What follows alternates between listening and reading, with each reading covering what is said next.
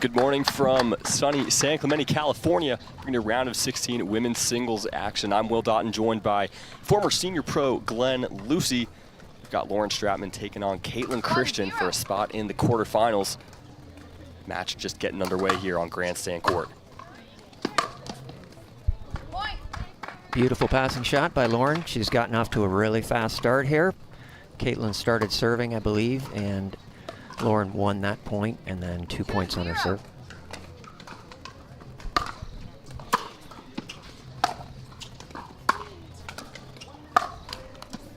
Side out.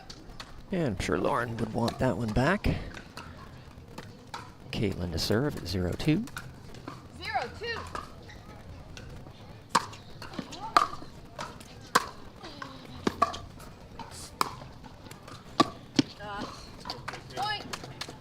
Nice angle volley from Caitlyn there. Lauren electing to stay back on the return. Something that you'll find women players do more often than men. Men will 99% of the time come in after their returns. 1-2.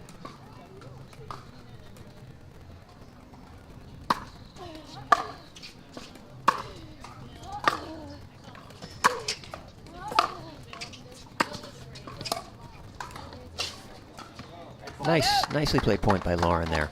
Very interesting. It was almost like a doubles point where she moved through the transition area a few steps at a time to make it to the kitchen line. 2-1.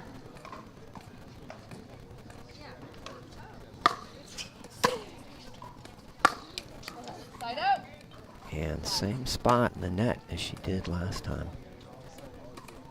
And both players just kind of feeling each other out early, trying to get warm, get into the rhythm of the match.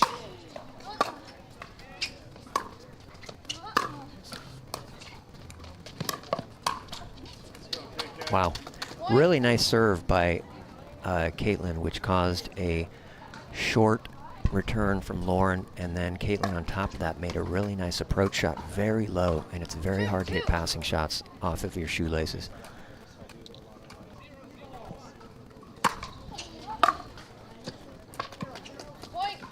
Another big serve from Caitlyn Christian there, gets the return air.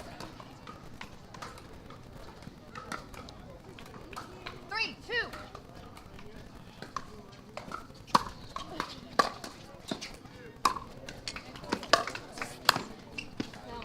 Just wide. Side out.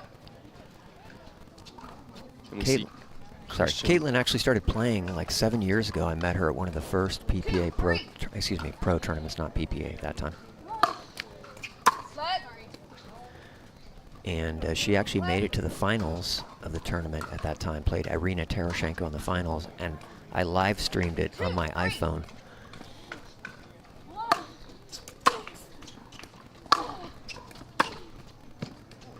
And I remember her as well because she was hanging out with some of the other players that I knew, and she had not checked in for the tournament yet, and they were like, oh, can you go check in for Caitlyn? And so I tried to do it, and they said, nope, that needs to be done in person.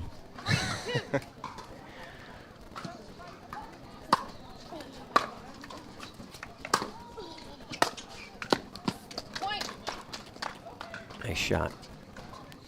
Caitlyn, I don't know if she's still playing tennis. Of course, she's still playing tennis, but possibly not tournaments. As of recently, she stopped playing pickleball because she was still doing really well in women's pro tennis.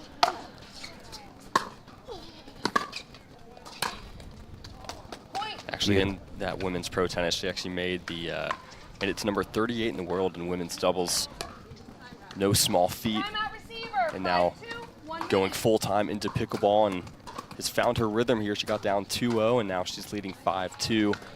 That will be a timeout from Stratman. Yeah, good timeout for her to take, obviously.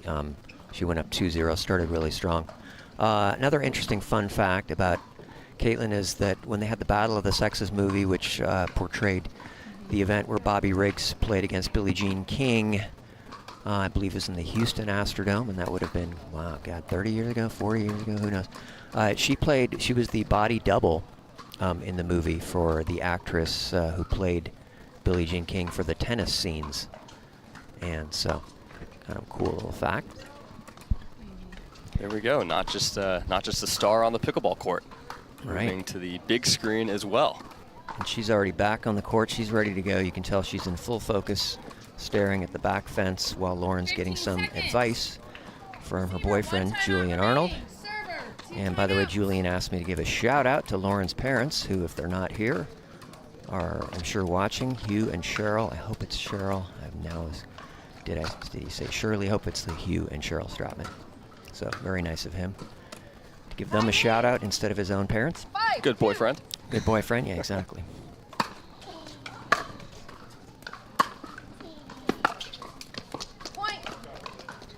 So if it were me, I'd be coming in off that return, right? The way she's doing it now, it's not working. Caitlyn is getting up to the net every time. And, you know, even if just to switch something up here.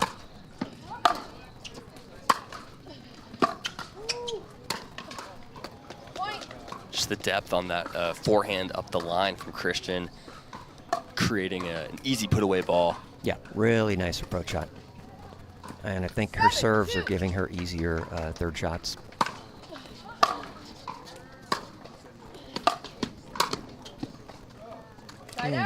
Luck's out there with an uncharacteristic mistake from Caitlyn. 2-7.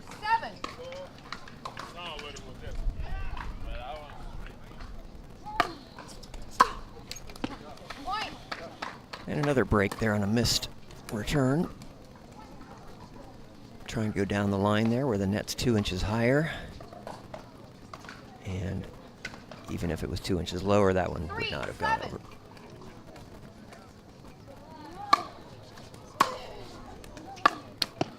Side out.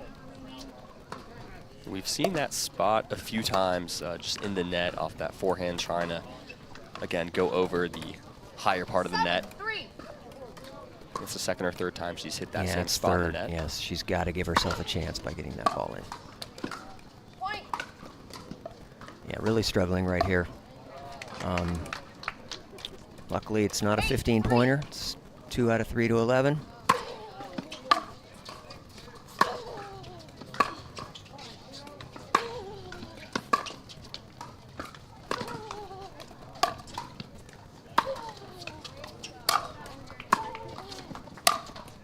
And there we go.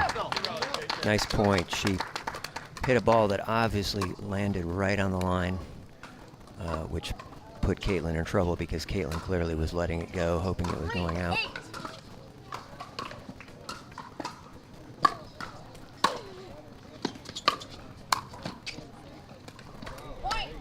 All right, there's another one. Caught her with a nice passing shot. She's back in it. Singles is a game of streaks. 4-8.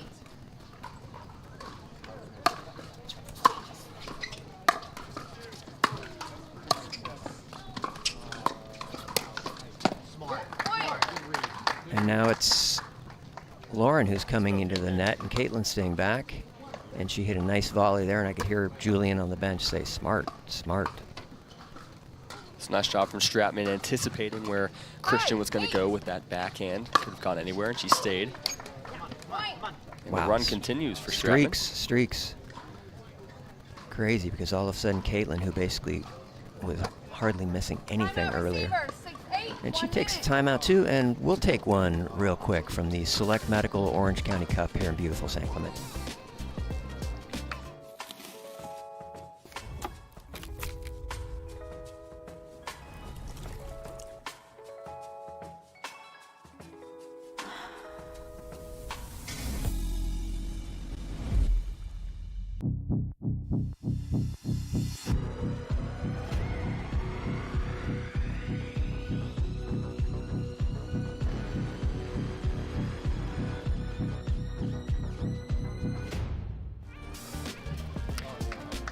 And players still on the benches here in this timeout in game one, this women's singles round of 16 match. I'm Will Doughton, joined by former senior pro Glenn Lucy. We talked about it. It's been a game of runs so far. Caitlyn Christian still with a 2-point advantage, but Lauren Stratman with some momentum, 3 straight points for the number 5 seed. Yes, and she's got the advantage of having Julian Arnold on her bench, who's a former silver medalist in singles at Nationals. I was lucky enough to actually warm him up for the bronze match against Tyson McGuffin. That would have been 2021, 22? I don't remember. But so many good players have come in now, it's tough to get back there.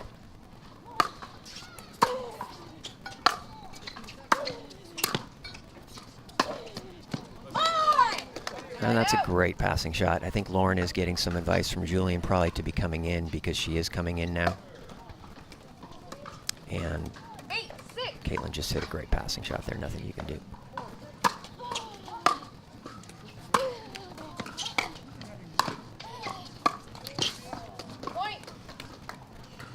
Down the line is her Achilles heel so far. 9-6.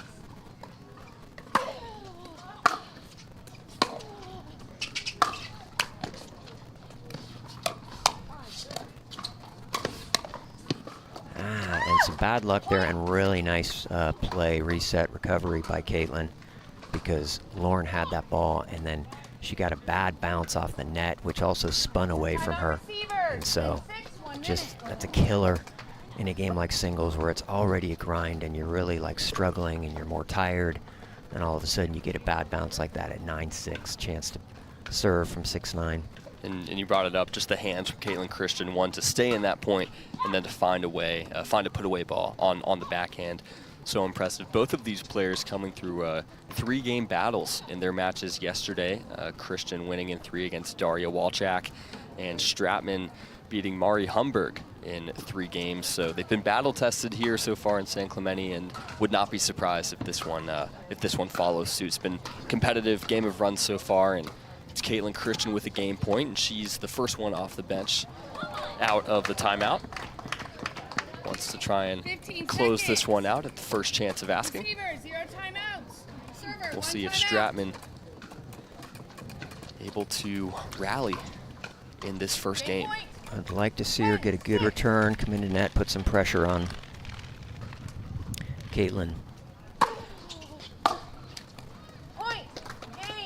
And that's unfortunate.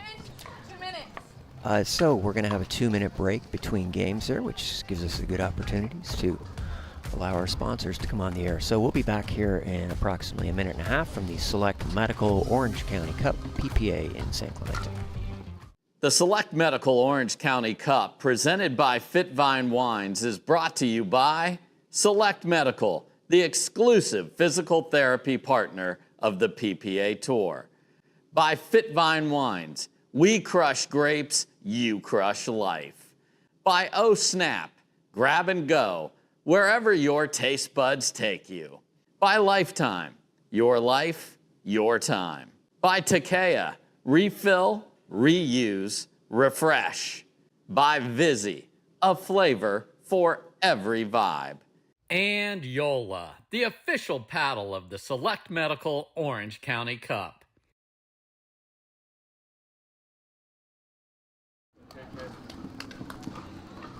And game 2 of this round of 16 women's singles match about to get underway. Caitlyn Christian taking game 1, 11-6 over Lauren Stratman.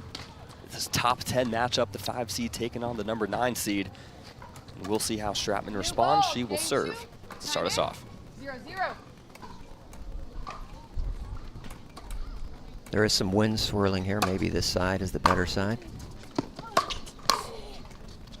Side out. And that's just a nice volley there. She took pace off the ball, so it landed around the kitchen line, and there was no way Lauren could get it.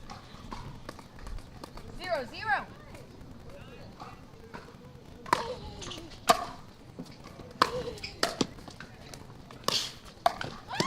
Point. Shoot.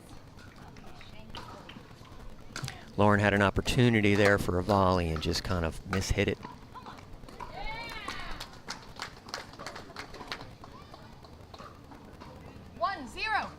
Wait for the score to be called. Oh, yeah, and Lauren's just a little bit off. Got to find her rhythm here somehow. Too many unforced errors.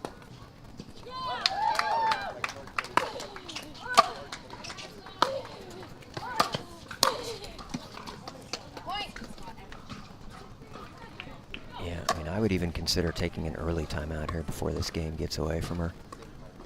We've got 3-0. We'll see if she's able to get a side out here. Get the serve back.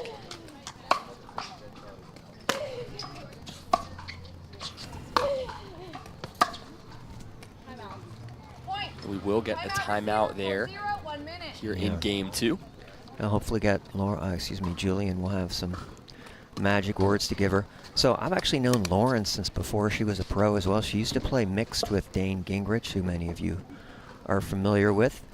And I played some rec games with her. Oh, God, that would have been 2018 or 2019. And the funny part was I played a couple games with her, introduced myself, and then changed my shirt, maybe put a different hat on or something, and I came back, and she's like, "Hi, have we met before?" And I'm like, "Yeah, about 10 minutes ago." And then after that, she was playing a tournament in my area in Concord, California, in the Northern Bay Area. And she was really like wanting to find partners, and crazy to think going back now that she's, basically top 10, top 15 player.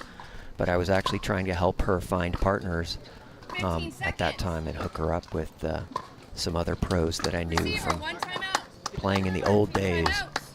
All right, I'm really looking for Lauren to come back strong here, do something different. I think she's just got to go for her returns and get in there. Maybe return up the middle to take away the angles from Caitlyn. And see, that was a beautiful return there, right up the middle, and yet she stayed back. I don't think there's anything Caitlyn could have done with that ball that Lauren couldn't have handled. Hard to attack it on the third when it's so deep in the court. Yeah, and especially in the middle, because if you go down the line, they can go cross court or down the line.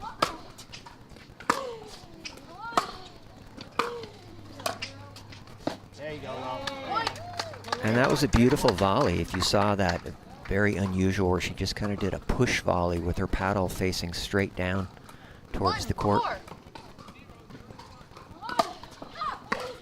Ah, she got lucky. That serve may have skid off the line. Definitely skid. With the benefit of a deep serve, it can hit that line. And they get a new ball for the first game, so this ball still may have some shine on it. And unfortunately, as I say when I play and I hit a nice shot, and then the very next point I hit a not so good shot, I say, same guy, same guy. 4-2.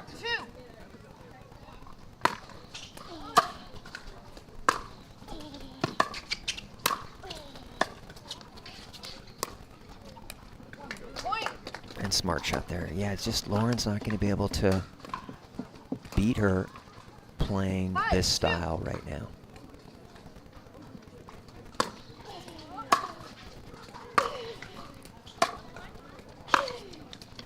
Oh, nice. When she first hit that, I thought that was going over. Beautiful curl on that ball. She came around the outside of the ball and cupped it, shaped it so that it was going to curl into this side of the kitchen over here and head off the court.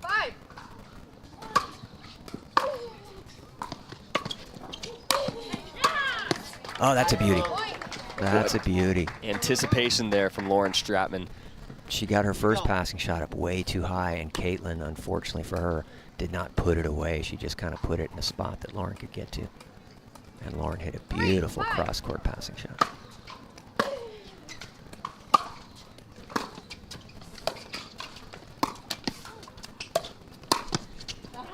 And just too good.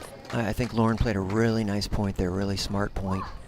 And unfortunately, Caitlyn sat on the down-the-line shot at the end there. And so I played a lot of senior pro singles. And on that shot right there, I always would have go cross-court because it would force my opponent to run. There's no way they could sit on the cross-court the way they can sit on the down-the-line shot.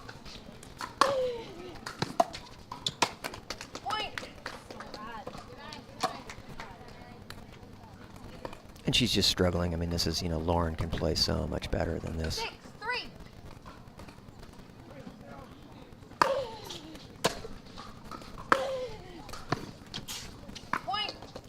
And that ball did not come up. It was already a low ball and then did not come up high. Just good pressure on the offense there from Caitlyn Christian, just finding ways to take balls and come in behind them. And we're going to get a timeout here for sure if she loses one more point.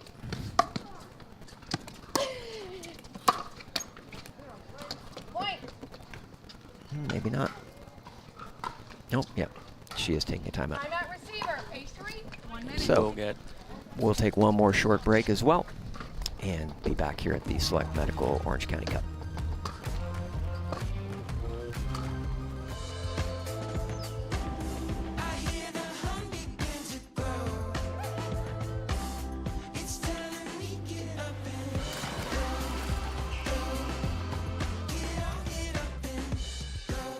pick up the paddle and get served with our pickleball socks.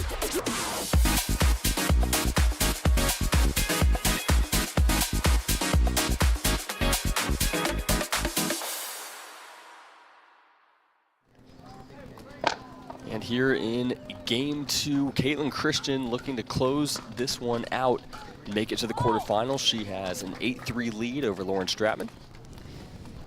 And coming out of the timeout, we'll see if the number 5 seed Stratman able to make some adjustments and try and get back in this game 2.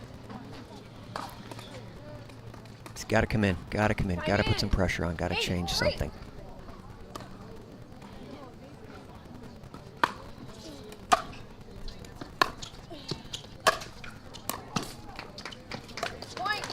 And that was a really difficult serve by Caitlyn to do it on. Even so, I would try. 9-3.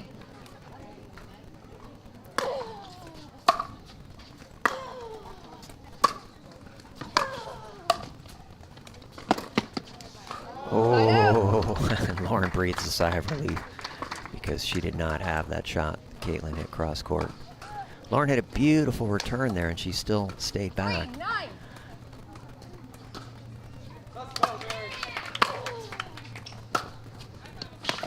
And that's a really nice shot there.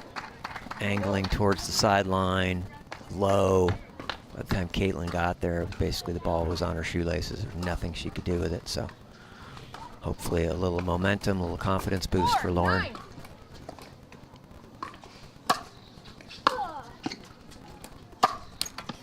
Side out. And there's a nice serve kind of towards the tee in the middle from Stratman. Got an attackable third shot off the return. 9-4. Just hits the tape, and no net love to be found on that one.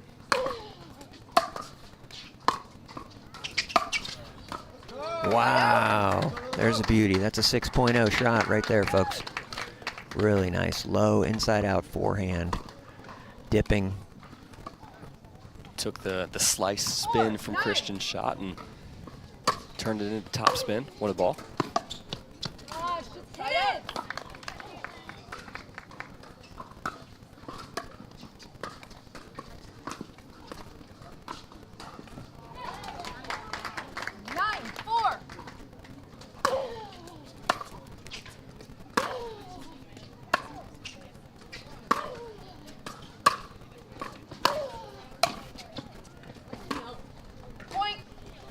And that volley floats long. And we've got match point here on the paddle of Caitlyn Christian. Match point.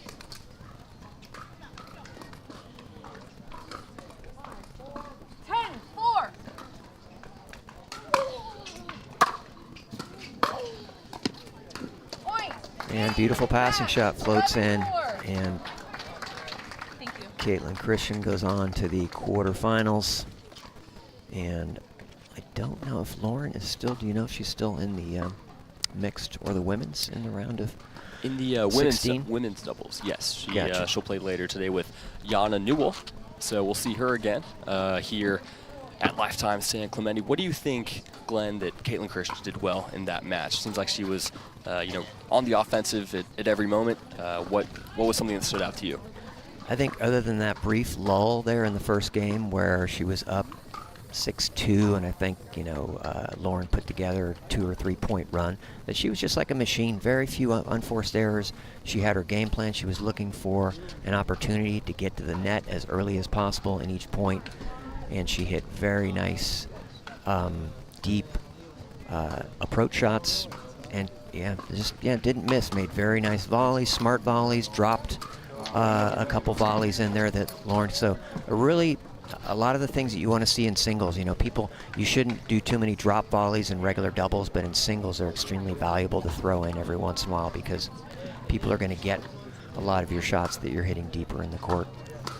And there you have it. Caitlyn Christian into the quarterfinals, and we will switch gears. Men's singles coming up next. We've got a fun one. Tyson McGuffin taking on Travis Rettenmeyer.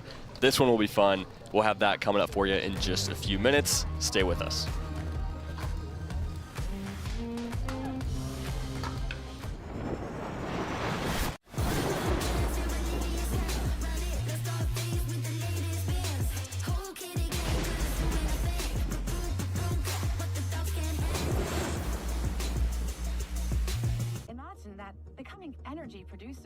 would be as easy as biting into an apple. Imagine water that is pure and inexhaustible, recycled and accessible everywhere in the world. Imagine the world of tomorrow, sustainable and desirable.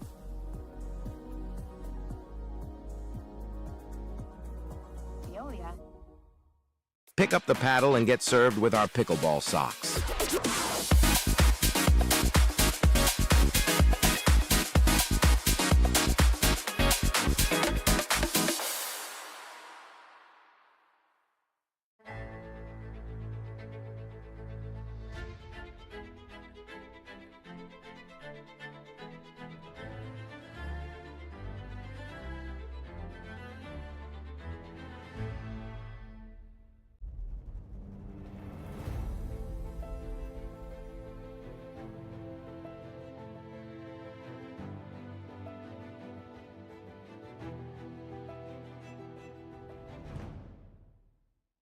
To make it to the game, it takes dedication and training. To stay in the game, it takes grit and stamina. To win the game, it takes strategy and skill. You keep focus on your approach, drop, and champion shots, and we'll help you stay focused on your strength, flexibility, speed, and downtime. Having a sports medicine partner in your court is key to helping you make it to the game, stay in the game, and win the game. Select Medical is proud to be the exclusive provider of physical therapy of the PPA Tour.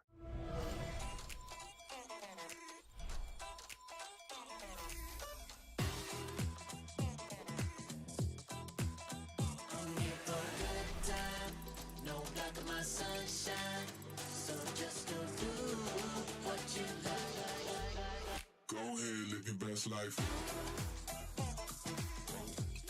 Go ahead, live your best life. You can live your best life, best life, best life. This is what you're waiting for. I think I'm ready to ride. I think I'm ready to ride. I think I'm ready to ride. This is what you're waiting for. I think I'm ready to ride.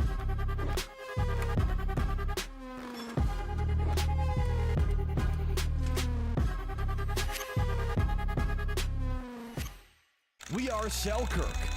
We are pickleball. Pickleball? Yeah, pickleball. All ages, family, friends, dinks, drives, Ernies, ATVs, and whatever this is. 10 years in and just getting started. Here and not going anywhere. We are you, and you are who we work for. Family owned, USA made, pickleball proud.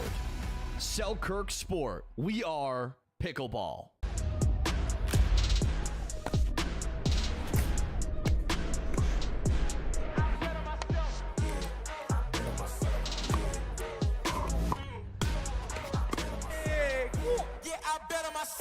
Movement Watches is proud to be the official timekeeper of the Professional Pickleball Association.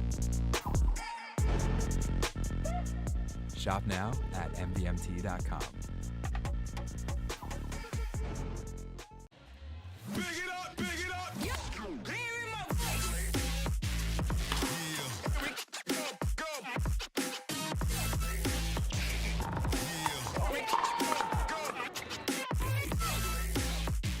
Tens of thousands of customers wrote about Carvana being smooth in their 5-star reviews, including Terry. To be honest, I thought it was almost too smooth, but Carvana was super transparent from beginning to end. Car details, financing, every step, and there were no surprises. Well, my monthly payment did come out lower than expected. Then I got to pick up my Mustang at the vending machine, and it was so fun and exciting, I did a little dance. Trust me, financing my car with Carvana was super smooth. Finance your next car with Carvana today.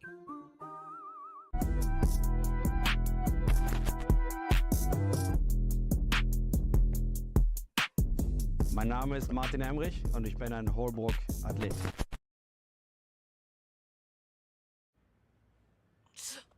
I have bad bunions. Wish they'd disappear. Lapiplasty. Sup, future me. And no bunions. How? Lapiplasty corrects bunions at the source. meaning you're back in sneakers in weeks. Weeks! The future of bunion surgery is here. Learn more at lapiplasty.com. Risks include infection, pain, and loss of correction. For muscle cramps and spasms, you need fast relief. TheraWorks Relief absorbs quickly with a safe, gentle, non-opioid formula without the mess or strong odor. So get back at it. TheraWorks. TheraWorks. TheraWorks works. Use TheraWorks every day to prevent muscle cramps and spasms. TheraWorks works. Try TheraWorks and get back at it. Cliff Bar gives you energy, but you get the win. The most important ingredient is you. To make it to the game, it takes dedication and training. To stay in the game, it takes grit and stamina. To win the game, it takes strategy and skill. You keep focus on your approach, drop, and champion shots, and we'll help you stay focused on your strength, flexibility, speed, and downtime. Having a sports medicine partner in your court is key to helping you make it to the game, stay in the game, and win the game. Select Medical is proud to be the exclusive provider of physical therapy of the PPA Tour.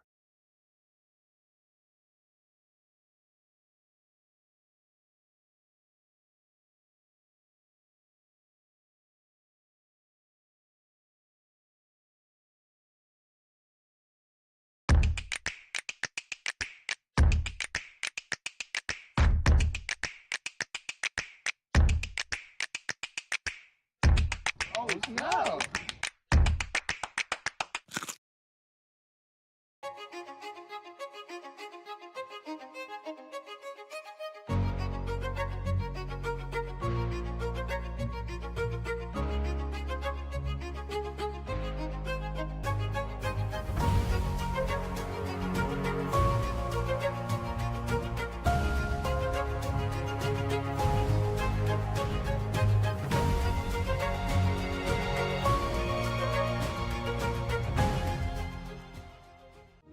Every time someone tells you they vacation in the same place every year, it should really make you wonder, why?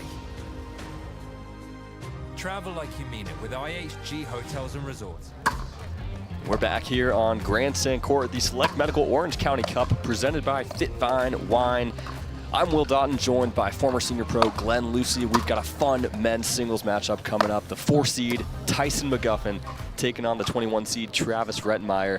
What are you looking for in this one, Glenn?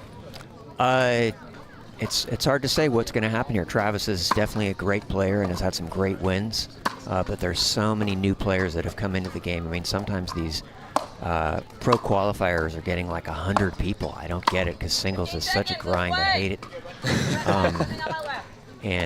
Anyway, so it's really tough out there. Each week you're playing against somebody, you know, who you may never have seen before, and obviously that's tough to do. And luckily, at least Travis still has enough points that he's getting into the main draws without having to qualify. Tyson comes over and gives him a pat. They're good buddies. And then they were talking before the match. Anyway, Travis is a wild card. He definitely has the capability to beat Tyson, and yet Tyson is, you know, one of the true OGs of the game and still making waves, still a threat to win any tournament or at least to get on the podium.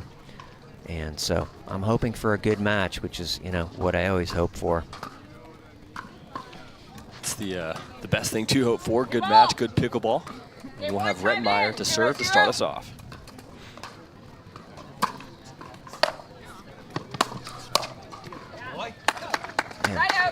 Tyson off to a great start, anticipates a cross-court passing shot, and hits a short volley down the line. 0-0. And lucky break there because Tyson hit a really nice serve. I hate it when that happens. You hit a good serve, and the guy hits a weak return, and in this case, ticks off the net. And it's unreachable. Nice. Beautiful. Forehand. Both of these guys opting for one-handed backhands, which isn't usually the most common in singles, and at least nowadays. 1-0. Interesting to see both of them sharing the court together. I think still, especially among the top players, most of them are hitting a one-hander, and they're running around that one-hander as Travis did on the previous point to, you know, hit their big forehands. 0-1.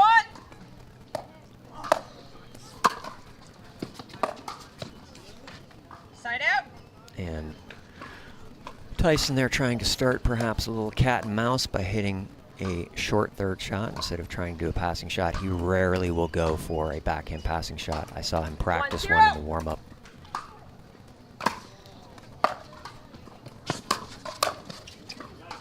And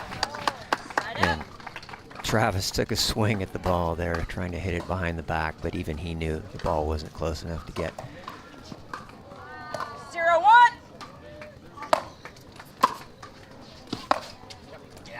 Wow, beautiful shot.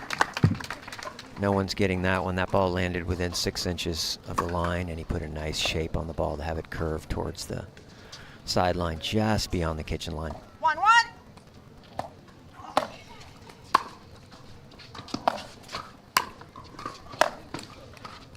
Side out. Really nice volley by Travis. Tyson hit a really nice inside-out forehand that was dipping down into the kitchen on the other side, so not an easy ball to handle. 1-1.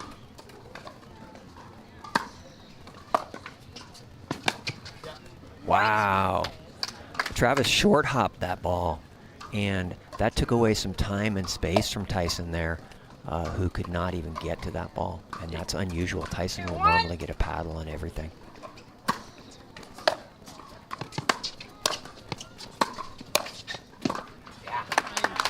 Great point so far. Excited to see where this one goes. We saw Rettenmeier go up the line on the last point, and then in this one he went cross court on the backhand. McGuffin read it well. Nice anticipation. Beautiful. And as always, Tyson's amazing serves, got one of the best serves in the game, sets up his third shots. You know, Travis could not get much wood on that return. Point. And to your point about the serve, does get a return error. Won't complain about that. 3-2. Point. So Travis needing to find his rhythm and get on track here before this game gets away from him. 4-2. Point. Yeah, unforced errors against Tyson are going to be the death of you. He's going to take advantage of every one.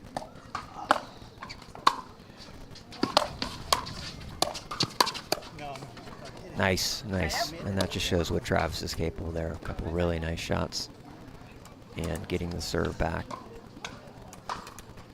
2-5.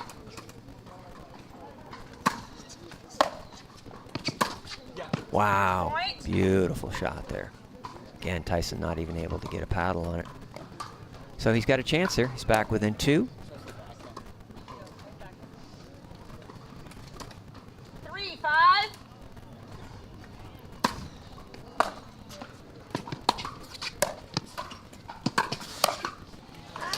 Nice.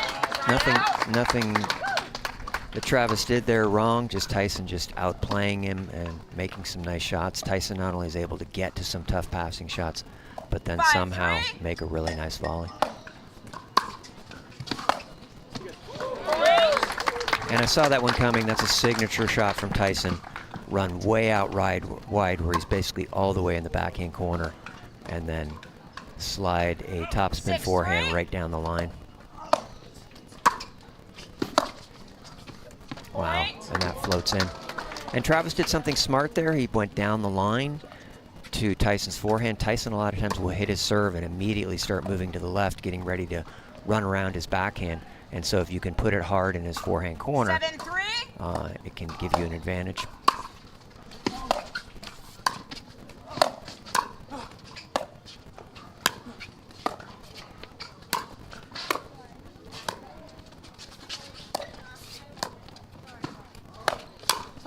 Wow.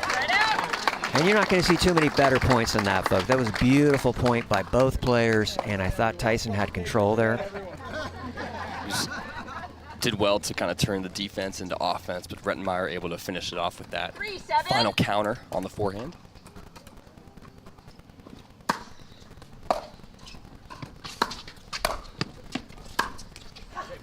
Side out. And I missed, Travis said something funny after the previous point. Did you catch it? I didn't catch it.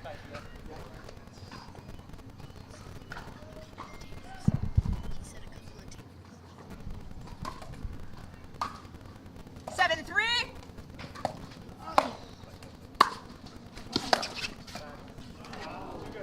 Side out. And that one a bit wide off the tape for McGuffin. If you're watching at home, don't be 3-7. afraid to share and like.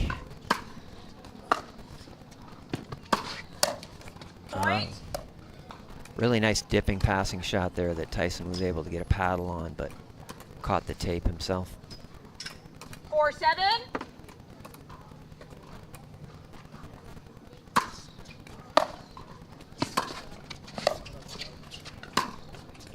Wow.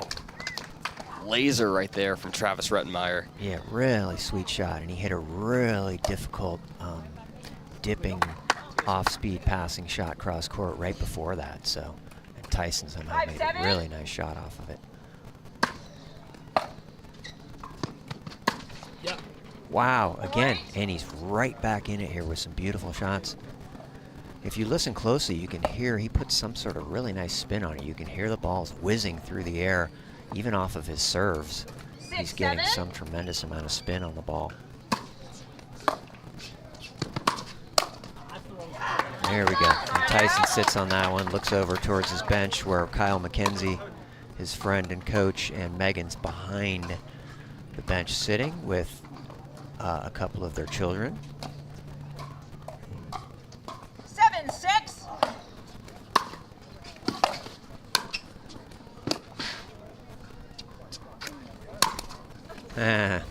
So Tyson made the save there, and it just barely went over the net. And I'm sure Travis was holding his breath, hoping there was no backspin.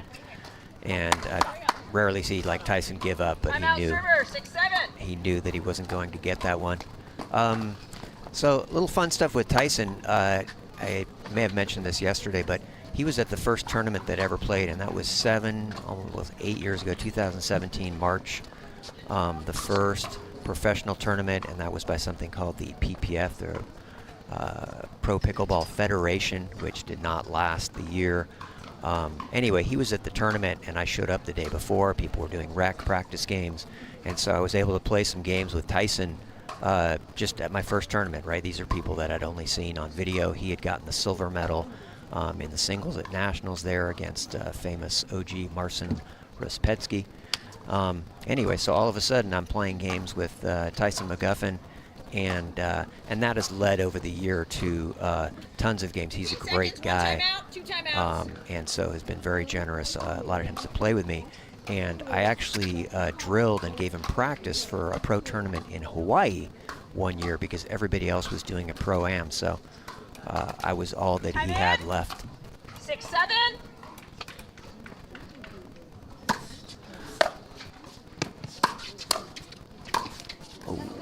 Side out. And just impressive to still be around and competing, you know, all these years later. Yeah. After that. Yeah. The longevity. Even for Tyson, you know, the way this stuff works, right? It's like he's been on top for 7 years, and shots like that show you exactly why. Key point right here. Tyson serving at 8-6. 8-6.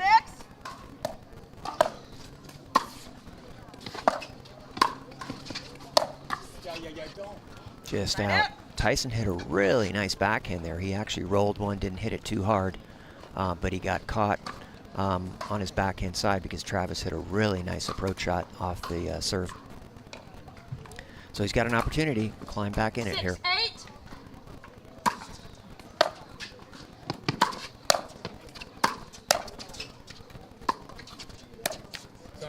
Beauty, beauty, beauty.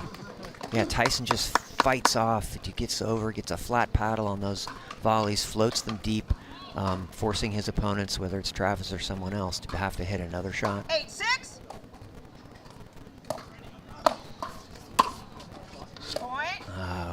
nice underneath one there and floats it long. And brings McGuffin within 2 points of taking game 1. And we'll see here if he loses this one, he'll probably take another timeout. 9-6. Wow. Point. Tyson served not only deep, or excuse me, not only hard, but he put that ball almost, I thought it was going out, and of course his serves have a lot of topspin, and that just curved right in and landed somewhere near the line. 10-6. And no timeout. Wow. Point game. And just that spot for Tyson McGuffin just finds the forehand barely over the net. He takes game 1, 11-6. Not poorly played by Travis Rettenmeyer, in my opinion, Glenn. Just too good on the forehand side from Tyson McGuffin. Yeah, Tyson's just on fire there. And real quick, just to finish my story with Tyson, so we were drilling and playing some points at the Hawaii tournament, and we were on a kind of a short court where the tennis net was behind me, and Tyson's serve is already difficult, right? So I couldn't stand back to give myself some room.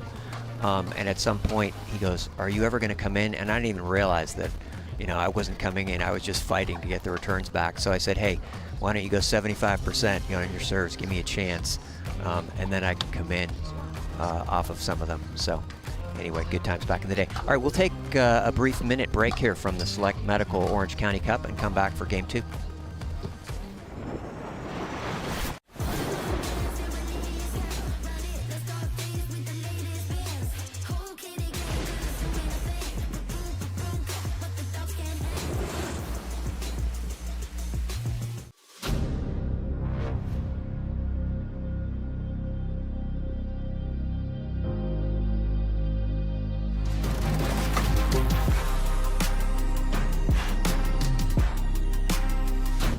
Wow, it's a new look, and it's looking real good. It's a new look, and it's looking real good. And it's a new look, and it's looking real good. Okay, we're back here at the Select Medical Orange County Cup PPA tournament in beautiful San Clemente, and it really is beautiful. This club is really nice. I've not been here before other than yesterday, and was able to check it out. It's a beautiful place, just kind of nestled into the hills and the trees and so forth. And before I forget, I wanted to give a shout out for Travis Rettenmeyer to St. Petersburg and the Crescent Lake Park, which is where he plays and does his podcast from. I forget exactly, you know what the podcasts are called, something about tennis, hating tennis. Tennis sucks. Tennis sucks, there we go. Ironic exactly. from a former professional tennis player, but we love it. Happy to have him on the pickleball court. And Tyson's going to start off serving here in game 2.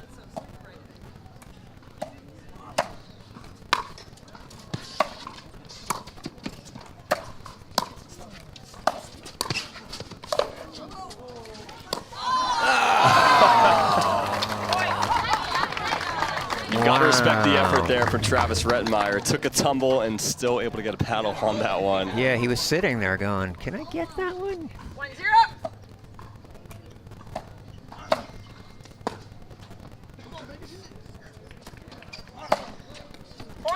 Wow. And those high balls, those are tough to, you know, you don't hit too many of those balls, right? And the ball's actually coming down towards your paddle as opposed to coming left to right. And so really good skill there for Tyson, not only to make a good play, but make a great shot out of that. 2-0.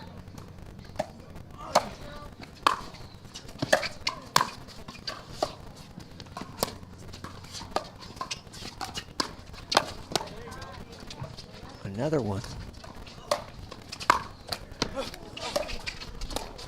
Wow. Another Exciting great points point here. there. Tyson, you know, you're just getting full 110% effort, you know, on every point. He's just fully focused. If he gets a let ball, he gets a weird ball.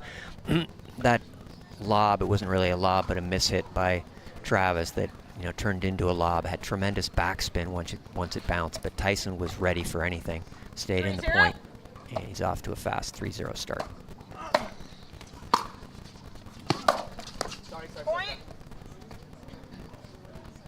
The run continuing here for Tyson McGuffin. A 4-0 lead here in game 2. Yeah, Travis gets a lot of backspin on his returns. He keeps them low, but still that leads to extra tight topspin for Tyson, who really takes advantage of it. Point. That serve looked long to me, but Travis played it, so it's academic at this point. With how much topspin, you know, it very well may have dropped just on the line. Wow. And he's just continuing the same passing shots that he had in the first game. I mean, and those balls are going maybe an inch over the net. So it's really difficult to do anything with them. That trademarked Ferrari forehand for Tyson McGuffin on full display here.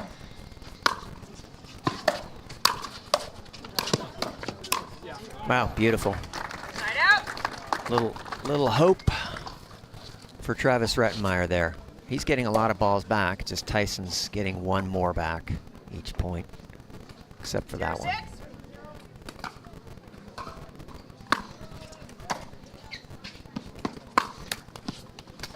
Travis put a little bit of side spin on that serve, which I like.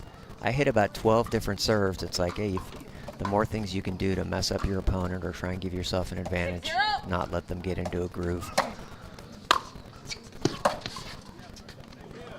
Wow, that looked like it was going out. In fact, it looked like it did go out, but Travis nodded his head like, good shot. So I know it landed in fact. 7-0.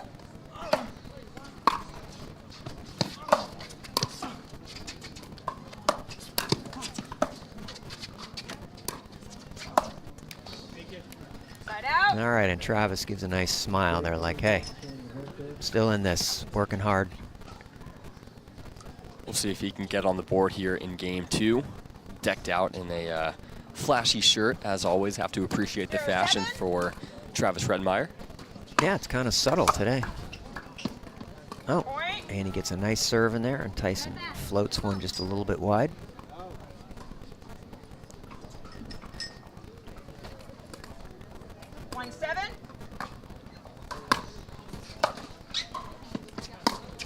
Wow, beautiful. And he held that, and he held it, and he held it because he knows Tyson is going to commit at some point. And I believe Tyson started to shade the sideline just a little bit, meaning he came over the sideline. And Travis went behind him.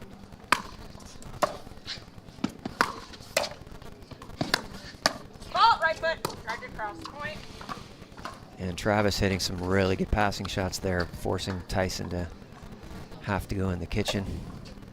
People ask me sometimes, do you go in the kitchen and hit that shot? I'm like, how else was I going to get it? You hit a really good shot. 7.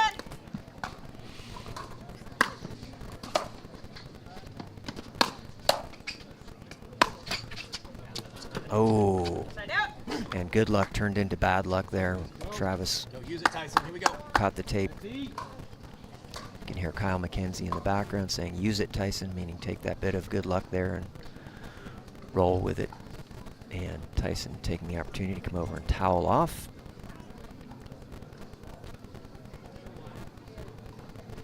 It's a nice breeze here. Not as hot yet as it was yesterday. Point. And that's not where Travis wanted to go. He's a good 2 feet below the top of the net on that shot. 8-3.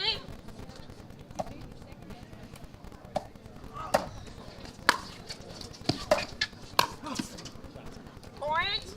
Again, the dipping forehand from McGuffin getting the error. If it's not a winner, it's a very difficult shot for Rettenmeier to try and hit while it's coming forward. 9-3.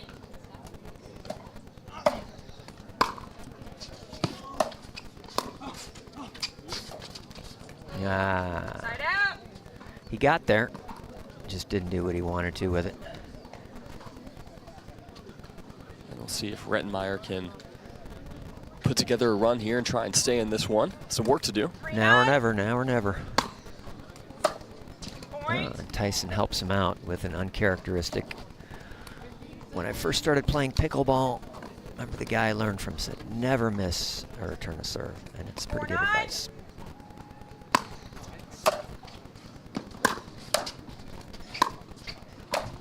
Wow. Travis hit a really nice one-handed topspin backhand passing shot there. Got it up a little bit high, and Tyson was able to block it back into a good spot. 9-4.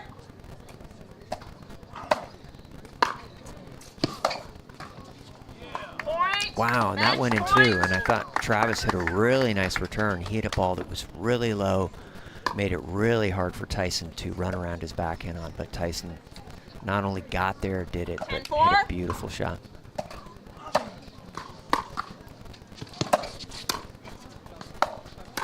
Oh. And Tyson hit a beautiful 3/4 backhand topspin passing shot. Travis says something funny to him as he's congratulating him, and Tyson's going to move on to the quarterfinals. Travis is still in both the mixed and the men's. And McGuffin making it to the quarterfinals, 11-6, 11-4. Looked really solid.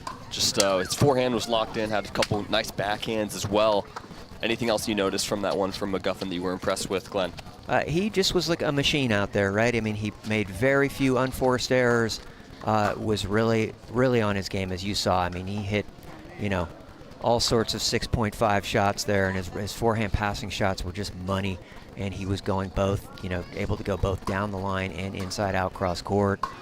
His backhands, he was hitting really nice little, you know, almost, you know, what you would consider third shot drops to get him up to the net and keep Travis from being able to do anything with his volleys, even when he was up there. So he's looking good. You know, I'm not sure who he has up in the next round, but he looks very good, and I'm sure he's hoping for at least a podium finish here. He will be a tough out for sure. So with our first men's singles match of the day in the books here on Grandstand, we will switch gears back to women's singles. We've got Millie Rain taking on Rachel Rohrabacher. Should be a good one. That one coming up in just a few minutes. Stay with us until then.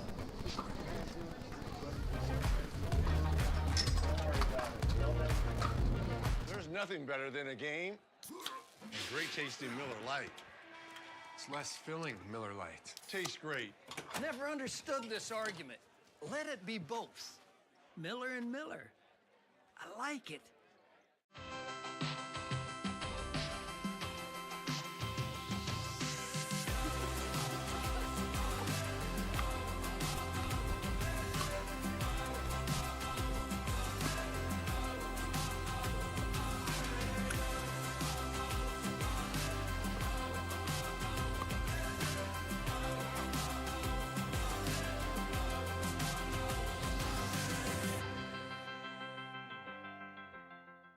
Introducing Persona IQ, the smart knee. Address your knee pain with a replacement that contains sensors which capture helpful information such as your range of motion, stride length, walking speed, and step count to ensure your new knee is performing at its best.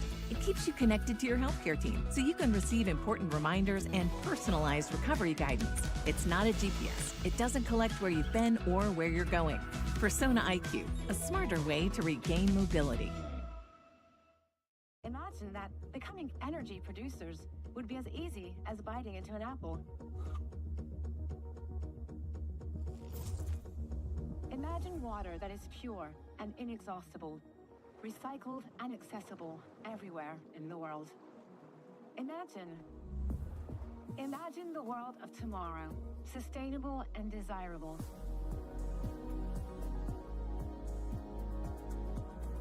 Veolia.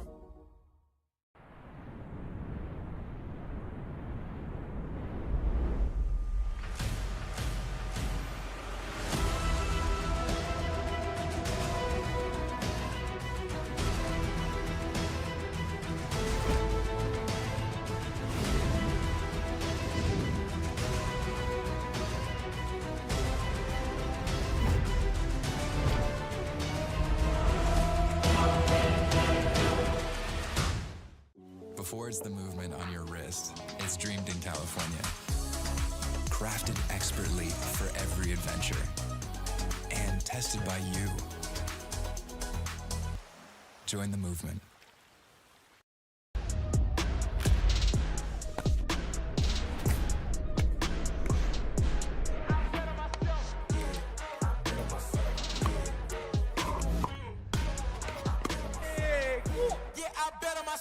La Roche-Posay sunscreen blocks up to 98% of UVB rays and helps prevent visible sun damage. The only sunscreen with Cell-Lock Shield UVA UVB protection plus antioxidants. La Roche-Posay, the official sunscreen of the Professional Pickleball Association.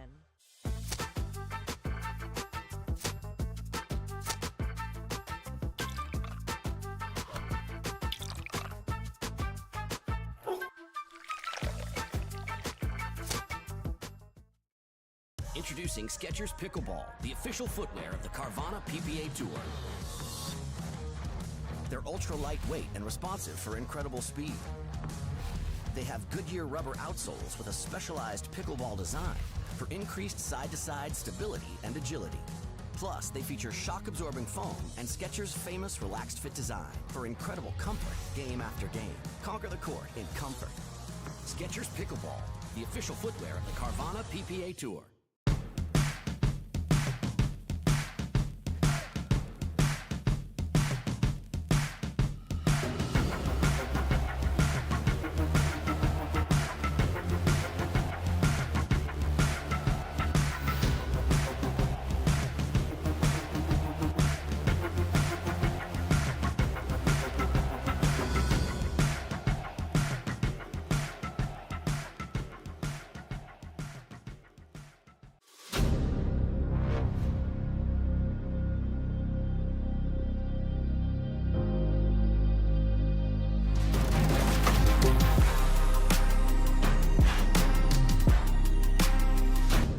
At Baird, we offer a different, more holistic approach to wealth management. With your career, family, friends, and community, finding time for you and making sure your family's financial plans are on track can be a real challenge. At Baird, our financial advisors get it. We'll partner with you to create a unique financial plan and coordinate with your legal and tax advisors to bring it all together so you have more time for what matters most. La Roche-Posay sunscreen blocks up to 98% of UVB rays and helps prevent visible sun damage. The only sunscreen with Celac Shield UVA UVB protection plus antioxidants. La Roche-Posay, the official sunscreen of the Professional Pickleball Association.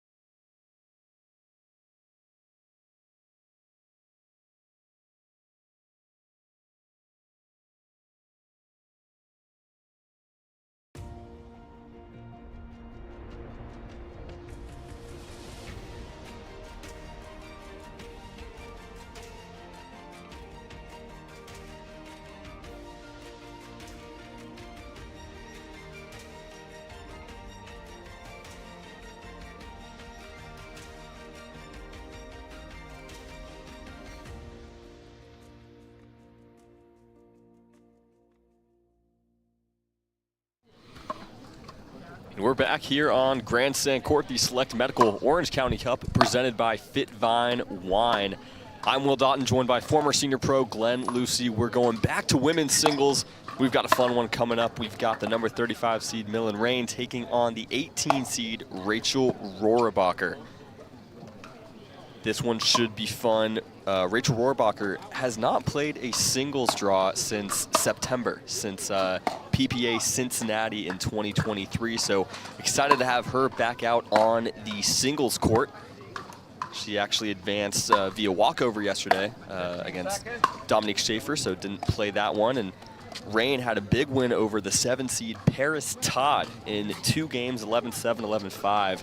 So both of these players looking to prove something more, known for their doubles game, in my opinion, for both of them. That's where they've had the most success. So a lot to look forward to here, Glenn. I'm excited for this one. Yeah, I'm hoping for a good match as well.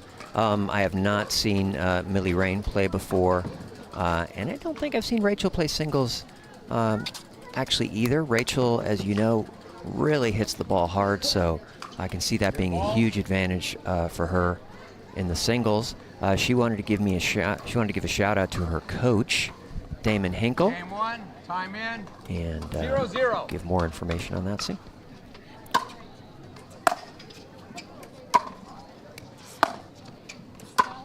Point. And Milan hits her first approach shot, a little deep. 1-0.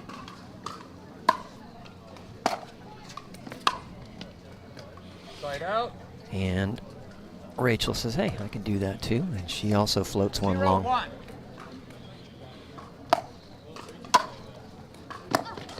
What a return from Rachel Rohrabacher. Yeah, we'll see if she plays it differently here. Most of the women will stay back and 1-0. hit balls from the baseline, not coming in.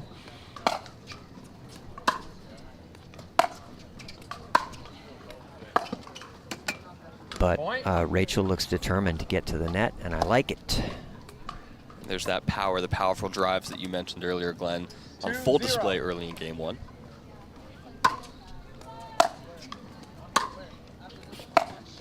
Wow, beautiful passing shot there. Most good players now have that shot where they can shape the ball and curve it on the forehand towards the sideline. Point. And I'm not sure Rachel would have been able to get that shot anyway, but it did tick the net and make it impossible for Rachel to get to. Nice response from Rain, hits the forehand winner, gets on the board.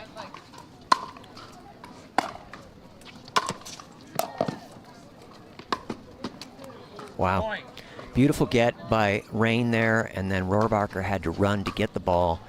And a lot of players that hit two-handers will then hit a one-hander because the reach is better, but she still tried to hit a two-hander on that, and I think it made it difficult for her to make the shot.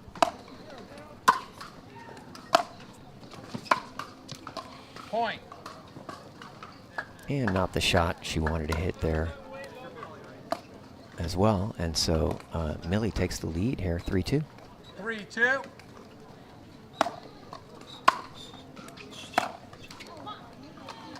Side out. Rachel gets the serve back. 2-3.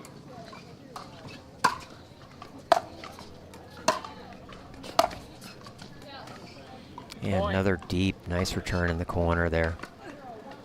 And we're all knotted up at 3. 3-3.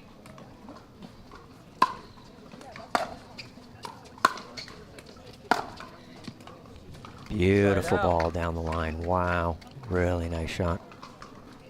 Just held it long enough to get it up the line in the spot where Rohrabacher couldn't handle it.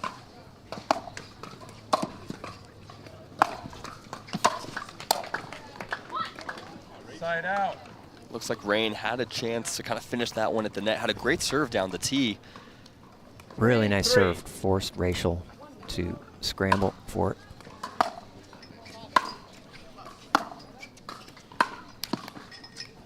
Side out. And ticks the net here. I feel like both players so far are trying to get their rhythm. 3-3. Point. And that ball floats long off her paddle. Sometimes these newer paddles seem to have a mind of their own.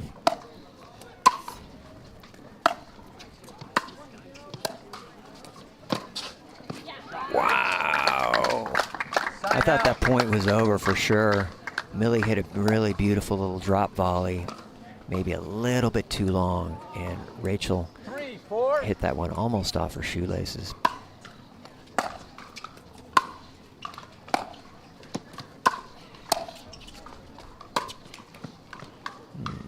Side out. Rain putting the pressure on at the net. Looks like Rohrabacher had a chance, maybe at a passing shot, but just the pressure from Rain made her think twice about that one. Wow. Side out. No one's getting that one. When I play with friends and they hit a shot like that, I'm like, okay, that's a 6-0 shot, but Rachel's literally a 6-0, so when she hits it, it's automatically a 6-0 shot. 3-4.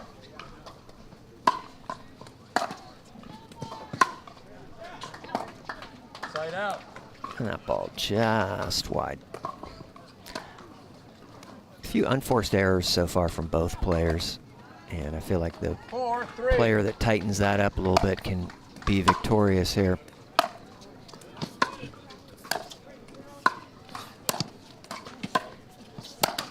Oh.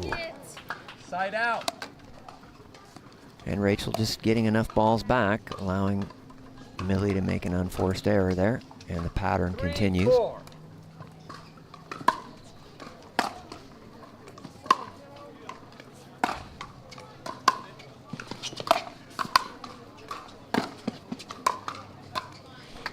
So Millie hit a beautiful return there, and I went and watched, Rachel hit what I thought would be a passing shot and realized that Millie did not come into the net. So I think that doomed her in that point. 4-4.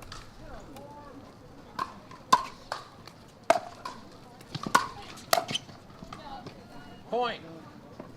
And we've seen a few misses at the net for Rain so far, and that's really been the difference for Rohrabacher to establish a 1-point lead.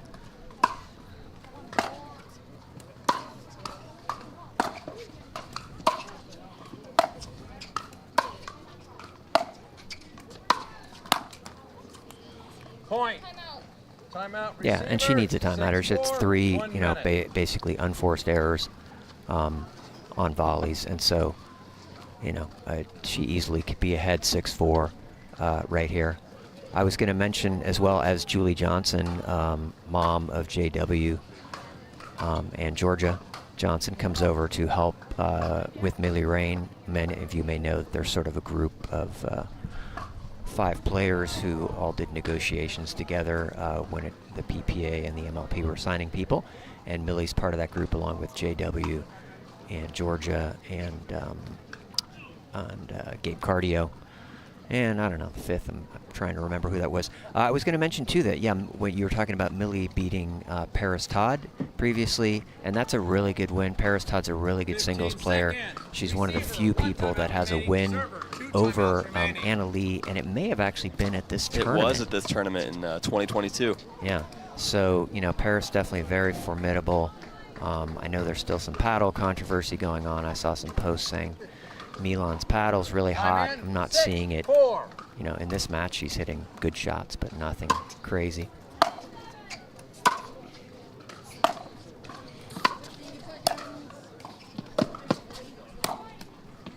And it looked like Rachel may have given her a generous call there. I'm not sure what you saw.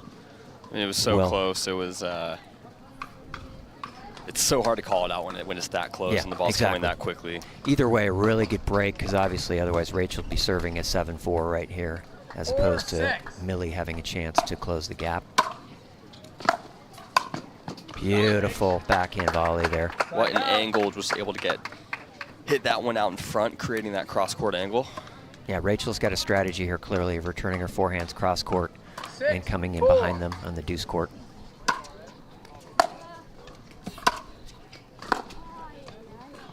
Point. Again, the change of direction there from Rohrabacher on the forehand, getting Rain on the run, and opening things up here in game 1. Tough to hit passing shots on the run.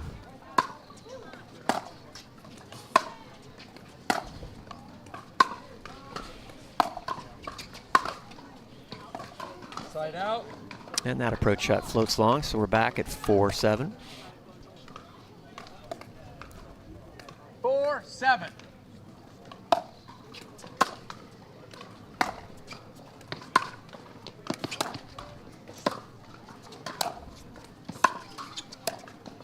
Beauty. Point. That's a shot that you need to see more of in singles, the drop volley. It's very effective when your opponent is out of position, and Rachel was all the way cross court in the back on that one. No chance to get that ball. Point. And she floats another return long, and if she wants that one back, and all of a sudden we've got a match here, 6-7. 6-7.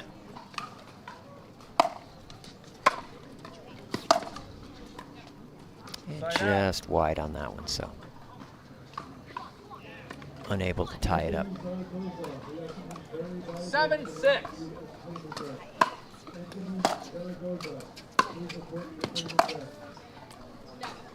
Point. I didn't see it clear. And that one, thank you, just a bit wide there. Very close ball. Rain. Yeah, it was behind the monitor, so I couldn't get a look at it. It looked like it was going in. 8-6.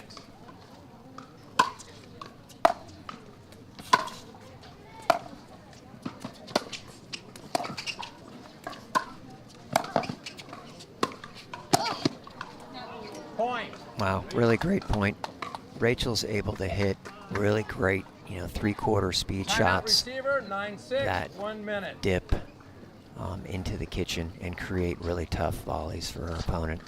And that kind of allowed her to get closer into the kitchen, and even while Rain was still on defense. And that gives her a 3-point advantage, 2 points away from taking game 1. Yeah, and Millie takes obviously a necessary timeout here. Otherwise, it's going to be 10-6 if she loses the next point. So a chance before it gets to that point. And she's also continuing to get some coaching from Julie Johnson. Julie Johnson's a very good senior pro woman, and I even see Georgia coming over now and giving her some advice, Georgia Johnson. And both of them are excellent singles players.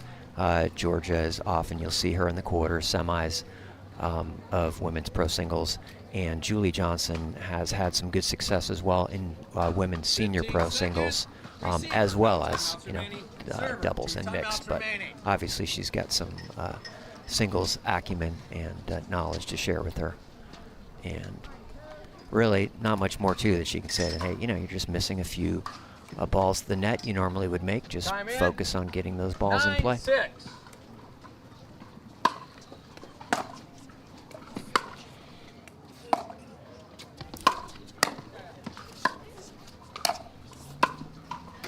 Side out. And successful timeout so far. She's got the serve back here and a chance to get closer.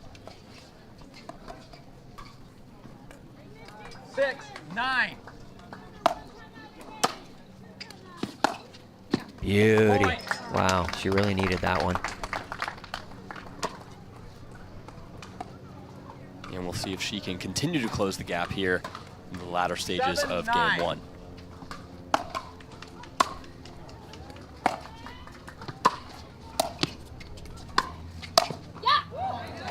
Point.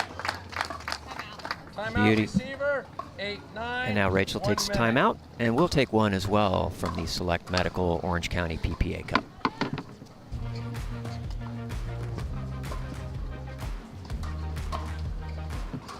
The Select Medical Orange County Cup, presented by FitVine Wines, is brought to you by Carvana, serving happiness all season long.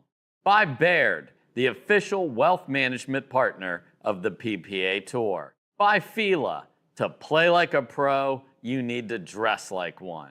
By Pickleball Central, your trusted pickleball experts. By Rain, clean energy for everybody. By Selkirk, we are pickleball. And by Skechers, conquer the court in comfort. And we're back. Time in. Millie Rain serving an 8-9 here in game 1 to Rachel Rohrbacher. Stop right. We're going to replay that. It's 8-9. I'm going to recall that score. Oh, and the wrong score called. 8-9. We'll redo that one. Side out. The tape, my worst nemesis in pickleball. I think that's true for a lot of players. 9-8.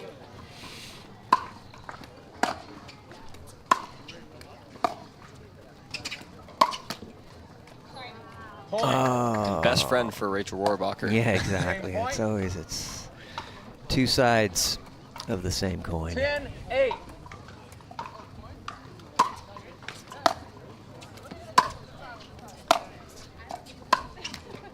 Side out.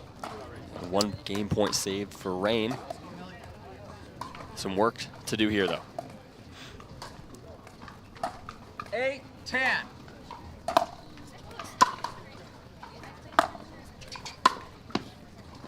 Point. Unforced errors, the killer of pickleball. 9-10.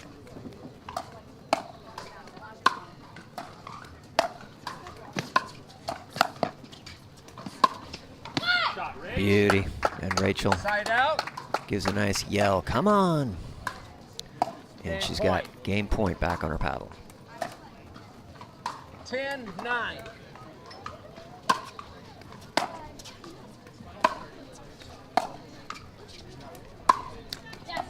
Side out.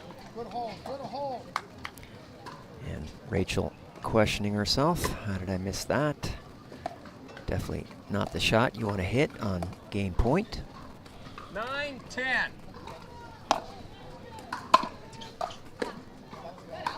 That ball was out.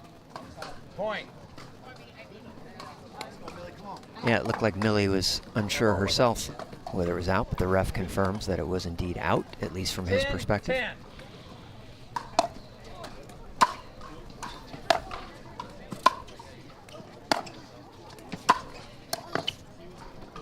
Oh, great shot.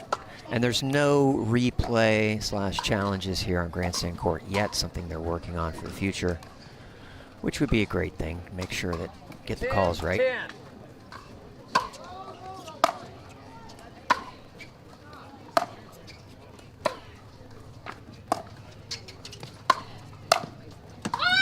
Point. Okay, and Rachel obviously really wants to close this out here. Be a huge advantage to be able to get the first game. 11, Game 10. point number 3, right here. And Rachel hits her approach shot well wide there, at least a foot, maybe 2. 10, 11.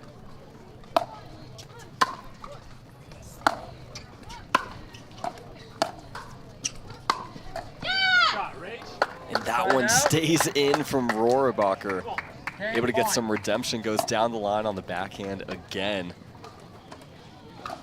Gets herself another game point.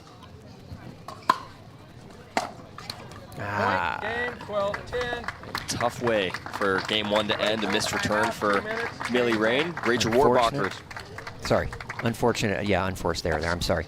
And just before we go to break here for 2 minutes in between games, Rachel did also ask me to give a shout out to her parents, Christy and Linford, who I assume are watching and are very excited that Rachel was able to take that first game there. And also she's got her boyfriend Bobby, who's sitting behind, giving her some encouragement on the bench after game 1. And we'll take a break for a minute and come back to the Select Medical Orange County PPA Cup in beautiful San Clemente, California. Cliff Bar gives you energy, but you get the win. The most important ingredient is you. Imagine that becoming energy producers would be as easy as biting into an apple. Imagine water that is pure and inexhaustible, recycled and accessible everywhere in the world. Imagine the world of tomorrow, sustainable and desirable.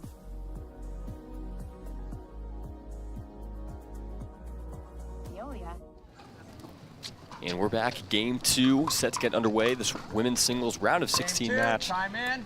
0-0. Millie Rain to serve to start us off. Point. And Rachel floats one wide. She's done that a few times there. She almost hit kind of inside out side spin on that one. 1-0. So it's possible that it got away from her.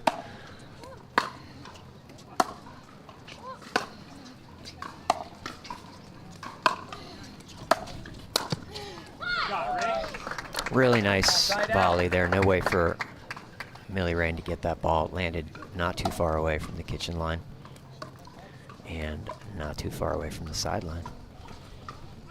0-1.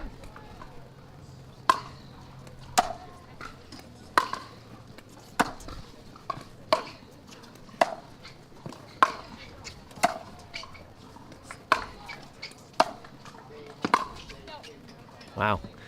Rachel hit a really nice deep ball just on the line, and I thought, oh, that's going to give her control of the point, and Millie hit a beautiful two-handed backhand approach shot and was able to take control of the point.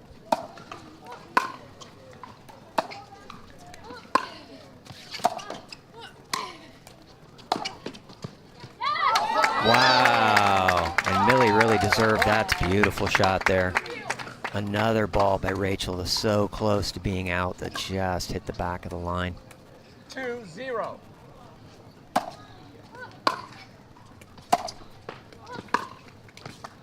Point. Timeout. Strong start for Millie Rain here in game 2 with 3-point advantage. is Rachel Rohrbacher taking a timeout. Do you like the timeout being down 3 early, or would you like to wait a little bit longer? I do. Yeah, I like it a lot because, again, all of a sudden it's 4-0 or 5-0 and then the game's over. So I really like early timeouts. It's also possible, too, that on a day like today where it's hot, I know even as I saw Millie Rain walking over to the bench that she's huffing and puffing. So, you know, singles is tiring, right? For those of you that don't play singles, you know, if you're playing tournament level singles, it's a whole nother level of being tired. And so I used to play a lot of senior pro singles, and I would always take my timeouts. And in fact, one of my strategies was to, when I knew I was going to take a timeout, I would wait until the very last second. So if I was serving even, they would call 10 seconds, you know, and I would wait till I'd count it down myself, 9, 8, all the way to 2, and then I'd go timeout, right? So that would give me that extra 10 seconds of time, and I'm sure it drove some of my opponents crazy. It's gamesmanship, you know. You got to do what you Well, got to do. gamesmanship.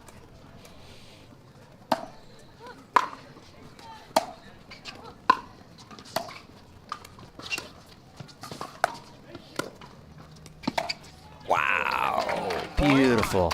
And our table is positioned so we could exactly see how she shaped and hit that ball cross court. We're right behind her. Really great point from both players, and just an amazing shot. Oh, and that one finally goes long. She's hit a lot of balls that were close, and that one was out by maybe 6 inches. So really great start here for Millie Rain, and really important now for Rachel to get the serve back, get back into this.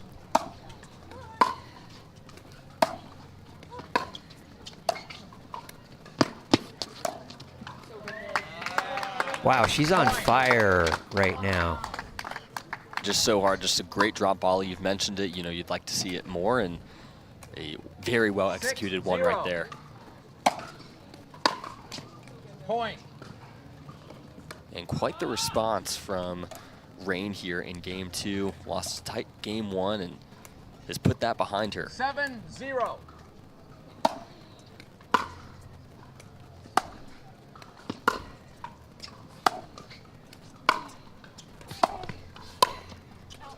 Point. And I thought we might get another timeout from Rachel. 8-0.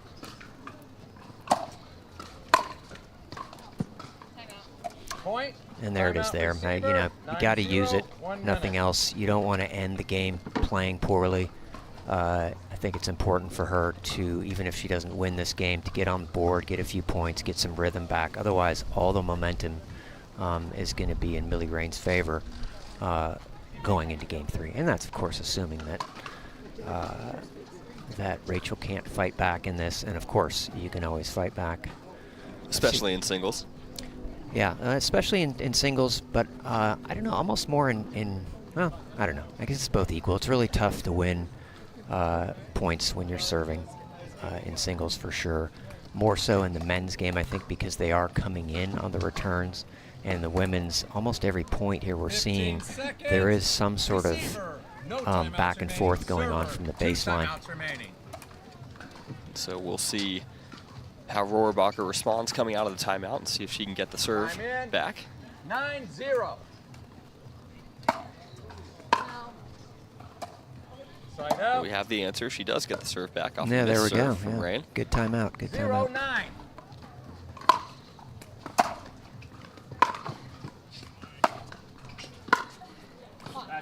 Point. Okay. And on the board here in game 2 is Rachel Rohrbacher. Took her a little longer than I'm sure she would have liked, but 1-9. she's on the board. Side out. And she's not happy with herself, as you can imagine. 9-1.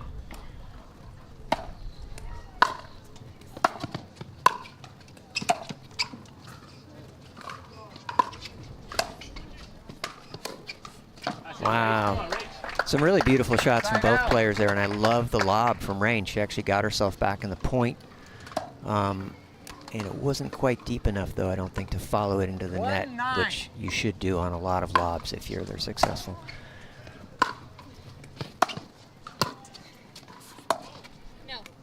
Point. All right, Rachel continuing to battle here. 2-9. Couple more points, and she's going to make Millie nervous. 2-9.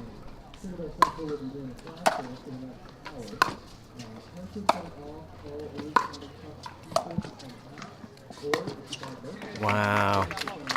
Really nice get from Millie. I thought that point was over for sure.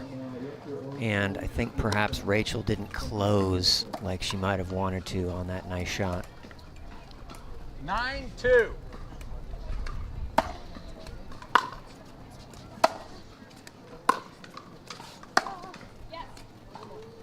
Point. And backhand up the line from Rain gives her a game point. Crazy good shot. Crazy good shot.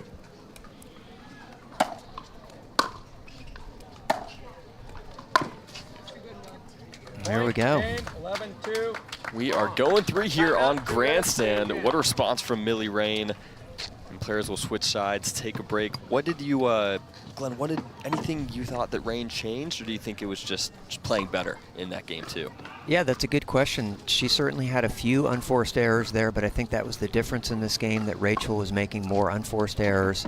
And I think Millie just clearly had a plan to come out strong. I think her good start, too, really helped her out because, you know, in singles especially, you get down 3-0 early and you're like, you know, all of a sudden you feel like you're at a disadvantage and the court's tilted in the wrong direction. And so, yeah, I'm not sure. She just clearly just played really well, made tons of good shots, and Rachel definitely, you know, made a lot more unforced errors than she expected. Okay, we'll be back here in a minute from the Select Medical Orange County Cup.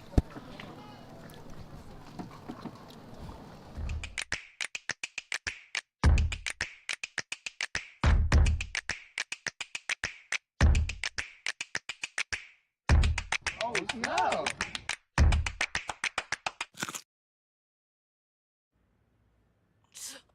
I have bad bunions. Wish they'd disappear.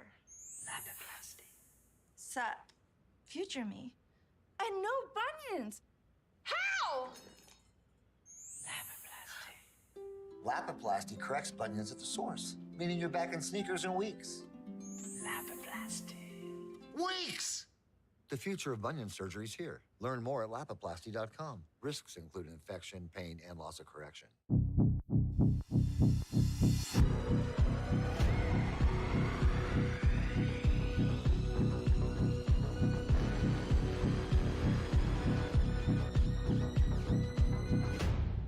Game 3, time in, 0-0.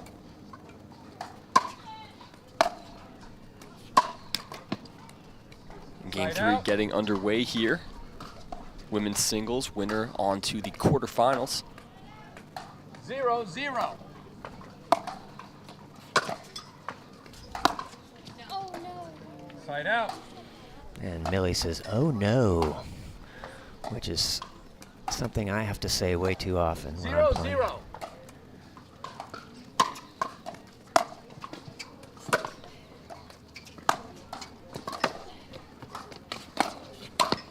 Beautiful volley there.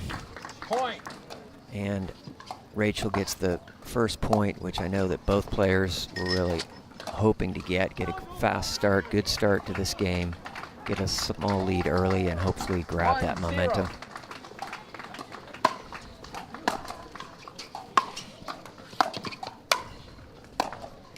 Point. And she doubles her lead to 2-0, hit a really nice swinging two-hand backhand volley there. 2-0.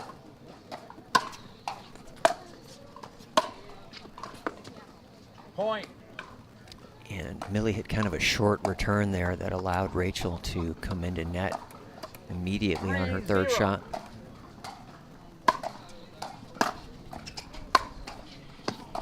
Side out. And gets a little bit too much air under that approach shot, so Millie with a chance here to close the gap at 0-3. 0-3.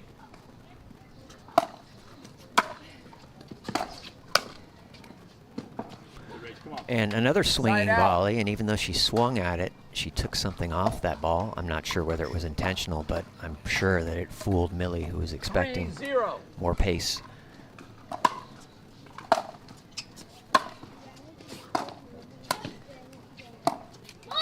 Point.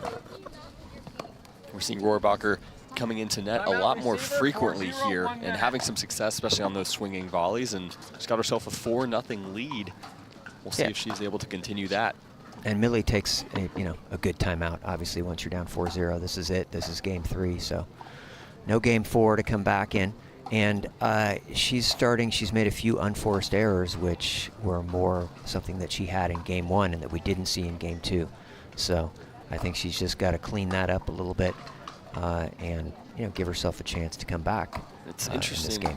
It's interesting as well, just the discrepancy in side, because the side that Rachel Rohrabacher is currently on, each player has won their game when playing on that side, and so I'm sure that might be in the back of her mind. She wants to build up as big of a lead as possible before players switch sides at 6, kind of knowing that Rain could potentially have more success on this side.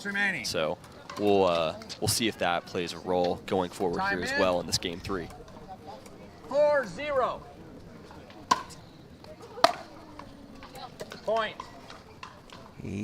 Yeah, so she wanted a good return there, and unfortunately got under that ball a little bit.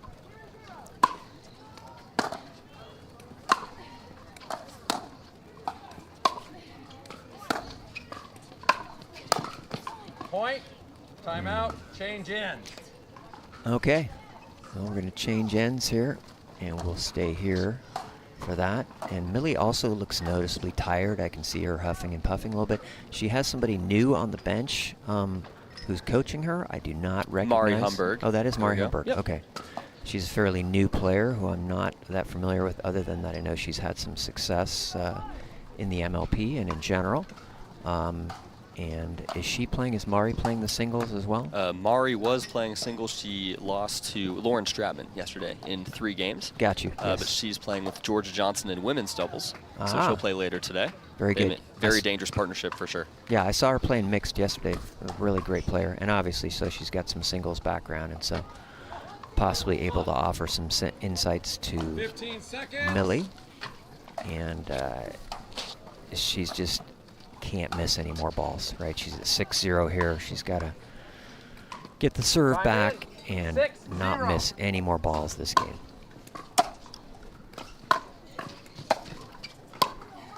That's it, Rach. Come on. Point. Come on. And just some nice playing by Rachel, too, who's really turned it around, obviously, having lost 11-2 in the last game, all of a sudden now up 7-0 here in game 3. Side out. And she's opening the door just a crack for Millie to come back here. I'd like to see Millie get up to the net somehow. 0-7.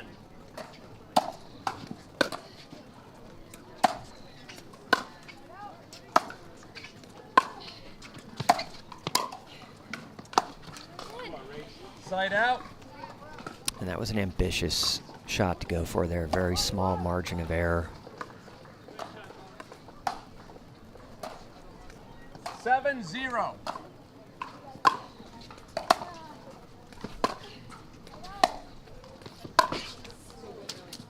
And really nice approach shot there. That gave Rachel difficulty. And she's got the serve back. She needs some points here. 0-7.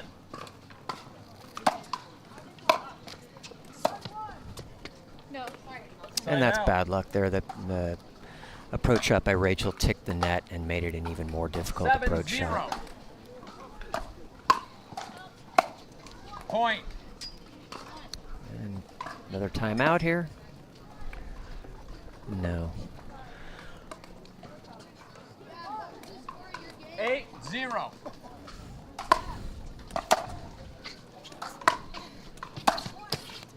Point. And again, just the pressure from Rohrabacher coming into the net basically at every chance she's getting, and getting some errors on the passing shots from Rain. 9-0. 2 points away now.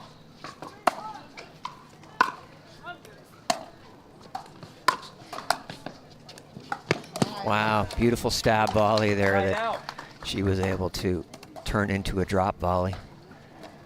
We'll see if that can give her any momentum. 0-9.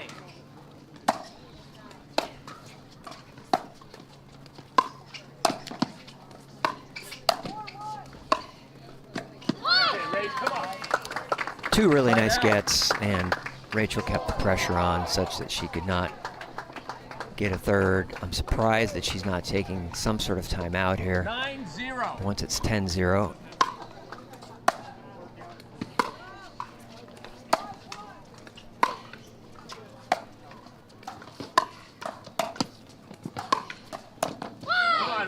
The running backhand for Rachel Rohrbacher gets the air, and she is at match point.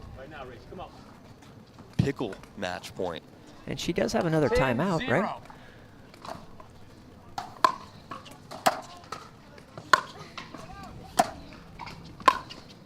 Point game match, 11-0. And that'll do it. Yeah, so she only ended up taking 1 timeout there, and a really dominant performance there by Rachel in the 3rd game. Especially impressive by the fact that she was kind of blown out there in game 2. And she is into the quarterfinals. Having a good run is Rachel Rohrbacher. And we will see her later on in mixed doubles and women's doubles here in San Clemente, California. More singles action. Our final singles match of the day coming up. We've got the battle of the 18-year-olds. Hayden Patrick taking on Quang Duong. That one is going to be a fun match to commentate, and an even better one to watch for all of you at home. That one coming up in just a few moments. Stay with us until then. Roche-Posay sunscreen blocks up to 98% of UVB rays and helps prevent visible sun damage. The only sunscreen with Cell-Lock Shield UVA UVB protection plus antioxidants. La Roche-Posay, the official sunscreen of the Professional Pickleball Association.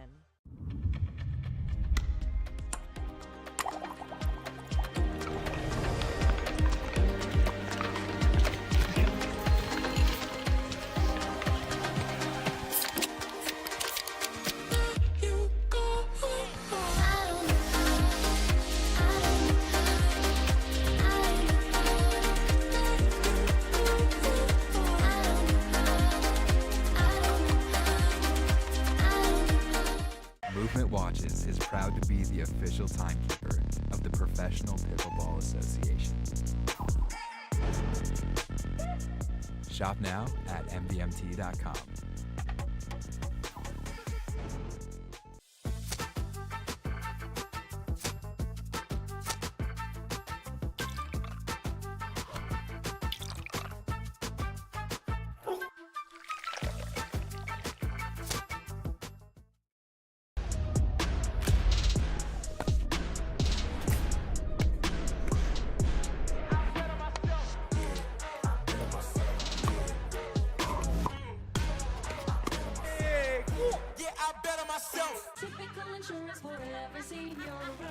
Ever notice how seniors and health insurance commercials all look the same?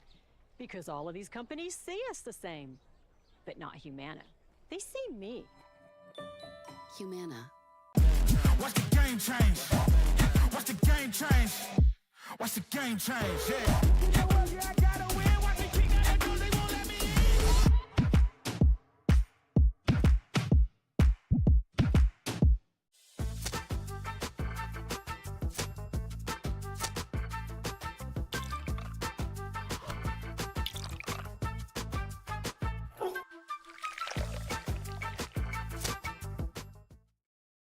Tens of thousands of customers wrote about Carvana being smooth in their 5-star reviews, including Terry. To be honest, I thought it was almost too smooth, but Carvana was super transparent from beginning to end. Car details, financing, every step, and there were no surprises. Well, my monthly payment did come out lower than expected. Then I got to pick up my Mustang at the vending machine, and it was so fun and exciting, I did a little dance. Trust me, financing my car with Carvana was super smooth. Finance your next car with Carvana today. At Guaranteed Rate, we understand that life is about more than mortgages. Our aim is to empower you on your holistic journey to well-being and longevity by helping you achieve your financial and personal goals. Our new completely free Rate app focuses on community, nutrition, and exercise, as well as offering a variety of financial tips and tools. The Rate app was built to support your mind, body, and spirit, helping to simplify your life and reduce your stress. Download the Rate app and start living your best life.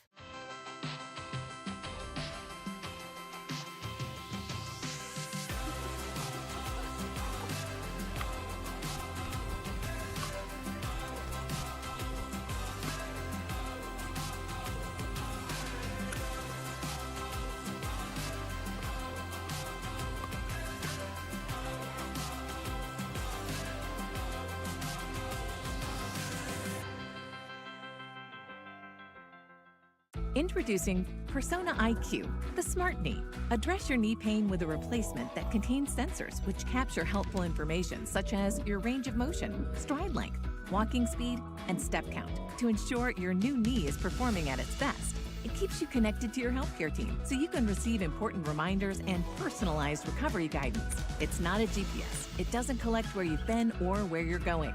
Persona IQ, a smarter way to regain mobility. Cliff Bar gives you energy, but you get the win. The most important ingredient is you. Every time someone tells you they vacation in the same place every year, it should really make you wonder, why? Travel like you mean it with IHG Hotels and Resorts.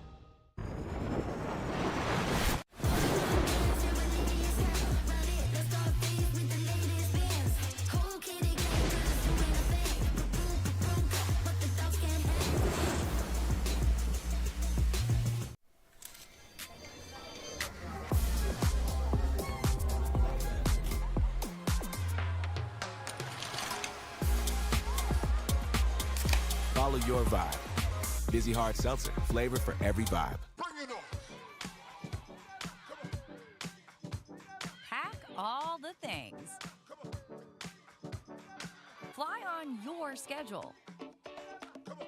Reward yourself and the girls whenever. Stay or go when you wanna. And more is on the way. So when you're ready to go, go with heart. Go with Southwest.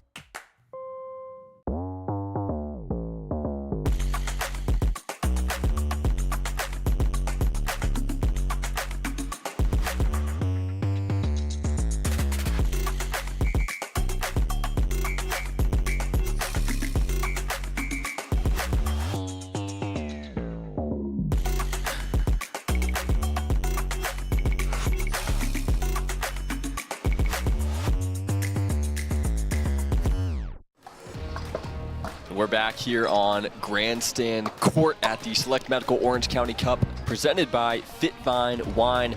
I'm Will Doughton alongside former senior pro Glenn Lucy. We've got a treat coming up for you guys on Grandstand. Men's singles action. We have got the number 6 seed Quang taking on the number 12 seed Hayden Patrick. Battle of the 18-year-olds. And funnily enough, both of these guys have wins against Ben Johns in 2024. Both of these guys on the rise and a lot to look forward to here. How are you feeling for this match, Glenn? I'm excited. I'm excited, just like you are. These are two really great up-and-coming players. And like you said, they both had some great wins. I know that Hayden beat Fed earlier this year as well. And so he's just looking to put it together like he did in men's doubles a couple weeks ago in Sacramento, where he and Fed won the gold in doubles, and so he's realized his potential. I've been playing, well, haven't played much with Hayden lately, but I played with him doubles and singles back when he was about 15, and actually almost got him in a rec game in singles, which was really fun, and played some doubles against him at Nationals a couple of years ago. Here we go.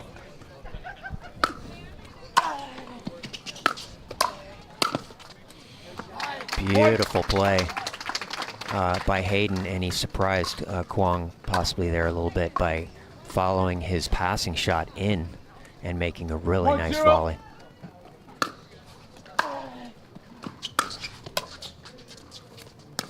Wow. Hayden's starting off on fire here. He's matching Quang's energy and speed. Quang likes to hit the heck out of every ball and put pressure on you in that way. And Hayden is answering that shot for shot so far.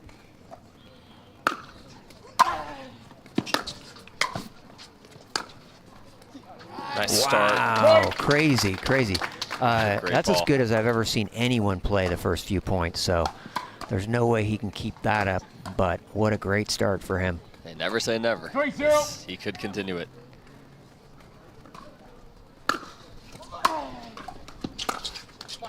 Side He cannot, I told you. There you go. Yeah, no, there's just, I mean, he was playing like at an 8.0 level there, so it's going to drop back down to 7.0 here. 0-3.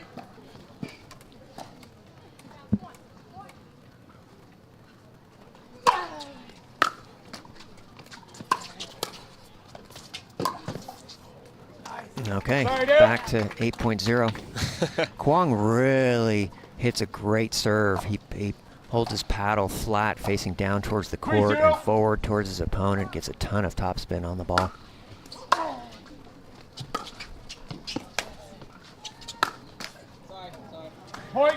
And Hayden getting some really good luck so far, and conversely, of course, that means bad luck for Quang. There are 2 let balls have determined the outcome of 2 of the first few points here.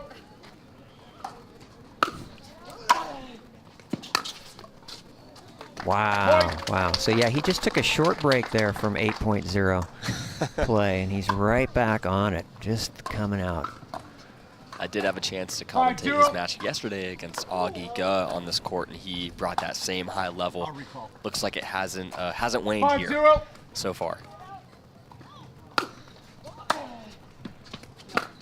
Point. Timeout receiver. 6-0, 1 minute. And Quang takes, we would say, a quick timeout, time-wise, but as far as the game goes, it's already at 6-0 here. And Hayden is staying on the court. In fact, he walked all the way over to Quang's side to get the ball and keep it in his pocket. That ball, obviously, he feels has some magic. He wants to make sure no one steals it, grabs it, exchanges it for anything else. And maybe he'll even try and sneak it in, keep it for game 2. Right, of course. Right? I would. That's crazy. Yeah, I think Quang, who you'll notice if you watch his matches, his dad's his coach, and he always looks over to his dad after every point. And I think he looked over to his dad, who said, hey, you know, time to take a timeout.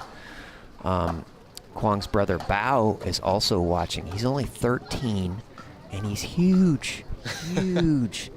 He's like 6 feet tall, 185. I had the pleasure of playing some rec game doubles with him in the tournament at Sacramento. Really nice kid, and he's also playing the pro qualifying.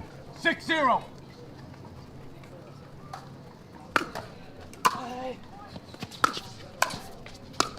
Wow, just crazy. And Hayden, if that serve was in, it was on the very back of the line. So tremendous pressure that he's putting on him. 7-0.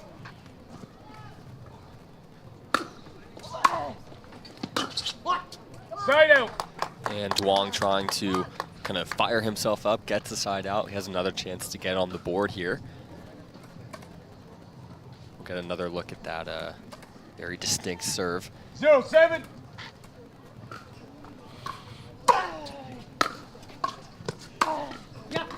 Beautiful, beautiful shot right there, giving himself a chance, hopefully, to climb back into this.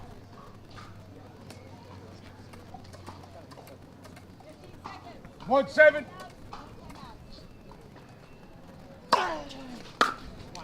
Point.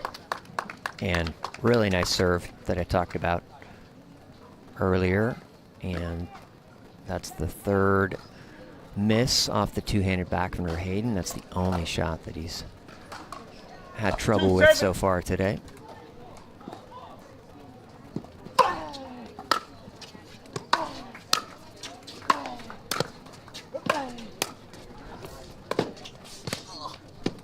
Wow. And Hayden stretches once, twice, 3 times, 4 times to win that point. And on the final one, I know he was struggling to stay off the kitchen line there.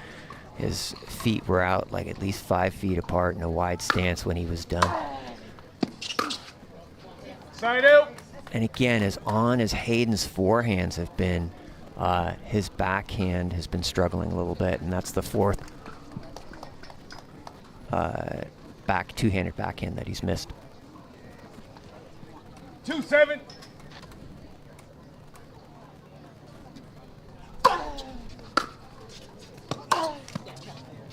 Side out. I'm not sure that serve was in any way. It's really unfair that players have to call the baseline on serves because they're having to focus on just getting those returns back on incredibly difficult serves. And now on top of that, they're supposed to somehow figure out whether the ball is in or not.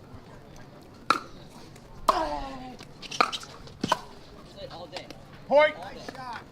Patrick Quinn says all day. That's a shot he wants to hit every time. Dialed in two-handed backhand there.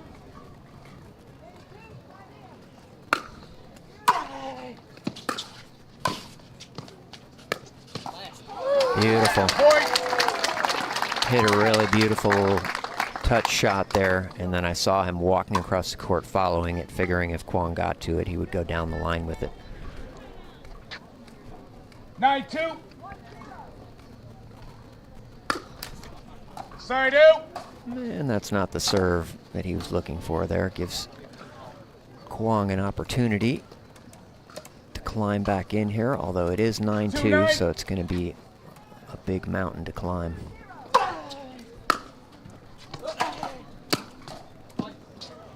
Point. And another little unforced error there. Hayden definitely had to put away on his backhand and pulled it a couple inches wide. 3-9.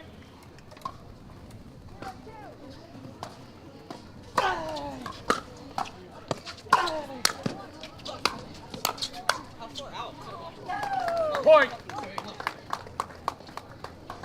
Not sure what Hayden's saying at there. I think he felt like he took an out ball that he should have let go. And Quang slowly making his way back into this game one. Still some work to do. Timeout receiver.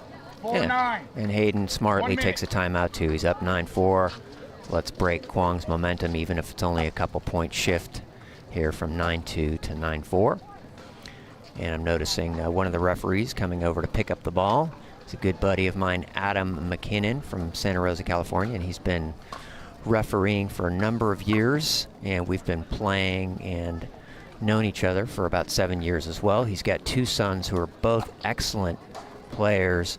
Theo, the older son, who's now at college, I'm not sure he's playing too much anymore, but his other son, Will McKinnon, played here and qualified for the men's pro, playing with another friend of mine named Ben Grant, and they were taken out by Noe Cleef and Colin Schick, who also won their second match yesterday, and we might see them today 15 seconds. in the round of 16. What time I out? believe they'll play Ben and Colin Johns in the round of 16. I believe Schick and Cleef will. So should be a fun one to look forward to. That should be fun. I had dinner with Cleef at the Sacramento tournament. We had a great time at some little hole-in-the-wall Indian restaurant, and he's a really super nice guy. And his fiance is also very nice.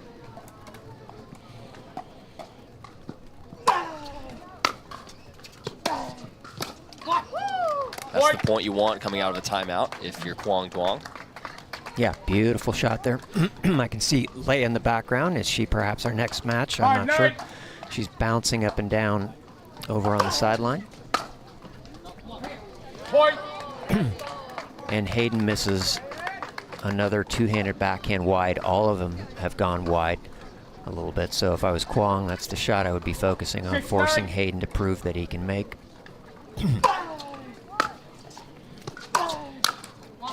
Point. And Patrick Quinn getting a little frustrated with himself, says, make him work. Much easier said than done. Yeah, and we're probably another point away from a timeout here if Quang can win this point. Wow. Point. Tale of two cities here, the first half of this game and the second half of this game. And credit to Quang for not giving up and just keep fighting and just doing what he can do. Kind of weathering the storm of how fast Patrick Quinn started this game, the high level he was at. Point. And no timeout, so I'm surprised here. As we're now at 9-9. 9-9. The favorite score of Germany, 9-9.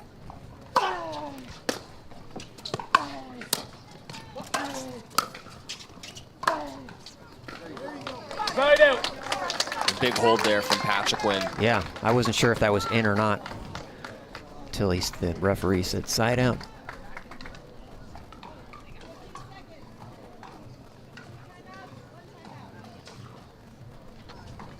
We'll see who will get to game point first here.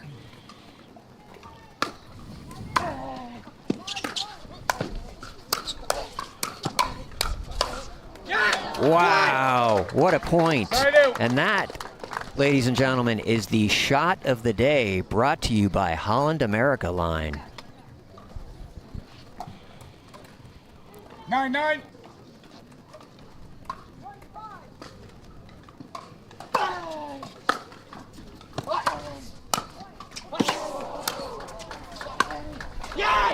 Wow, wow. Cross-court backhand. Maybe we should have waited one more point for the shot of the day by Holland America Line, huh? That previous one was also the point of the day. Incredible point. Wow. 10-9. Game point here for Quang.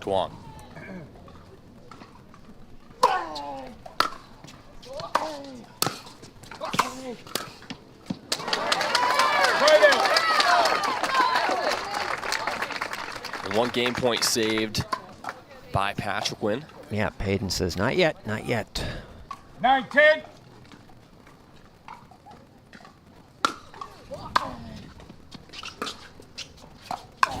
Wow.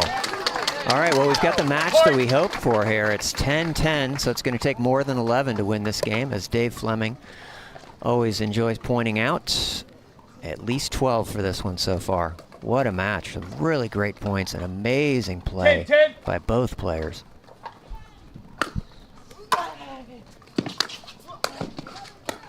Oh. And Hayden had that ball, and he faked like he was going to hit the ball over the back fence and then just lightly tapped it over to Quang. You can appreciate the humor, the theatrics. 10-10.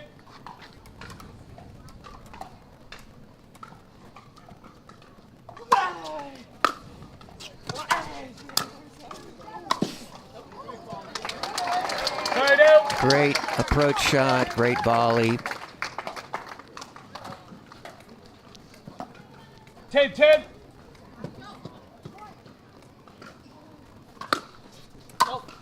Yeah, and that ball was definitely long. And now he does hit it over the fence and into the bushes, and that ball is gone. And as much as Hayden wanted to keep that ball earlier with its magic sauce, he decided at this point, you know what? Forget this ball. Well, let's get some other mojo going here. And the refs may be discussing maybe a warning for Patrick Quinn. Not exactly sure what the. Interesting. Yeah, I don't think you can. Well, I don't. Yeah, I mean, certainly he did hit the ball. Anyway, I'm glad that they chose to do nothing here. You don't want maybe a warning. But you certainly don't want to give a point to anybody here at this point and determine the outcome of the game. Of course not.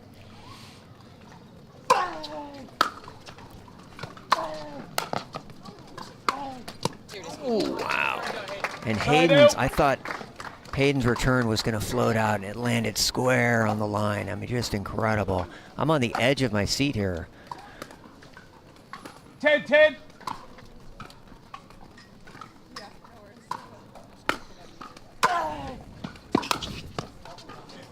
And that goes wide. Yeah, this is one of the best singles games I've ever seen, so it's very exciting to watch. High praise. Really, really good play by both players. I love the intensity from both players, and they're both making their shots, hitting great shots.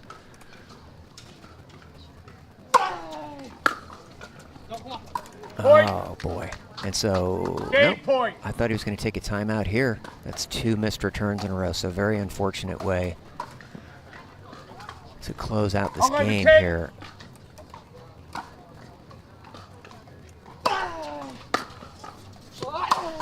Let's go. Point. And game 1 goes to Quang. Overcame what was a 7-0 deficit, I believe. Maybe it was 9. At least 7-0. Okay, well, we're going to try and recover as well here and then come back in a moment to the Select Medical Orange County Cup.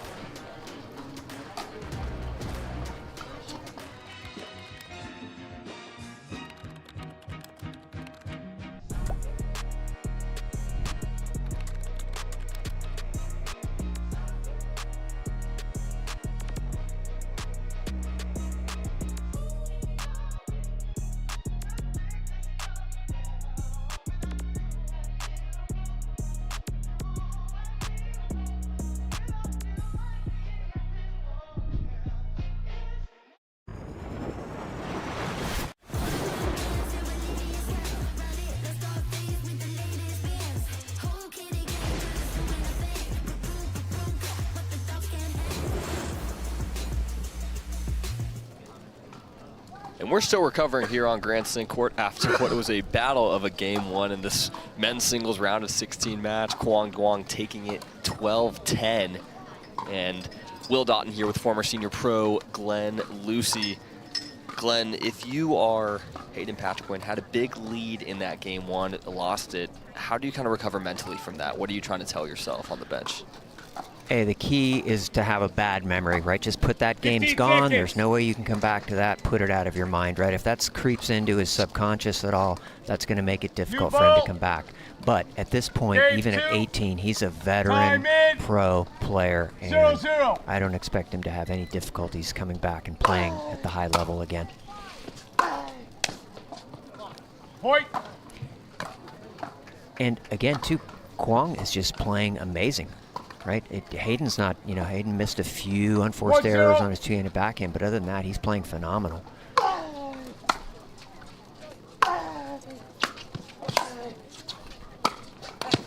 And that's a great shot. And Hayden made a split-second decision there to not come in off the return. I think that's the first one that I've seen him not do. And that's just respect, because Quang has just hit so many great passing shots that you need to make sure you're hitting a return that puts pressure on him. Side out. And missing a serve there. I think that's the first serve that he's missed, and he does hit a lot of really tough deep serves. So as they say, that's in the budget. Just doesn't want to miss one to start game two.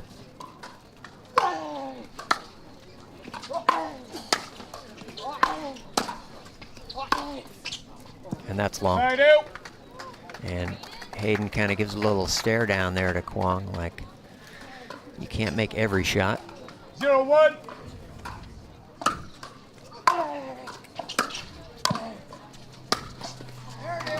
Wow, and that's a beautiful, amazing shot. And again, he hit his passing shot, and he moved in a few feet in anticipation. And if he hadn't done that, there's no way he comes up and is able to get that shot out of the air. And not sure I've seen Quang miss any returns, and he finally misses one. So the door's open for Hayden here at 2-1. Ooh, just wide. Patriquin looking for that forehand, had so much success with it, especially early on in game one, trying to dial it in again. 1-2.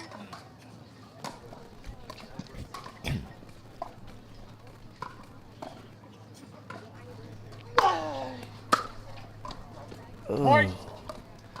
Yeah, he's got to cut out any unforced errors here. Quang's not going to give him an inch. 2-2.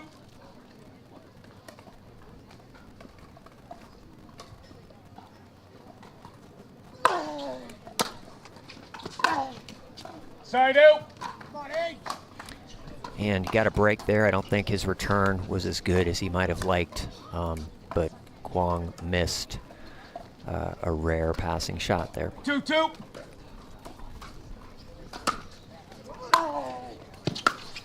Slide wide. That's all wide. He was out.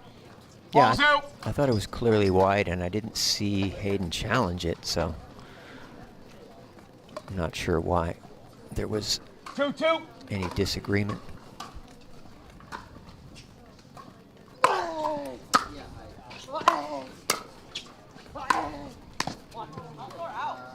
Point. And So Hayden again feels like that ball was going to go wide, and did not let it go, though. 3-2.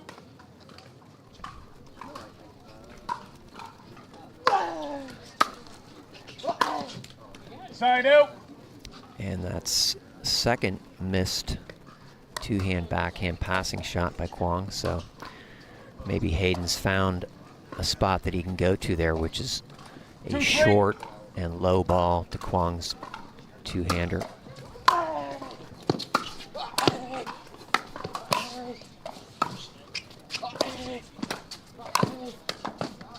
Wow. And another amazing point by both players, both just playing really well, and someone has to win the point.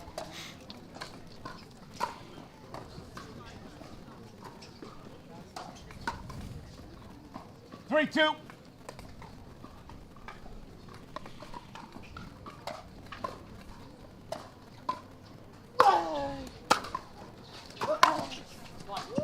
And that's just a great shot.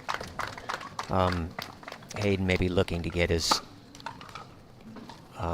returns a little bit deeper, but both these guys hitting really great serves, so much easier said than done. You just got to do the best that you can.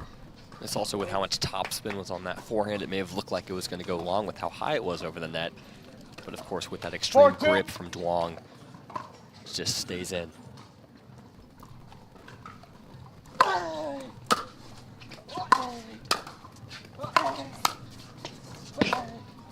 Beautiful. And again, going low to the backhand side, you know, got him the advantage in the point, and still he had to hit 3 more really good volleys. That backhand was dialed in for Quang in game 1, but he's making some more errors here in the second game. Point. And that ball goes just wide. Timeout receiver. And 3-4, 1 minute. Quang takes a timeout, and we'll take one ourselves and come back to the Select Medical Orange County Cup. Every time someone tells you they vacation in the same place every year, it should really make you wonder, why? Travel like you mean it with IHG Hotels and Resorts. Typical insurance for every senior. I'm not actually a stereotypical senior. I just play one in cheesy health insurance commercials. In real life, I have Humana because they see me, listen to what I need. It's refreshing. Humana. Pick up. And players coming out of the timeout here. Early on in game 2, Hayden Patrick serving to Quang Duong at 3-4. Will Doughton joined by former senior pro Glenn Lucy, and Glenn, this match has lived up to the hype so far. 2 timeouts. And excited for what game 2 has in store. We'll see if Patrick Wynn can right the ship and potentially send this one to game 3. 3-4. I'm hoping.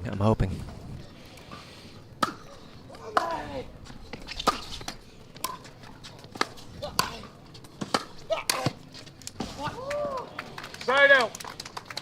And excellent shots by both players. And Quang making the last one. He's just able to kind of catch it right in the sweet spot on the backhand and get out in front of it and create the angle. 4-3.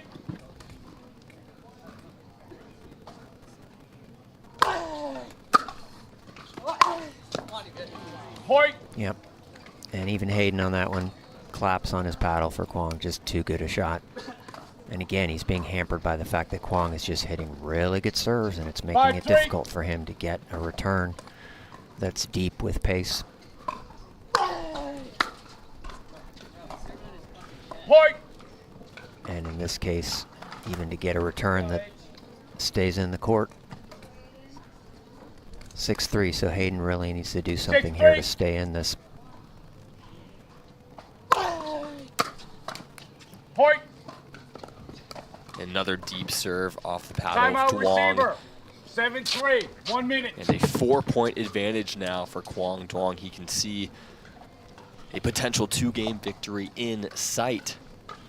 Yeah, and Hayden's got to dig deep. He's not getting any coaching from anybody. I can see him just sitting there and just kind of thinking about things. And as a friend I used to play with used to say, what happened to 9-2? And that's sort of what he's thinking back to. It's like, hey, it's up 9-2 in the first game. See Travis Rettenmeyer in the background there, strutting across the court like he owns the place. Maybe he does. With this fashion, he certainly does. He does. Plus, I know he's made a tidy profit off his MLP team that he owns. The Florida Smash at the challenger level. Of course, after this will be our last singles match of the day. After this, we switch over to mixed doubles, so you'll want to stay with us for more Grandstand action. After this match finishes, a full day of pickleball here at Lifetime San Clemente.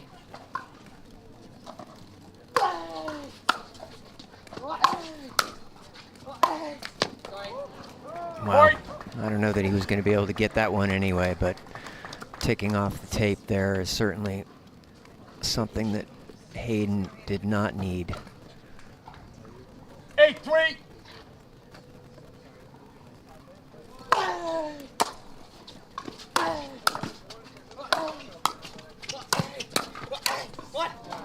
Wow. Point. Yeah, Quang's just a tough guy to play against. He's constantly putting pressure on you. There's no, millisecond that you have for a break, just to take a breath. He's coming, he's coming, he's coming, and you've just got to be ready. And Hayden's been ready. It's just, at some point, you can only save so many balls.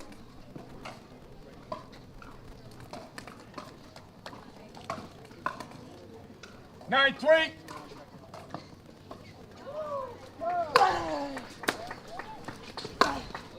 Side out. And a brief glimmer of hope here for Hayden. He's got the serve back, so maybe he can get some big serves in there, get a couple points. Trying to find that level that he started the match with. That gave him that big lead in game 1. Needs to find it here. 3-9.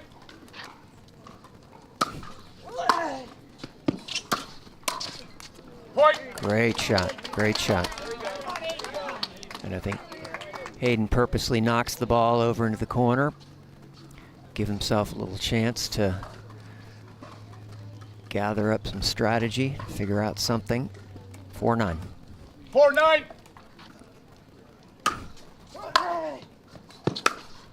Wow, there we go.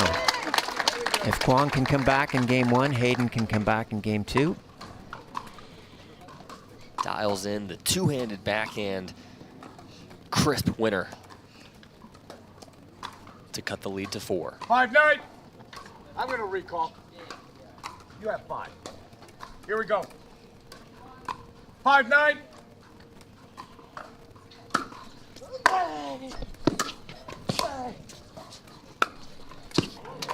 Wow. Okay, the momentum has clearly shifted here.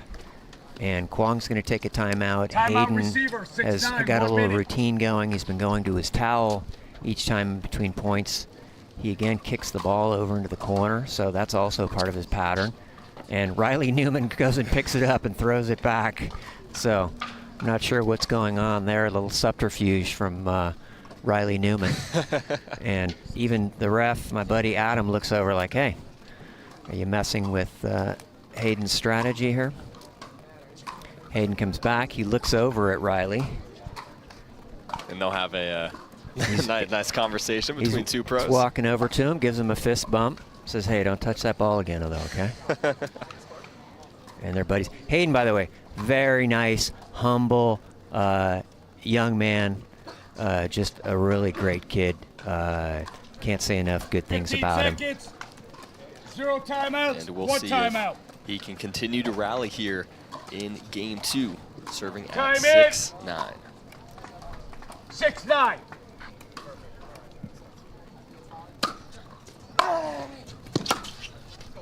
Wow. And you could hear the mic there. I heard Hayden say, let's go, baby. It's an appropriate response after a shot like that. Mirroring game 1 here at this point, right? Big lead by one player. The other player all of a sudden turning on the heat. Coming back, Hayden again, taking a slow walk into the corner, kicking the ball over there.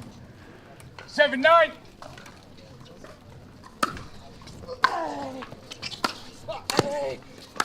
Ah. Side out. Okay, well, as you know, in pickleball, at least for the time being, without rally scoring, you don't lose a point on your serve. So score stays at 7-9. Hayden comes over again, goes the towel. He's staying in a routine. I like that. He's staying with what works here. Slowly walking over to his spot there. 9-7. Killing the momentum for Quang.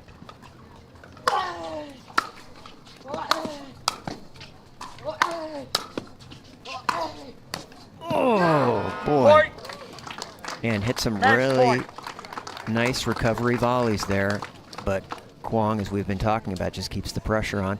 And now Hayden hits the ball over into Quang's corner. So he's definitely got a strategy going here of trying to maximize the time in between points and not allow Quang to get in any sort of rhythm whatsoever. I think that was part of what helped him in game 1.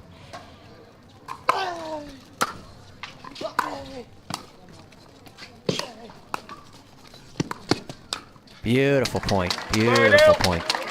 Really smart.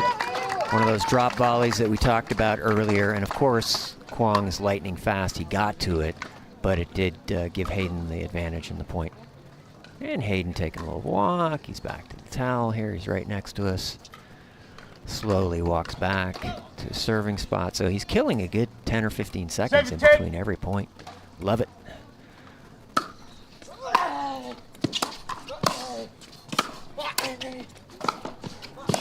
Wow. Side out. Match point. Just too good there from Duong. Just read the passing shots from Patrick Nguyen and able to get out in front of that last one. Yeah, I feel like Hayden on those maybe has to try and drop one at Quang's feet, try and get him to hit a ball off the bounce, because he's just too quick and he's getting to all those volleys and then hitting them cross court. Oh. Side out.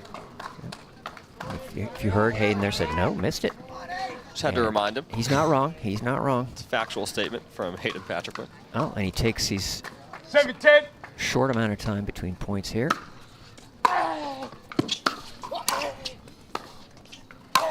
Yeah. That's what right here, man. Side out.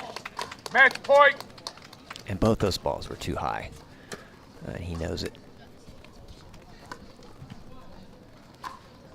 And another chance here for Duong to close it out.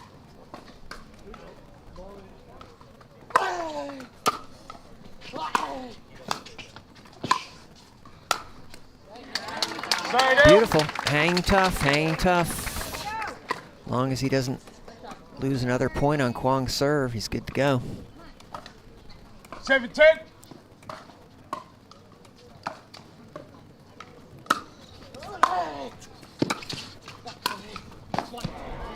And that's that shot I was talking about. He tried to drop one in there, and unfortunately he could not get it to bounce, which would have been key there to getting into that point. He was trying to get into the cat and mouse there.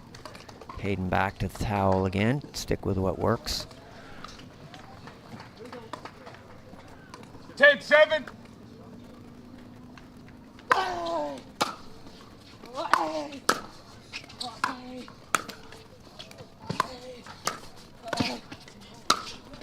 Wow! God, it's just so exciting to see these amazing points. And Hayden just whiskers away from losing and just puts together these incredible series of shots. And so exciting to watch. So privileged to be here right on the court watching this. Oh! Eventually gets a missed return, cuts the deficit to 2. Again, both of these guys, 18 years old. So great for the future of the sport.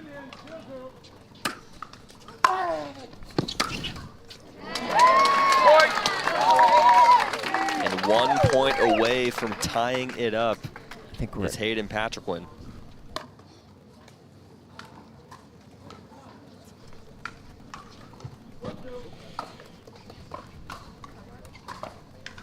And a big point coming up here. 9-10, yeah, the biggest point.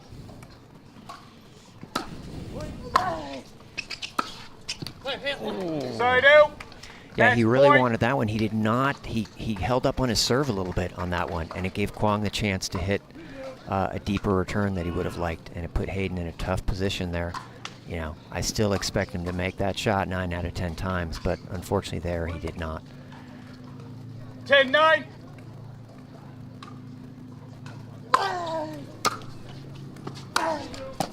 Oh, that's... Point, yeah, game, Hayden match. wanted to throw his paddle there, and I can't blame him. That was a shot off the tape. He's been getting those tough volleys all day long, and now the chance was taken away from him to be able to do it. Tough way to close out, but cannot complain for the quality of pickleball that we just had the privilege of witnessing here on Grandstand. Quang Duong takes it 12-10, 11-9, books his spot in the quarterfinals. What a year in singles it has been for the 18-year-old from Vietnam. We will see him back in singles action tomorrow. And now we will switch gears, mixed doubles. Coming up next on Grandstand Court, we'll have a fun one. Catherine Parento, Christian Auchan taking on Hurricane Tyra Black and Dylan Frazier. That one coming up here in just a few moments. We'll have that one, and should be a lot of fun. Stay with us. Pick up the paddle and get served with our pickleball socks.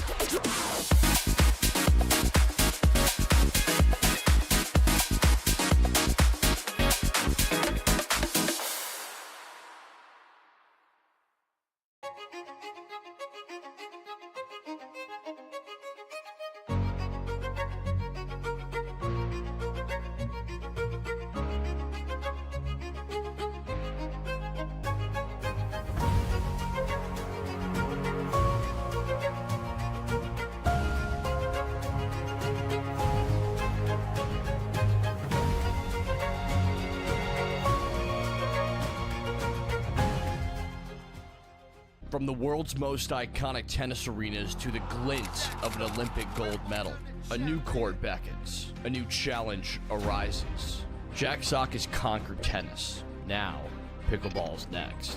Mastery, precision, passion, that's what champions are made of. And when it comes to pickleball, there's only one company they turn to. Jack Sock's legacy continues with the #1 brand in pickleball. Selkirk Sport. We are pickleball.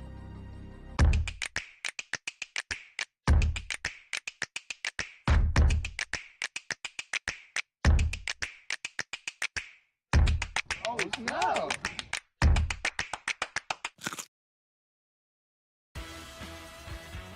Cliff Bar gives you energy, but you get the win. The most important ingredient is you.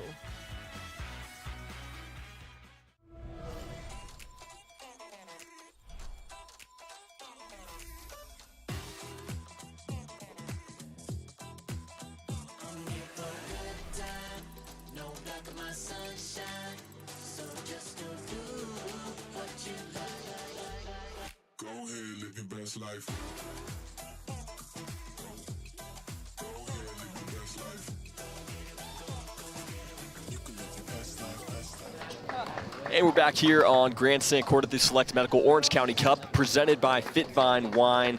Just an update for scheduling. So we just finished all of our singles matches. Mixed doubles is up next, and that first match will feature Catherine Prento, Christian Alshon taking on Hurricane Tyra Black and Dylan Frazier. That match will not start until 2 p.m. local Pacific time, just for the progressive draw format. So we've got a bit of a break in the stream here, but we will be back at 2 p.m. local Pacific time for that first mixed doubles match of the day. Should be a good one. You won't want to miss it.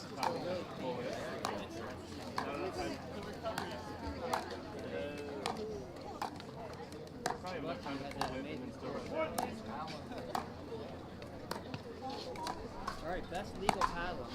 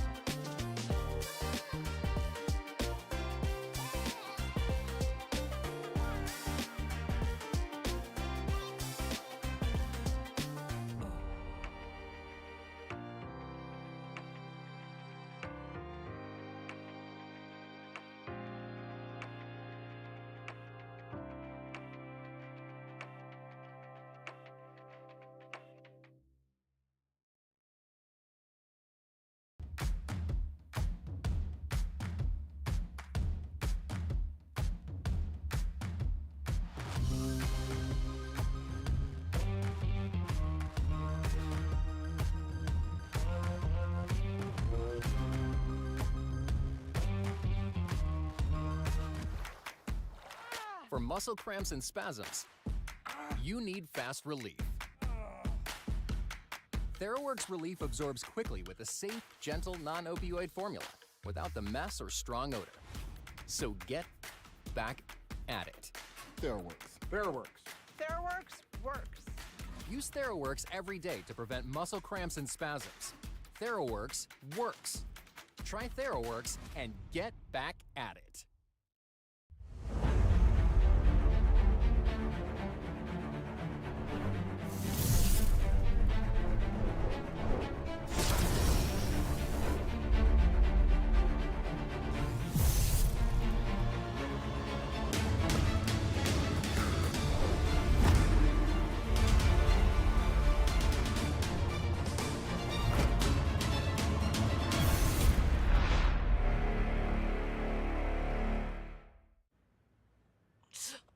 I have bad bunions. Wish they'd disappear. Lapoplasty. Sup, future me. And no bunions. How? Lapoplasty corrects bunions at the source, meaning you're back in sneakers in weeks. Lapoplasty. Weeks!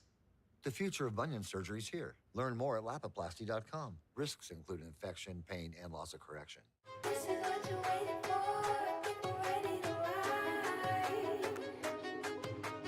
I think we're ready tonight.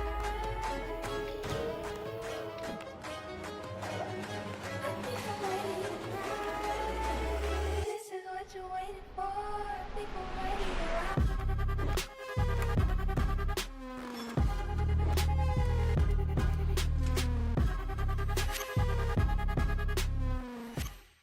At Baird, we offer a different, more holistic approach to wealth management with your career, family, friends, and community Finding time for you and making sure your family's financial plans are on track can be a real challenge.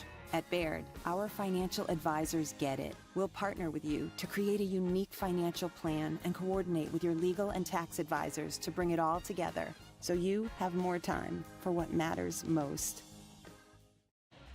Big it up, big it up. Yeah. Hear him up.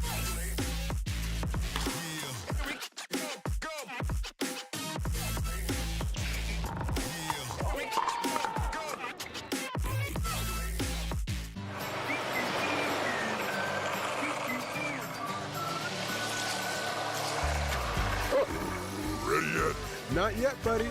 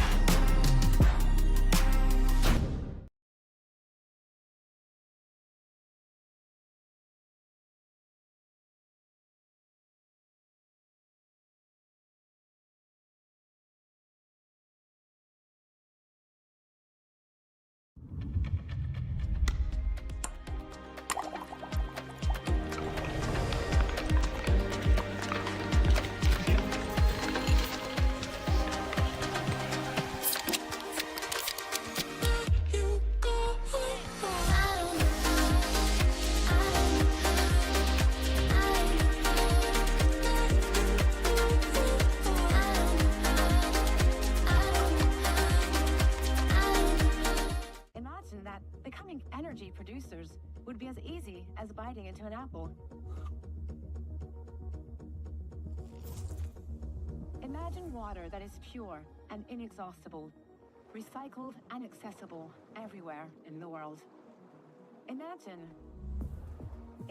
the world of tomorrow, sustainable and desirable.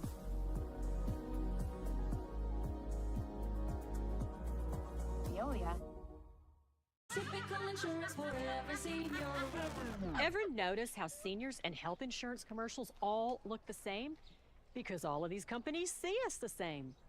But not Humana. They see me. Humana. Bring it on.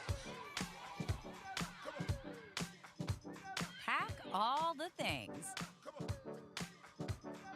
Fly on your schedule. Reward yourself and the girls whenever. Stay or go when you wanna. And more is on the way. So when you're ready to go, go with heart. Go with Southwest. Wow, it's a new look, and it's looking real good. It's a new look, and it's looking real good. It's a new look, and it's looking real good. When you choose a Blue Moon, everything becomes brighter.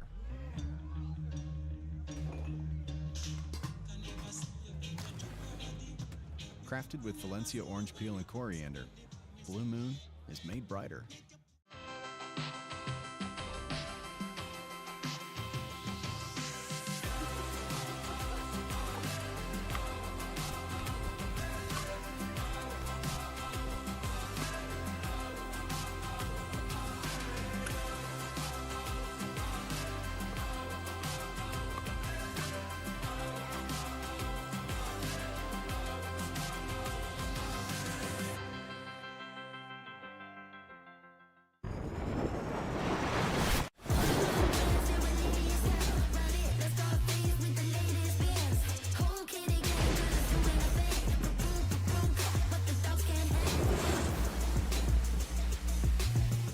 Before it's the movement on your wrist, it's dreamed in California. Crafted expertly for every adventure. And tested by you. Join the movement.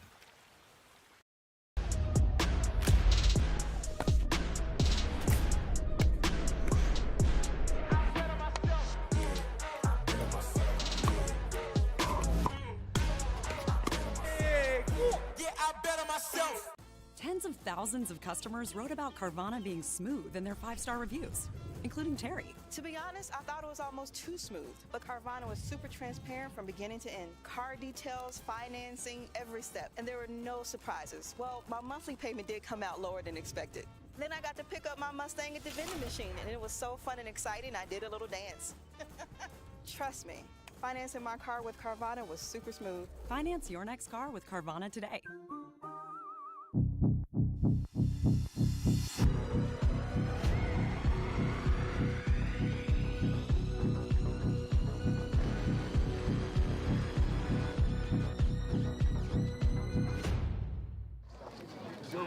And we're back here on Grandstand Court at the Select Medical Orange County Cup presented by FitVine Wine. I'm Will Doughton, joined by former senior pro Glenn Lucy. We've got mixed doubles, our first mixed doubles match of the day here on Grandstand, and it should be an absolute treat.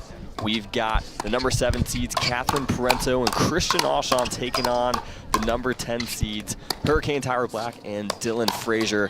And honestly, Glenn, this match feels like it should be a quarterfinal, maybe even a semifinal with the caliber of players on this court. But here we are in the round of 16.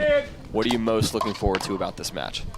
Good question. Good question. So they're the number 1 seed. Sevens. Oh, seven I'm and sorry. 10. Okay, 7 and 10. Yeah, I thought you said 1, and I was Nope. like, that. I mean, I do consider them, you know, a possible like gold medal match favorite because Christian's game has just improved over and over again, and obviously you either need to put Caitlyn at number 2 or number 3, depending on your opinion of Anna Bright versus her game. But just like every match, I'm just hoping for a really good game. I love Tyra Black, both her game and her as a person. Really super cool. Nice gal with a great game who's taken the pickleball world by storm. And Dylan Frazier is one of the nicest guys in the world as well. So hard not to root for those guys. And boom, right down the middle there. When I first started playing, they said the middle solves the riddle, and I'm sure you've heard that before. Have certainly heard that, and proves true even at the pro level.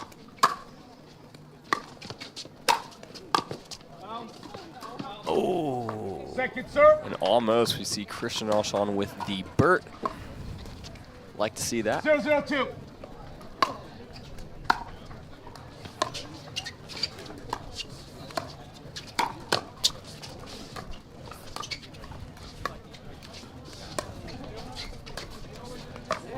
Another Burt from Christian Auchon. And Caitlyn says, hey, I don't play the left here. 1-0-2. And she found herself there, though, after Christian poached, and she switched.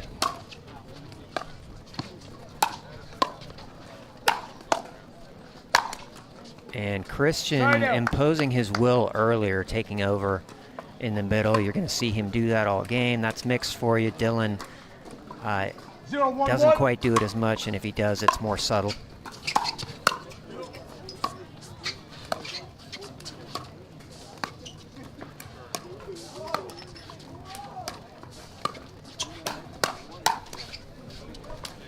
And Tyra, really nice hand so far, getting a couple attacks by Christian back, but in this case, she popped it up just a little bit, and he was able to put it away.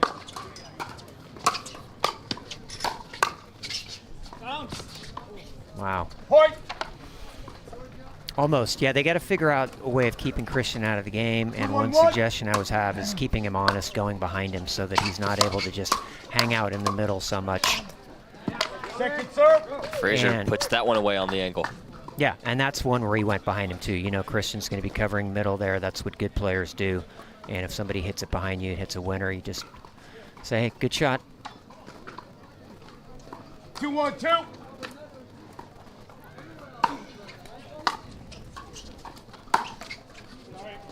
Point. And off the tape, and then did it go in? Did it not? They called it in. 3-1-2.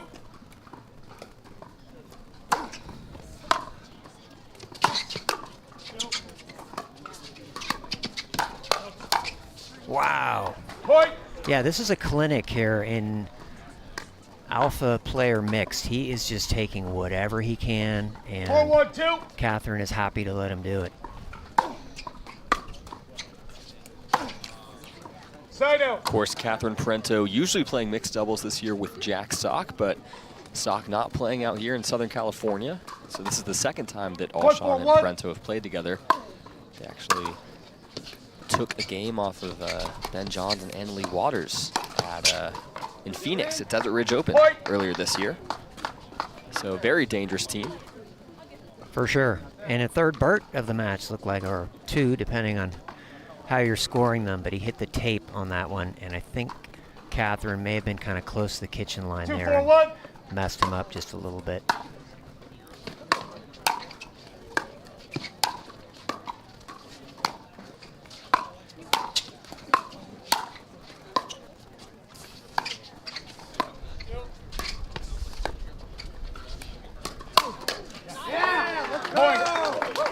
And Dylan was not fooled by that one. She got it a little bit closer to the middle, I think, than she wanted to, as opposed to trying to get that ball on his right hip. Second serve. 3-4-2.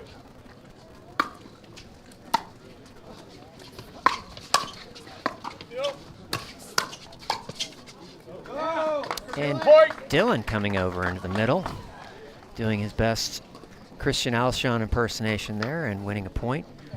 And it's at 4-4, even though I feel like early on that Alshon and Parento have had the better of the action.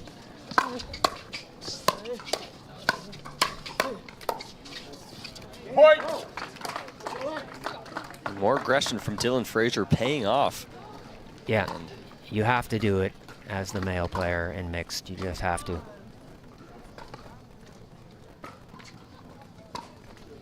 5-4-2.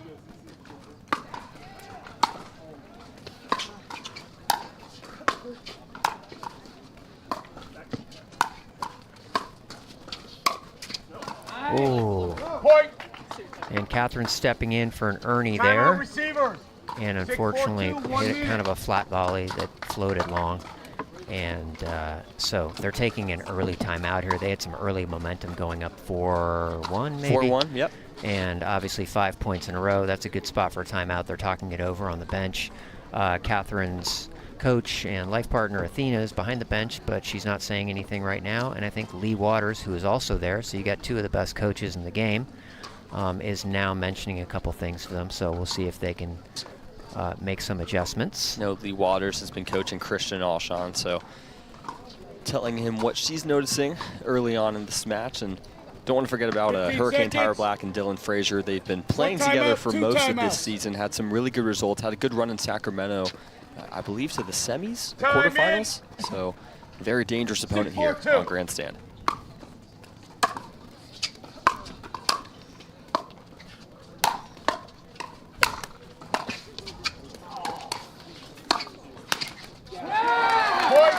Great get there by Dylan that kept them in the point.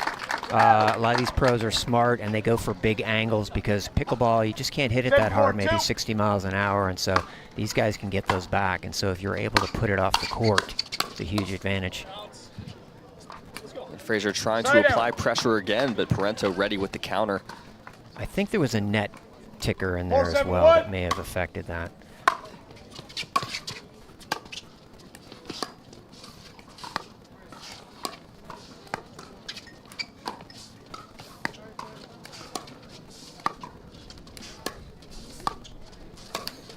Oh. Second serve. And so Catherine's missed a few shots early here, you know, balls that she's attacking or trying to put away, and I'm sure that'll settle down. Yep.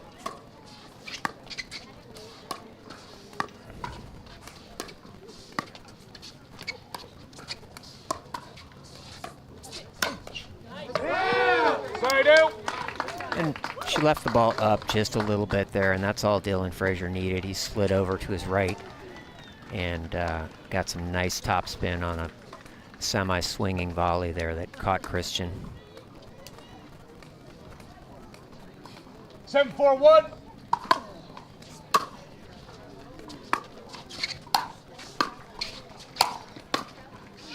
Second serve.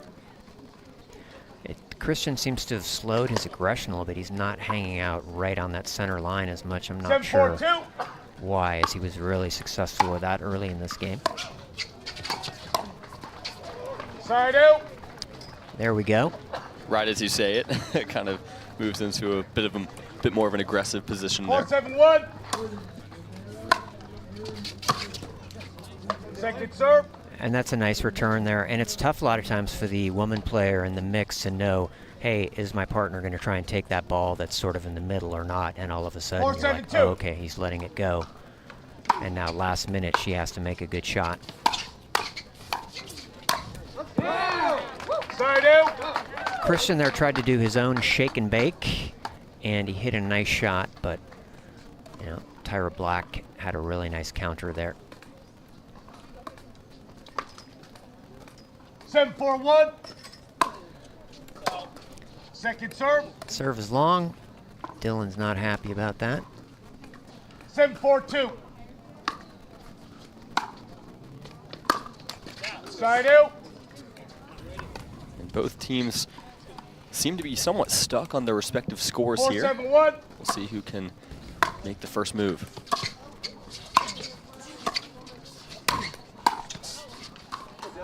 Second serve. Yeah, a few unforced errors from both sides that are keeping them stuck on 4 and 7. 4-7-2.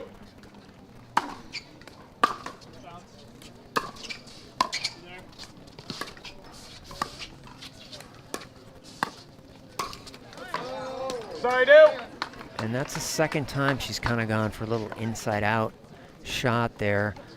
I don't think it's going to work anyway. I think Dylan's sitting on that, which would be a forehand for him. 7-4-1.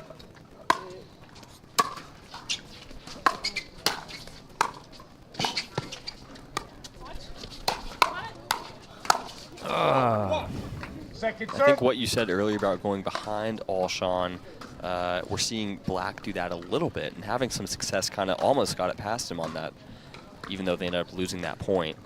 Yeah, I don't think you're going to get it past him, but you are going to keep him honest, you know, because obviously if he comes too far over the middle, then you might get it past him. Side out. And really nice attack there. He came over almost all the way to Catherine's sideline and caught Dylan up high a little bit. 4-7-1. Point. So Dylan has missed a serve and now a return in the same game, and that's a very rare event.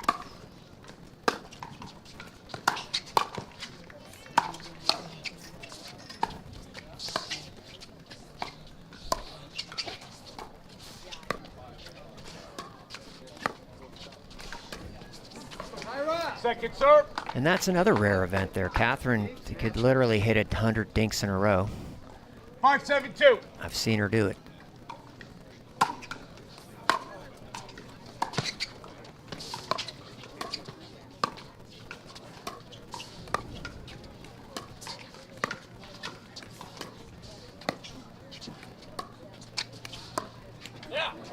And it's infectious out there. It's weird. It's not what you're used to seeing from any of these players. No, Dylan missing a dink, a return a serve, and a serve. All in the same game. It's a reverse lottery ticket. 6-7-2.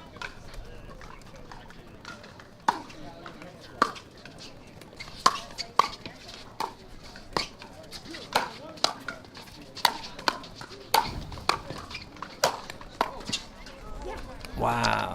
Point. And Christian hit 5 really good shots there, and they got 5 back, but not the 6th, and all of a sudden they've tied it back up at 7 now. So whichever team can cut down on the unforced errors, hopefully to 0, 7-7-2. I feel like it's going to win this game.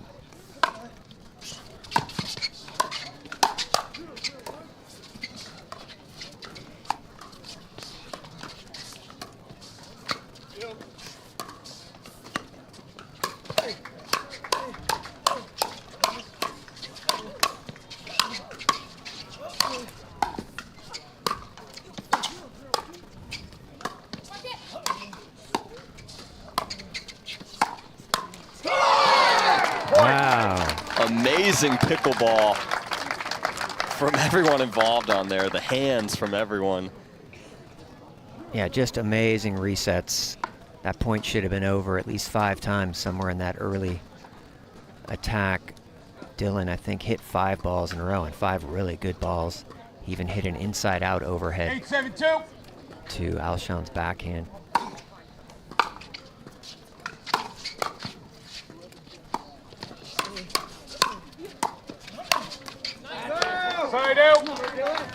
And in the middle of that last point, Catherine actually went to that shot that she missed twice in a row, sort of the inside-out forehand volley attack, and she made it this time, but Dylan was ready for it.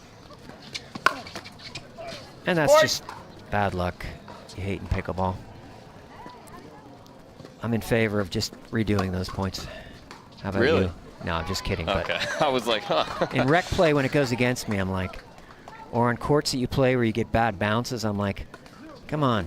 Right. Let's just replay these when you get that bad bounce. Or 8-8-1 But only in rec play and only when you're losing. there, exactly. Right. Yes, exactly. Thank you for clearing that up. Actually, my biggest pet peeve is the courts they do, and they're beautiful, and the lines, they didn't put sand in the paint or any sort of grit in them. And so you've got these lines, and the ball hits the line, and it just skids right off, and you have no chance to get it. And a lot of times it's be a nice easy ball, maybe even a dead dink that you have, and it skids off the line, and it's just weird that you still have companies that are putting together pickleball courts that are like that. So I believe that Catherine and Christian took a timeout, and obviously they feel like, hey, at 8-9, they don't want it to go to 8-10. We're seeing a good game here, but certainly more unforced errors and uncharacteristic of all these guys. Every one of these players, drills and hits 100 dinks in a row, and now they're missing balls that they ordinarily wouldn't, and so definitely that's going to be a huge factor here down the stretch of this game. And I'd imagine some of those errors will, work themselves out as we get deeper into this match and as the players settle in. 2 timeouts. Parento and Frazier having played singles earlier, so kind of having switched from going Time singles, in. now playing mixed doubles, a whole different ball game. 9-8-1. Can be a difficult transition to make. Good point.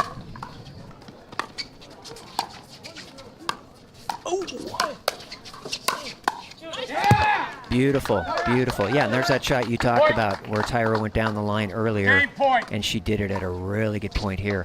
And the great part about it was she kept it low. There was nothing he could do with it. The best he was going to do on that was get it back into play, which of course he did. But it won the point for them because it gave them slight 10-8-1 advantage in the point. Game point. Second serve. And 1 game point saved. There we go. And Christian with an emphatic, yeah. 10-8-2.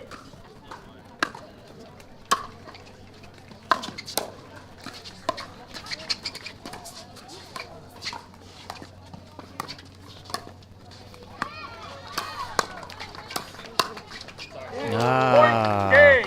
11-8. Catherine Timeout, giving stage ends, 2 minutes. a little bad luck there. Well, still a good first game. Lots of amazing points there. And again, Catherine and Christian have 2 great coaches on the bench. Okay, 2-minute break here. We'll take a quick one ourselves from the Select Medical Orange County Cup.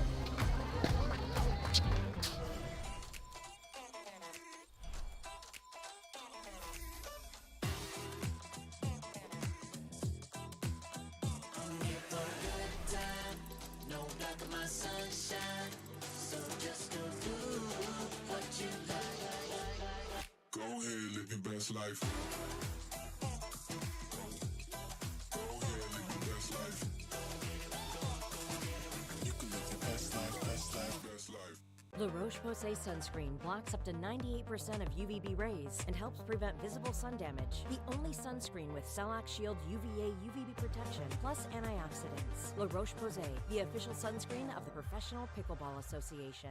Pick up the paddle and get served with our pickleball socks.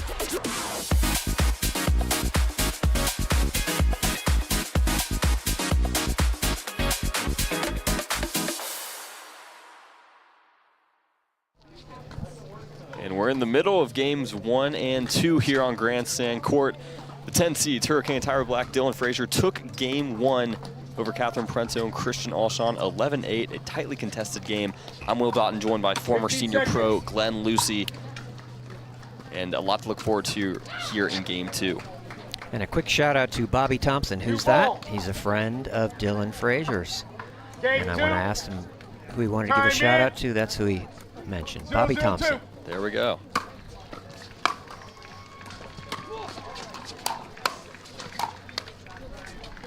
Side out. It's a good friend to give. You're doing your due diligence as a friend to give your other friends shout outs. That's true. That's true. Chance on stream.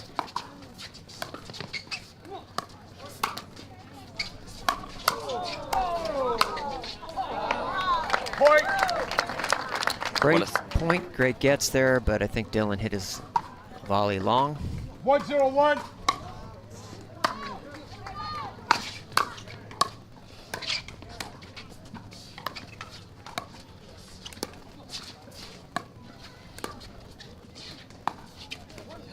Second serve.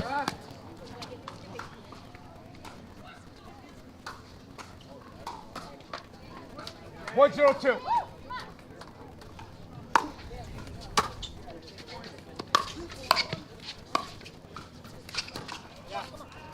Point. And you'll have to listen for the referee to give the score. Our scoreboard is glitching here at the moment. It's still showing 9-8 from game 1. We've got all our top crack technicians on it. It is correct on the stream, though, so we're good. Thankfully for the stream, just in here in person on the in-person scoreboards. 3-0-2. Out. Side out.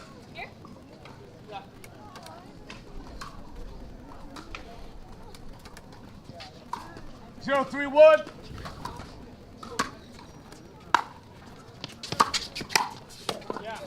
Second serve. So a really good start here for Christian and Catherine, exactly what they were hoping for. 0-3-2. Since this game represents an elimination game for them if they don't win it.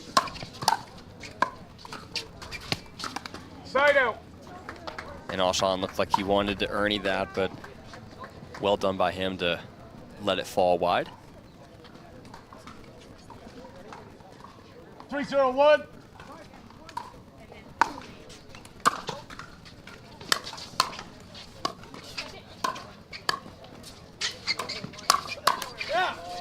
Point.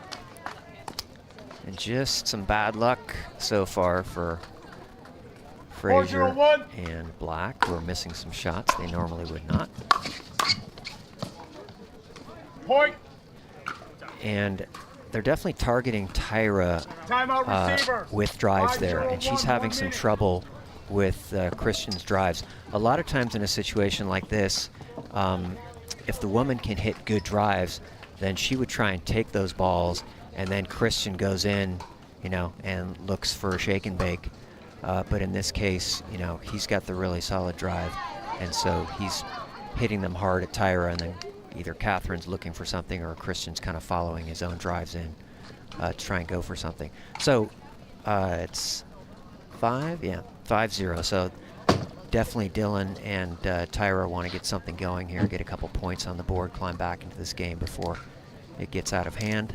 And another tidbit for Christian Alshon. This is actually his first tournament since Atlanta. He missed the Texas Open and the Sacramento Open, as well as MLP DC, dealing with some medical issues. Found out he had some allergies to soy, eggs, and some other stuff he was talking about on his social media. Had to have surgery. So glad to see him back competing here on the PPA Tour. Definitely one of the rising stars and continues to make his mark on the sport. Yeah, he actually had an operation. Some 5-0-1. sort unknown exactly what that was.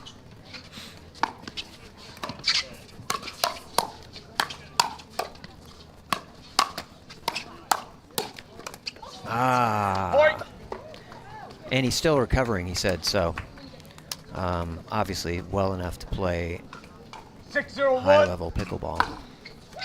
Also not playing singles this tournament probably helps keep his energy up a little bit. Yeah, I'm not sure. Singles probably he couldn't have done.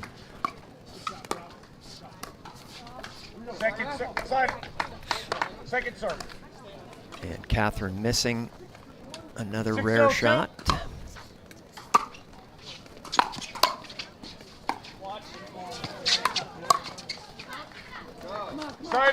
And Dylan sneaking over there to take a drive that was directed at Tyra. 061.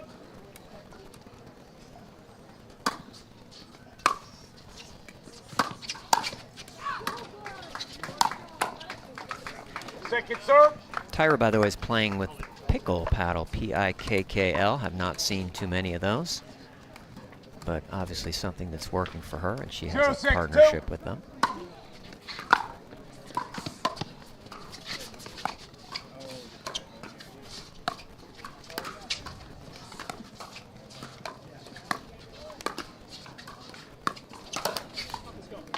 Side out. She also asked me to mention two of her other sponsors, which are Halo and Reebok. 601.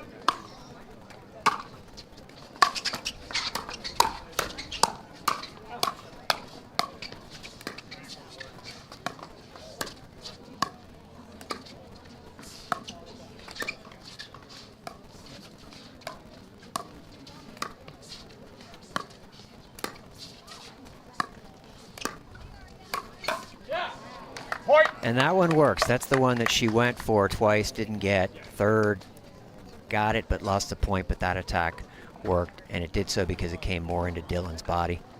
701.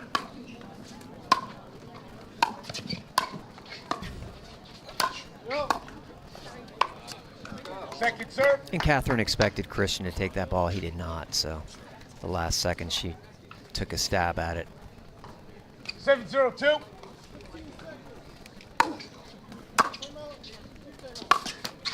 Side out. And the serve back to Black and Fraser. Some work to do, though. Now or never, now or never. They got to get something here. 071.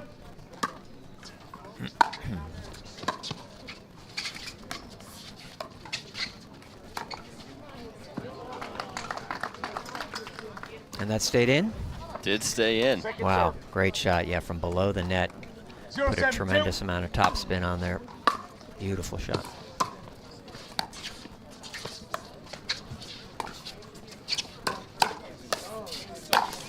Wow. Great gets by Dylan, but no match for Alshon's great shots, and you saw his athleticism there. I don't know if we'd call that a Burt, but he certainly came over and went about 10 feet in the air to hit that overhead. One of the best athletes we've got on tour, certainly showing that there.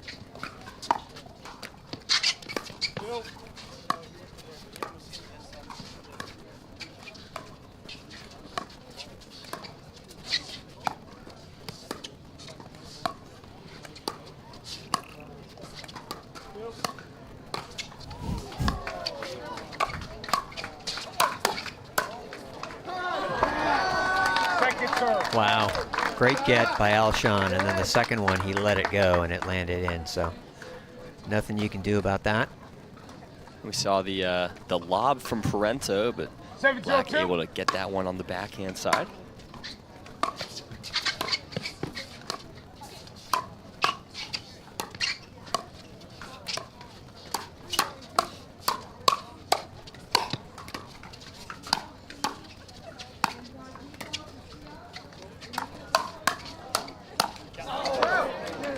Another great point. Really good shots and good resets and gets by both teams. Hands battle certainly heating up here in game two. One of the reasons why we love mixed doubles. So many fast-paced rallies. 071. I'm sorry. And a piece of plastic blows onto the court. The referee puts it in the cooler. All right, here we go, players. 071.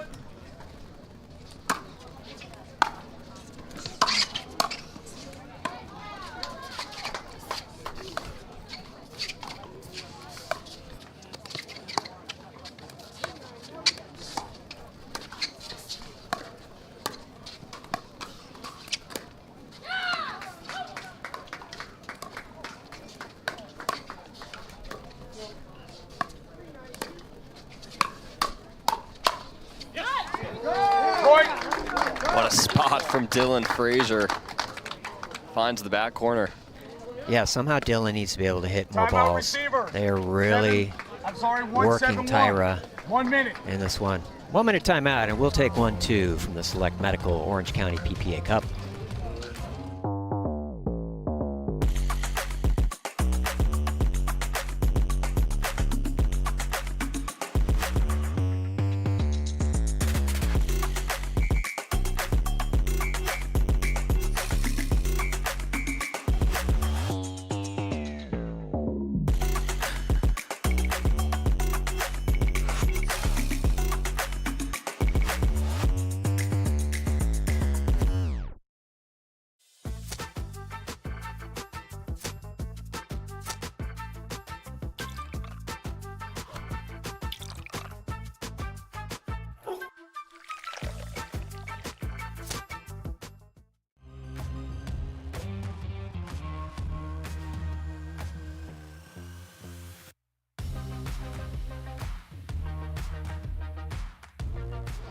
I'm Will Doughton with Glenn Lucy, 15 former seconds. senior pro, What timeout enjoying remaining? the What action here at timeout remaining? Lifetime San Clemente, and what a match it's been so far for our first mixed doubles match of the day here on Grandstand.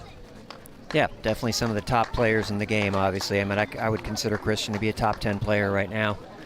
And Dylan is certainly a top 10 player. And Tyra right there at number 10 somewhere.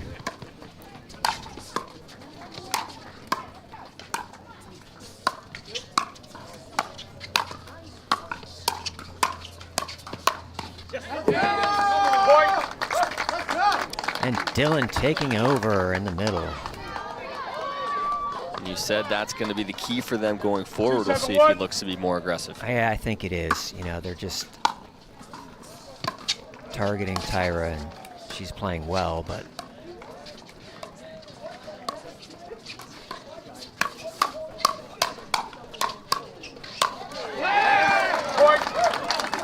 And Frazier coming alive. Puts that one away on the angle. And it was really those resets from Black that kind of helped set him up and kept the point alive for him to take over. 3-7-1. Second serve. and a rare third shot miss from Dylan. Still got a second serve. 3-7-2. Hopefully get another point. Point. Let's go. And he surprised Kat. Well, maybe not surprised her, but certainly did something a little uncharacteristic. Hit a nice hard 4-7-2. forehand drive that she missed.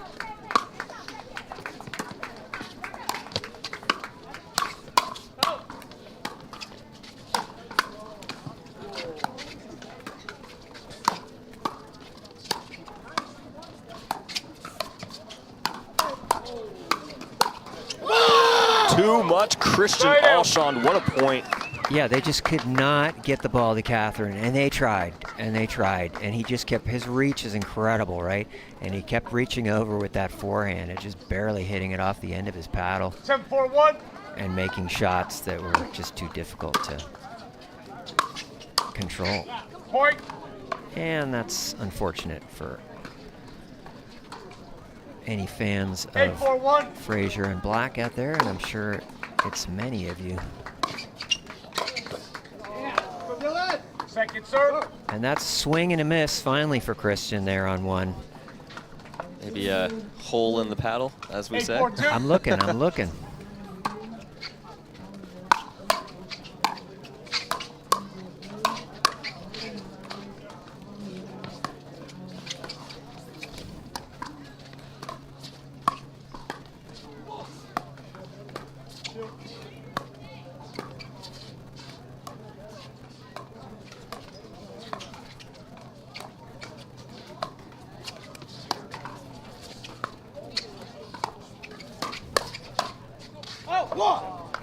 1.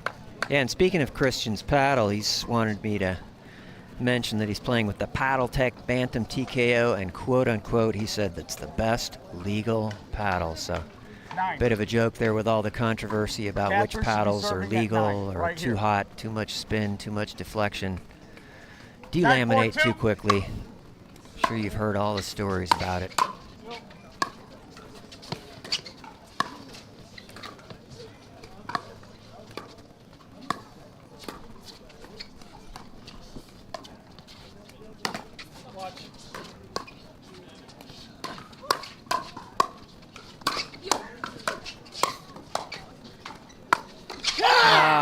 crazy good point. And the last shot was so good, I think it hit her in the belly. She didn't even get a paddle on it. And game point here 10-4-2 for Parento and Alshon.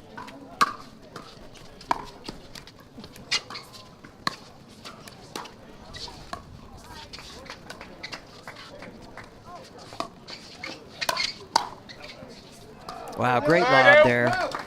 Haven't seen too many lobs this game. That was definitely the best one so far. They get the serve back. Chance to hopefully climb back a couple points into this game. 4-10-1.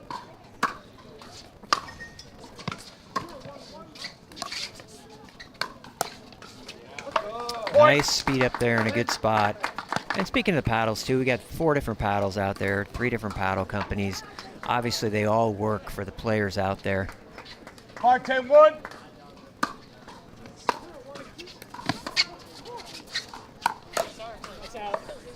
And if you follow any of the YouTube stuff by Zane Navratil, he played recently with Jack Monroe, and they played a couple 5-0s, and they played with wooden paddles. So I'll finish the story in a second.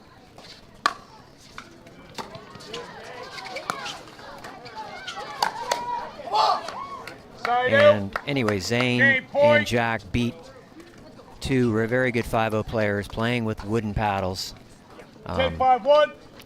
So sometimes which paddle you're playing with can be overemphasized. Point game. Really bad luck there. Timeout, That ball ticked off the net and reminds me of the singles match earlier that Hayden lost on a net ball. Okay, there'll be a 2-minute break here between games, and we'll take one as well. We're here at the Select Medical Orange County PPA Cup in beautiful San Clemente, California.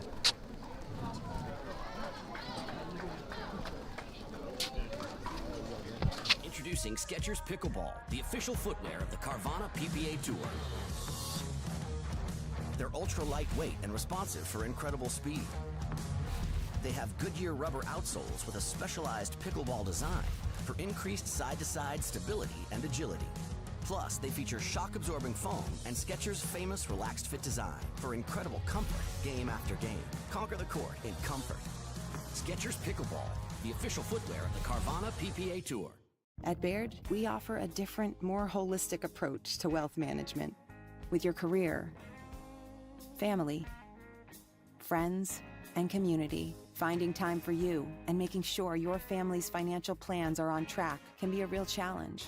At Baird, our financial advisors get it. We'll partner with you to create a unique financial plan and coordinate with your legal and tax advisors to bring it all together so you have more time for what matters most.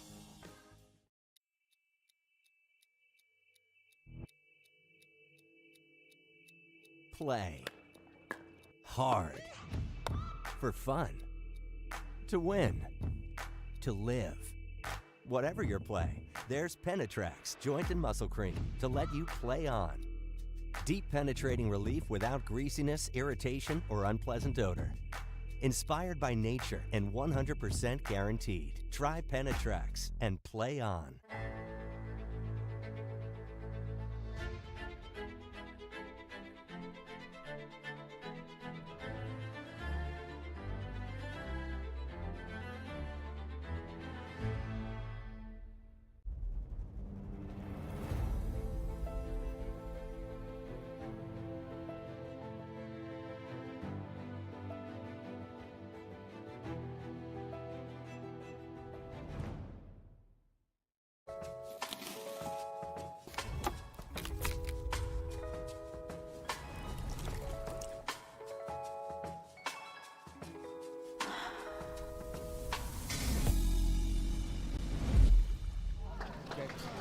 And we're going to game 3 here on Grandstand Court.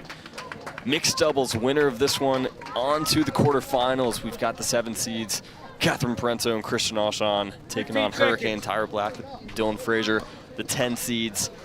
Will Doughton joined by former senior pro Glenn Lucy. What a battle it's been so far, Glenn. Been a great game, Obviously, Dylan and Tyra prevailed in the first game, and Christian and Catherine came out gangbusters in the second game. And pretty much dominated that game. They got out to a big lead and then just kind of coasted along. I'm sure Dylan and Tyra have some fresh strategies to use, and again, hopefully one of those is just to get Dylan more involved in the game, get him to take more chances in the middle, put more pressure on Catherine hitting cross-court dinks to Tyra. Time in. 0-0-2.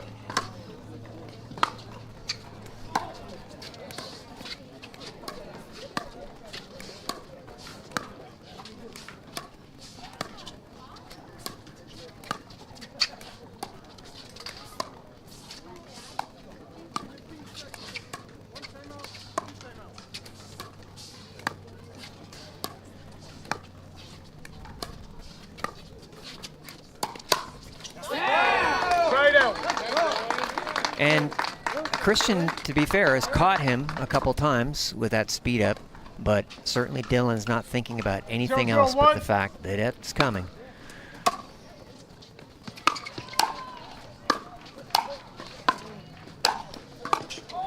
Great get. And Dylan has one of the best counters in the game. I mean, there's a reason that people don't speed up against Dylan and JW.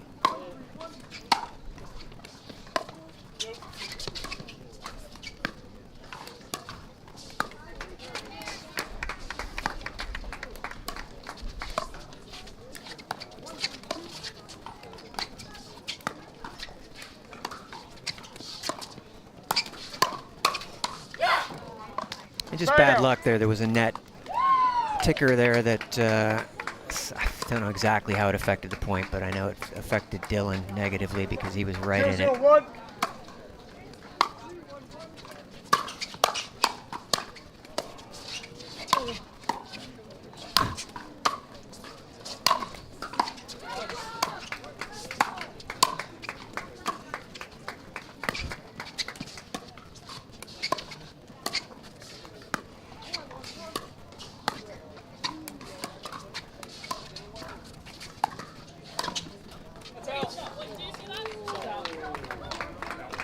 So, a little controversy. It was definitely out. In fact, I don't even think it was close at all. 1-0-1.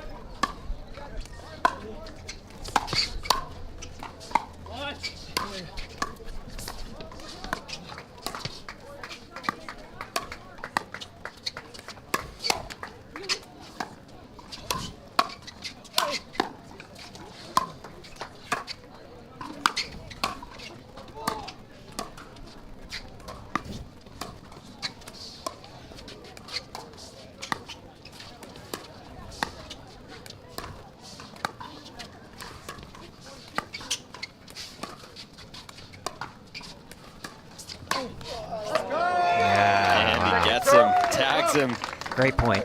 Catherine made some great saves, resets on that point. She's just really a master at it, really fun to watch. Leigh Jansen sneaking through the court. Ref perhaps waiting for her to get to the other side. 1-0-2.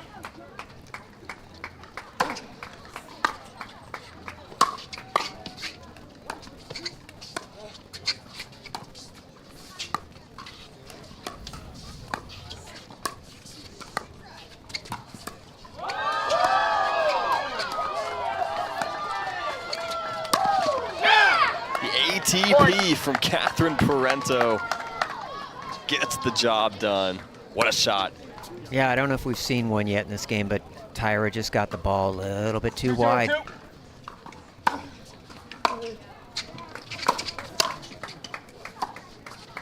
If you're playing against high-level players, you just cannot hit that ball too far cross court.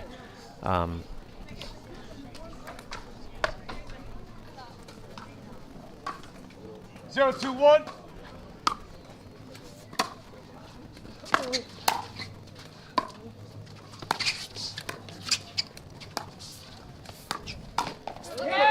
Beauty, beauty.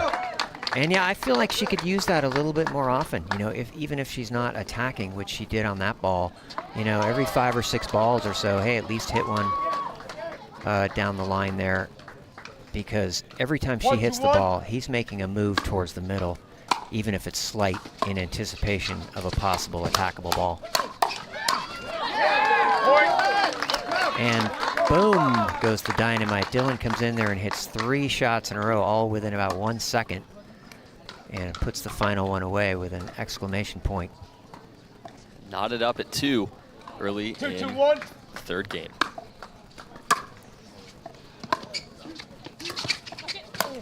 Oh. And yeah, I felt like that ball was a little bit too low to go for, and he caught the tape with it.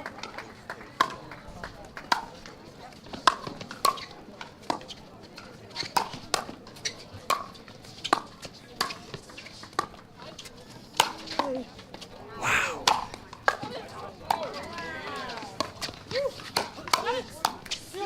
The defense from Fraser and Black, what a point. Yeah, there was one there that Dylan got that I don't know how he got it. And that's partially because there's a screen here on the desk, so I missed the actual point of contact, but I was like, that ball is going to be put away, and it was not. Sometimes you just got to put the paddle down and hope it's in the right spot.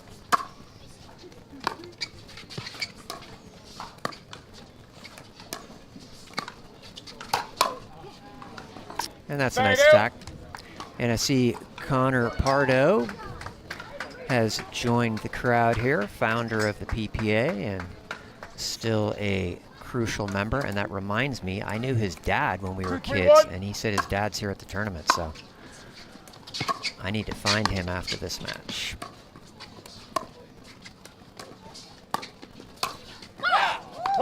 Through the middle goes Parenta, and we've seen her went for that shot a few times in game 1, missed it, and finds it at that point to give her team a 1-point advantage. Yeah, that one was a little different because it was a high ball that she could attack as opposed to sort of just a misdirect.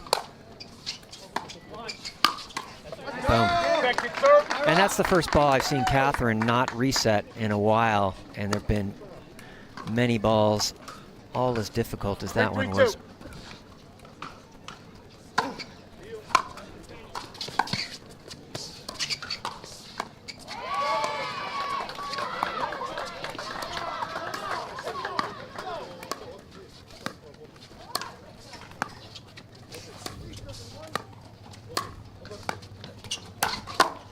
Wow.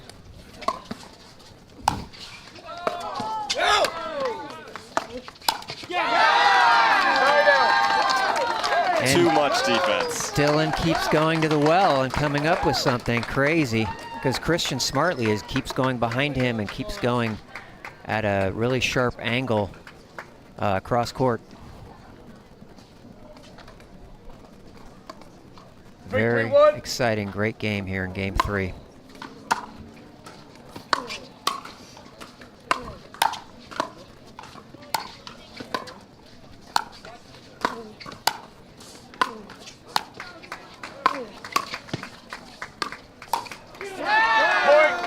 And there we see it again. So love it from Tyra. She's being really smart there and at opportune moments going down the line.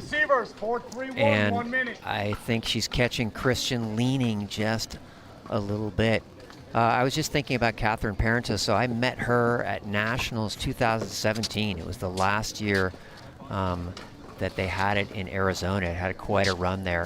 And I actually played against her and her coach / life partner, Athena, at that time. And Catherine maybe at that time was maybe a top 15 player. So it's just kind of cool to remember back to times before people were sort of the pinnacles of the sport that they are now. And it's just amazing how she's worked on her game and become obviously at least one of the top 3 females in the game and the standard partner for Leigh Waters. I saw Leigh Waters, by the way, today as well, and I talked to her. She was warming up Christian Alfshon for this match. I said, when are you coming back? And she said, I'm not. So not sure if there's been any announcement in that regard yet, but she apparently is not going to be playing, at least on a regular basis. I know that her and Leigh actually won a little tournament, not a little tournament. There was some tournament, I think, and then the U.S. Open as well, right? Yes. Which they won together, but obviously most of the top players were not in there. But I saw her warming up with Christian and giving as good as she got. I was really impressed with how well she was hitting the ball, and she was you know, hitting the ball hard, attacking him, getting him to work on his resets, and then doing resets on her own. I mean, like 30, 40 balls in a row. 4-3-1.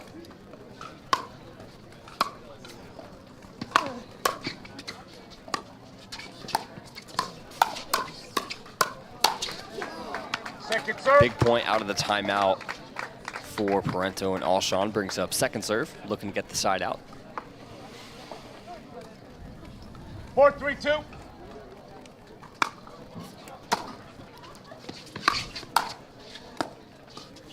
Side out. And Dylan reached out as that ball came over his shoulder, thinking maybe to help it over the net. 3-4-1. But I don't think that's legal anymore.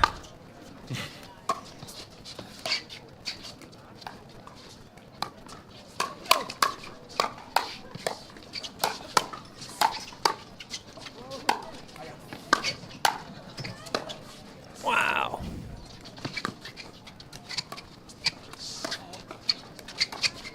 And let's go back to dinking.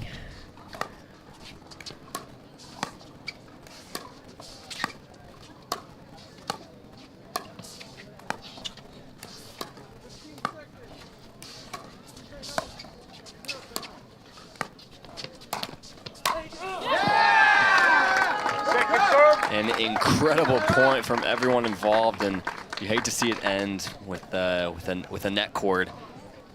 Yeah, no, that's brutal. Brutal, right? You work really hard on that. It's funny, on that last point, I was watching Dylan's face as the two ladies were dinking back and forth, and he's just totally intense, just totally focused, waiting for anything that he can go and steal. Impose himself in the point. 4-3-1.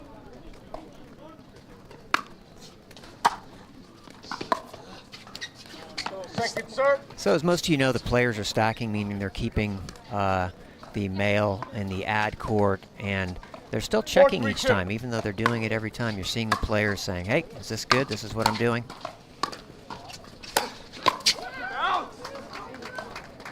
Side out. I honestly think it becomes, you know, even if you know which side you're going to be on, it just becomes part of a routine, you know, pre-serve routine or pre-return routine.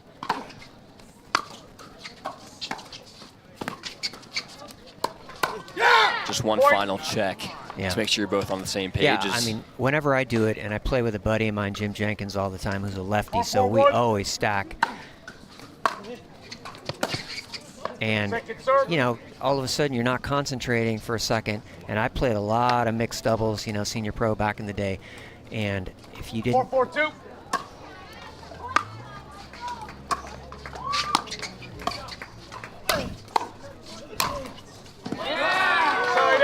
And that was one of the rules. Hey, we need to check every time, you know, make sure that we're in the right spot. Because in those days, if you weren't in the right spot, you lost the point.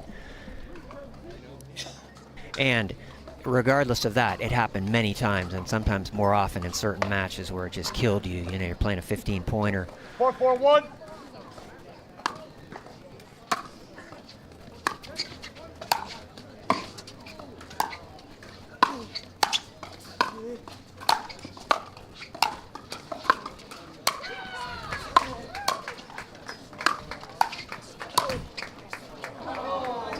So that goes out, but again, we're going to want to take away. Tyra Black caught Christian going down the line again, and Dylan just missed the follow-up on that. So that may be a key here, especially in such a tight match. We're at 4-4 in the third game. Both teams playing well.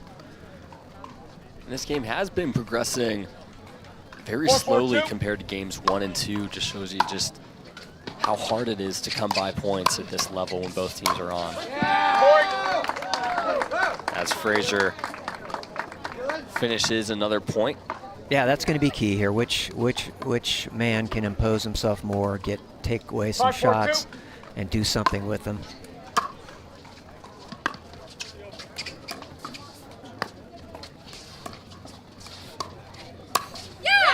Beautiful. And so that's the first one that she went down the line, and so I'm sure Dylan was again looking for the forehand, which she's done 6-7 times prior to this. So really smart play, and that's the way it works. You set them up for that. I mean, he didn't even get a paddle on that. He didn't even try to go for it.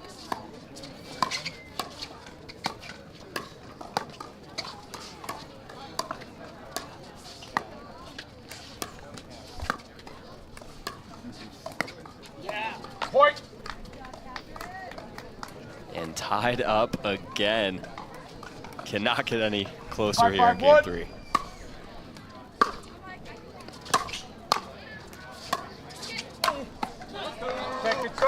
Just got that a little high. Catherine's allowed to make a mistake every once in a while too. And it's a ball length mistake. I mean, just barely a little bit too high, allowing him to attack it.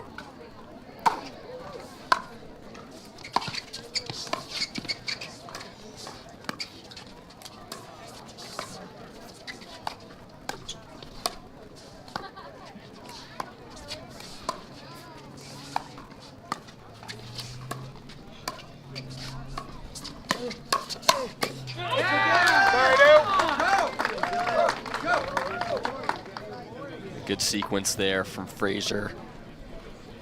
Yep, and he's just, again, that's where he's 5-5-1. taking a chance attacking, figuring he's going to win that battle most of the times.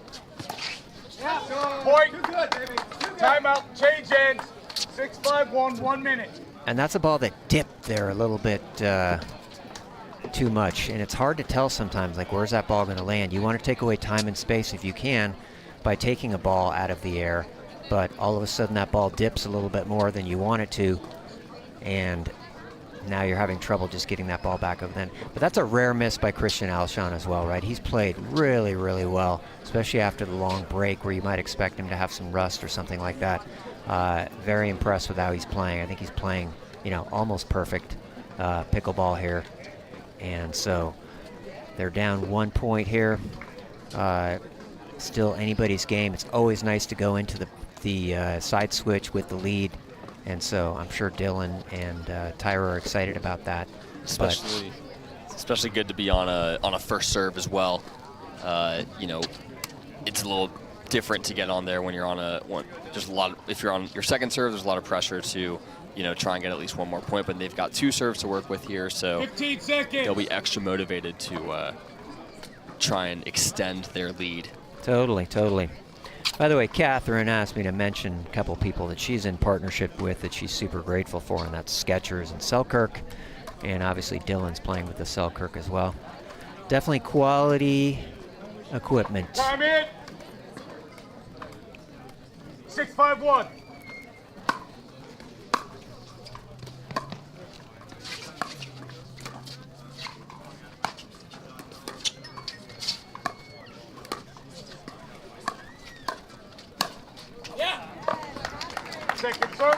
Rancho finds the middle there. Yeah, and I love it. You know, again, she struggled earlier. We pointed that out. She didn't say, hey, you know what, I'm not hitting that shot anymore. She knows that's one of her bread and butter shots, and she knew that it would come back to her. I think you mentioned earlier that they would settle in, and she sure did. Oh. Side out. And smart play there by Tyro. Catherine was way off the court, but she just went for a little bit too much. And so many bursts, or attempted bursts from Christian Alshon today. I don't know if I've seen that many ever in a single match.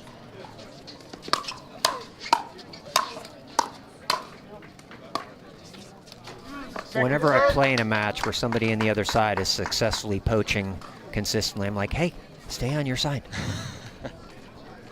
Or to his partner, hey, tell him stay on his side.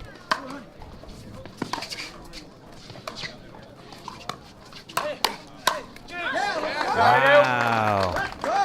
And that's Dylan setting up Tyra. He attacked Christian, and Christian got a good shot back, but Tyra was just sitting on that two-handed backhand, as every woman pro seems to do. 6-5-1.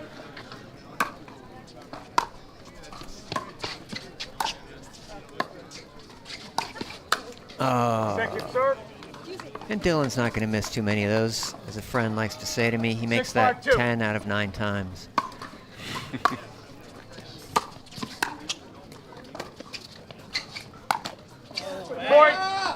And another nice little shot down the line. I think that, you know, affected the outcome of that point. And a 2-point advantage now for Black and Frazier. In the driver's seat for sure.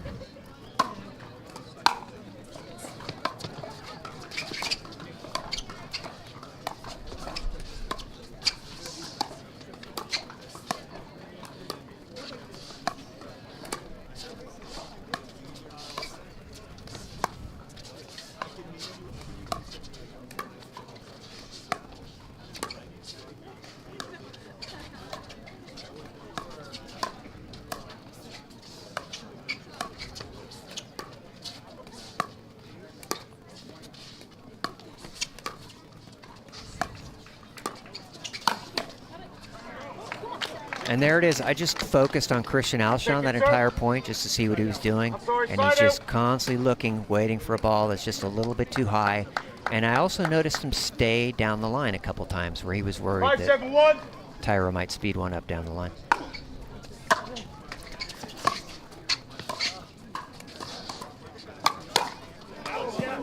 Wow. And that time, that's the first time she's done that this game, where she attacked him at all, I think. And she caught him a little bit, and even though he was on it, he hit it long.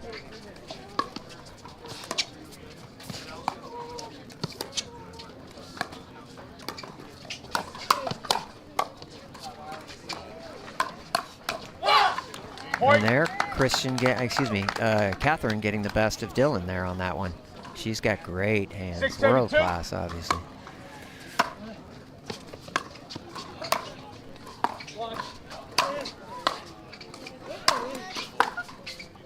I think good pressure there from Frazier. Going back to that last point, was really nice job from Parenzo to slide right to take that backhand counter. Yeah, that's one thing I'd like to be able to do more of myself. You know, you got to anticipate and move out of the way. And I don't do it.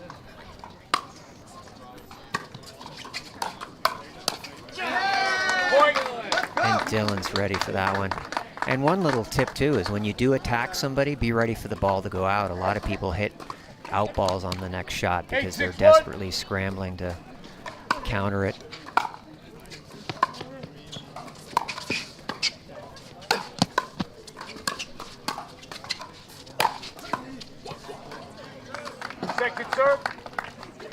Just how many put-away shots do you have to hit to win a point against, against these guys?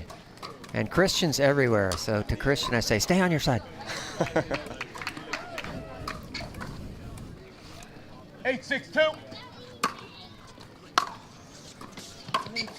Oh. Side out. Just like with my own shots, I felt like that was just going to be slightly short. I think that's the second missed third we've seen from Frazier in 6-8-1. this game 3.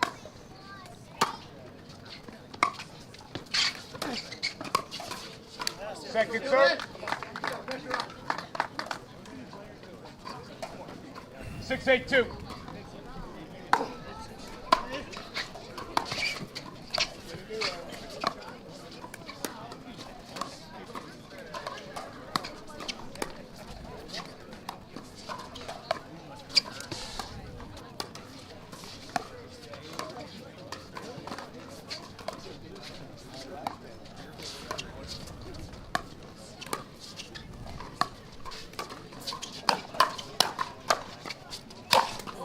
Wow. Christian seemed like he went 20 feet into the air there to get that one, and it was at least 10. Really amazing leap up there. 7-8-2. Smashed that ball.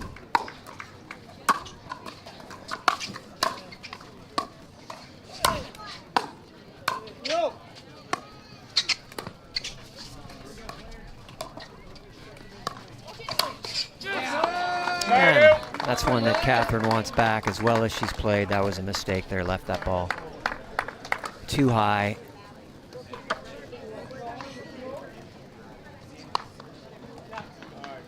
Eight, 7-1. Point. Missed return at a tough time for Christian Alshon. Timeout receivers. 9-7-1, 1 minute. Not too surprising there to get a timeout. Black and Frazier within 2 points here, 2 points away from making the quarterfinals. And if you're looking ahead to the next match, wondering who's coming up, we've got Jesse Irvine, and Tyler Leung are playing against Paris Todd and Tyson McGuffin. So that promises to be another exciting match. Do you like Ernie's? Well, Tyler Leung loves There's your them. guy. Tyler Leung, another great guy, has been around since the beginning. I've known him for 7 years, and one time they didn't have senior pro at a tournament, and so I played in the regular pro division and actually played against Tyler and another OG who's just coming out with pickleball instructional material, Susie Anderson. So some of you from the old days might remember that name. But anyway, it's always fun to watch Tyler Loong play. And we've got 15 seconds here down in the home stretch. 9-7, so advantage Tyra and Dylan here. Are they on a 1 or a 2, do we know? I believe they are on a 1. Yes, they're on a 1. Time in. 9-7-1.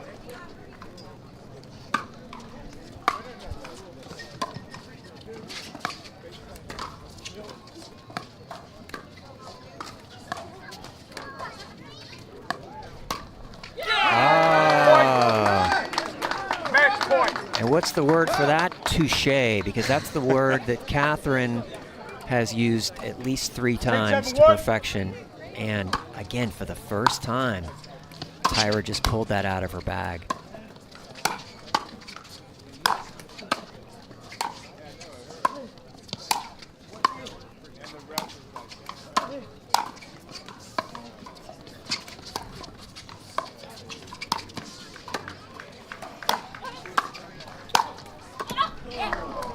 Oh, and that ball came up over us and over the fence, I think. And Tyra just, I don't think it's here. I think it went over, no? Did it go in the umbrella? And the ball. Dylan is coming over. The ball went over the fence. The ball went over. Yeah, Dylan came over looking at my partner here saying, hey, where's my ball? And I promise I didn't take it. And that was a match point here. Here we go, incredible players. Point. That was incredible. 10-7-2. This is why we watch.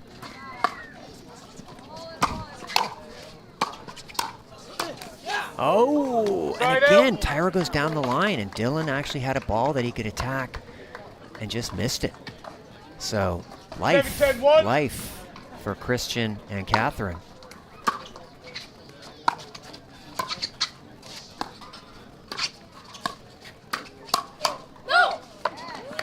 And Catherine, really nice counter there. Tyra went to the well once more and attacked her. 8-10-1. Tough to attack cross court.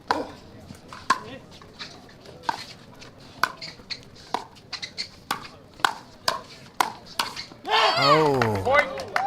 And she was in the right position for it, too. She got the scorpion or pancake, or maybe a combined version of those two in the middle of those two. But 9-10-1. She could not get it over the net.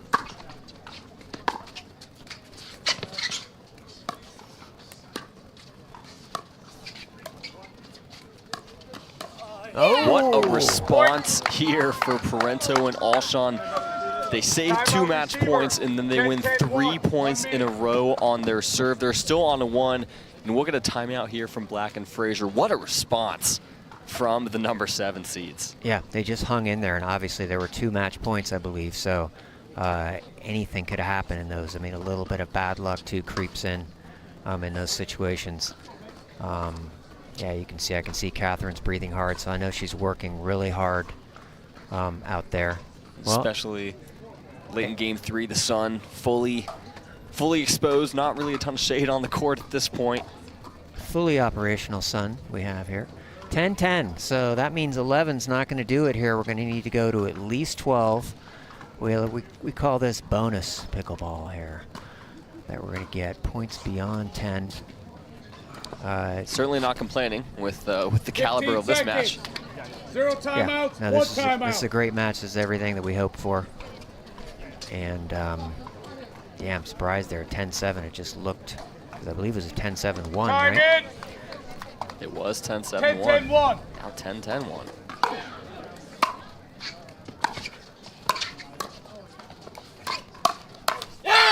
Point. And honestly, just some bad luck for Dylan. He's missed 3 different balls, hit the tape, on balls that he makes and, almost never misses. Match point.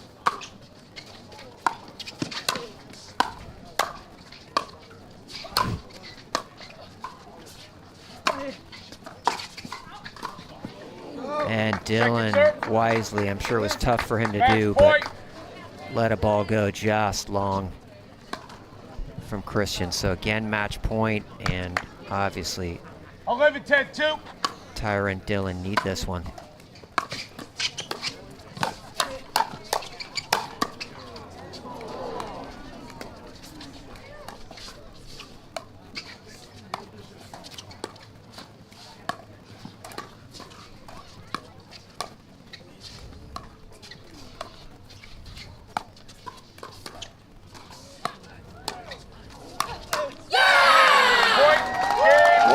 finish. And Christian Alshon, Catherine Parento somehow find a way to win this one in game 3, 12-10. Wow, yeah, that was an incredible point. I'm just sad that it's over, and you have to feel bad for somebody, and I feel bad for Tyra and Dylan. They had that game in hand there, and even in that last point, Tyra made one of the best gets I've ever seen. That was amazing. On a ball there. She made a great get, and then she made an impossible get on the second one, and that ball just barely went over the net for a perfect reset. And so I was hoping they'd be able to tie it there and keep this game going. But alas, it was not meant to be. And we'll have Catherine Parento and Christian Alshon in the quarterfinals tomorrow. They'll take on the winner of the match between Tina Pizik and Dekel Bar versus Etta Wright and Hunter Johnson. That one coming up later. And that is going to do it for Glenn, Lucy, and myself on the mic this afternoon. Thanks so much for spending part of your Thursday with us. It's been a lot of good pickleball and more action coming up from Grandstand Court in San Clemente. Thanks so much for joining us. It's been really fun. Thank you guys so much for listening. And we got Michelle Esquivel and Adam Hill coming up. Two tremendous talents, really fun people and knowledgeable. And so hopefully you enjoy their commentary as well. All right, more pickleball coming up after this. Roche-Posay sunscreen blocks up to 98% of UVB rays and helps prevent visible sun damage. The only sunscreen with Cell-Lock Shield UVA UVB protection plus antioxidants. La Roche-Posay, the official sunscreen of the Professional Pickleball Association. Every time someone tells you they vacation in the same place every year, it should really make you wonder, why? Travel like you mean it with IHG Hotels and Resorts.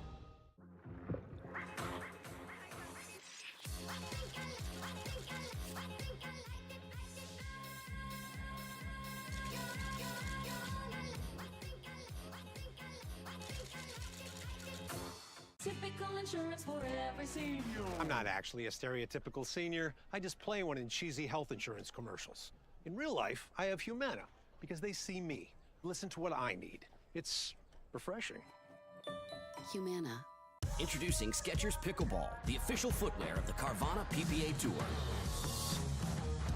They're ultra lightweight and responsive for incredible speed. They have Goodyear rubber outsoles with a specialized pickleball design for increased side-to-side stability and agility. Plus, they feature shock-absorbing foam and Skechers' famous relaxed fit design for incredible comfort game after game. Conquer the court in comfort. Skechers Pickleball, the official footwear of the Carvana PPA Tour.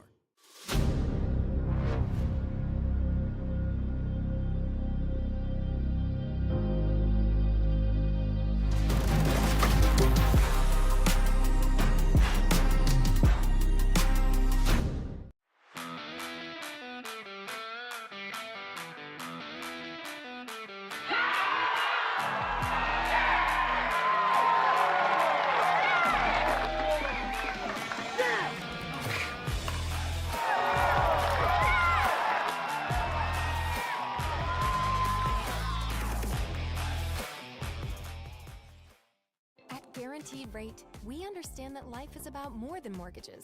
Our aim is to empower you on your holistic journey to well-being and longevity by helping you achieve your financial and personal goals.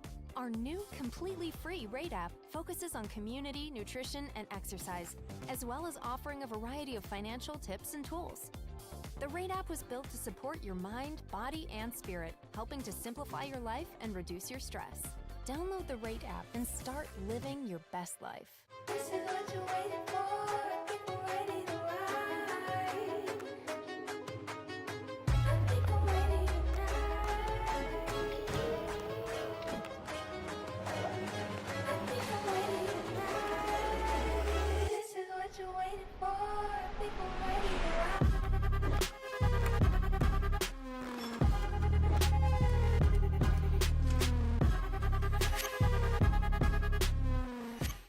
The Select Medical Orange County Cup, presented by FitVine Wines, is brought to you by Select Medical, the exclusive physical therapy partner of the PPA Tour. By FitVine Wines, we crush grapes, you crush life. By Oh Snap, grab and go, wherever your taste buds take you. By Lifetime, your life, your time. By Takea, refill, reuse, refresh. By Vizzy, a flavor for every vibe. And Yola, the official paddle of the Select Medical Orange County Cup.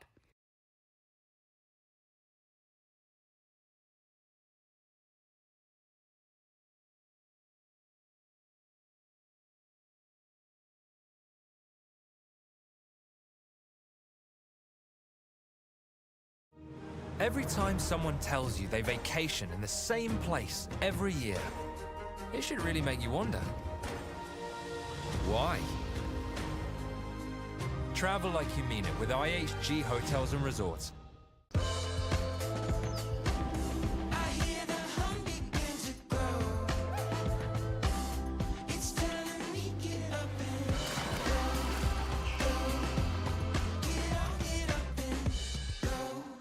Tens of thousands of customers wrote about Carvana being smooth in their 5-star reviews, including Terry. To be honest, I thought it was almost too smooth, but Carvana was super transparent from beginning to end. Car details, financing, every step, and there were no surprises. Well, my monthly payment did come out lower than expected.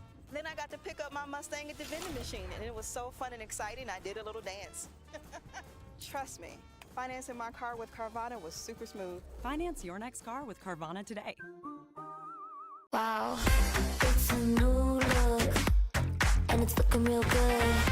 It's a new look, and it's looking real good. And it's a new look, and it's looking real good. Welcome, ladies and gentlemen. We are here on Grandstand Court where we're going to have an epic mixed double matchup between Tyler Loon and Jesse Irvin versus Paris Todd and Tyson McGuffin. We are in the round of 16. Both teams are looking for a spot in the quarterfinals tomorrow. So it's going to be an epic matchup. We are here at the Select Medical Orange County Cup presented by FitVine Wine. This is Michelle Esquivel. I'm joined with Adam Hill. He's going to be our color commentator, bringing you some tips and some strategies behind what these pros are doing. Adam, thanks for joining. Yeah, excited to be here, Michelle. I'm excited for this match. Just 4 great players and can't wait to see what they bring out today.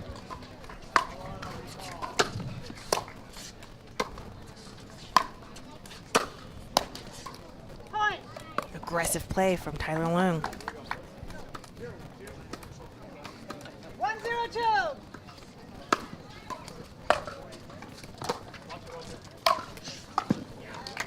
And then a nice high one for Paris Todd. Yeah, she'll take that anytime, right? It's a comfortable spot. 0-1-1.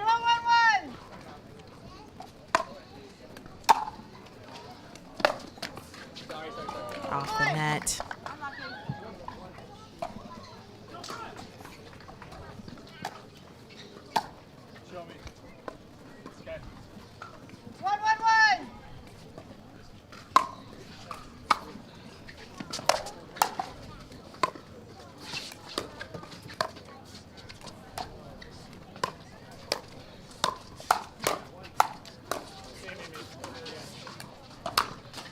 Wow, great play. Yeah, great patience from Tyler to let that one drop and then just pick a spot there in the middle instead of trying to step in and go for too much.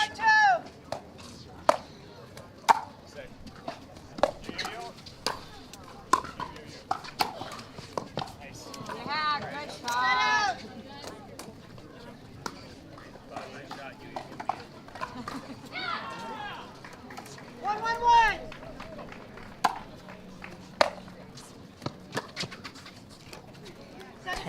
Dialing in that drop as Paris Todd was so aggressive on the last side out. 1-1-2.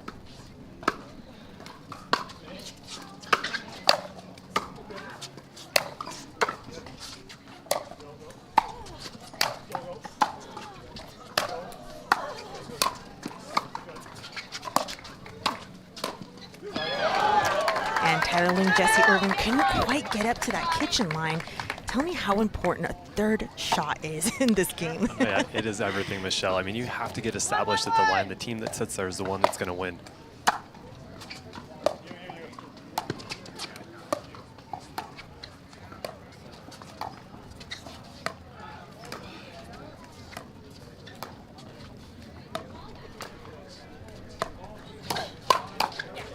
Waters. Todd sets herself up for that backhand in the middle. Yeah, and one thing you'll see here with this team with Tyler and Jessie doesn't like to come out of the stack, so she doesn't want to try to unwind. So she's going to stay on that side. And Tyler over there on the left, a little more unusual. Oh, and then they proved me wrong there, right? But she'd been staying there, so we might see Tyler a little bit more on the left side rather than his preferred right. So why would Jessie not want to switch on the serve? Yeah, we'll wait till after this one.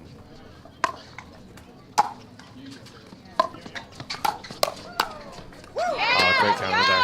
Yeah, it's just the respect for the drive, right? So between Paris and Tyson, both of them can hit the ball well. And if you're trying to unwind out of that stack and try to come over, you can get caught in transition there and really be under pressure from the very beginning. So back to the stack from Jessie Irvin. This time a beautiful third.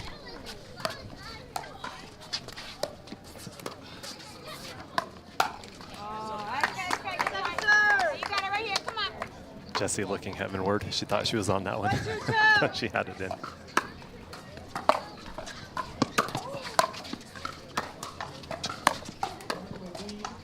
The pressure from McGuffin and Todd for the side out. Yeah, and interesting. So they're returning most everything to Tyler, right? Really respecting his ability to poach at the net. So returning to him to try to keep him back. See if they continue to do that throughout this match.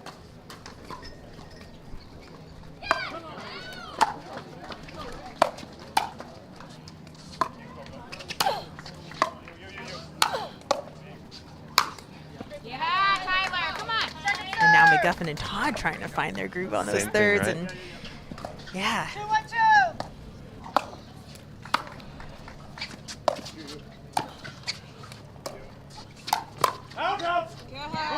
Great communication from Tyler Loong for the side out. Only down by one early on in this game.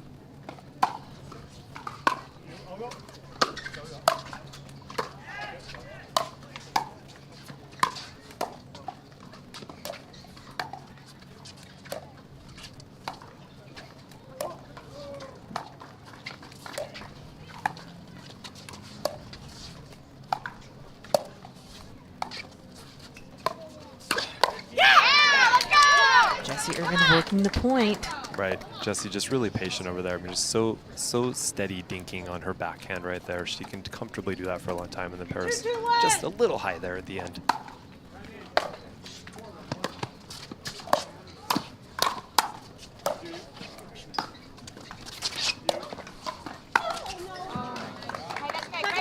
Little skitter off the line.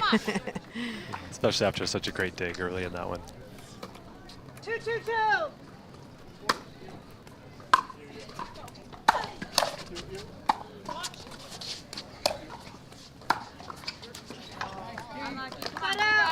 Tyson and Paris doing a great job there to keep Jessie pinned behind the baseline. Very difficult to get a ball down from there, allowing Tyson and Paris to keep them under pressure.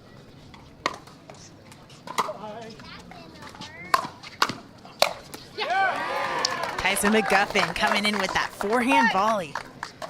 Yeah, Paris finding a great spot there on Tyler's forehand. 3, 2, 1.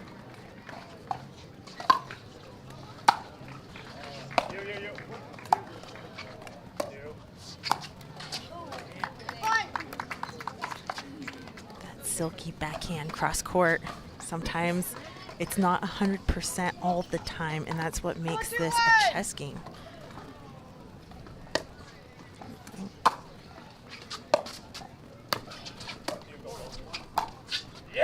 Ooh, sneaky little backhand flick from Jessie Irvin. Pulling out a little offense to go with that defensive ability that she has.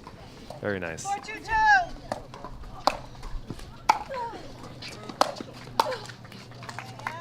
Yeah, and again, right, Tyson catching Jessie coming in, so getting her in transition, just that awkward height for the ball makes it tough. Good spot by Tyson.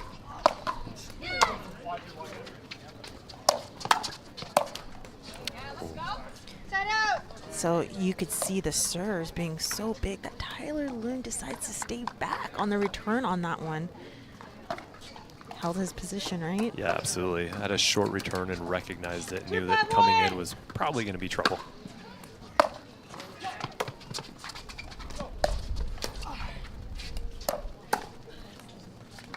Sneaky attack from McGuffin. Yeah, he does that little windmill. The paddle holds that shot for a long time. It's hard to predict where it's going to go, and catches Jessie. Holds it. Yeah, I really like that hold because then it's like you're kind of a deer in headlights out there. What are they gonna do with it? They can do anything.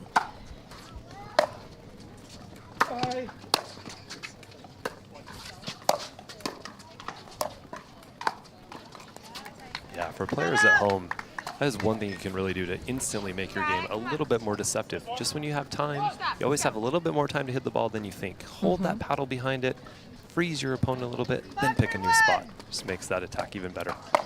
Early preparation gets you to the pro level. Let's go. Great advice from Adam.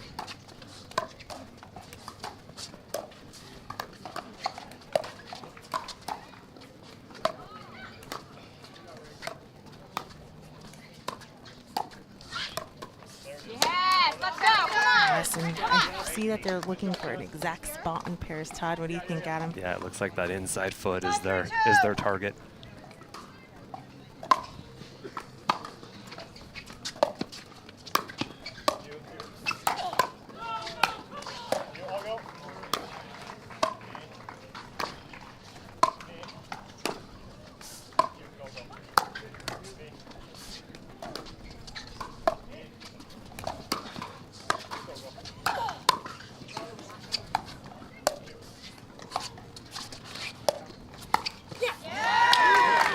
Was a patient game right there. Wow, what a point. Yeah, a grindy rally by all the players, finding that moment there at the end.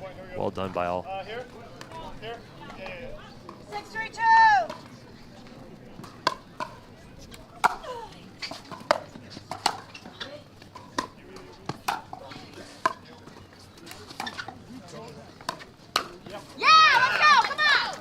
A nice dink there by Jessie, a really heavy cut that just skidded really hard on Paris, made that a challenging ball, then she left it up, and Jessie able to put that, or Tyler able to put that away.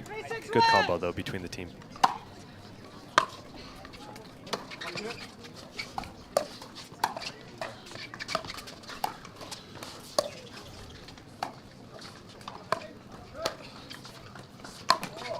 Looking for the ATP, but Todd did not have it. Not quite enough angle there. All right, down by 2 on this side out. Can they close the gap here? Jessie Irvin.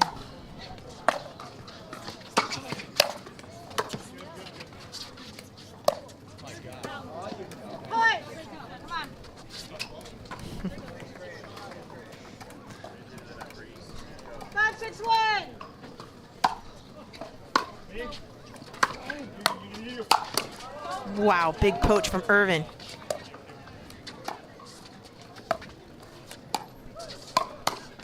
Unwinding the stack gets Tyler Loon in trouble. Yeah, on that one they switched and he found himself on that left side, and then Paris recognizing that, right, very smart, finds that awkward spot on him. Not as many reps on that side. Found a good moment.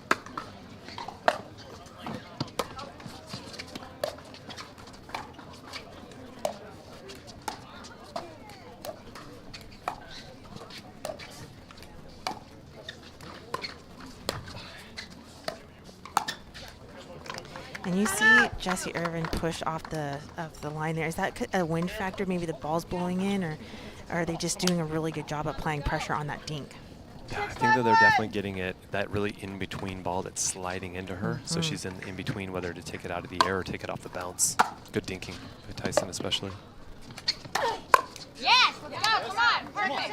Yeah, Jessie there on the right just finds that early speed up on kind of a sitting dink, right? That drop just sat up, not a lot on it, kind of a dead drop, and Jessie able to take advantage. You know, it's so tough to see it on the screen or at home, like what kind of ball is bouncing high enough or low. And you know, you don't see that at home, but here, live view, you get a really good view of that. And it's good that you mention why they attack and why, you know, sometimes they go into a dink. You know, the balance is sits just that much higher. Right, just the tiniest of margins make the difference at this level, and that's the thing that's hard, right? For these athletes, if you give them just the slightest window, they can absolutely punish you for that shot. So fun to see. All right, Irvin Loong down by 2 on this timeout. We're going to go ahead and take a timeout ourselves. We'll be right back here at the Select Medical OC Cup presented by FitVine Wine. Game change. Watch the game change. Watch the game change. Yeah.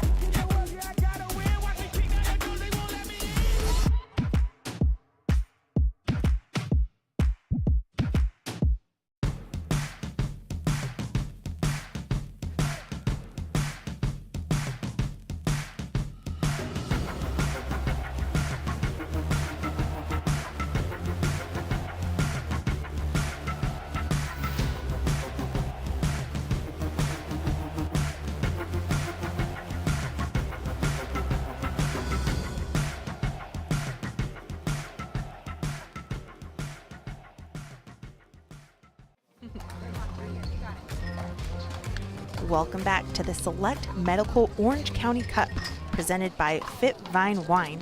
We are here in the round of 16 day. You got a little bit of singles early on. We're here in mixed doubles. We're going to come back with men's and women's after this match. But here we are, down by 2, Jessie Irvin to serve.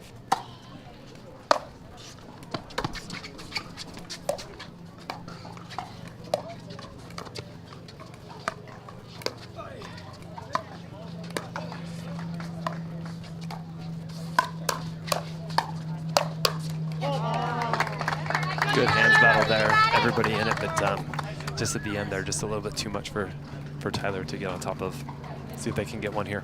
5-7-2. Ooh, Paris got what she wanted. She did. I think she felt like that point was over on her paddle. But, you know, for Tyler and for Jessie there, that one more ball, right, Michelle? Exactly. I mean, just make him hit one more ball. There might be a mistake there.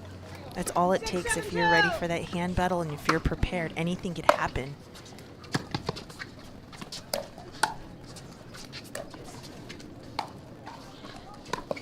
Oh, no. Paris Todd a little late on that shot, but another point for Loong and Irvin, tying it up. 7-7-2.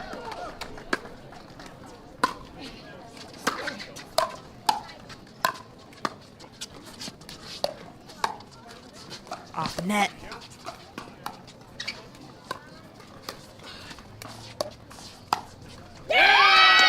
And that backhand flip from Irvin. Again, a successful shot. Yeah, that gets a big roar from Jessie, right? Just hit that clean winner. Such a great feeling to get that in there. You know, it's interesting, Michelle, that dink that Tyler makes just really flat. So it just kind of keeps there, very unattackable, but can also be very annoying to play against, right? Because it just always feels like there's something there, and then he just keeps it away. It's really nice. And another timeout called from Todd McGuffin. They did take a one serve possession away, but they were looking to take both. And now they're down by 1, so this is their second timeout. No more timeouts. And Tyler Loong and Jessie Irvin looking like they've settled in. They're making more shots.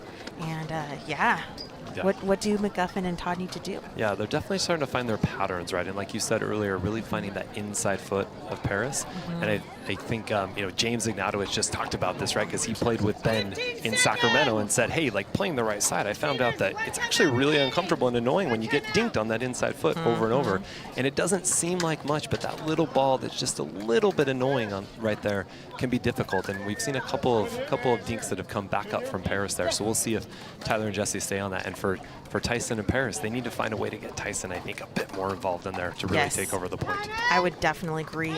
And we are back in it. Game number 1, Tyler Loong. The side out, finally, after a few points there. And McGuffin and Todd now down by 1, trying to get back into this game number 1.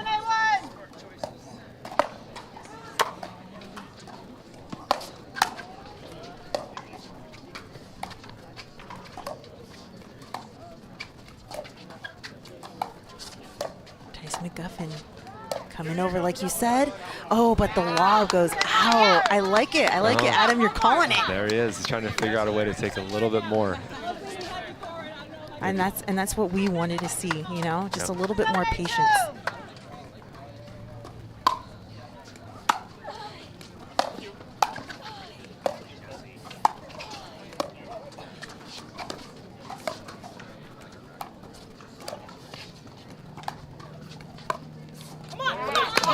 They found the spot again, and that's the side out. Yep, there it is again. And you just, it's hard because you bring it all the way back across, go straight up the line. Just puts it in a tough spot. Chance to extend the lead.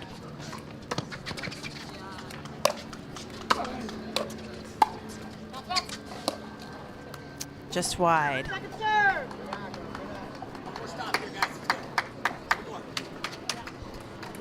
8-7-2. Ooh.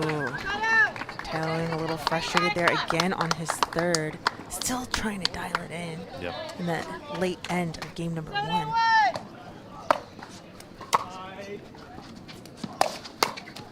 Off the net again.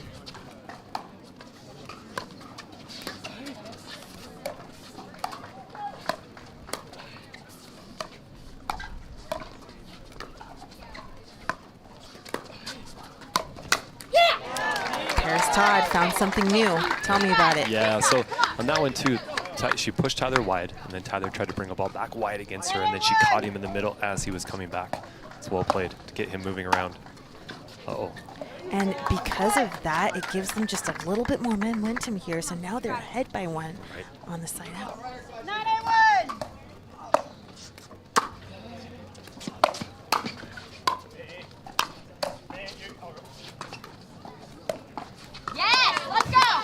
Tyler's confusion there might have confused Paris as he said, you, me, you. Okay, I'll go. 9-8-2.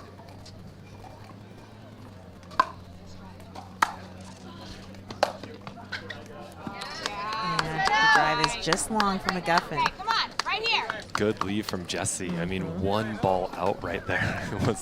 It was not far out, but a great eye from her. And Tyler Loon, Jessie Irvin will go ahead and take their second timeout here in game number 1. Don't go anywhere. You're not going to want to miss the rest of this match. Love being an adult because bringing a fruit platter to a party takes on a whole new meaning. Don't tell anyone it's store-bought. Simply spiked. It's getting juicy.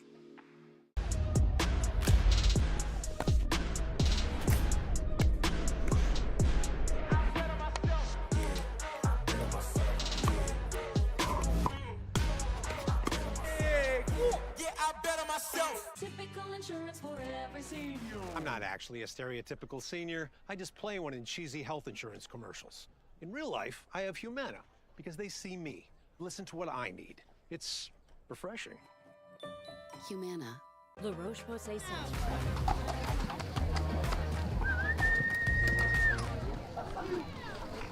Welcome back to the Select Medical Orange County Cup presented by FitVine Wine. We are here at the beautiful Lifetime Fitness in San Clemente, California, my favorite venue of the tour. And Tyler Loon looking to tie things up and possibly take game number 1. What a spot for McGuffin.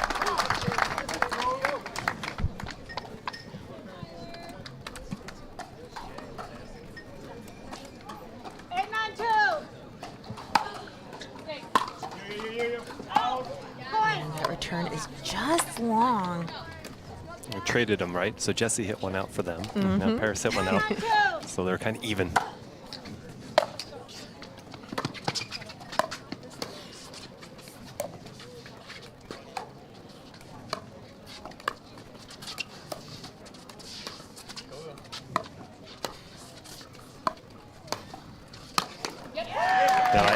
A little bit in the timeout, Kyle McKenzie giving Paris and Tyson some advice, and it said to Paris, try to get behind Tyler a little bit more. And that's what she just did right there. Yes, and that's great advice. That's something that I saw as well.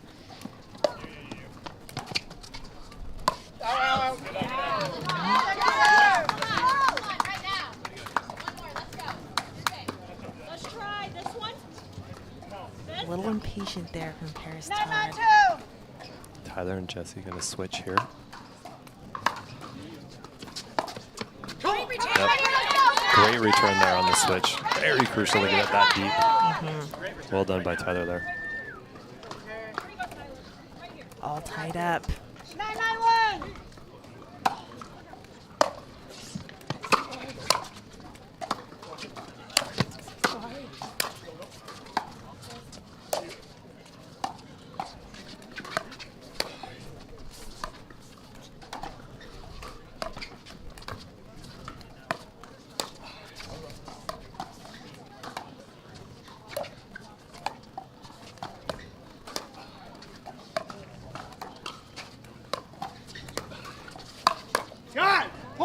the same pattern.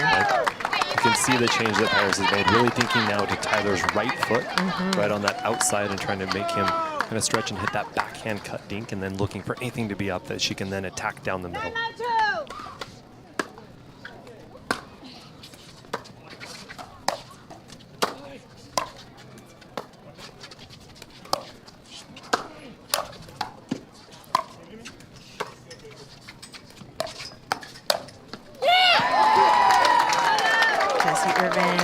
Up the ball cross court, and McGuffin is there to sit on it.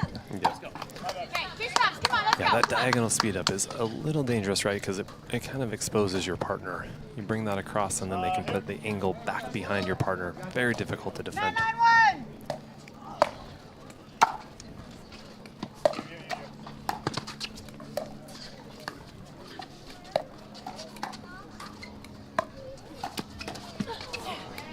Great cross-court angle dink by Paris Todd. That time finding Jessie on the right there, getting that same ball behind her.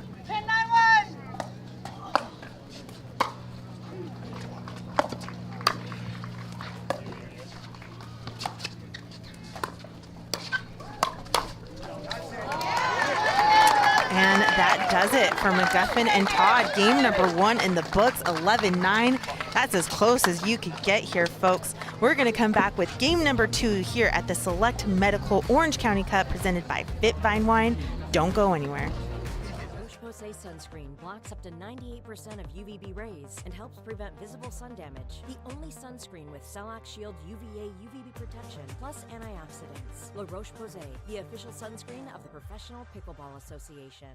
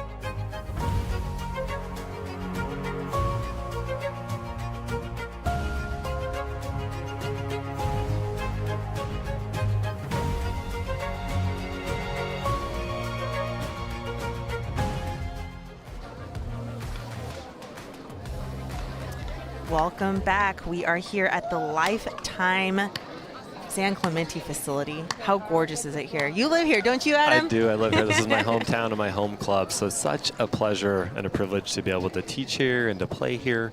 I mean, every day we walk in, we have a view of the ocean, and we play some pickleball. It's 72 degrees all the time. It's glorious. Living the life, and Yeah. now having the pro pickleball event here with the PPA. I'm sure the members love also having that, perk of being able to watch the best pickleball. They do, absolutely. It is definitely a perk of being here. And then we also get it again in December. That's right. For the PPA championship. So very, very richly blessed here. So much fun. All right, we're here in game number 2. Paris Todd to serve.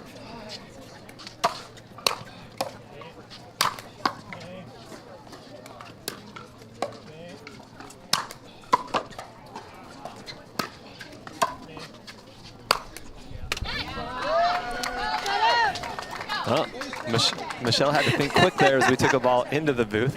I was like, where's my paddle so I could block it? She was ready. Perfect position. Big overhead for this side out from Tyler Loong.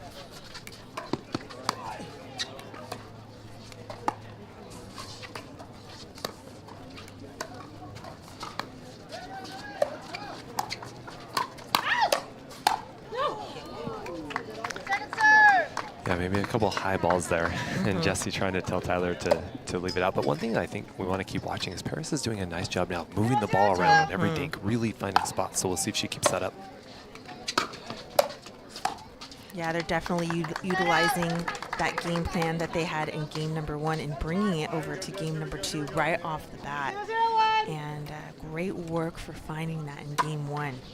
That was, sometimes it's tough to see. Another big overhead from Tyler Loon. Yeah, just another third that's too high, right? Again, at this level, the margins, if you leave a ball up on a third, the fourth is probably going to put you away. And the opposite there from Tyson, right? Beautiful third, dropping nicely there. Difficult for Jessie to handle. And then the close after to put pressure on the fourth. 102.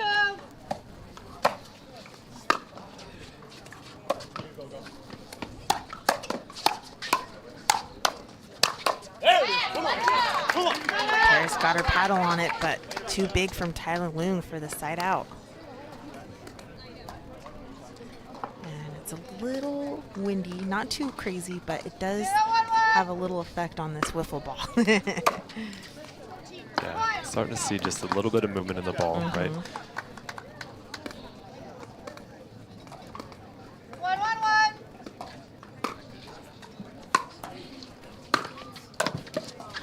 Get.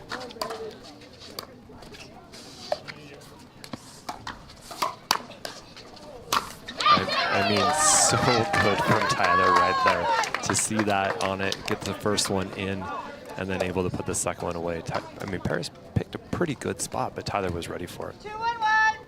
That's the fourth overhead. Tyler Loon's hit this in game number 2. And seeing it in person, I mean, he hits the ball with a lot of force, a lot of pace, and angle. 212.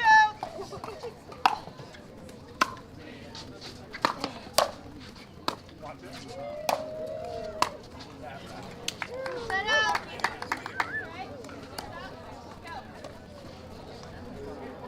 One, two, one.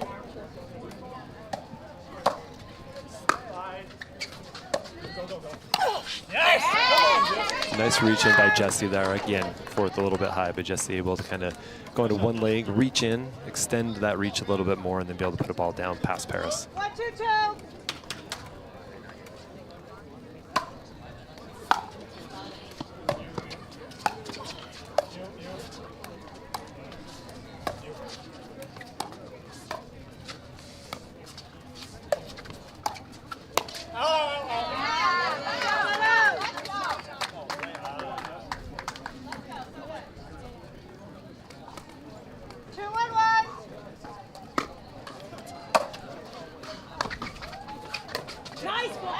Beautiful drop from Tyler Loon. Yeah, good spot again on that inside foot of Paris, and really in between Tyson and Paris. So there was a little bit of confusion on whose ball it should be, and then Paris reacted a little bit late.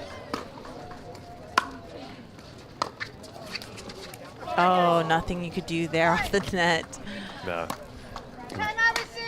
Yes, and a timeout from McGuffin and Todd as they're down by 3 here in game number 2.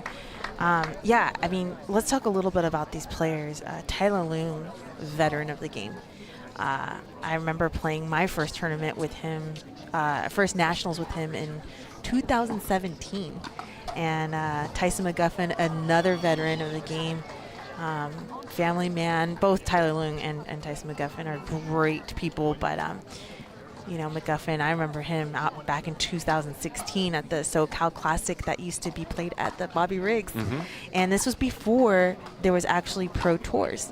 So these two have, you know, been huge veterans of the game, and I like being a part of that and talking about it because this didn't happen overnight. This has been in the works for several years, and I just wanted to give a shout out to them. And I remember Jessie Irvin coming in, hot little thing coming in 2018-19, and she's also put so much time, effort into the game. And Paris Todd here has also stepped up earlier, a couple years ago in 2020, 2021. So all four great ambassadors of the sport and pioneers. So here we go, back in game number 2. Oh, Jessie Irvin was sitting on it. She was. A little bit of an extra sauce on that one, maybe to try to get it back with some authority, and just sails out on her. 4-1-2.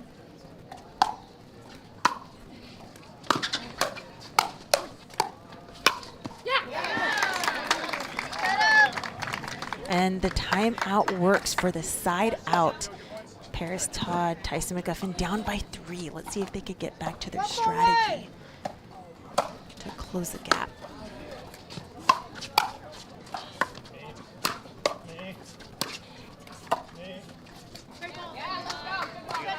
Great movement by Tyler there. Good reach and good communication. One thing you may not be seeing or hearing at home is that Tyler and Jessie communicate on every ball. Yes, communication definitely a key part in the game, even during the points, right? You're constantly talking with your partner, even on the timeouts.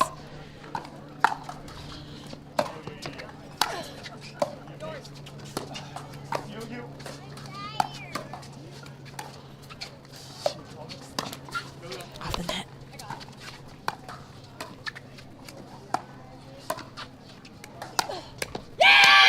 Paris changing up the plan, going down the line, unsuccessful. Yeah. One thing I love about Jessie, though, is she's just so patient when she dinks.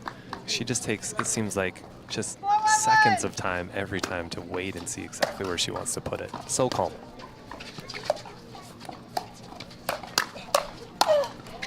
Oh, but that forehand volley has not been working here for Irvin in game 2. Yeah, and found Jessie off the line a little bit there, so it got on her, and then she wasn't able to attack back.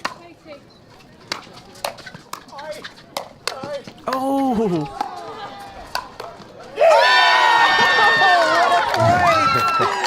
Wow!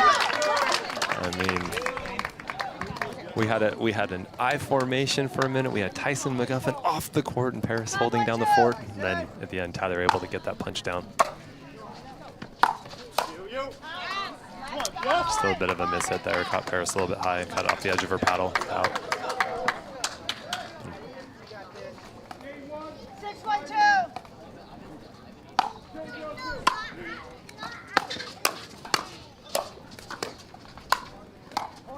This Paris on the left.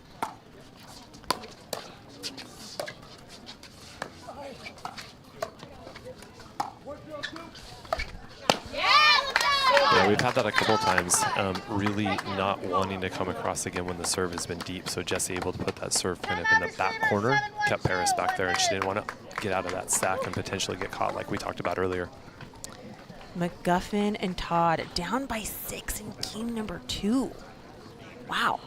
They took game number 1, and Irvin and Leung came back firing and responding. Great job by them. And you guys, here at the PPA, we have several court streaming. We're not just here on YouTube, you know, on Grandstand. We have Showcase Court number 1 and 2 brought to you by Boxcar Production. Huge shout out to AB and Kyle who are operating over there. They do a tremendous job at bringing you even more matches other than the Grandstand. And on Pickleball TV, we have the epic matchups on Championship Court right behind us here in this venue. If you've never been to a PPA tournament, would you recommend coming to one, Adam? I absolutely would. And I would recommend coming to this one, to San Clemente. I may be just a little bit biased, but if you don't get your fill of pickleball, it is your fault because there are a lot of opportunities for streams that you can watch. Shout out to Rob Cassidy's dad, Dan Gardner, who came all the way from Rochester, New York, because he knows this is the spot. We are back here in game number 2, Irvin to serve.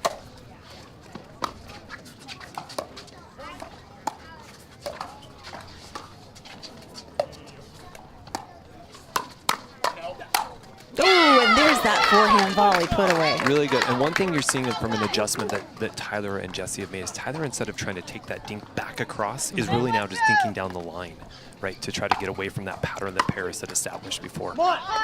And that strategy is giving them the momentum here to put themselves with an 8-point lead here in game number 2. Great observations, Adam. I love it. I love it. 9-1-2.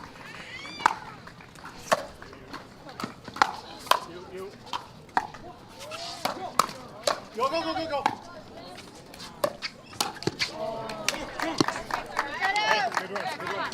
Jessie closing and almost on it, but Tyson got that ball just below her reach for the side out. See what if they can dig into this lead.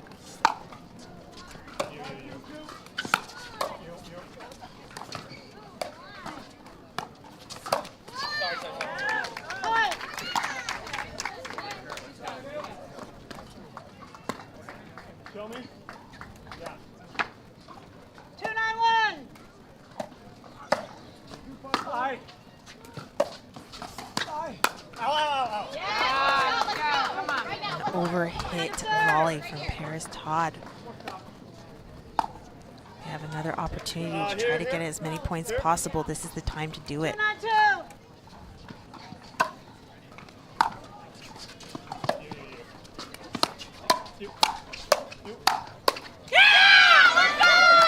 Irvin getting pumped up. Yeah, so Jesse's dialed in those forehand volleys now, right? So she missed a couple, but that one, a crucial point on the side out right there, able to come away with the win in that rally, and we'll see if they can close it out on their serve here. Wow, tremendous backhand down the line return from Paris Todd. Yeah, the thinnest of margins on that line. 9-2-2.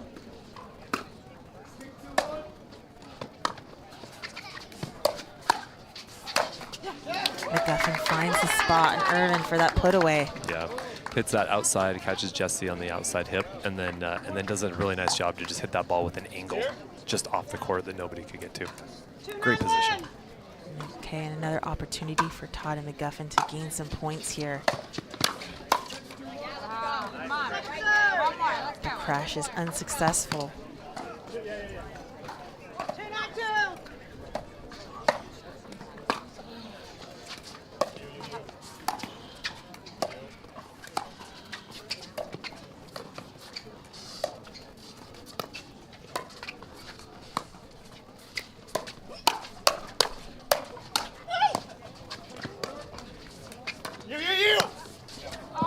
Oh, and a missed overhead from Jessie Leung as she was, or sorry, Jessie Irvin as she was caught off guard. Yeah, just caught it on the frame there. 3-9-2.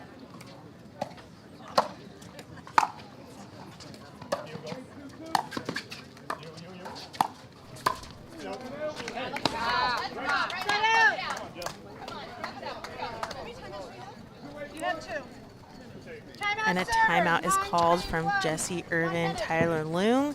So they're still, you know what, way ahead, but they haven't been able to get away from 9. Let's see what happens after this timeout. We'll be right back here at the Select Medical Orange County Cup presented by FitVine Wine.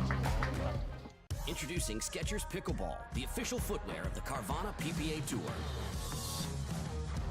They're ultra lightweight and responsive for incredible speed. They have Goodyear rubber outsoles with a specialized pickleball design for increased side-to-side stability and agility. Plus, they feature shock-absorbing foam and Skechers' famous relaxed fit design for incredible comfort game after game. Conquer the court in comfort. Skechers Pickleball, the official footwear of the Carvana PPA Tour.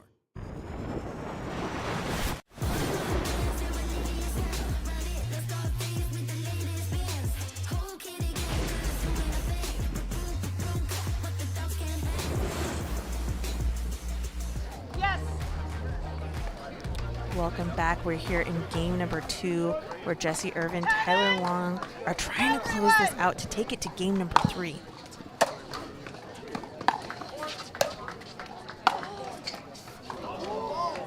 Second serve.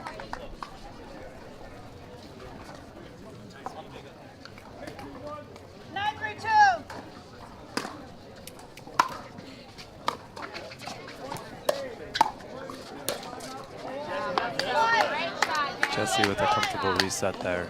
The timeout, talking with Scott Crandall, who she works with quite a bit. Scott giving her the advice to really get set in transition instead of trying to move through the ball. Get set, get it back in, and then come up. Like that one, she's crashing. Right. She's trying to find a little bit more pressure on that shot, but it has been unsuccessful. So great advice from Scott Crandall from Bay Breakers, coach for the Bay Breakers. And they had a game point, but Todd able to save it.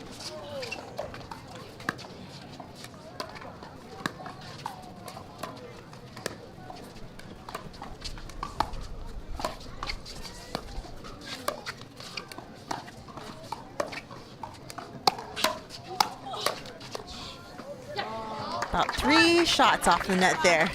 Tough. Yeah, and right in the middle of that point, a pretty strong cross breeze. The players all kind of handled that there, but it is interesting to see how much the wind will affect the ball here and see if that continues in the match. Picks up.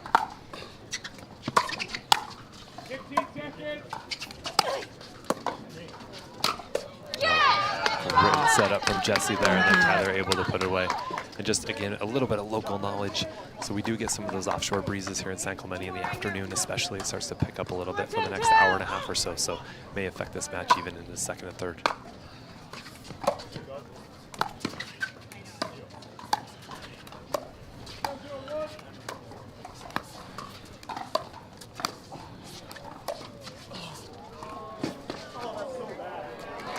Oh, Tyler not able to get to that beautiful lob from McGuffin. Tyler saying to himself, that's so bad, but it really was so good from Tyson. It was a really good lob there.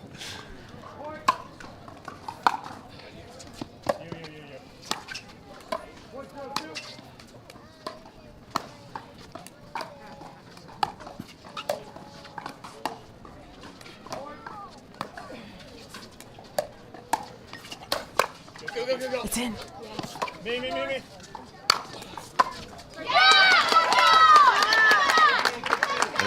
know, it's tough. And a little bit of confusion in the back, right? So Tyson and Paris both potentially on that ball. I mean, it's an overhead from Tyler, so it's going to be hard to get back. But that coming together did make it a little bit harder.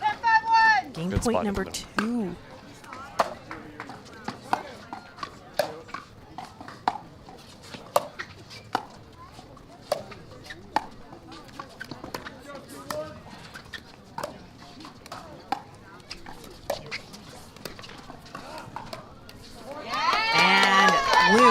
Irvin take game number 2 with a patient transition from Irvin. So we're going to go to game number 3, you guys. You're not going to want to miss the conclusion of this matchup. We'll be right back. Ever notice how seniors and health insurance commercials all look the same? Because all of these companies see us the same, but not Humana. They see me. Humana.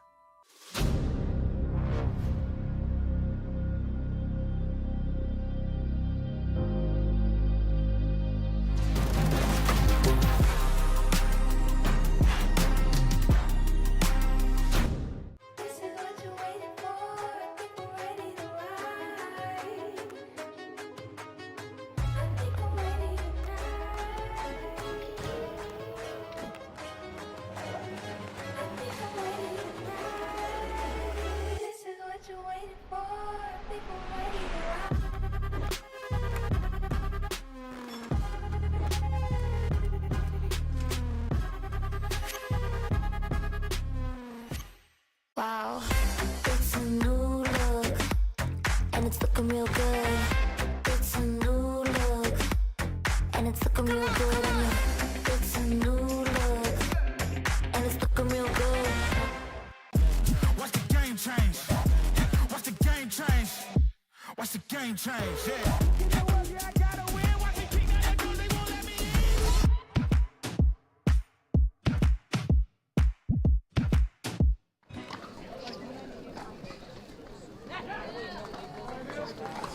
Welcome back. We're going to start game number 3 here in the round of 16. The winner of this match will move on to the quarterfinals. 15 seconds. Both teams are looking for that spot to continue and play tomorrow. Yeah, and crucial this tournament, right? Being a cup worth a lot of points. So every round matters for point totals in that race to the championships for the PPA championships. Again, back here in San Clemente in December. 0-0-2.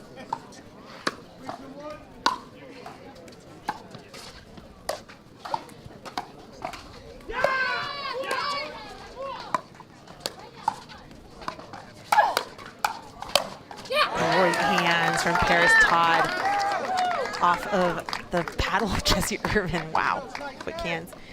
The winner of this match will move on and play against Georgia Johnson and J.W. Johnson, the brother-sister duo from Florida. A tall task playing against J.W. and Georgia. Certainly a well-established and successful team also. 1-0-1.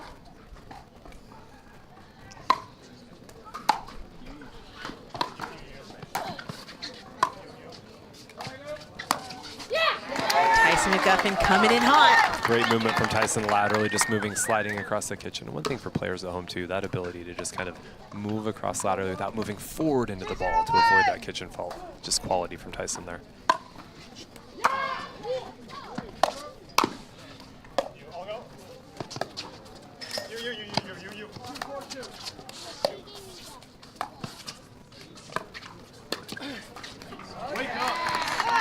You know, and Michelle, Tyler known for the Ernie, right? And has not had an Ernie in this whole match. That's even the first time he's moved for an Ernie.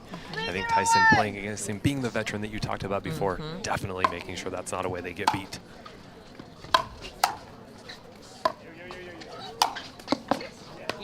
Unsuccessful lob attempt. Jessie Irvin destroys her overhead. And, you know, as a player myself, I never want to give the opponent what they love to do, right? You know what? You never want to give them that opportunity or chance to even do that. So taking away that option from Leung, you know, he must be like, oh man, I just want that. You know, I want to get that Ernie. But they're here in game number 3, down by 3.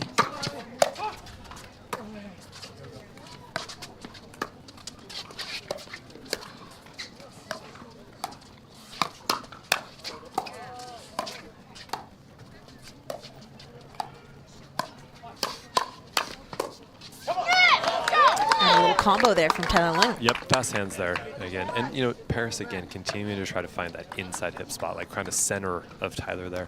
Tyler doing a nice job to slide out of the way and be able to punch that back. 1-3-1.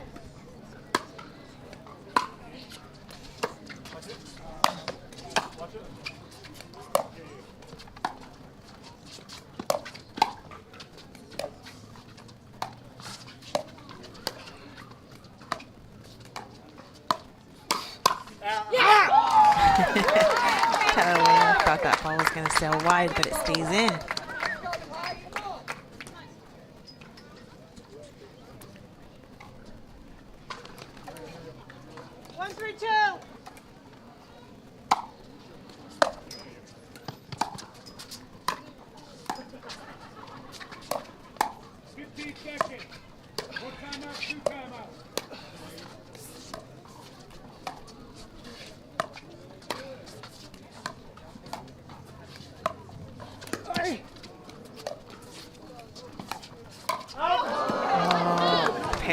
Looking for that Ernie, but it hits the nets. Yeah, it's when you make that jump, you are committed. Yes. If it's too low, then you got to get creative there. Unfortunately, couldn't save it.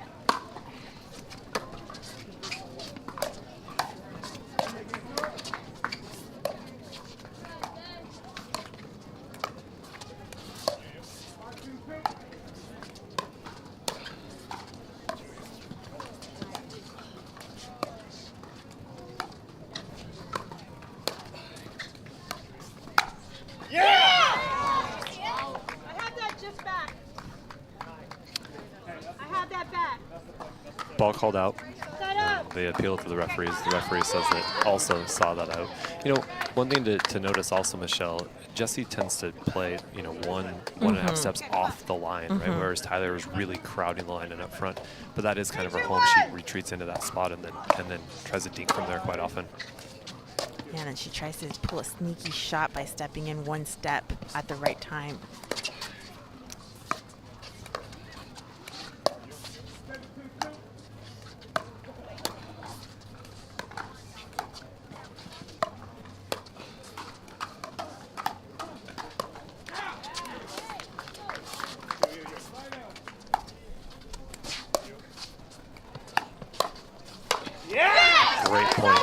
But just to continue that, what that allows her to do is to really see the ball coming, give her even an extra second to react to anything that's sped up. And then also is that comfortable dinking that she has, also allowing Tyler to come over in front of her and take more space if he'd like.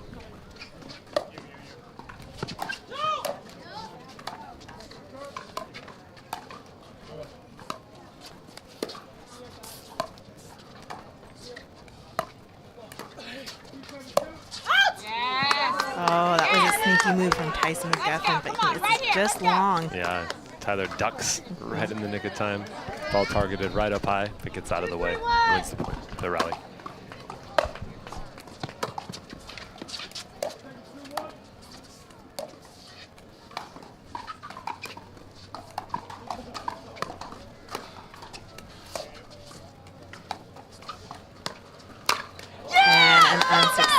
lob. Tyler Loong is just there to punish. Yeah, I mean, and it's interesting, right? Because in mix, when you're playing against a left-hander, sometimes it changes your patterns. Right? So for Paris, that ball typically tends to be over the backhand, but instead for Tyler, right into his forehand. Not the place we want to put it.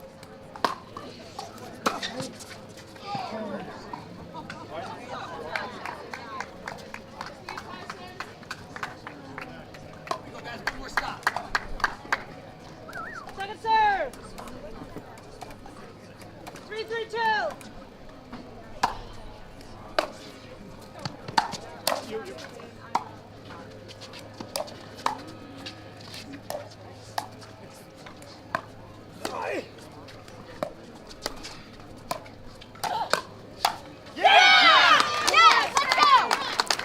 Jessie ready for that on the inside, and again, just faded out just a little bit to her left so that she had that forehand loaded and ready to go and able to counter that successfully.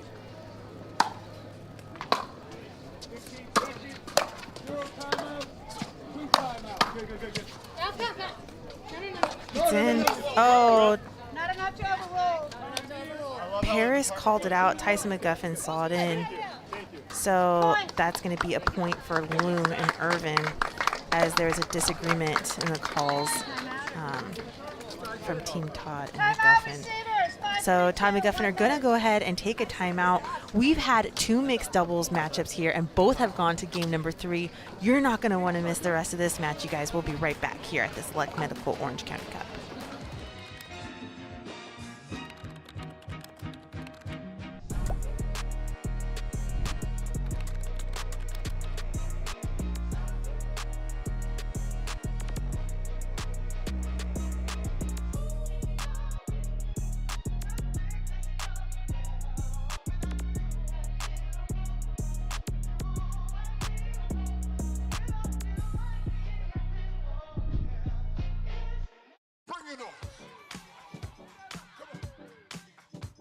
Pack all the things. Fly on your schedule. Reward yourself and the girls whenever. Stay or go when you wanna. And more is on the way. So when you're ready to go, go with heart. Go with Southwest. Welcome back to the Select Medical Orange County Cup presented by FitVine Wine. Jessie Irvin, Tyler Loong ahead by 2 here in game number 3.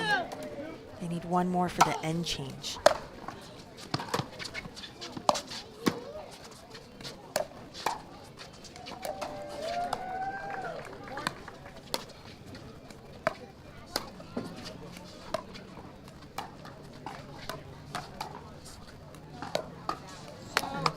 Just wide on that dink. Great timeout.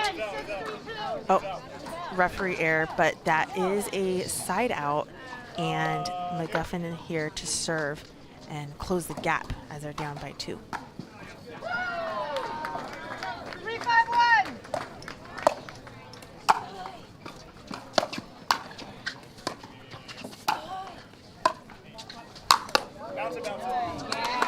I wish we had a tally count for all the overheads Tyler Loong's made. I mean, I think it's his next to the Ernie, that might be his favorite. So if he's not getting the Ernies, at least he's getting the overheads today, Michelle.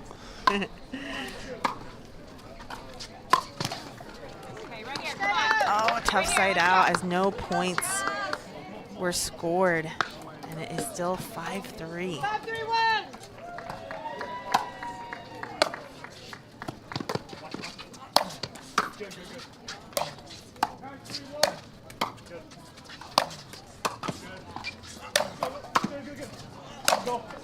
Woo! Oh,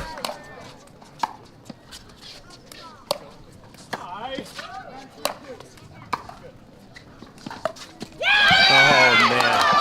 What defense! What a rally. It's so much fun to watch. Like getting every ball back and then winning that point. Wow, amazing work by Tyler and Jessie there.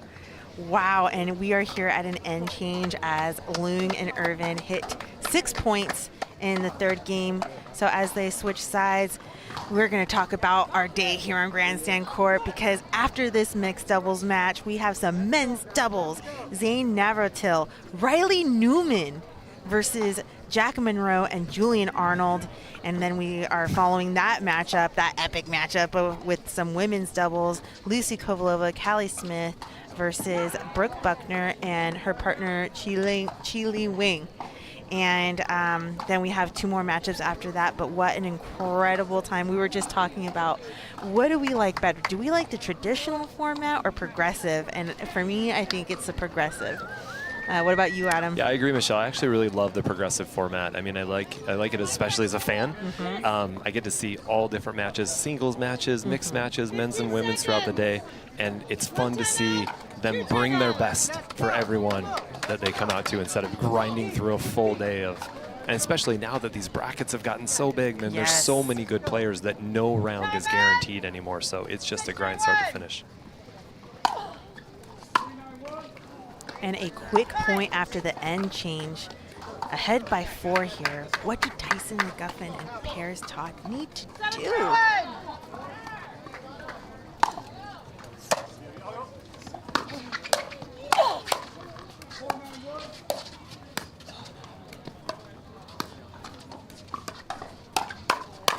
You gotta make that.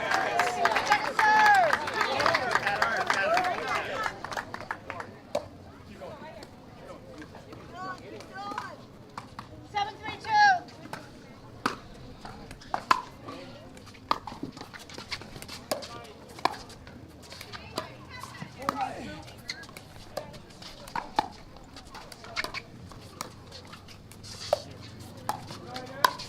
Out. And I think there, Michelle, that's been a big part of this run, right? It's been quite a few errors, maybe a little bit of like that, like an early pull in the point, rather than patiently letting something develop and construct.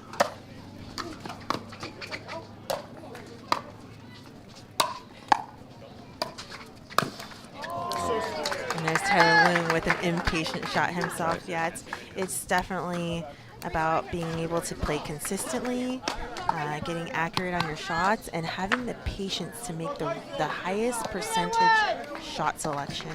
And I think that's why Loon and Irvin right now are ahead here in game number 3.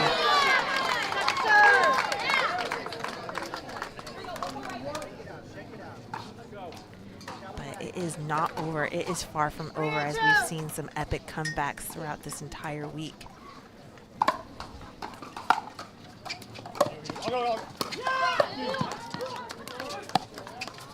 ATP defended.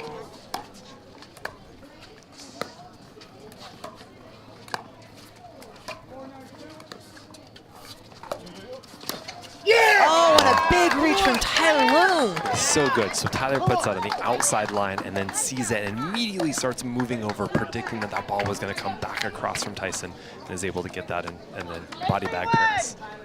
Great anticipation.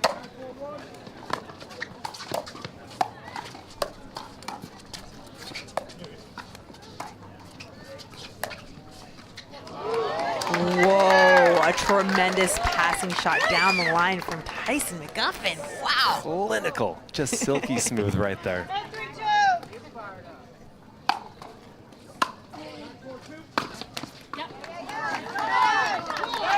And another side out, another opportunity for Todd and McGuffin to gain some points and close the gap.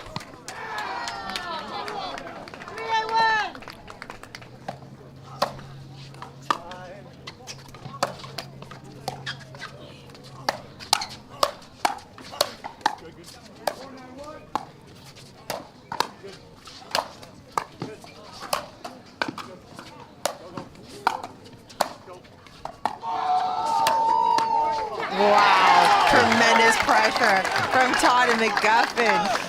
I mean, Tyler and Jesse getting so many balls back right now. It must feel like the court is so small to try to put something away. But Tyson, true to himself, just continues to put pressure on until he gets the one he can put away. Oh, tough poach there from McGuffin as he is extended a little too much. Yeah, I mean, it was a good third, and he thought that Jesse might give him a little bit more, but credit to Jesse for keeping that ball down.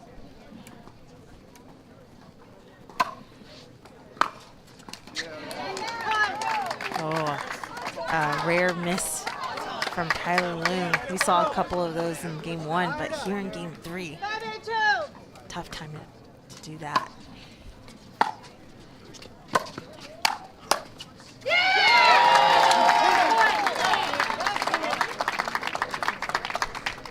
Jessie lost it off as she knew she hit to the wrong spot on that volley. Yeah, but Jessie, I think, asking, wondering if that should be her ball or if maybe expecting Tyler to come across and take that, actually, especially on that lefty forehand.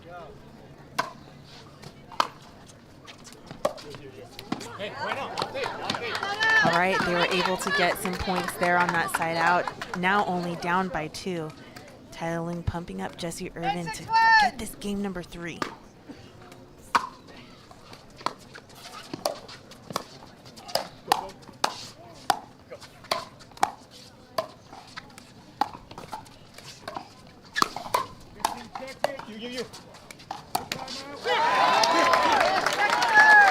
Irvin decides to initiate a speed up, but goes to the net. I mean, an inch away from being perfect, though, right? But great stuff by Tyson and Paris to just keep making them play one more ball.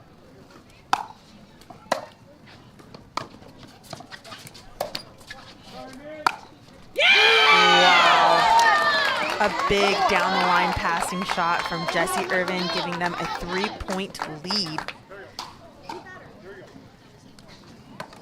Paris Todd asking the ref as she did not see the call. The ref did not see it either.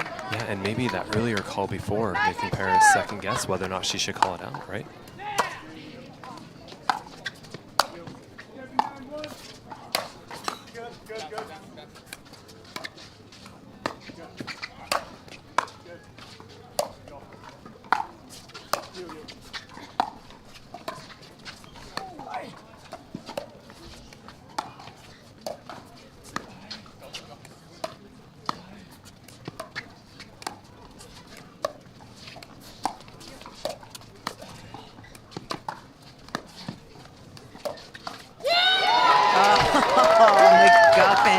Finding the backhand side of Tyler Loon.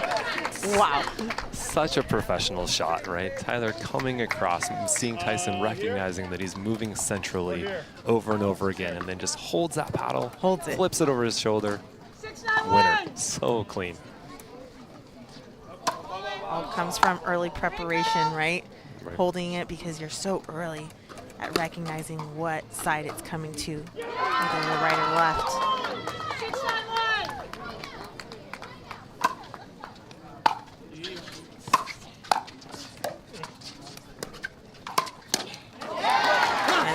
Up from Paris Todd.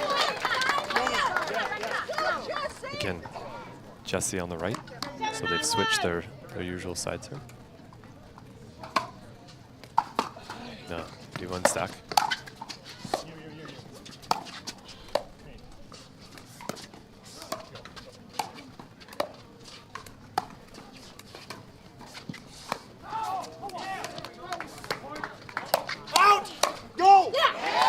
That's a pattern as well that I've seen Tyson McGuffin do. Going to the forehand of Jessie. Jessie doesn't know how to swing it over to Paris, and Tyson's there to put that second ball away. Seen that, but maybe that's the third time he's had that play here in this matchup. Yeah, he's definitely found it. He's trying to, as he sees it, she gets off the line, he hits that little roll dink that pushes her back further, finds the forehand with a little speed up, and then the put away.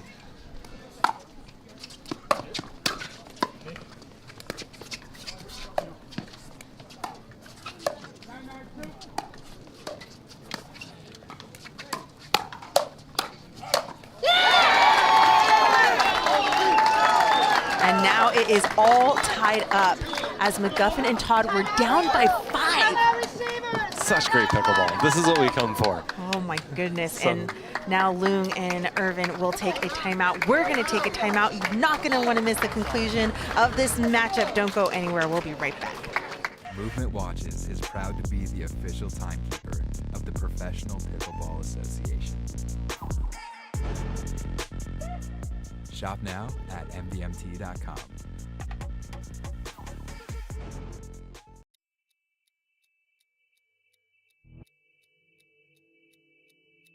Play hard for fun to win, to live. Whatever your play, there's Penetrax Joint and Muscle Cream to let you play on. Deep penetrating relief without greasiness, irritation, or unpleasant odor. Inspired by nature and 100% guaranteed. Try Penetrax and play on. We are back in game number 3, the Select Medical Orange County Cup presented by FitVine Wine. The PPA is bringing you the best action in the world as far as professional pickleball. And here we are, 9-9, Paris taught to serve. Nowhere we'd rather be, Michelle. Nowhere.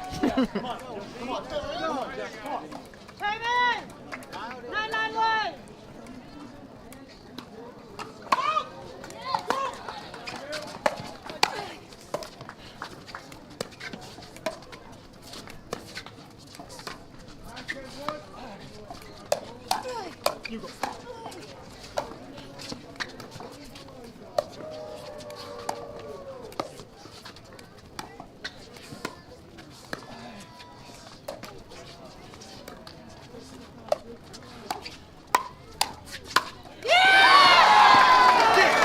And here we are at match point here in game number 3. Oh, the standing room only crowd on Grandstand Court is seeing a great match right now. An opportunity for Tyson and Paris to close it out right here.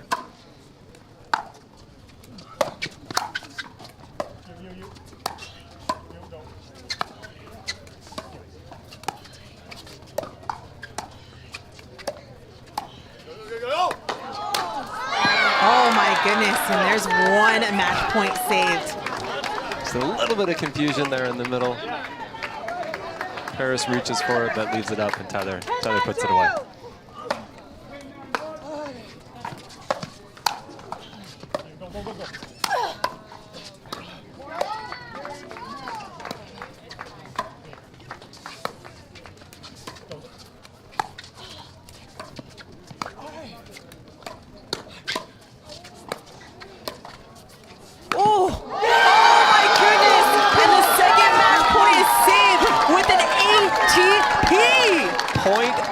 The day, Michelle, and the timing of that as well.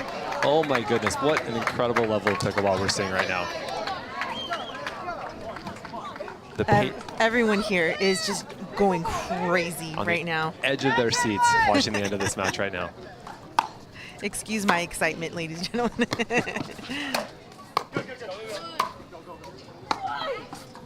Oh. And Jesse Irvin not quite able to get there for the reset, giving them this last chance and opportunity to tie it up at least on this side out. Damn. Oh my goodness. Couldn't quite get it, and here we are, game point, match point number 3. Oh, missed third and no opportunity to score there. Tough one. See if they can dig deep, bring it back.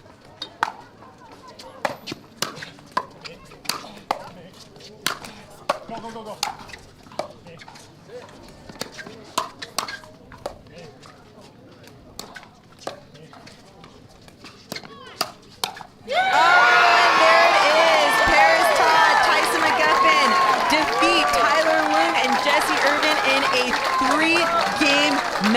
The crowd is going wild. They're going to go on to the quarterfinals and play against J.W. Johnson and Georgia Johnson. What a game.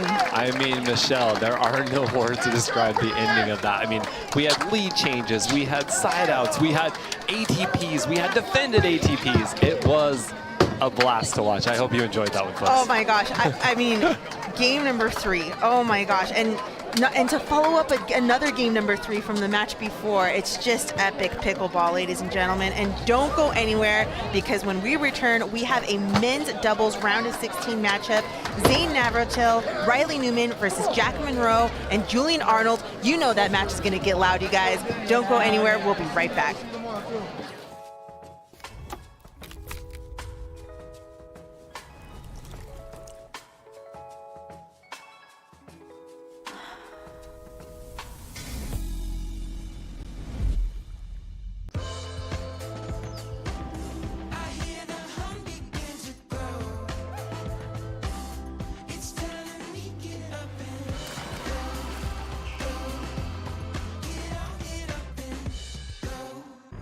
The Select Medical Orange County Cup, presented by FitVine Wines, is brought to you by Carvana, serving happiness all season long. By Baird, the official wealth management partner of the PPA Tour. By Fila, to play like a pro, you need to dress like one. By Pickleball Central, your trusted pickleball experts. By Rain, clean energy for everybody. By Selkirk, we are pickleball. And by Skechers, conquer the court in comfort.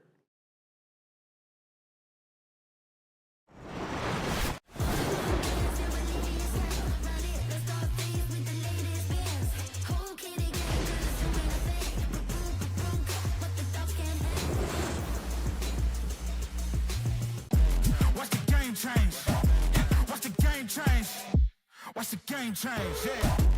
I gotta win. Watch me kick out that door, they won't let me in.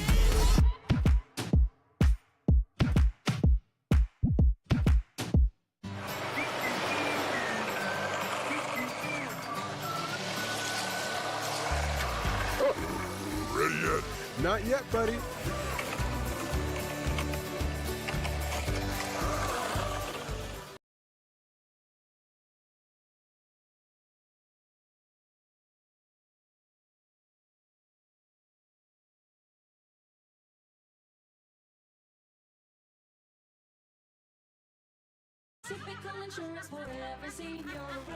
Ever notice how seniors and health insurance commercials all look the same? Because all of these companies see us the same, but not Humana. They see me. Humana.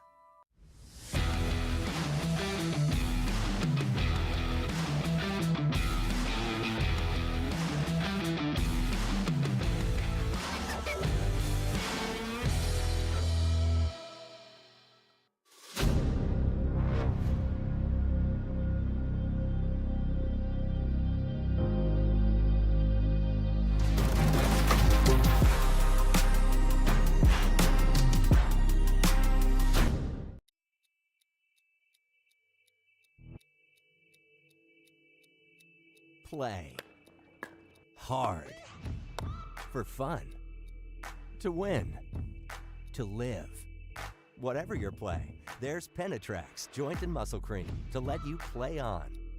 Deep penetrating relief without greasiness, irritation, or unpleasant odor. Inspired by nature and 100% guaranteed. Try Penetrax and play on.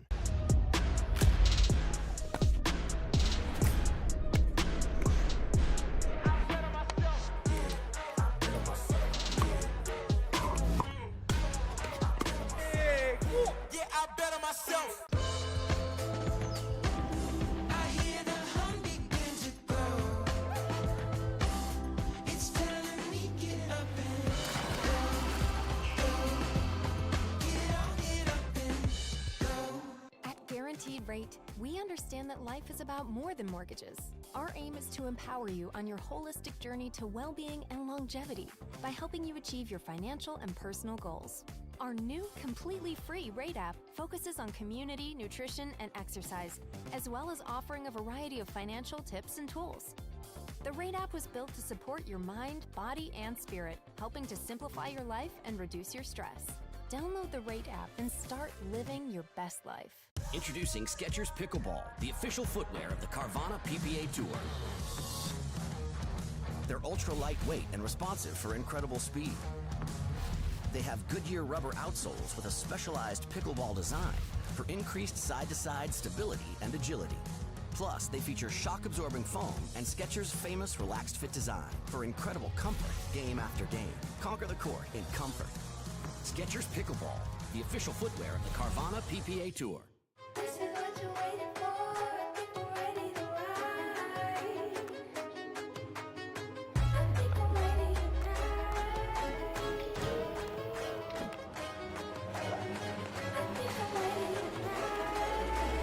This is what you're waiting for. I think we're ready to ride.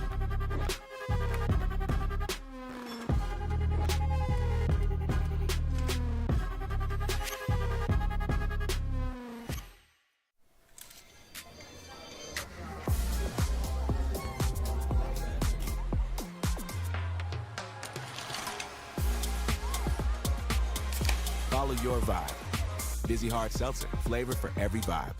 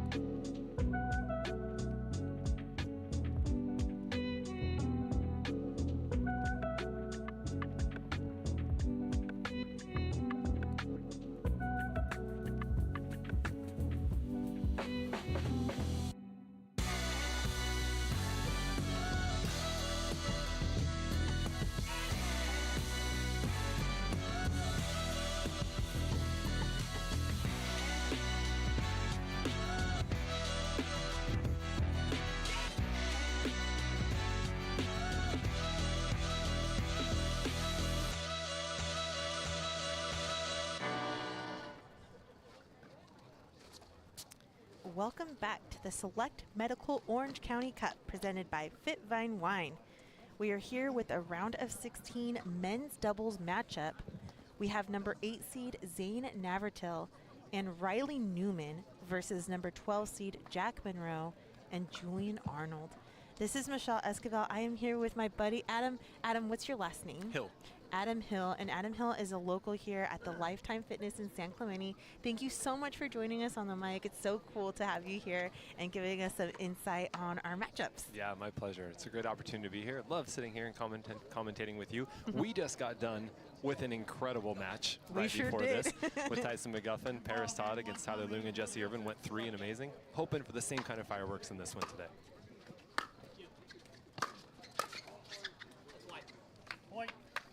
Quick point right off the bat. 102.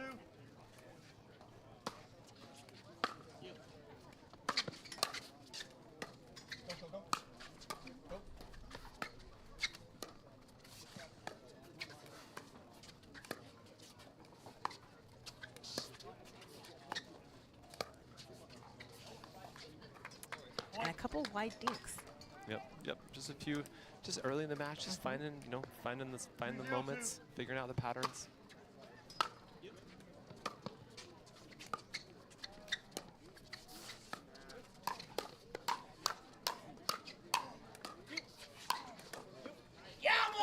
That's why I'm here, for that Andiamo from Julian Arnold. There you go. 3 points in.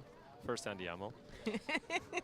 Jack Monroe still serving. Fun to watch Jack. Jack will serve right-handed and then primarily play left-handed. Ambidextrous player.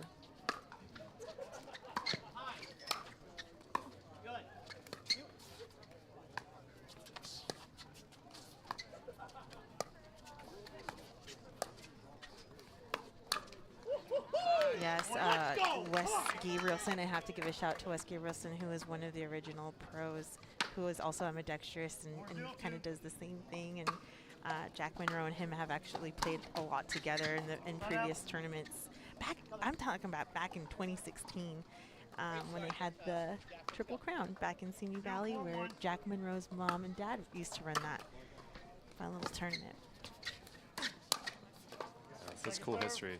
Michelle, so everybody played with all different partners, right? So you saw some rotating teams there. That's right. So I remember Ben played one with Riley and played one with Matt and then played one with, this is before Colin Johns was even out on the pro tour, So it was just fun seeing the mix-up and seeing the different matchups, and maybe PPA in the future will bring that concept at some point. But here we are. Down by 3. Navratil, Riley switch sides.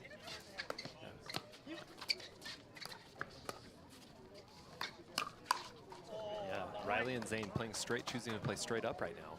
So not stacking one on either side. Maybe they'll wait and see what patterns develop and decide if they want to keep somebody, find a matchup they like. But for now, just testing it.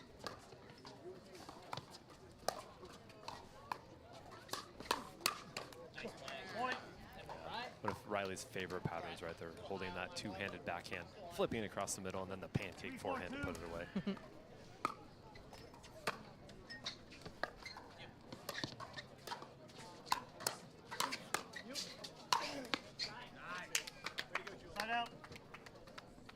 Some really good energy from Julian Arnold and Jack Monroe here in game number 1 as they're up by 1.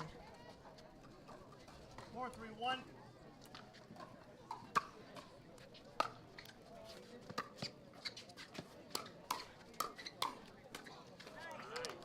Good hands from Julian there. Julian continuing his quest to find a paddle. I think he's played with a different manufacturer paddle in each of the last 4 tournaments in a row, using a paddle tech today.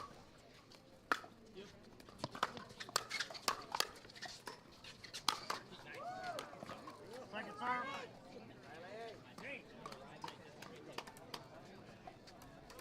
5-3-2.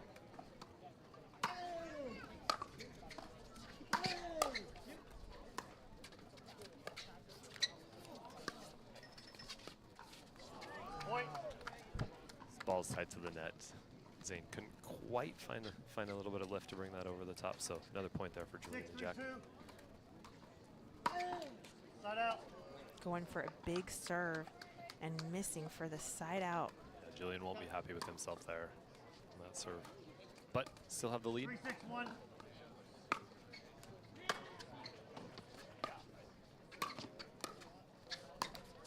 No, replay. Don Stanley all over it. Head ref here. The ball hits the net. It hits the bar on the way down, so that calls for a replay on it. Second serve. Don Stanley assisted by second ref Norman Velguth. 3-6-2. We love our refs here at the PPA.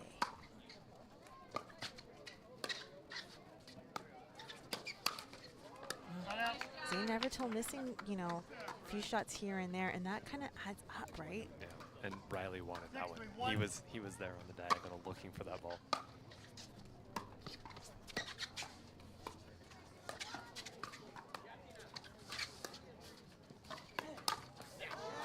That is not the spot on Riley Newman.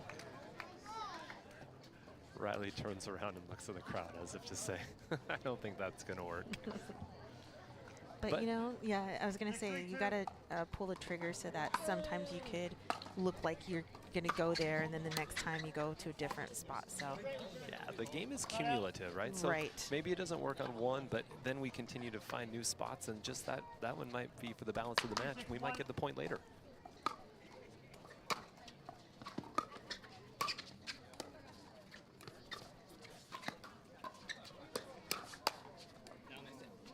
Ooh, just wide there, but a good look from Jack Monroe. Yeah, and Jack and Zane know each other's game very well. They play together quite a lot together in Texas, train together a fair bit, so you will have seen some of those tricks that Jack has.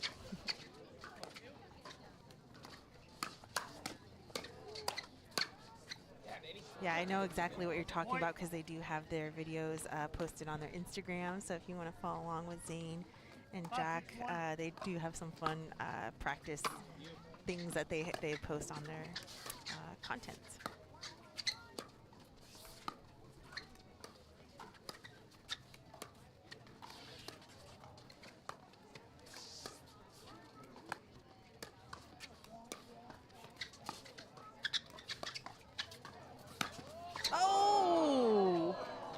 Riley Newman goes for the ATP. I believe Julian Arnold was looking to Ernie the ATP, but gets body bagged. Oh. Julian almost in the stands there. Riley hits him with the ball. 6-6-1.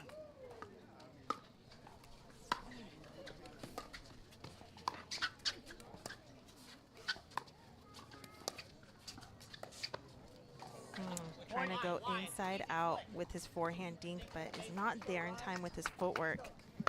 Now a tie game. 7-6-1.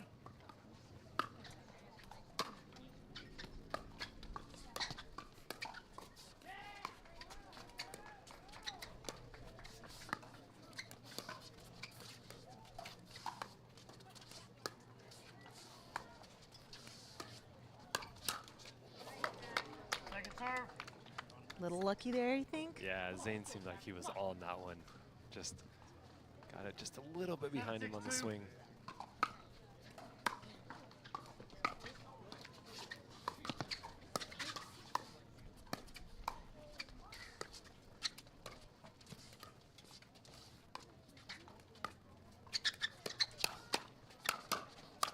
Quick hands.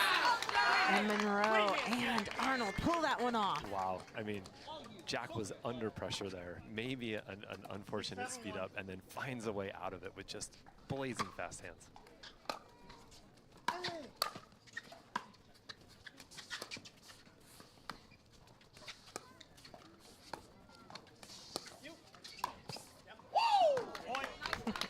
A pumped up Julian Arnold with that flick. Yeah, trying to settle the score from the earlier body bag out of bounds. Gets one on Riley's right shoulder.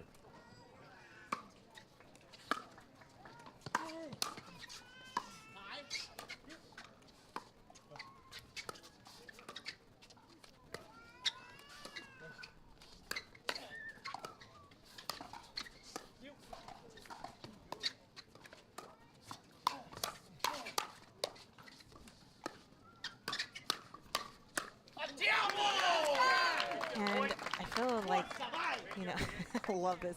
I love this energy. I feel like Monroe and Arnold are targeting a little bit more towards Zane right now as he's been making the unforced errors.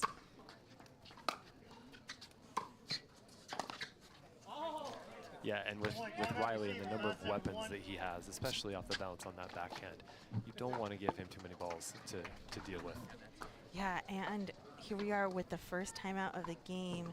Riley Newman, Zane Navratil will go ahead and take that timeout. What are they looking to do in order to get this side out and hopefully gain some momentum for the first game? Yeah, so like you said there earlier, like I think they really want to be able to get Riley involved even more, let him find a way to come across and construct a point, speed up the ball, and then really sit on that pancake forehand like we said before.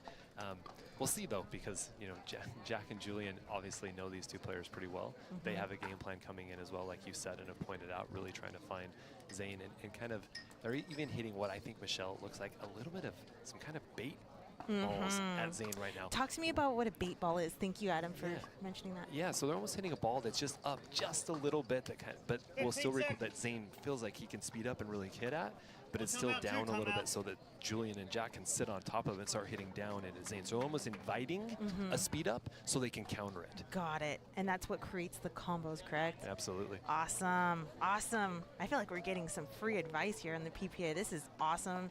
I love hearing it. And here we are back in game number 1. Jack Monroe to serve.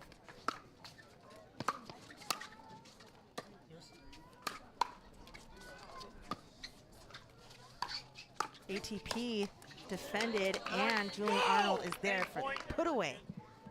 Great ball from Julian there. Waits on that ATP. Hits it deep to Riley. Riley leaves that one up a little bit and an easy put away for Julian.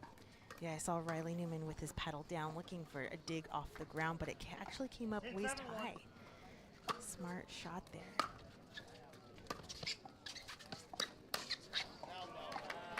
And there you go, game number 1 to Julian Arnold and Jack Monroe. So we'll see if Zane Navratil and Riley Newman could respond with something new here in game number 2. We'll be right back. You guys don't go anywhere.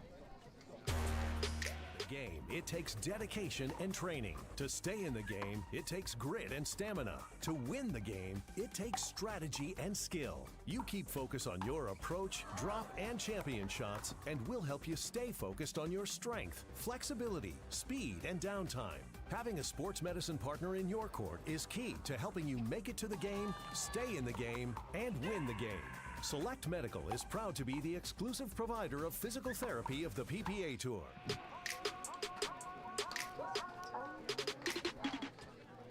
Welcome back to the Select Medical Orange County Cup, presented by FitVine Wine. We are here at the Lifetime San Clemente in beautiful Orange County, California. What do you think? It's about 75 degrees. Court feels really good. There's a great crowd here for this progressive draw format. And we're about to start game number 2. What do Riley and Zane need to do? Yeah, another perfect day here in San Clemente, so weather's great for everybody here.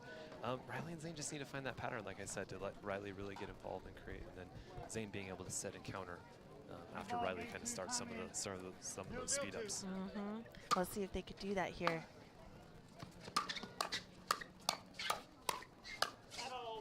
Oh, and a missed shot from Riley Newman. I think he got what he wanted there. The ball was up and sitting a little bit, just overcooked it, a little bit out of bounds, but that looks to be the tone that they're trying to set right there as they come out aggressive on the first point.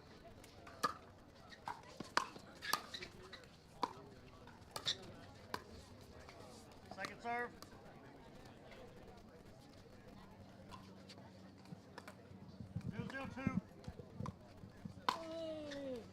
Wow, big serve.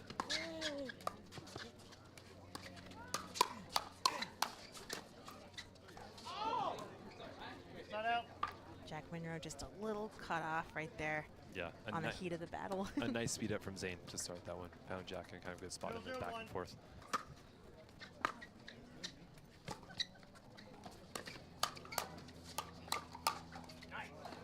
There it is. There's Riley's forehand, right? So if he can get into that pattern where he can get a ball up on that pancake, it's not gonna come back. 1-0-1.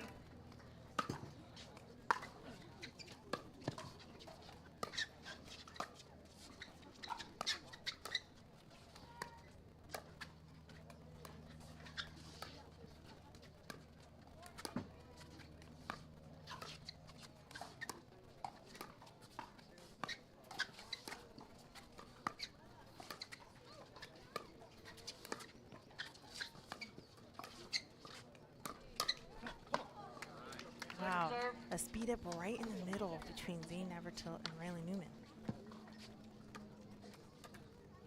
1-0-2.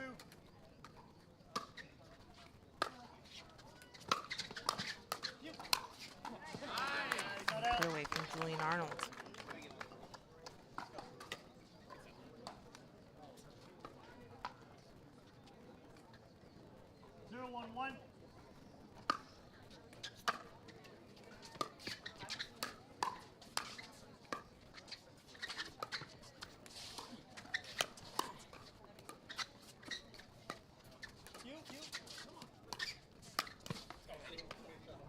Zane finding his groove. Yeah, a nice backhand flick there. And again, working the point back and forth, getting that ball up a little bit. Julian moving quite a bit, and then Zane caught him there at the end. Point. A nice drop, but maybe just a little bit too much reach there from Zane. 1-1-2.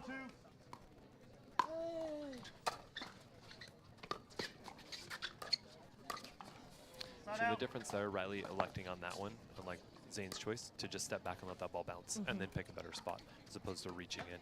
A lot of times on that third, if you can reach it, great, but if not, step back, find a new spot. I call it respecting the third. I like that.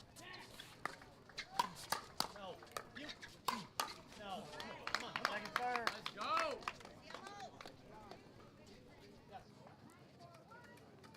One, 1-2.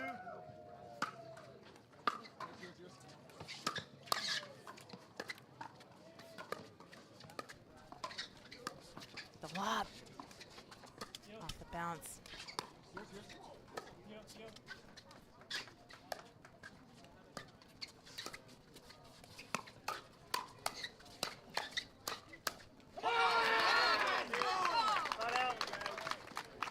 And I think in that one, Riley held up on the lob because he was afraid he was going to hit Zane, right? And so kind of court awareness with his own partner too, and then just kind of hit one back and try to play the point out from there.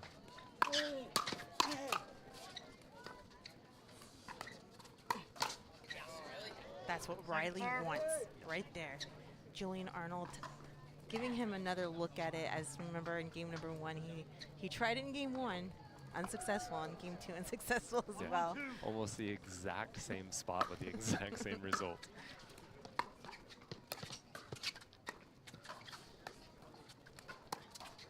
But like we talked about earlier, Michelle, that shot may have set up the one that he just hit right there because he was able to hold it, show it, and then flip it line. 2-1-2. Sometimes you lose the battle but win the war.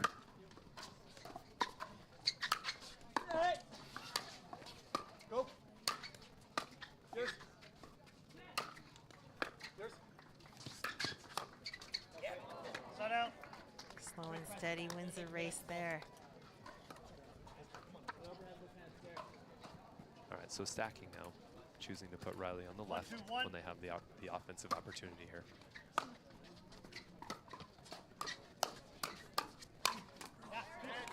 But Jack and Julian able to counter that.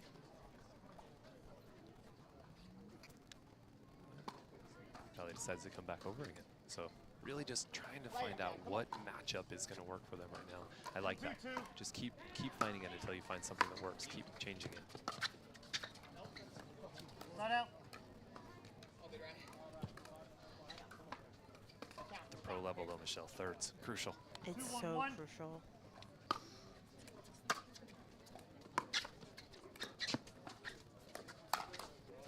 It's like at the pro level, you know, the game really starts with the third shot. The serve and return are always usually played high percentage in men's and women's doubles, and it's up to a good third shot in order to set it up. 2-1-2. You know, people will take advantage if it's unsuccessful with a really aggressive fourth. And I feel like this year is the year of the fourth shot. What can you do with that third?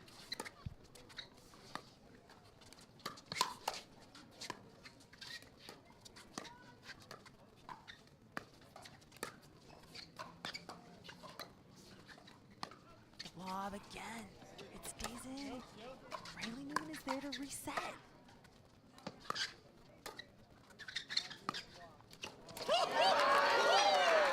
Wow, and an aggressive roll deep cross cross court behind Riley Newman. Yeah, Jack just showing the creativity, right? So finds that lob in the back corner, gets Riley stretched, and Riley with an incredible left-handed save right in front of us in the booth, and then Jack just patiently finds another roll. And sometimes that can be hard. You hit a great shot that you think is going to win the point, and then they get it back. Sometimes that can feel a little demoralizing. Instead, Jack just stays with it, picks a new spot, and hits an even better one to win that one. Great stuff. High. Go high. Go.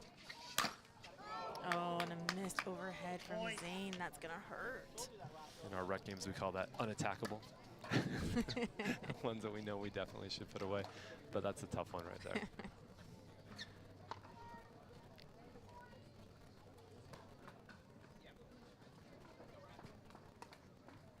Team Pro XR.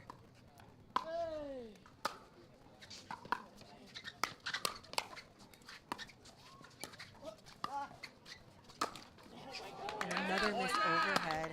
And some frustration from Riley Newman as they're going to call a timeout here in game number 2, down by 3.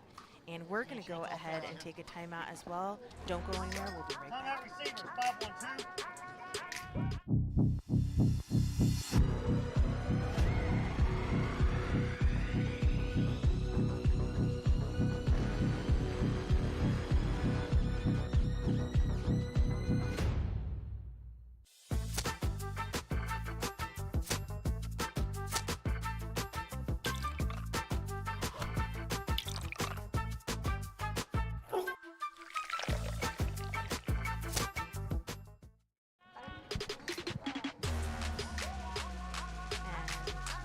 Back here at the Select Medical Orange County Cup presented by FitVine Wine.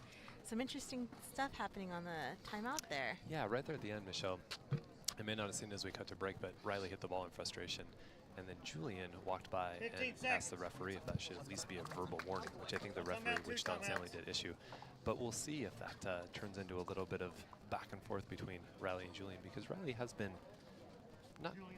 a little bit quiet, right? Yeah. So, and maybe that could be something that will bring out their energy a little bit to get into it a little bit more, because you know Riley can be at his best when he is really kind of getting in front of other people and making them feel his presence. And that's why we thought this matchup was going to be super loud, because Julian Arnold is pretty much the same. So good, And nothing is working on Navratil and Newman's side. But Jack really playing well. I mean, he is just hitting his spots, speed ups, hands, very, very good. 6-1-2. Oh, and a missed return isn't going to do it any better. Yeah, sometimes when it seems like it's going bad, it all goes at once. 7-1-2.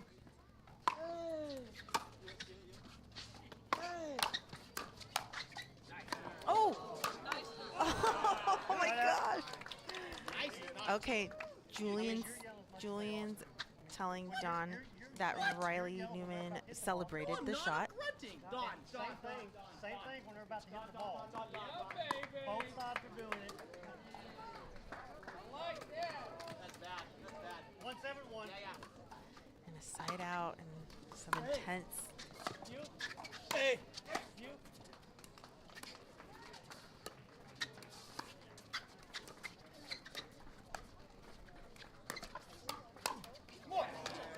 Some bad decision making there, but it looked like, you know, calls like that could go a long way for either team. So Julian was trying to, you know, see if he could reasonably,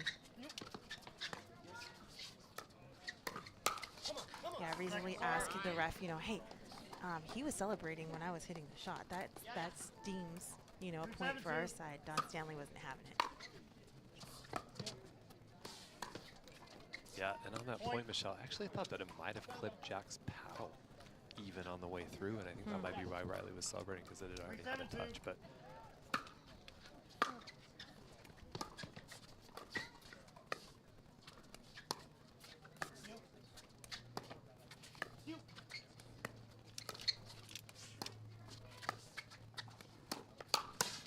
But since that incident occurred, not only did they get this side out, but they've also got 3 consecutive points there. And now a timeout is going to be called from Julian Arnold and Jack Monroe. Yeah.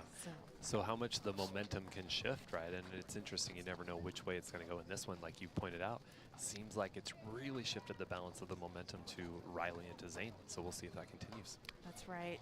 And we're going to go ahead and take a really quick timeout. We'll be right back, you guys.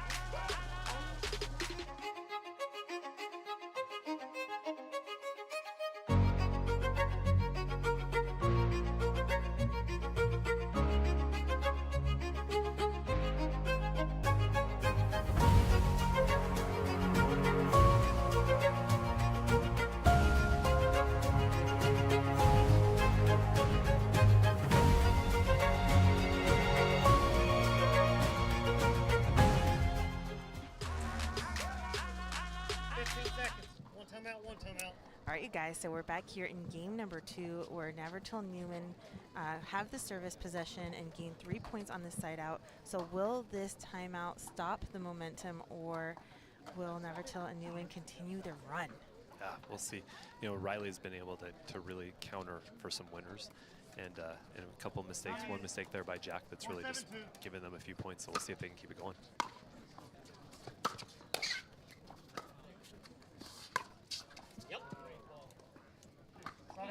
A nice little speed up for the side out. Julian lets him know with a little, yep, that ball was in. Yeah, run off his battle. 7-4-1.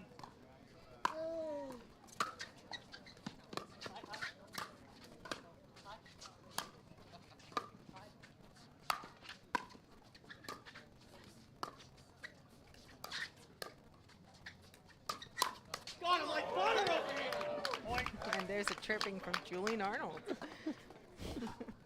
Like butter. Yeah, well, it was a good one. I mean, he was on it. And yeah, I think he saw that very early and had almost a full swing to counter that one. 8-4-1. Hey. Hey. Second serve.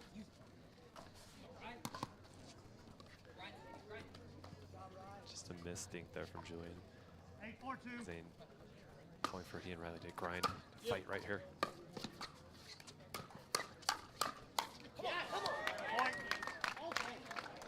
And Jack Monroe is incredibly quick with his hands. My goodness.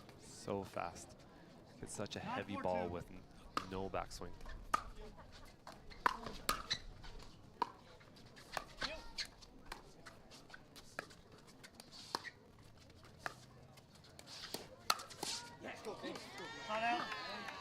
Nice counter from Zane there. Saw that one, slid across into it, and then was able to hit it back behind Julian. Julian had hit that speed up and then expecting it to be on the inside on his forehand, so it moved in. But Zane able to get on top of it early and put it back behind him. Well done.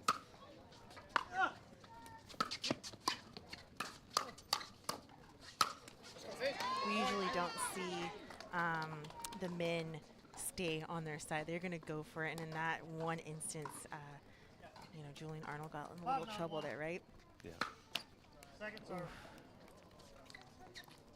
Tough miss serve. Yes. 5-9-2.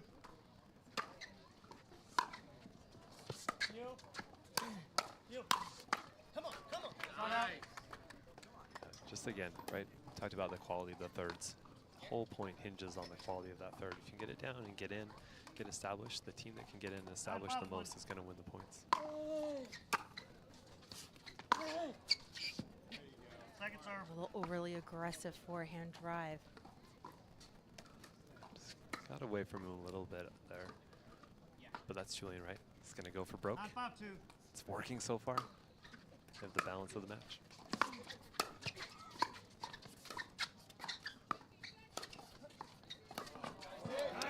Nice little spot there from Zane. Yeah, crafty little roll from Zane. Just again, held the paddle up.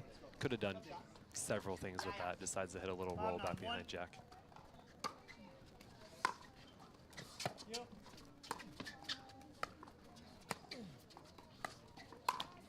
Off the net. Riley is not quite there to get it. It's unlucky.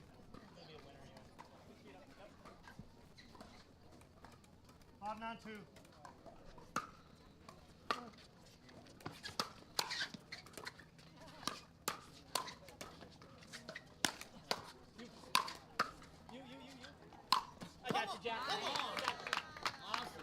defense, but finally Julian Arnold finds the right spot for that put away in the side out.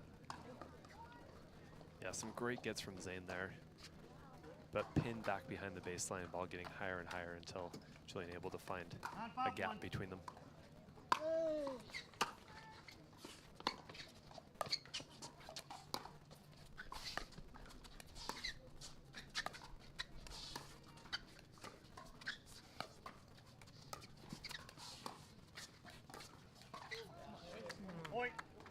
And here we are with match point number 1.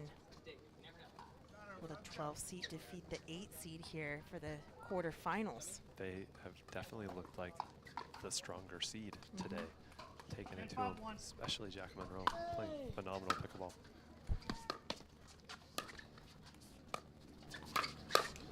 Second serve. Riley finds him on the inside there. A nice speed up. 10-5-2.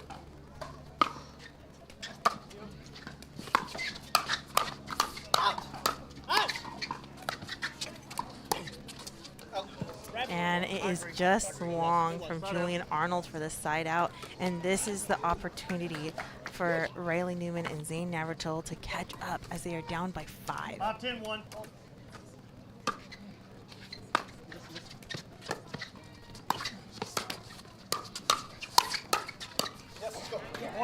And there's one.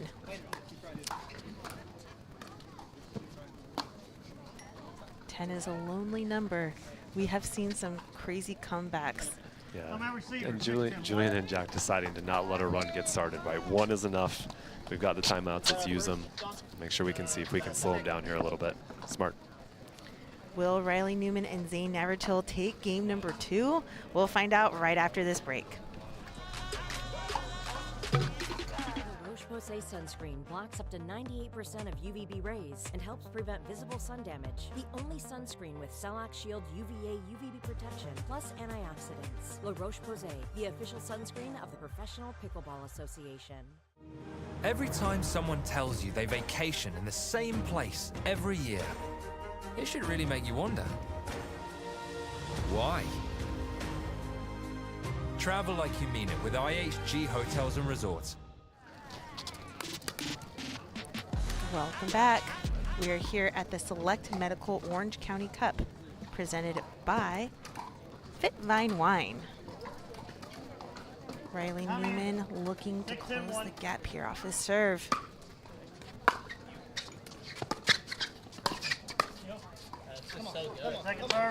And whenever there's an immediate stop off of the timeout, you know you did the right thing by calling it. 6-10-2.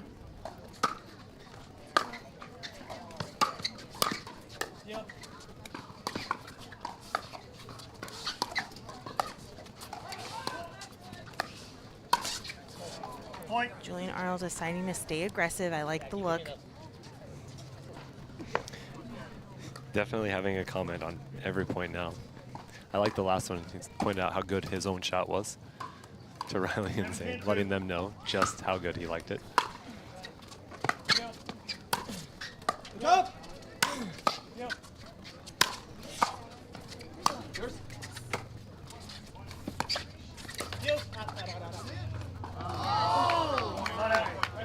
And it is just long for match point number 2. 10-7-1.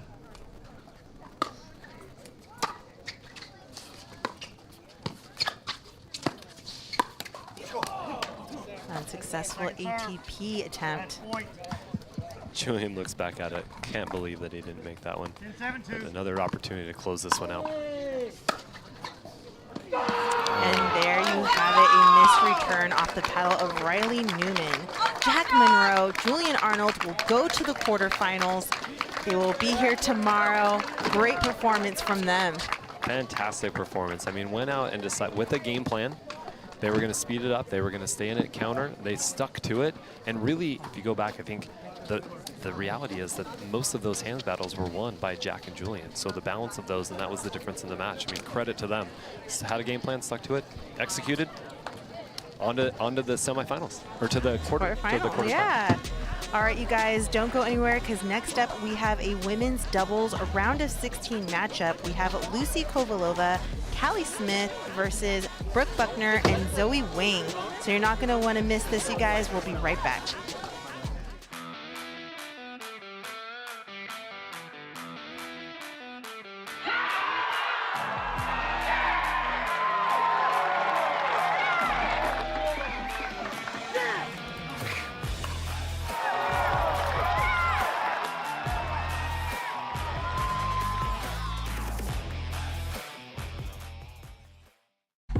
Believe in yourself. You can do way more than what you think that you can. Je m'appelle Tammy Emmerich et je suis en Jules Holbrook.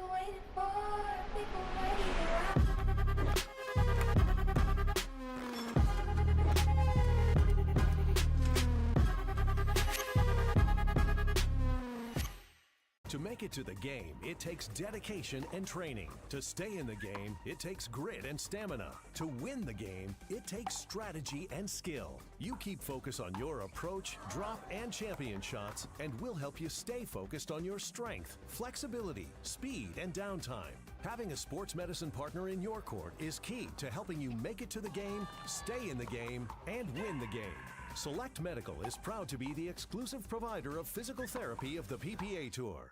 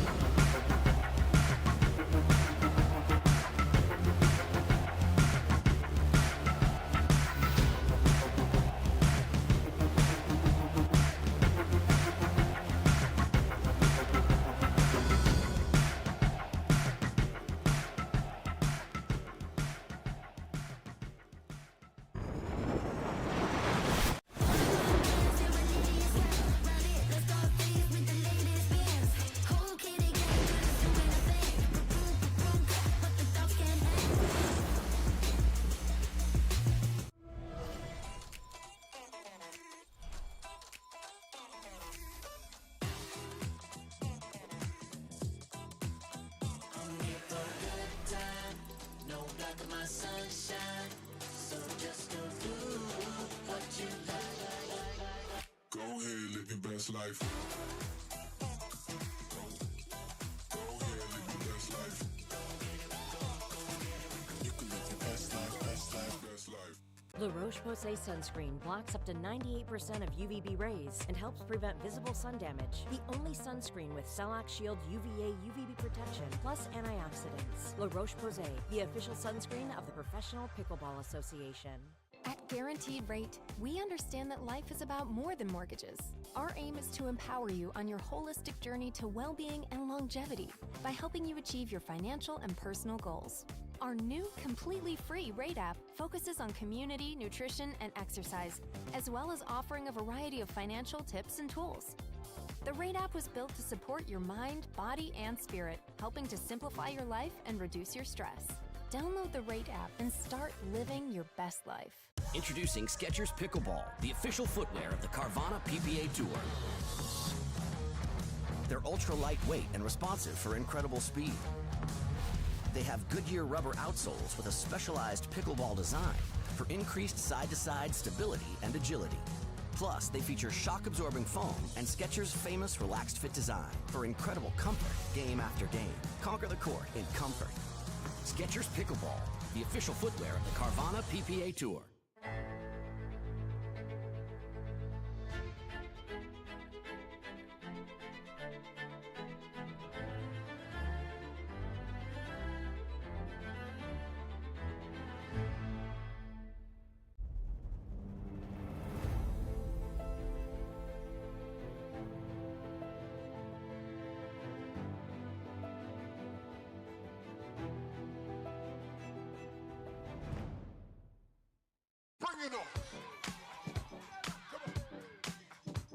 Pack all the things. Fly on your schedule. Reward yourself and the girls whenever. Stay or go when you wanna. And more is on the way. So when you're ready to go, go with heart. Go with Southwest. Typical insurance for every senior. I'm not actually a stereotypical senior. I just play one in cheesy health insurance commercials. In real life, I have Humana because they see me, listen to what I need. It's refreshing. Humana.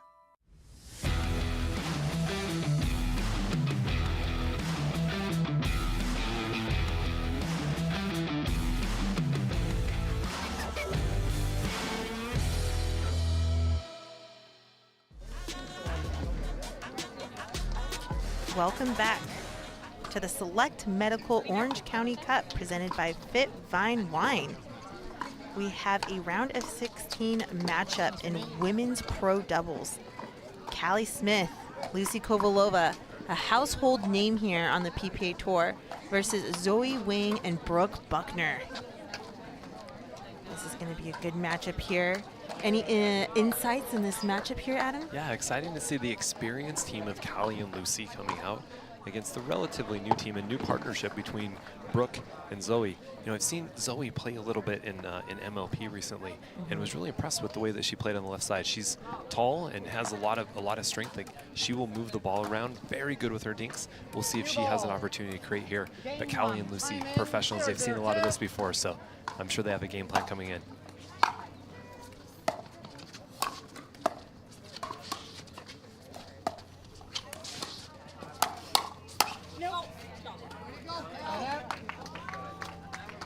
Targeting Callie Smith right away. Yeah, we'll see if they keep that pattern there to play a lot of the balls to Callie there.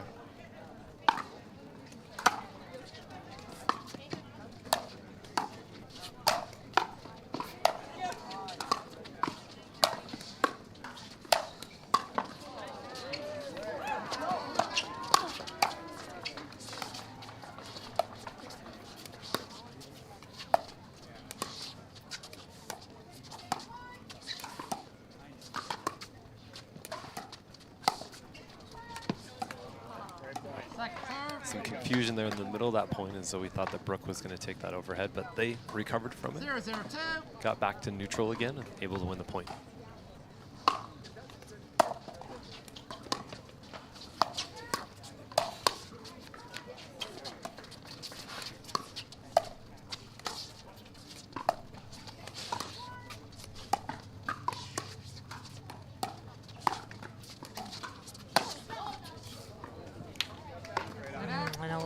From the bottom of the net feels like. Yeah, almost feel like that one was kind of hitting your way out of trouble. So a lot of times if we get pressed, we might try to hit our way out. It's not the best solution. When we're under pressure, probably want to hit the more neutral shot to try to get back. 0-0-1.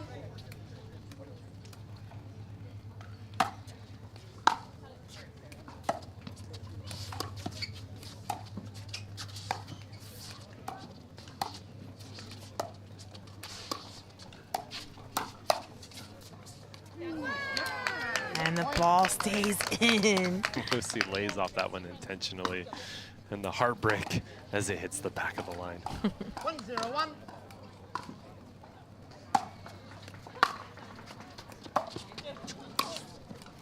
You know, Michelle, what a drop, sorry. One of the things that I'm always looking for this in these games is who are we returning to and who are we dropping to? And generally speaking, so far, Brooke and Zoe have chosen to drop almost every ball to Callie.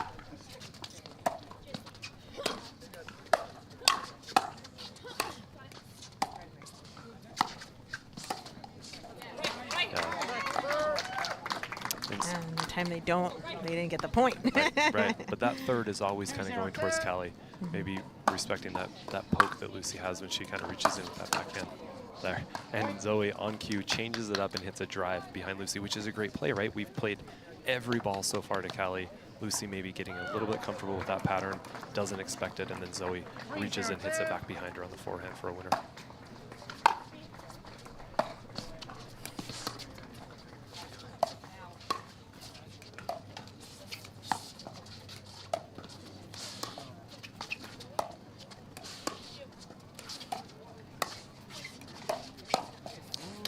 Nice little off-pace speed up there from Zoe. Yeah, and one thing to see in developing these patterns already is Zoe's able to hit that ball with that roll dink and is pushing Callie off the line on every dink. So Callie's having to retreat, whereas Zoe and Brooke are sitting on the line ready. So they'll be able to win that battle of real estate there at the kitchen line. And Brooke Buckner with a huge, heavy middle passing shot, which is going to give Callie and Lucy the time to take the timeout as they're down by 5. A quick start here from, like we said, from the new team, from Brooke and Zoe. But you're seeing that Zoe's ability to really move across and then kind of manipulate the point with her dinks. And again, I think if she can keep that up, if Callie's always retreating off the line and Zoe's able to stay on the line with Brooke, they're going to win this match. Yeah, they can stay in that pattern. And I'm also seeing Brooke Buckner with her middle dinks over to Lucy Kovalova's backhand foot, and that has also been a play when it does come over to Brooke. So some stuff to figure out from Lucy Kovalova and Callie Smith, as again they are trailing by 5 here in game number 1. Zoe Wing to serve.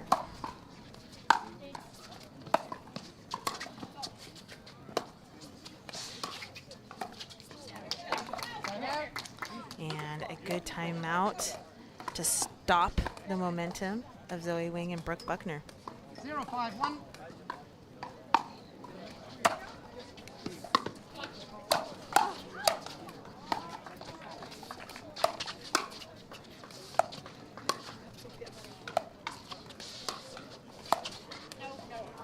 Ooh, good look from Zoe Wing, but misses just wide on that backhand flick. Yeah, she had a ball she wanted up high for sure.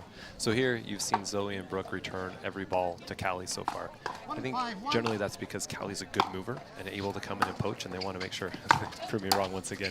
But that's why, right there. That's why they're returning every ball to Callie, because Callie will come in, and Lucy hits a great third. She puts the ball down a little bit, and Callie can come in and poach, and then she's going to put a lot of pressure on. By returning to Callie, we keep her back so we don't get her into the net.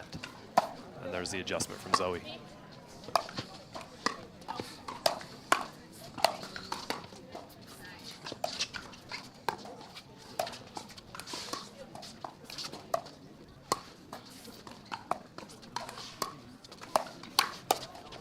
Wow.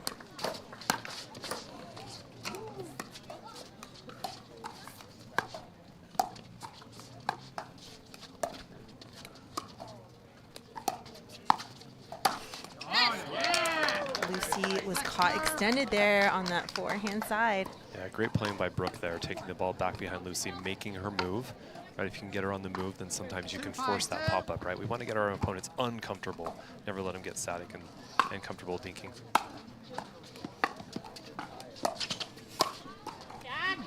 Oh, great down the line volley from Callie.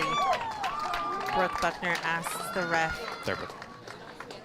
And neither ref saw the ball, so the call will stand. And another point for Callie and Lucy as they're trying to slowly but surely close that gap. And now only down by 2. Yeah, and a high third there just puts them under pressure from the beginning. A shoulder high third isn't going to let you get into the net very often. 5-3-1.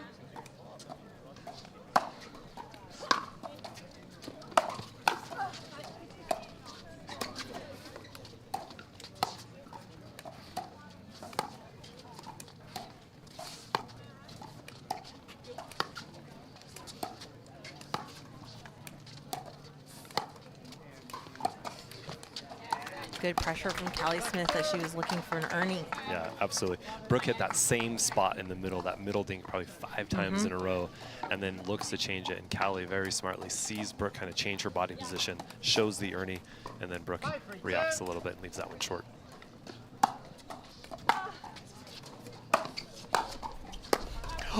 Oh, the setup was there, but Brooke Buckner shanks it. Yeah, got the pop-up that she wanted, but just couldn't make the contact that she was looking for. Unfortunate.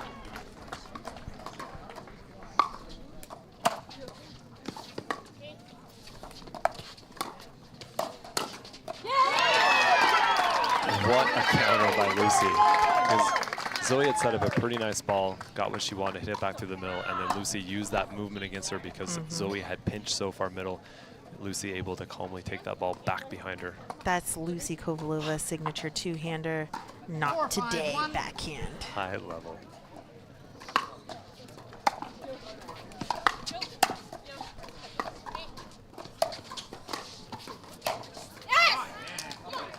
Great movement up the line from Zoe Wang. Yeah, great reach again. Using that length to be able to reach in and really make that kitchen feel small. Feels like there's not a lot of place to drop that ball in safely.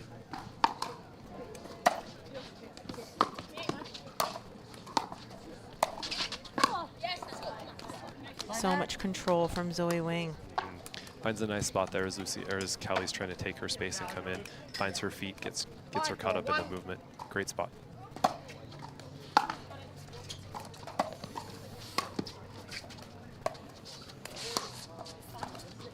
ATP defended.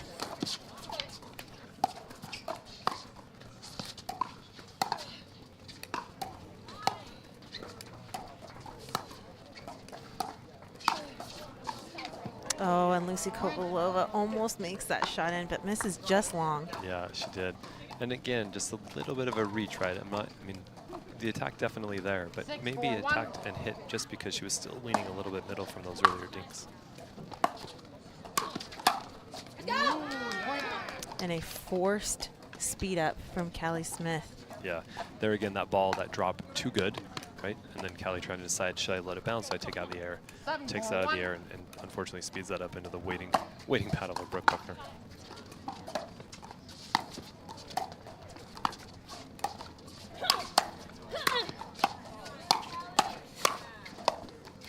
Oh, nice play and recovery from Callie Smith.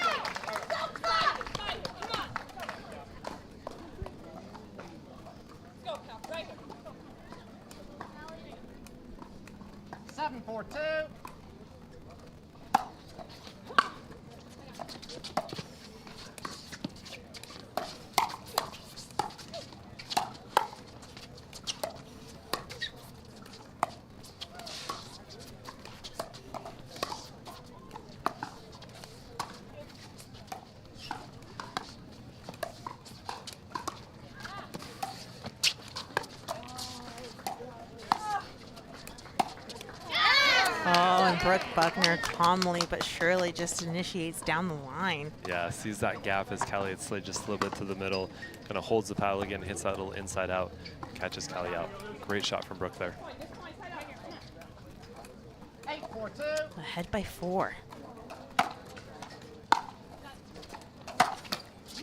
Oh no, an unlucky shot, or lucky depending on which team you're rooting for. And here we go with a 5-point lead. Something I haven't seen is, as they take a timeout, is, you know, when Lucy has opportunities, just letting the ball drop and maybe speeding up to Zoe. I haven't seen that look yet. I don't know if it's a good one or not, as Zoe is very, very just strong. She's just confident on every shot. She's not making a lot of errors, but you know, you wonder, you know, like, can you like speed up to her and maybe find something there, some combinations off of that? Yeah, it's a great call, Michelle. I mean, last night, so Lucy and Callie beat Krista Getcheva and Daria Walchuk to get into this match, and really the difference was Lucy kept reaching in with that backhand and poking it at the player in front of her, generally Daria, and catching her kind of up high and then being able to hit a combo. So I think you're right, and like, you know, we've said before, if what you're doing isn't working, let's change something. Let's try something new. I would like to see Lucy maybe reach in and try to speed some things up and just see if she can find an opportunity there. And as we come back from the next timeout, Zoe Wang, Brooke Buckner are going to stay with their game plan as it's been working here.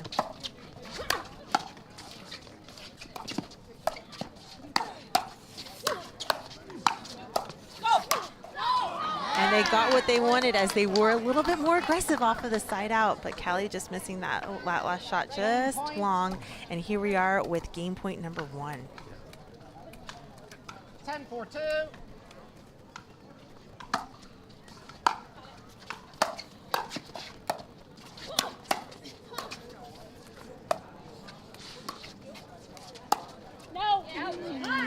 Oh, and Brooke Buckner decides to speed up on a crucial game point opportunity. I mean, she had it there. It's a good 10-4 shot. We'll see if they can get a side out and get another opportunity. Risky.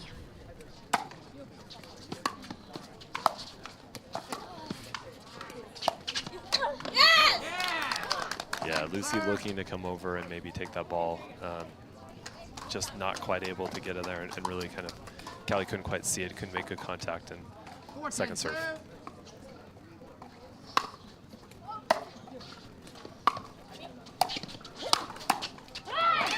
And the aggressive play from Callie Smith.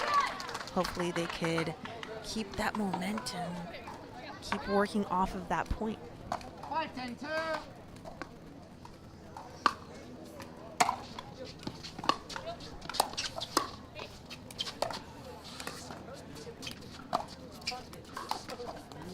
Lucy tries it, but is unsuccessful. They're down by 5, so why not give it a try? Yeah, I'd rather see it though on her backhand, right? That little poke as opposed to that forehand out there. It's a much higher risk shot with the height of the net on that side.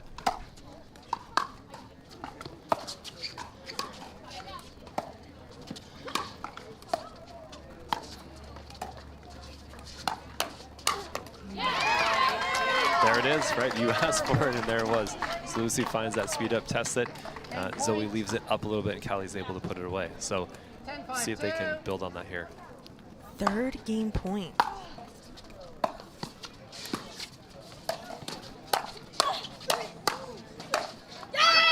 And that's going to do it for game number 1. Zoe Wang, Brooke Buckner, solid as ever here in this round of 16. We're going to come back with game number 2, you guys. Don't go anywhere.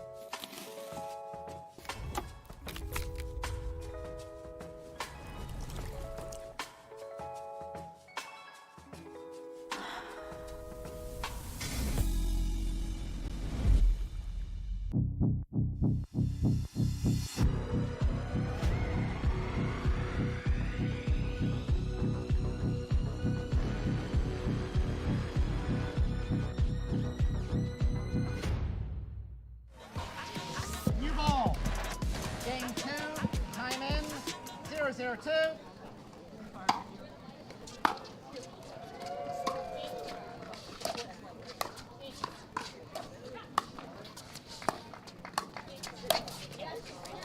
Zoe Wang, right off the bat, game number 2, staying solid. Yeah, and just, again, back to their same pattern. Zoe dinking the ball out to Callie, waiting for that ball in the middle that she can then hit down on and put away.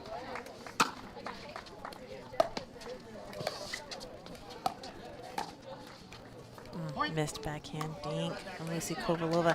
Not their best performance I've seen from them the last 5 years. I've been watching them. Right. But, you know, maybe they could figure it out here. It's still early on in game number 2.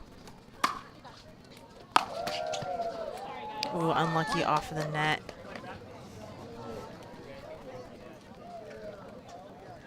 Yep. Yeah, unfortunately, another second net cord that's gone against Callie and Lucy there. 2-0-1.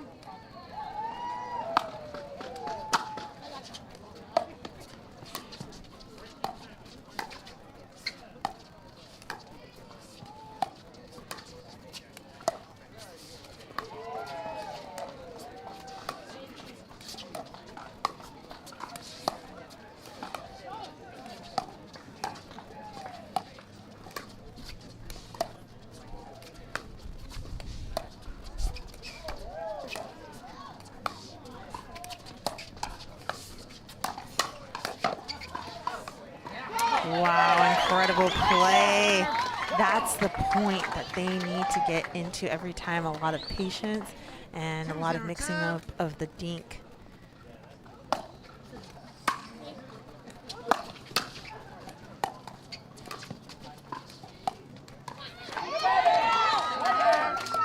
Oh, they earned a side out there. Great stuff. 0-2-1.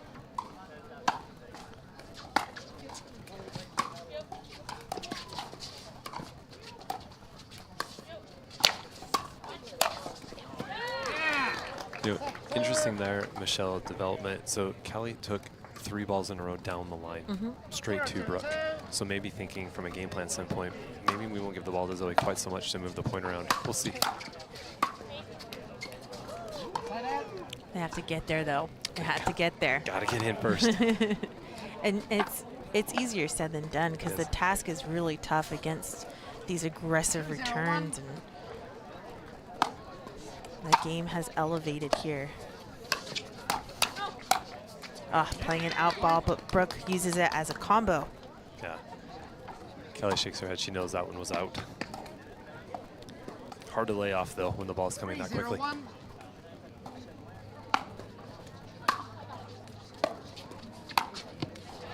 there it is. Lucy able to reach in and poke that ball out of the air, that backhand. She's won a lot of tournaments with the effectiveness of that backhand. I'd like to see her use it more. 3-0-2.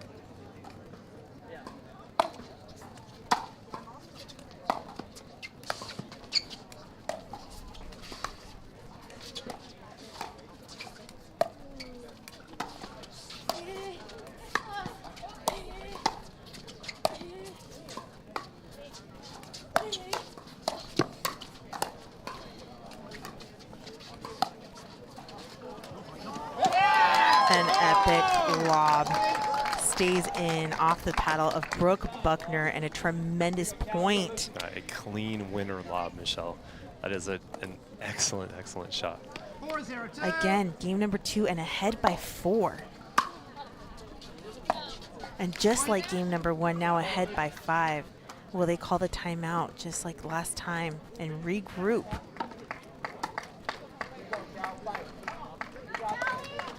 They will continue play, Adam. 5-0-2.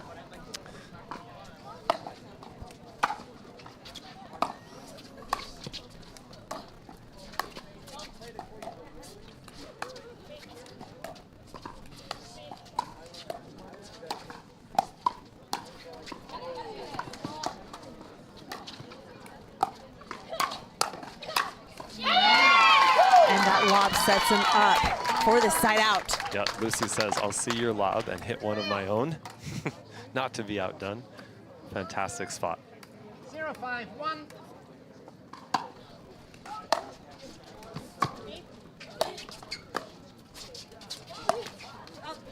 Oh, that one miss from Zoe. Well, they have had 2 tape winners, so they were due to have one on the tape not go their way. Callie and Lucy will breathe a sigh of relief on that one as they score their first point.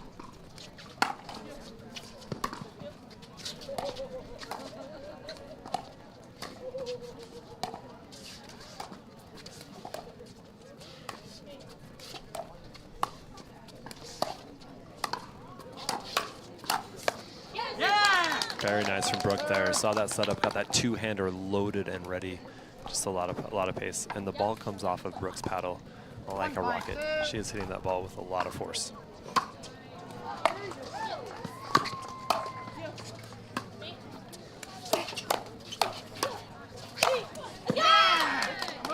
The quality combination from Zoe. Again, her ability to move inside and set it up and stay with the combo. Just really, really high level. 5-1-1.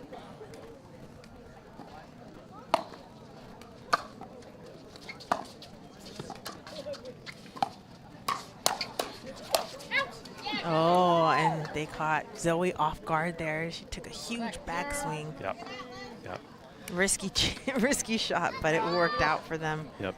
And you can see Callie and Lucy too, again, returning primarily to Zoe, trying to keep her back so that she can't come and poach. And also, I think, out of respect for the drive of Brooke Buckner, which is a weapon.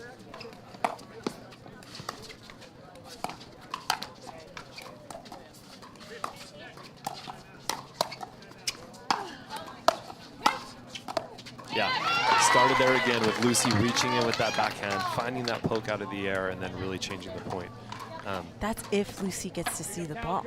Right, right. And, you know, Zoe and Brooke have been doing a really good job at isolating.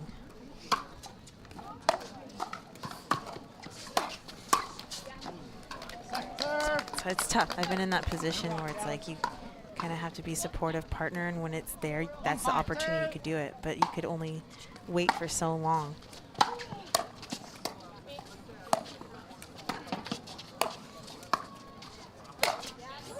Just so clean from Zoe there. A little roll to the outside that gets Lucy stretched off the right side of the court, then an inside out to the side of Callie that gets Callie pushed off to the side of the court, and then plays the ball back across Callie's movement. Just great use of the full length of the court there by Zoe.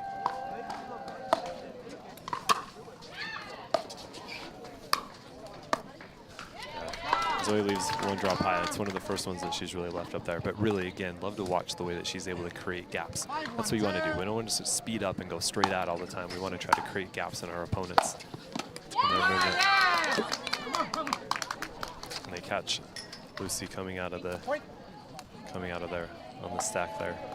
A nice ball by Zoe, recognizing that she was just a little bit late to get to the line.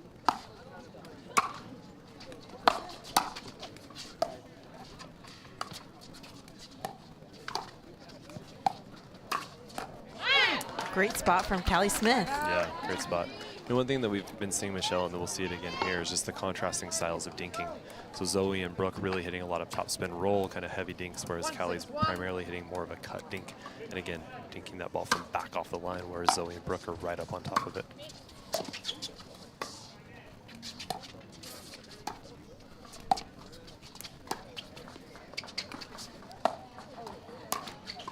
Oh my goodness. But Lucy Kovalova, again, any opportunity that Lucy has been getting, she's been taking advantage and setting it up for their team. Agreed. 2-6-1. Just trying to find a way to be offensive anytime she sees the ball there. Ball was called out, and the ref overturns the call. So second serve will go to Lucy Kovalova.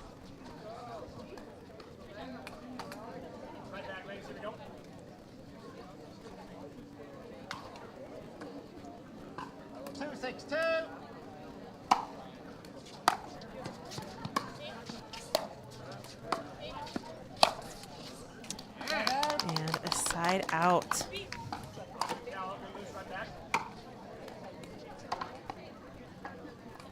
I'd really like to see Callie drop that ball maybe middle or to Brooke instead of always diagonal.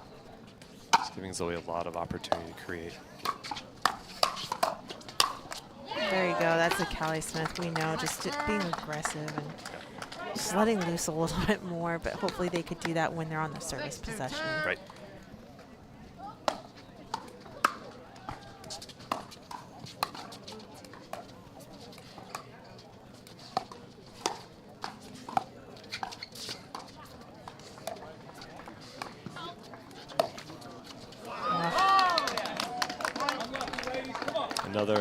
Another unlucky net cord. That's 3 that have gone against them. They have had 2 that have gone for them, but when it happens to you, it feels like you forget about all the ones that went your way. You only remember all the ones that went against you. And I'm sure we could all relate. All the pickleball fans at home, thanks for tuning in.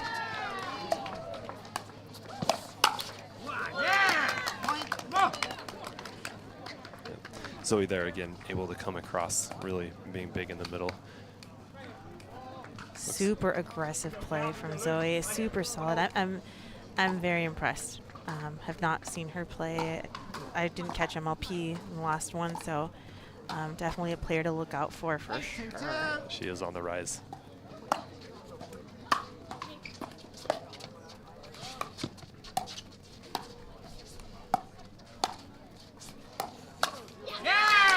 Sneaky attack from Brooke Buckner. Yeah, Brooks found that window down the line behind Callie a couple times today, and both times have been for kind of crucial points. So that one gets them, you know, within striking distance of closing this match out. 9-2-2.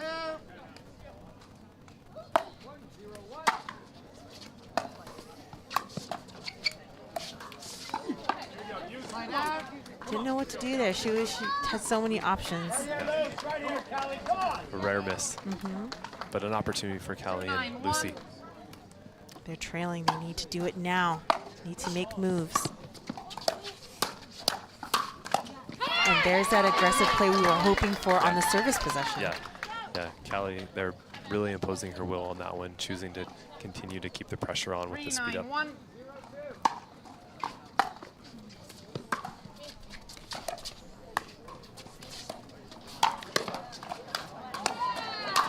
Yeah, and an aggressive dink there by Callie to set that one up, right? So instead of just kind of giving it back, she took a cut, moved that ball across, got Zoe out of position, and set up the rest of that point. Great ball by Callie.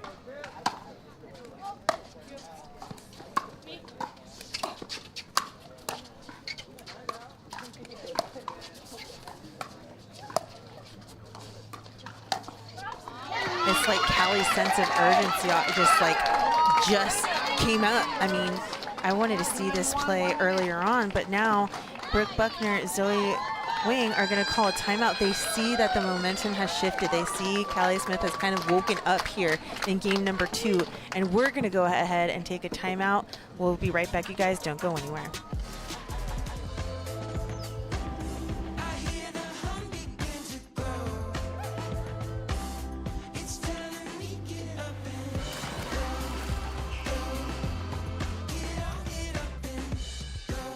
Pick up the paddle and get served with our pickleball socks.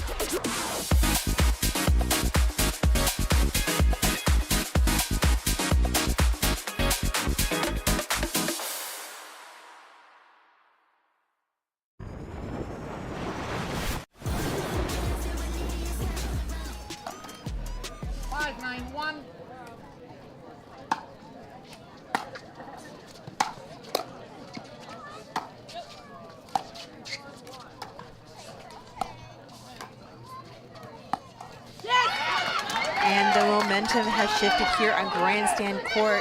Lucy Kovalova and Callie Smith getting a point after the timeout. That's huge. 6-9-1.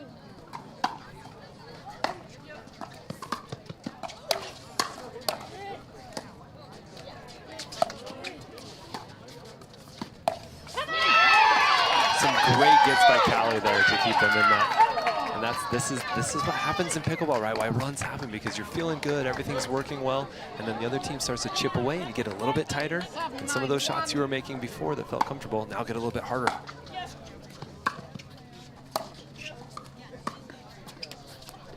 Ooh, and a wind just came and held that ball on the side of Callie Smith and Lucy Kovalova. Down by 2 now. Not bad of a comeback, but still looking for more points.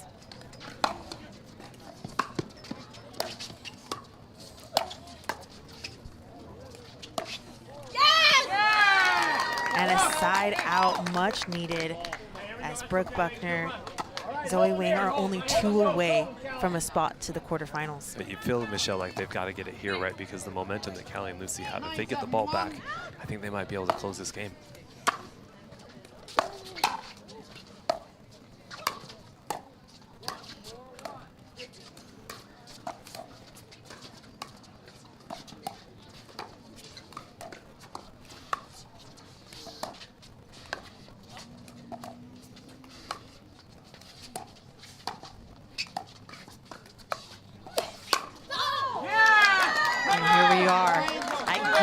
Match point number 1. Yeah, great play by Brooke and Zoe there, just dinking until they get a ball that's hung by Callie just a little bit high. Zoe jumps on it, puts it down, wins the point. Oh, they do it, Michelle. Yes, Zoe Wing, Brooke Buckner, big congratulations as they move on to the quarterfinals and will be playing against Elise Jones and Irina Tereshchenko tomorrow. My goodness. And we are here on Grandstand Court. I mean, this court has been packed all day long as some epic matchups have been on here. And the next epic matchup that's coming up is Paris Todd and Tyra Black versus the Brascia sister, Mary and Maggie Brascia. So they're coming up for the round of 16 women's pro doubles, you guys. Don't go anywhere. We'll be right back with some more fantastic pickleball.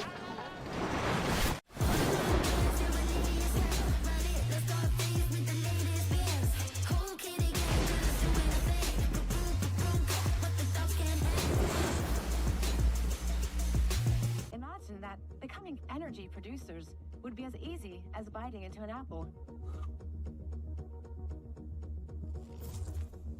Imagine water that is pure and inexhaustible, recycled and accessible everywhere in the world.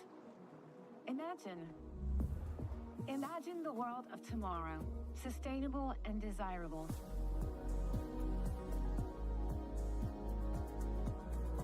Veolia.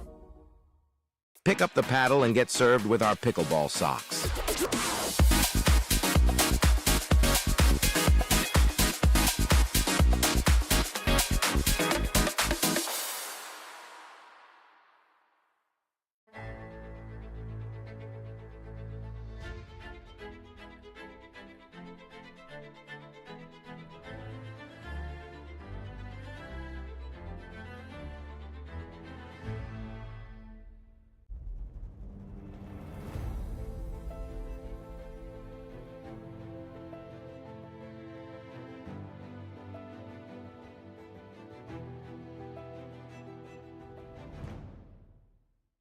To make it to the game, it takes dedication and training. To stay in the game, it takes grit and stamina. To win the game, it takes strategy and skill. You keep focus on your approach, drop, and champion shots, and we'll help you stay focused on your strength, flexibility, speed, and downtime. Having a sports medicine partner in your court is key to helping you make it to the game, stay in the game, and win the game.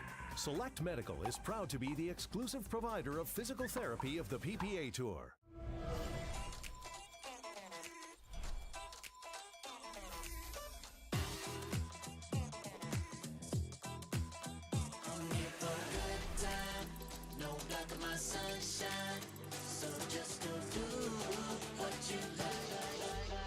Go ahead, live your best life. Go ahead, live your best life. You can live your best life, best life, best life. This is what you're waiting for. I think we're ready to ride. I think I'm ready tonight. I think I'm ready tonight. This is what you're waiting for. I think we're ready to ride.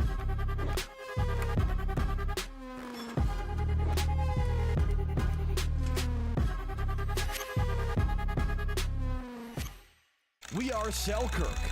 We are pickleball. Pickleball? Yeah, pickleball. All ages, family, friends, dinks, drives, Ernies, ATVs, and whatever this is. 10 years in and just getting started. Here and not going anywhere. We are you, and you are who we work for. Family owned, USA made, pickleball proud. Selkirk Sport. We are pickleball.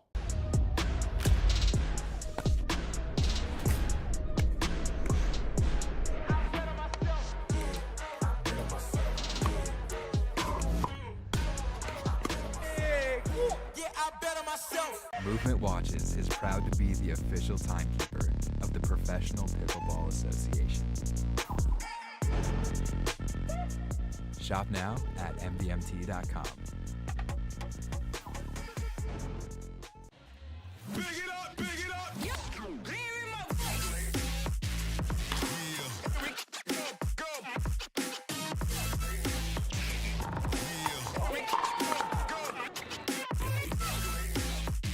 Tens of thousands of customers wrote about Carvana being smooth in their 5-star reviews, including Terry. To be honest, I thought it was almost too smooth, but Carvana was super transparent from beginning to end. Car details, financing, every step, and there were no surprises. Well, my monthly payment did come out lower than expected. Then I got to pick up my Mustang at the vending machine, and it was so fun and exciting, I did a little dance.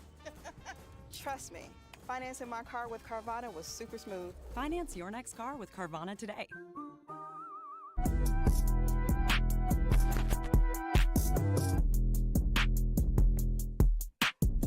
Mein Name ist Martin Emrich und ich bin ein Holbrook-Athlet.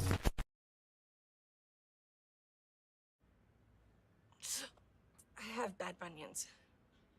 Wish they'd disappear. Sup, future me. And no bunions! How? Lapiplasty corrects bunions at the source. meaning you're back in sneakers in weeks. Lapoplasty. Weeks! The future of bunion surgery is here. Learn more at lapoplasty.com. Risks include infection, pain, and loss of correction. For muscle cramps and spasms, you need fast relief. TheraWorks Relief absorbs quickly with a safe, gentle, non-opioid formula without the mess or strong odor.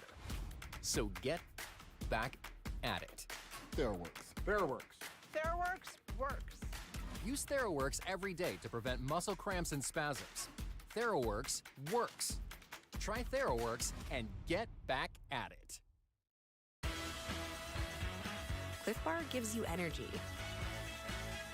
but you get the win. The most important ingredient is you.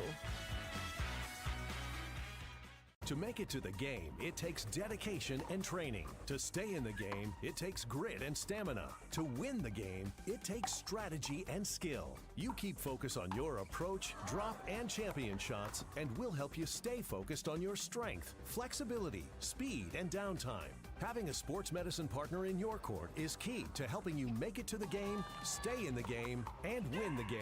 Select Medical is proud to be the exclusive provider of physical therapy of the PPA Tour.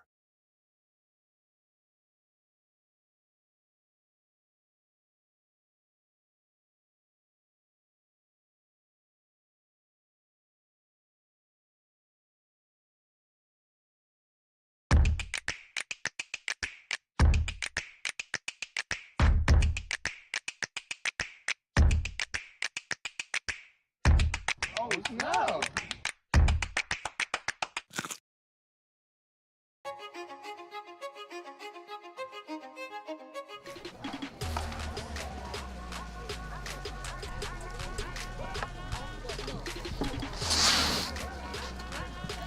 All right, welcome everybody back. We're excited to have you with us here at the Select Medical Orange County Cup presented by FitVine Wine. And we've got a great women's doubles match for you coming on right now with the Brascia sisters, Mary and Maggie, playing against Paris and Tyra.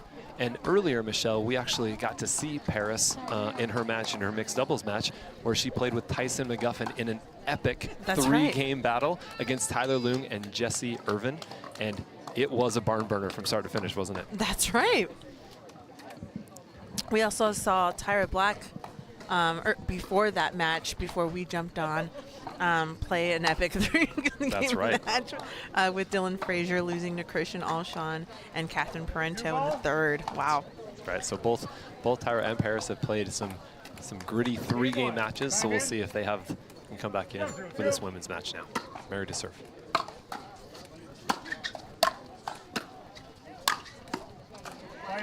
Getting those feels. Yep. Like we said earlier, all depends on that third. If you've been with us today, we've been talking about this quite a lot, how important the third shot is when we're trying to get in. We got to make sure we find a way to get that ball down so that we have time to be able to transition and get into the net. We want to be able to establish at the line and then attack from there. If the receiving team can keep that serving team back, then they're likely to win a lot of side outs.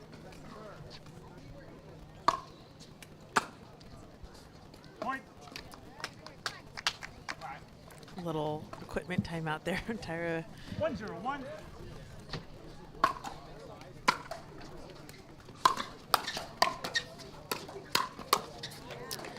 And if you're new to pickleball, Paris Todd and Tyra Black in the red uniforms and the Brascia sisters matching with the black tops.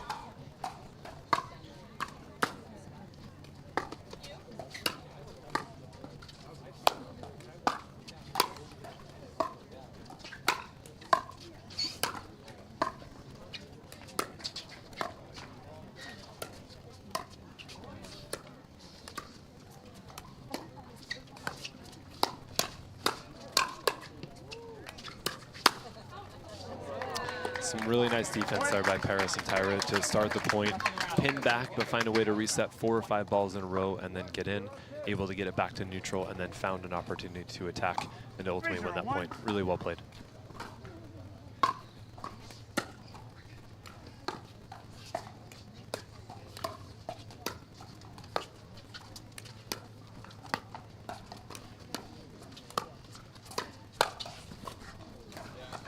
it's just wide. And when we were watching Tyra's match, I think we were on the sideline talking about how that was setting up the points. It's just going to Tyra's forehand, dink, cross court.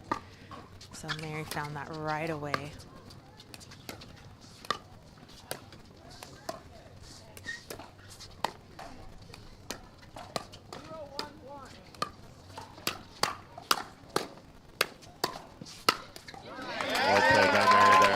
You know, and the Brascia sisters definitely known for being very patient. They will dink a lot, make sure that they make a lot of balls. Generally don't make a lot of mistakes trying to keep the ball in, so we'll see if that continues with Mary and Tyra. They're always playing super high percentage. Oh, unlucky off the net. Yeah.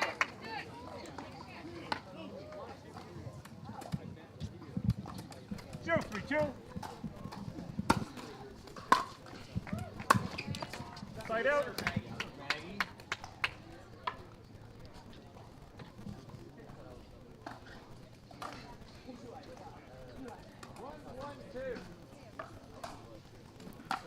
Three, 0, 1.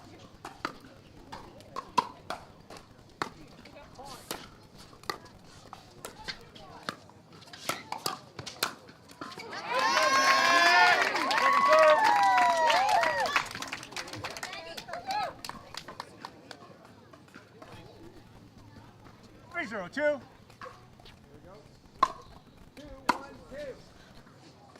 Point. And a missed return for an easy point. Hate to see it. Yeah, the second one today, so giving him a couple points so far on those returns.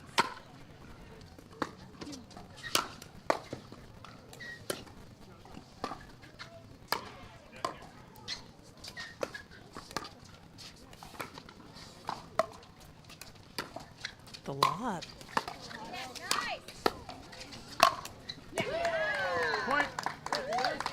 Yeah, that lob set up that whole point to get the opponents out of position. Yeah, unfortunately, Mary, I think, hit that lob a little bit out of defense because she'd been stretched a little bit on that outside dink. And then Tyra and Paris able to take it over from there.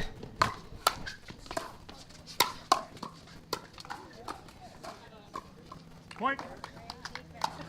And a timeout is called from the Brascias. Yeah, tough start there. Come out, and Tyra and Paris have really found some good patterns, been able to put up quite a few points there early. Down by 6. Let's see what Vinny Brascia from Los Cab has to say to his daughters as he's been coaching. And if you have an opportunity, make sure on YouTube to find I forget what it's called, but what PPA is doing right now is they're following along with the players and kind of following, like, Tyson has his family, the Brascias, the sisters, and I hear Jessie Irvin's coming out with her, just following them along and seeing what life is like in their shoes, the journey that they've gone through to get to this point in professional pickleball. And it's exciting to follow along off the court, right, and get those interviews and that interaction. So make sure you check that out. It's exciting stuff. Yeah, great call, Michelle. It's exciting to see that behind-the-scenes look to see what some of these players go through. And you know what that's like, having played at the highest level as well yourself. So definitely a lot that goes into this to be able to play for these athletes.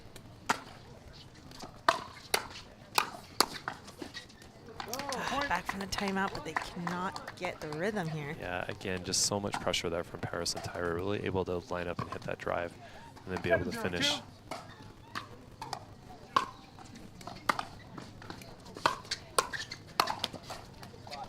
Side out. And a side out for the Brascias. They need a lot of work right now in order to catch up by the 7-point lead.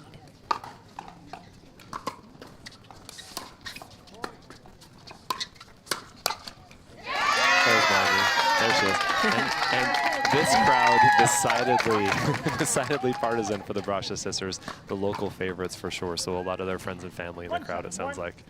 Definitely, it sounds like that.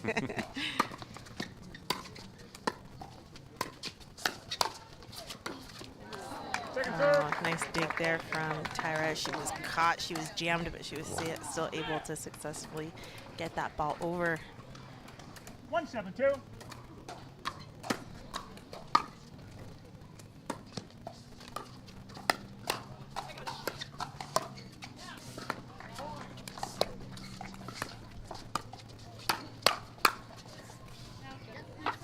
That Yes. shot is good. Yes, Mary with a good ball there. So what I'm liking to see, Maggie's really starting to impose a little bit by reaching in and hitting that backhand punch that she has. Then Mary able to get on top of that two-hander and put it down the line for a winner. See if they can build on that.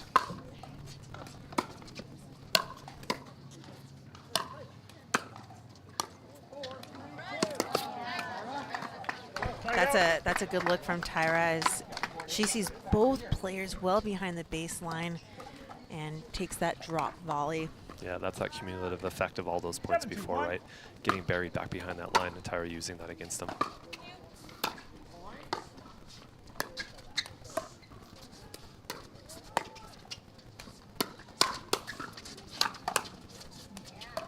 Nice reset.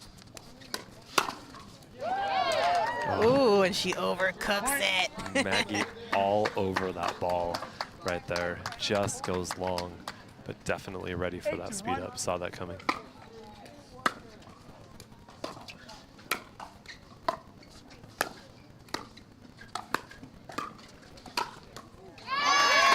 Good ball by Mary. You know, Paris and Tyra have left a few of their thirds a little bit high. I'd like to see Mary and Maggie take a little bit more advantage of that with their fourth.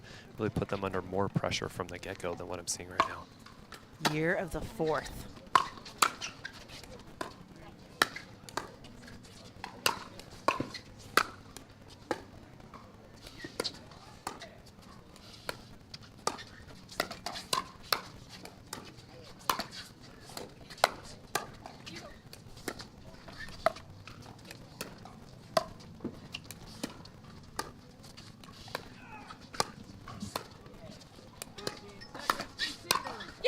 Oh my goodness, I believe there was 4 balls that came off the net and not going to the way of the Brascias.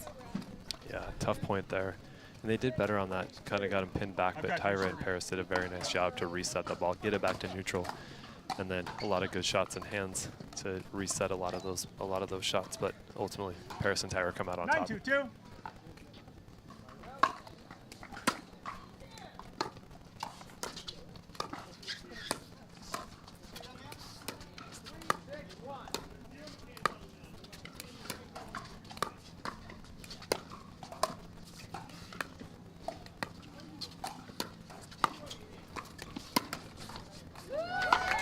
And that one goes in for them. Yeah. You win some, you lose some, right? On the balance, it probably all evens out. 2-9-1.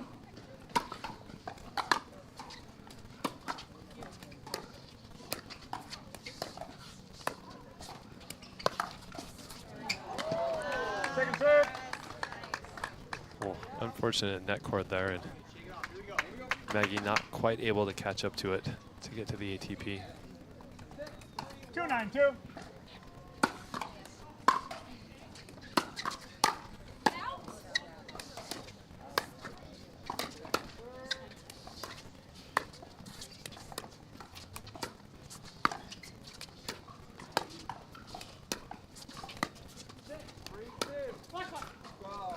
Tyra's reach, it looks like she's not even moving her feet when she's taking these dinks.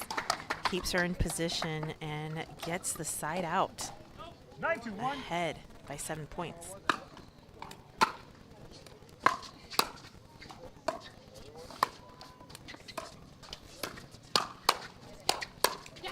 Point.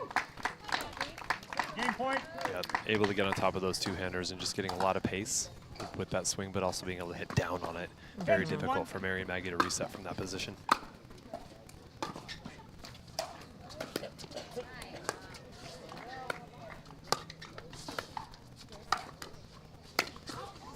Ooh, and a missed volley for the game. 11-2.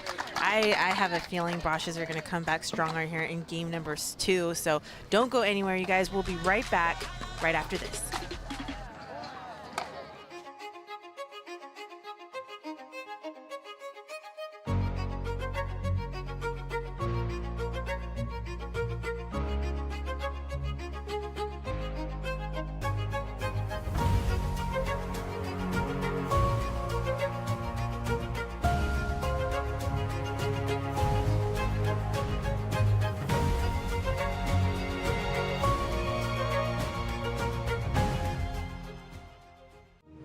Every time someone tells you they vacation in the same place every year, it should really make you wonder, why? Travel like you mean it with IHG Hotels and Resorts.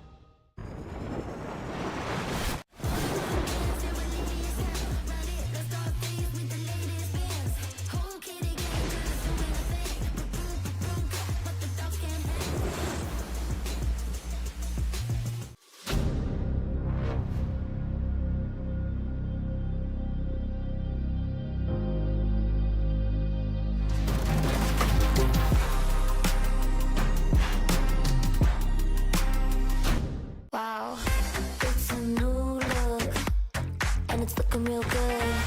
It's a new look, and it's looking real good on you. It's a new look, and it's looking real good.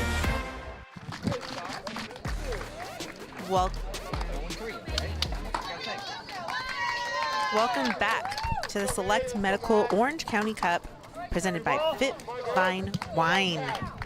Haha. I'd like a cup of Fit Wine Vine right now. And here we are in game number 2.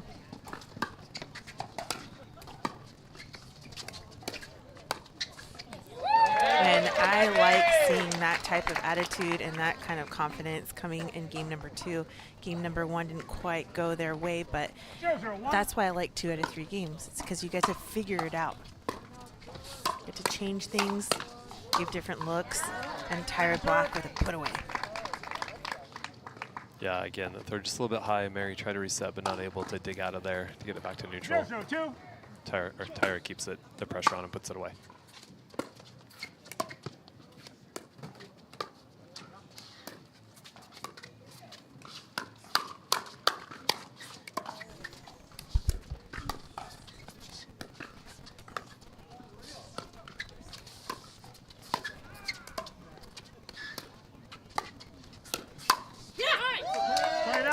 Harris is all over it. Yeah, Maggie reaches in and leaning forward right with that backhand, and then Paris able to counter that, and Maggie not able to get back to the middle, and Mary had not able to slide over and see that, not knowing that speed up was coming.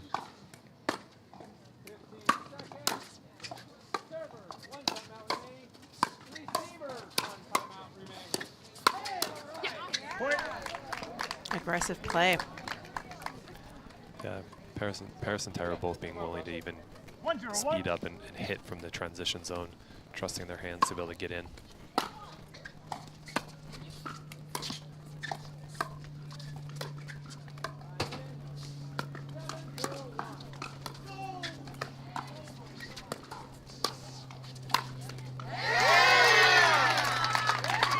Great pattern from Mary there, able to move the ball around, put the ball outside of Paris and then back outside of Tyra, create the gap between the two of them, then lean in and hit that winner. Well done by Mary there.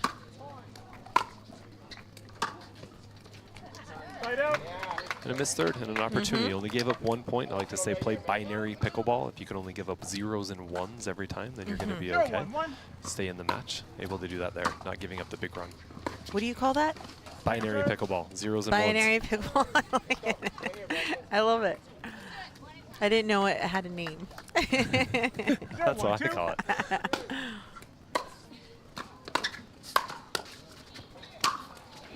Just a great swing from Paris there on that two-hander. Able to catch that ball coming down onto Mary. Mary leaves it up and Tyra able to put it away. 1-0-1.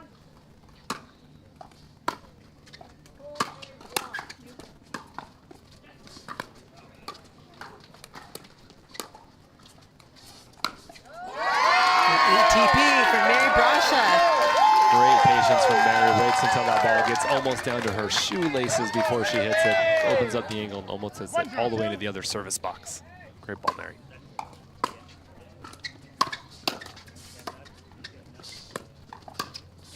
That's a nice ball from Tyra there. Sees Maggie pushed into the middle a little bit, waits for it, hits that little inside out down the line. Very nice spot. 2-0-2.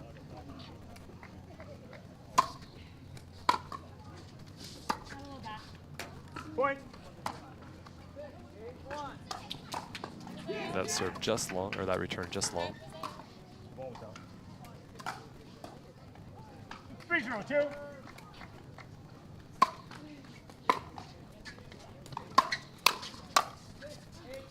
Side out. It's a good ball by Maggie there, seeing that drive a little bit high, able to get on top of it for her volley. So important when you have somebody who's driving the ball at you, if you have a chance to be able to hit it back and put a little downward trajectory on it to really relieve the pressure. Yeah, an unfortunate miss there by Mary. Getting the ball back. You work so hard to get the serve and then lose one. 0-3-2.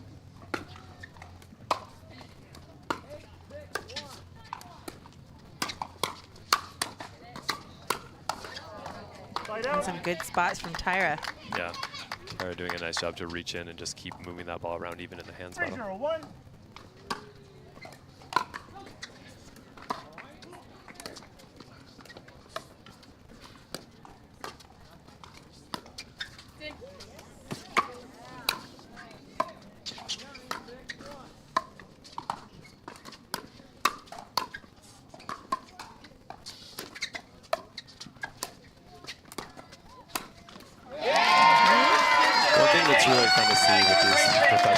Michelle, is how often they get pushed off the line with that lob. A great lob by Mary, but then Tyra and Paris able to work their way all the way back to neutral. And then Maggie with a great ball to finish it. But it's so great to see their ability to keep a point alive.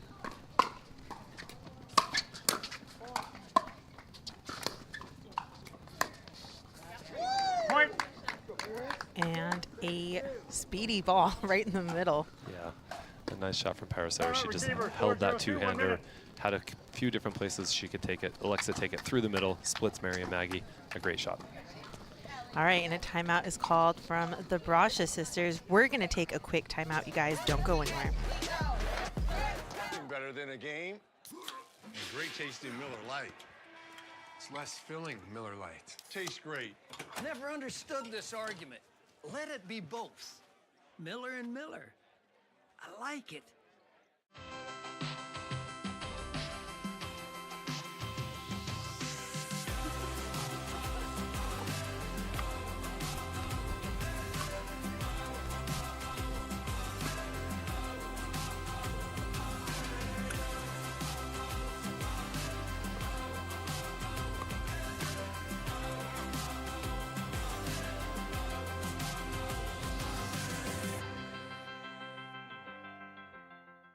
Introducing Persona IQ, the smart knee. Address your knee pain with a replacement that contains sensors which capture helpful information such as your range of motion, stride length, walking speed, and step count to ensure your new knee is performing at its best. It keeps you connected to your healthcare team so you can receive important reminders and personalized recovery guidance. It's not a GPS. It doesn't collect where you've been or where you're going.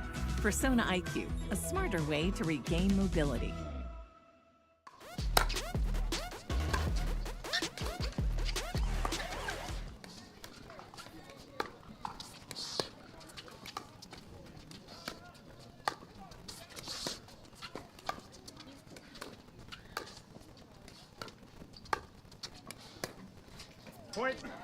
And Paris Todd, Tyra Black still have the momentum even after that timeout. 5-0-2.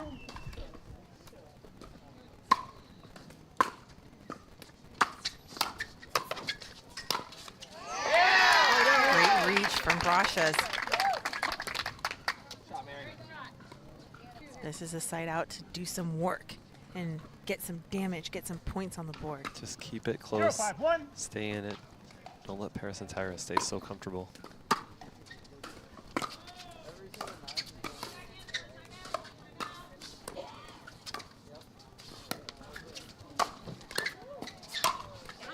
A nice spot on that overhead from Tyra Black.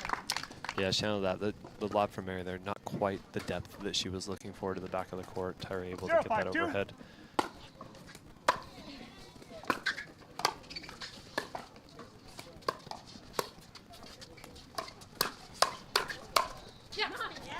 No, that point there, honestly, Michelle, set up by the quality of the return from Paris. Paris had a really good ball to the back, and the Brascias were kind of behind the whole time, just trying to catch back up to get to neutral. Tyra and Paris press our advantage there.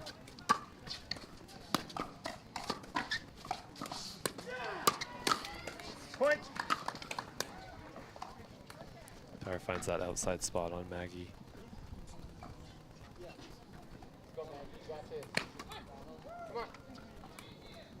6-0-1.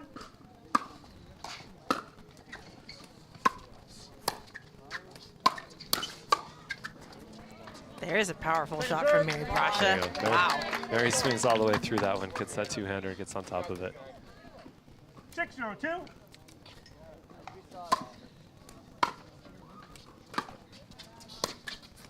Point. Tough drop from Tyra Black. Yeah, it's hard. Things aren't going your way. Sometimes you press a little bit, right, to try to make something happen. Ultimately, that can sometimes cause even more errors. So.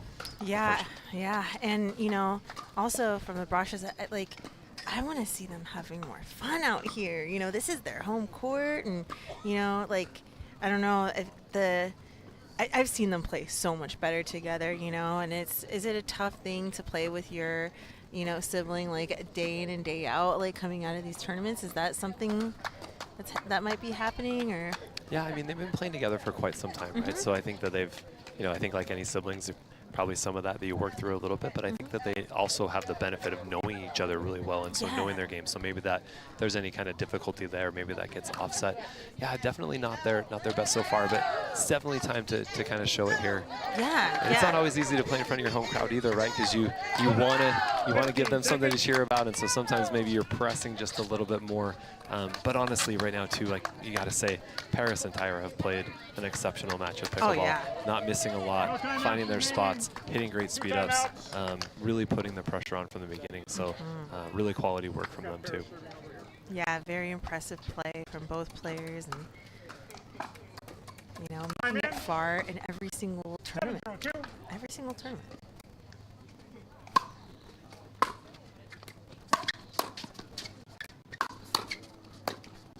Oh, really aggressive on that last shot. Yeah. See again, Paris choosing to speed the ball up even from the midcourt. Definitely looking to press that advantage.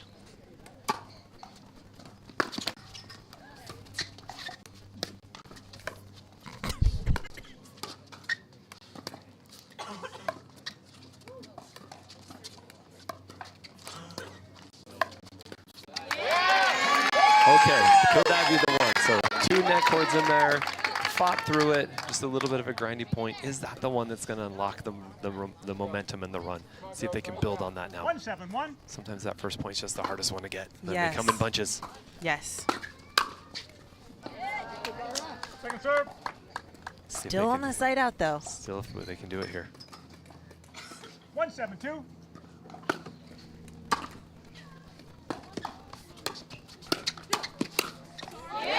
Here comes Maggie Brascia. Maggie finds a great spot outside, crashes and closes. Like to see that she's playing that ball in and then trusting it to get in and follow through with that to close quickly. Puts Tyra under some pressure and gets the point.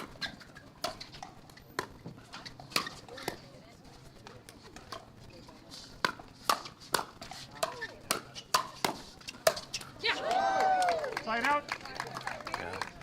Tough there. Mary pulled the ball pretty early from a little bit off the line. Stayed in it for a little bit, but just got progressively higher and higher until Paris able to put that ball away. 7-2-1.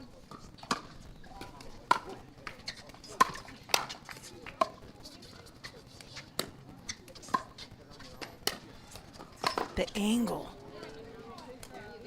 Wow. Great shot from Maggie there to be able to pull that ball all the way across. That's one. See if they can get another side out. 7-2-2. Start cutting into this lead again.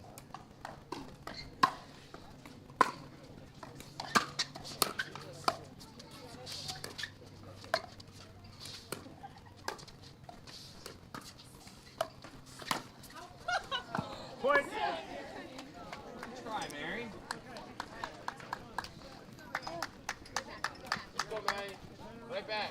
8-2-2.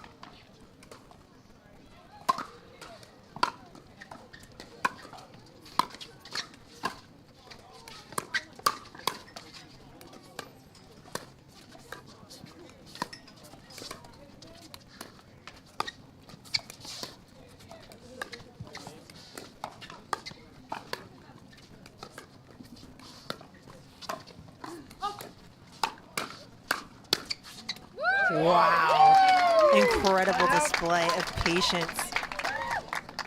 Yeah, a great patient point from all 4 players there. And then at the end there, Maggie able to just get on top of that and put that ball outside past Paris. But a great job by, they only let him get 1 point there. See if they can dig into this lead again.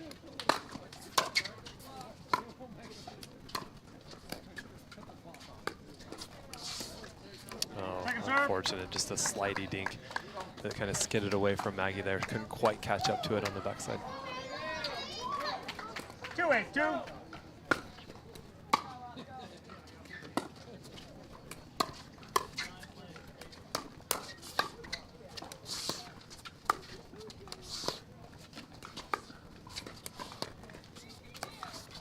Hey, and that's, you know, another skinny slicey backhand. Right? Just slice dink versus slice dink right there.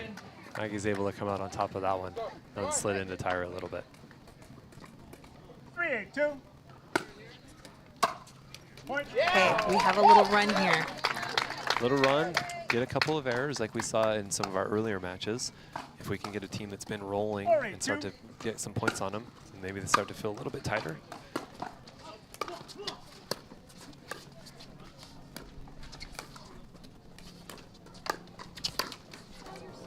Side out. Maggie moving back a little bit on that one. Maybe just a touch out of position. Try to attack her way out of it. Cut the net. They can hold them here again. Still in this.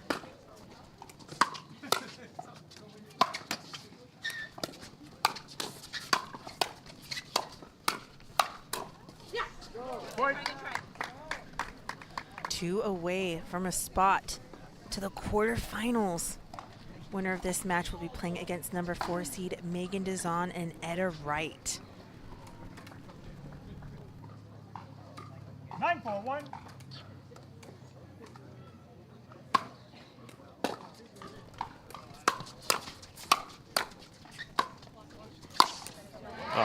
That must have felt good. Yeah, things are when you can get a nice overhead clean put away. That is a great feeling, and what a great angle from Mary there. 9-4-2.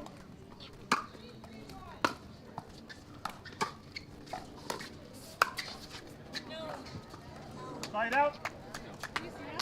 Let's side out. Let's go. That was out. Ball was out. Ball called out. Referee confirms. 4-9. 4-9-1.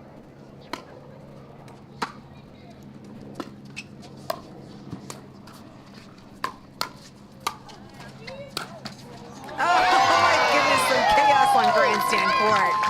An ATP defense, and then that turns into a slam dink as it hits the top of the net and just falls softly into the kitchen as Paris and Tyra had retreated to try to cover that.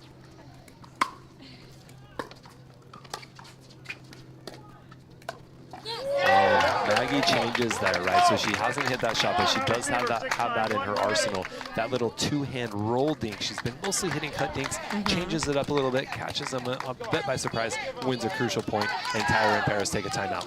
Yes, and they are ahead by 3, but Mary Brascia, Maggie Brascia have made a little run here, and like we said, you know, it's never over. You lose game number 1, and maybe you find some momentum in game number 2. And the crowd is, you know, in favor of the Brascia, so the energy has definitely shifted. I see a lot more positivity in both the Brascia sisters, and can that carry them to take them to game number 3? Yeah, if the crowd has anything to say about it, it certainly will, because they're over there doing the wave. They've got chants going now. I mean, it's this crowd is having a great time here this match, and they're just trying to will Mary and Maggie to victory here. Certainly those local favorites, but those patterns that they're finding now have been a little bit better. And again, just kind of changing that up, right? Not always staying in the same pattern, hitting that same dink. I like that Maggie went for something a little bit different there. And as they come back out to the court, a big ovation from the crowd, right? Really trying to buoy them up and get them going. This is the last women's doubles match on Grandstand court. We're following it up with a men's doubles round of 16 match. But let's see what happens here in game number 2 as the Brascias look a lot more confident after the timeout. Time in. 6-9-1.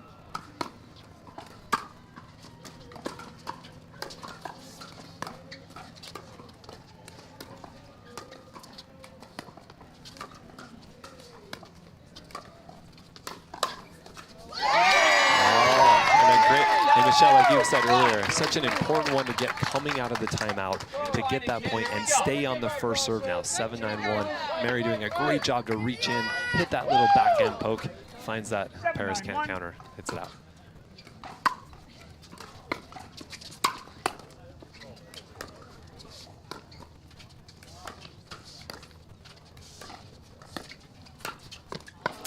And Paris and Tyra decide to switch there, trying to force a different look on the Brascias. Yep, great call. Good point, Michelle. 7-9-2.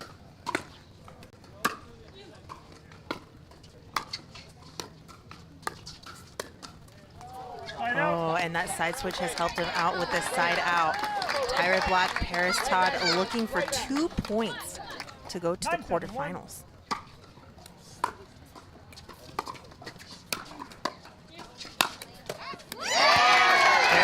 Epic overhead from Mary Brascia over to the commentary booth. Yep. And again, love that they're attacking that fourth a little bit, right? Like not just conceding it, but putting a little pressure on so they can get that ball up that Mary can put away. Ball stays in.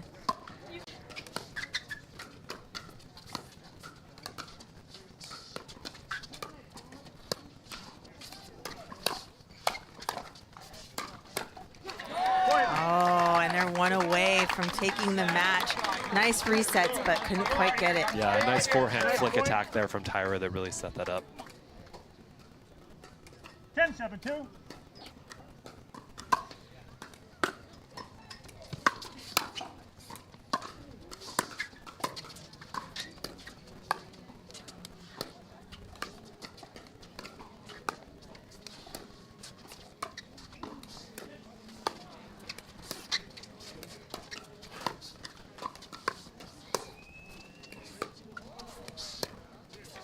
Oh, and a miss from Maggie Brascia for the match. Tyra Black, Paris Todd moving to the quarterfinals. Yeah, Mary and Maggie tried to make a good run. They brought it back in, got it close. I feel like if they could have gotten the ball back one more time, might have been able to have an opportunity to take that away.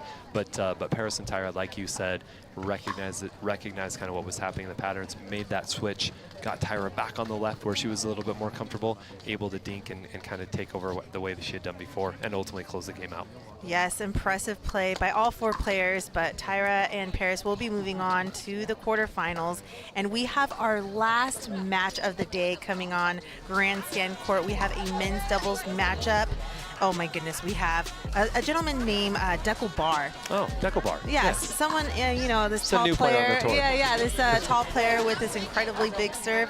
He's partnering up with the Tyson McGuffin.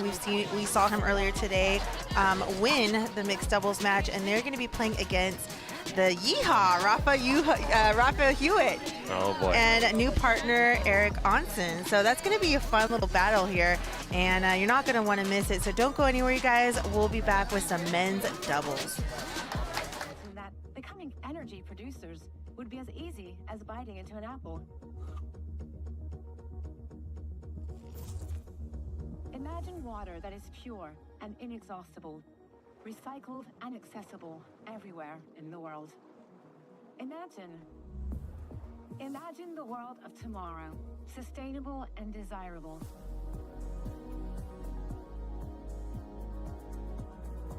Veolia.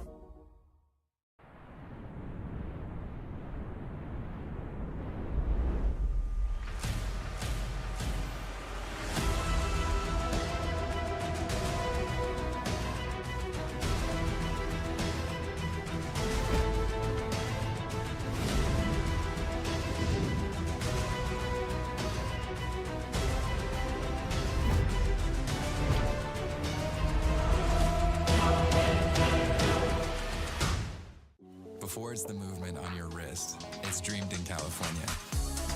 Crafted expertly for every adventure. And tested by you. Join the movement.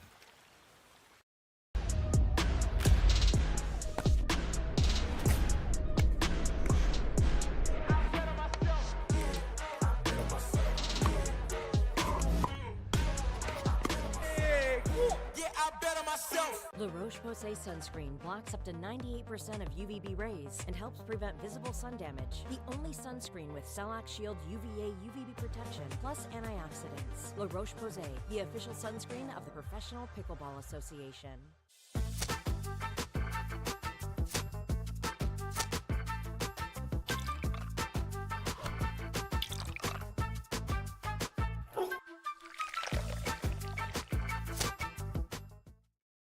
Introducing Skechers Pickleball, the official footwear of the Carvana PPA Tour. They're ultra lightweight and responsive for incredible speed. They have Goodyear rubber outsoles with a specialized pickleball design for increased side-to-side stability and agility. Plus, they feature shock-absorbing foam and Skechers' famous Relaxed Fit design for incredible comfort game after game. Conquer the court in comfort. Skechers Pickleball, the official footwear of the Carvana PPA Tour.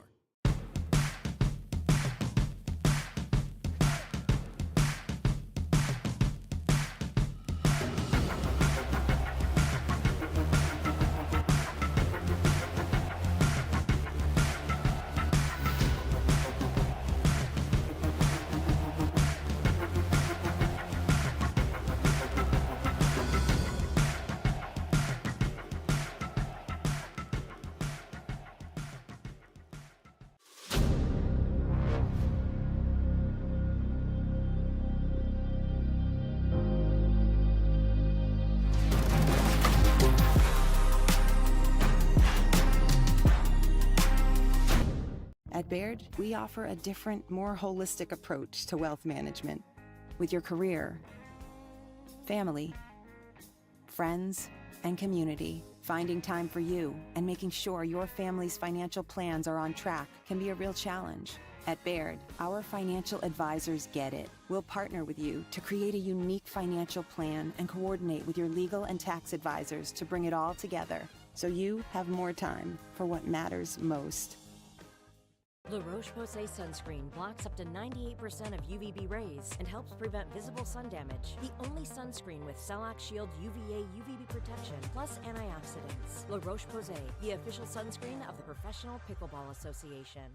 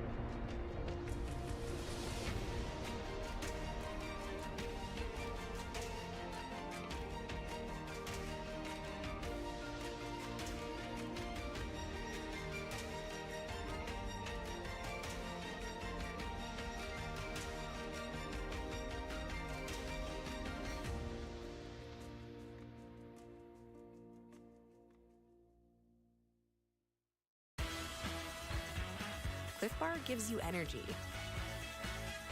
but you get the win. The most important ingredient is you.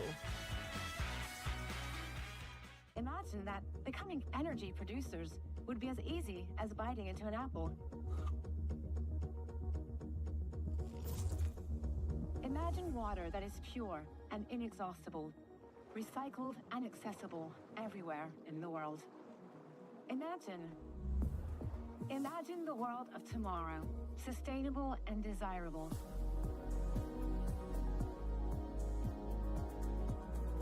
Veolia.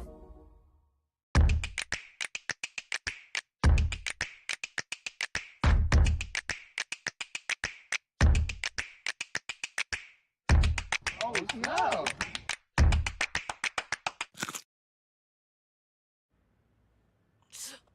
I have bad bunions. Wish they'd disappear. Lapoplasty. Sup, future me. And no bunions. How? Lapoplasty corrects bunions at the source, meaning you're back in sneakers in weeks.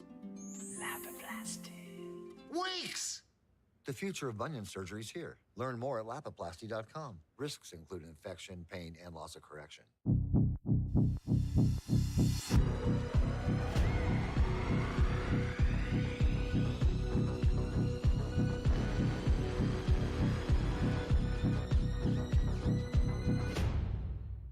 La Roche was. 2 minutes. And welcome back to the Select Medical Orange County Cup presented by FitVine Wine. We are ending the day off here on Grandstand Court with some men's doubles round of 16 matchup. You have Rafa Hewitt and Eric Onsens looking to defeat and upset Deckel Barr and Tyson McGuffin. So this is going to be a fun match. We got a lefty-righty team versus Deckel Barr and Tyson McGuffin. What do you think about this matchup here? Yeah, Michelle, I was on the call for this one yesterday when Deckel and Tyson played against Greg Dow and Anderson Scarpa. Ooh. Yeah, really fun match to watch. Great energy out there. And you know, they played a lot of balls to Deckel. I was surprised. Deckel just really kind of constructed points and imposed his will on it. But, you know, he definitely can reach in there, hit the ball hard, and do some damage for sure. So I think we'll look to see if he can reach in there. And for Rafa and for Eric, they're going to want to try to stay away from that a little bit. But I know Rafa likes it when the game gets going fast. So yes, this is going to be so great, and we're looking forward to this. And round of 16 day did not disappoint here at the Lifetime Fitness in San Clemente. Everyone showed up and they were pumped up. The crowd was going wild the whole day, and Championship Court just has this vibe. There's like these grass seats, and it's so lovely here. And Adam Hill, thank you so much again for jumping on and you know, calling these matches. It's been fun hearing different voice. yeah, it's been my pleasure. I had a great time being here. Fun to be here with you. And seeing all these great players, these great athletes out here showing us the kind of pickleball that folks can play. It's inspiring for, you know, teaching here. It's so fun to have the tournament here, to have the members and the folks that play see this level of pickleball, to understand kind of like what can be done and what's possible on a pickleball court. Yeah, so much fun. It's high intensity, high level pickleball, and you know, it's so fun going out to the rec play now and people imitating their favorite pro player. That wasn't a thing until just recently, where people are imitating their favorite pros and you know, saying come on, or the famous Rafa Hewitt, round him up, you know, and it's been so neat to see the growth of the sport. And we appreciate all the viewers at home for tuning in and joining us live on YouTube. That's also a big deal, you know, where that wasn't a thing until maybe like 5 years ago. I was on my phone live streaming all these matches. Right, you were the one getting it out there for everybody. There was a few of us. Now we've got show courts and everything else, like side courts, so here we go. Oh my goodness, and that's how we started it out. Tyson sets the tone early.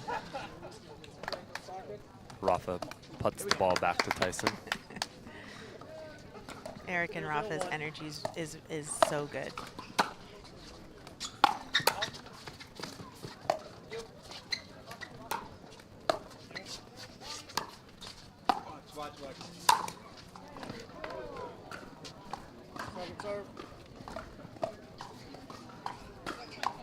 Tyson McGuffin caught a little off guard there as Rafa was hitting an out ball.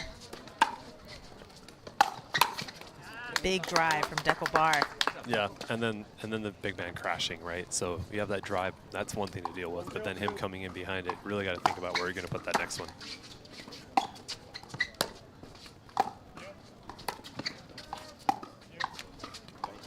I've seen the slower returns so that the player gets established up to the line after the return. The return's never like that hard. It is deep, but it's also loopy and slow for a reason. Aggressive Tyson McGuffin. Yeah, Tyson swinging that one a little bit high out there on his forehand, so he takes a whack at it and is able to put that down. Rafa not able to counter it. Yeah, a ball above the height of the net to Deckel's forehand is not going to work. We're going to have to try to find a little bit better spot there. It might work to a certain level, but when you're in here in Grandstand Court, the PPA, it is a no-go.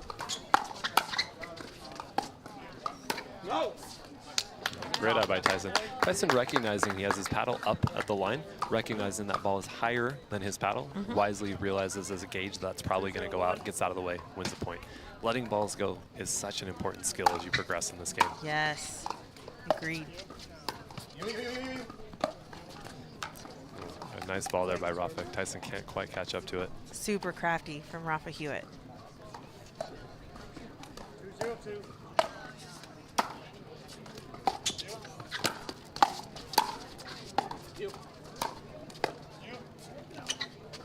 Great pressure from Onsens and Hewitt.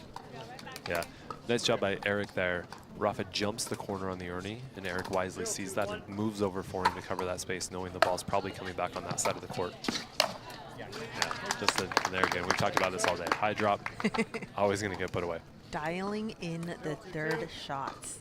Drives or drops, whatever it is, got to dial it in. They have to be super accurate. And there's an accurate one from Eric Onsens. Yeah, backed off on the left side of the court, pushed all the way out, hits that looping drop to give himself time to get back in, and creates an error for Deckel.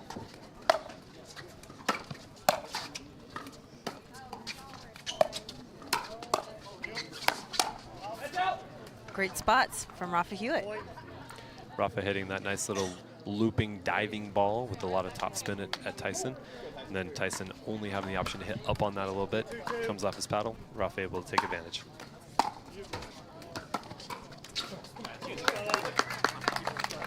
Able to get 2 on the board there and a tie game. 2-2-1.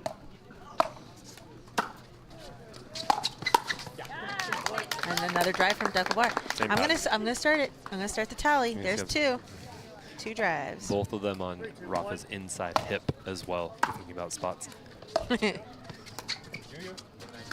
And look, at this level, it's not just a drive, right? It's a drive in a specific spot. You have a very small window you need to hit into, so the margins that these players are looking for are extremely small. Oh, too big of a swing there from Eric Onsens. Yeah, he wanted to make a statement there, I think, on the counter there for Tyson. Just too quick.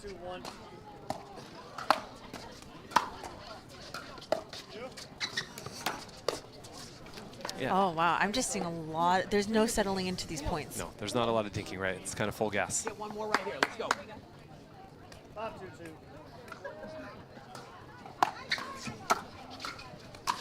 Out. Yep.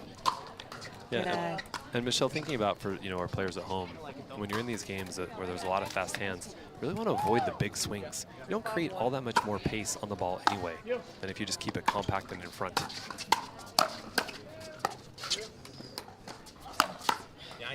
The speed comes from hitting that ball out in front early and getting it to the spot quicker instead of taking this big wind up and meeting it a little late and giving the opponent time. So yes, definitely agree with you on that. Exactly. 100%.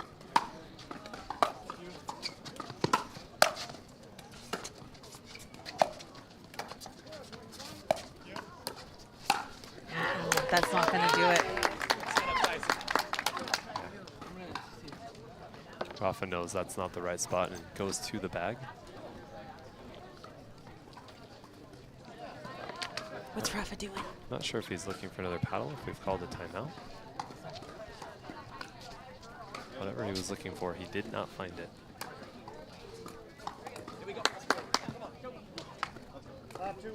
Maybe some sunglasses as the sun is setting right into his face.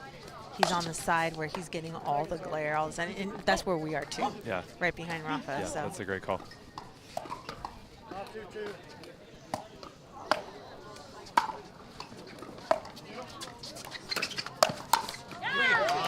that cross court is not working for Rafa Hewitt into Tyson McGuffin's backhand. 6-2-2.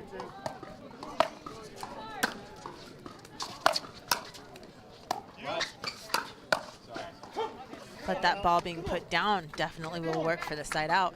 Trailing by 4, they need to catch up here. 2-6-1.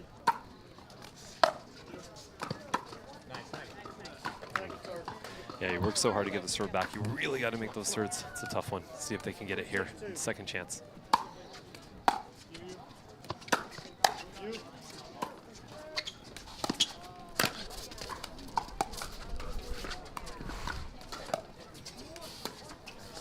Yeah, unfortunate there for Rafa. I love that. He hit the ball, he hit the drop. He saw that Dekel was backing up, recognizing that movement from Dekel, came hard on the crash, and then jumped the Ernie and unfortunately just caught the top of the tape. But a really good move from Rafa there. And as one of the things for our players at home, really looking at your opponent, seeing where they are, makes a big difference in the shot that you should hit or your movement in between.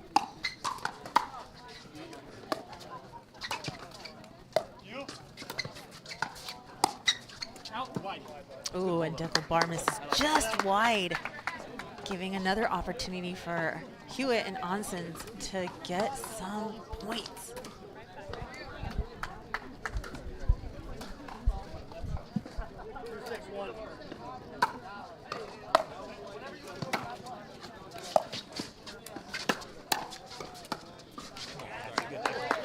I like that look from Rafa. Yeah, he hadn't had success with that going diagonal at Tyson, so he tried it on the outside to Dekel. It's a great look. Let's collect some data and see if that can work.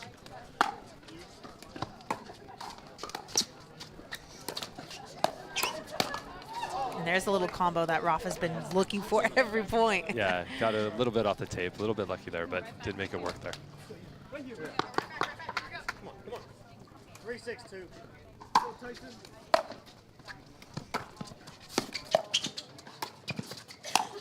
No, come on. Dekel using his length there again, reaches in, able to take that ball straight down in the middle. Rafa not able to counter it, but hey, got a point there. Started to, bite into the lead just a little bit. See if they can get a side out here, not give up any points. 6-3-1.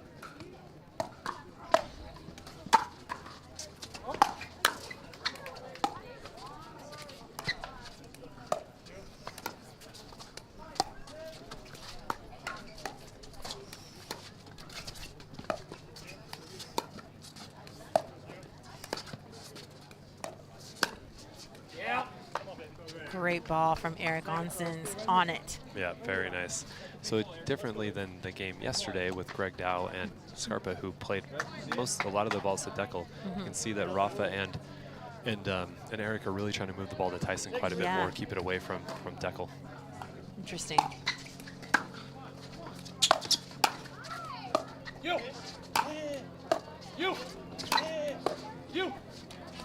Is it because the lefty-righty combo, they want to see the ball coming more from that side of the court, or do you think it's from the player? 3-6-1.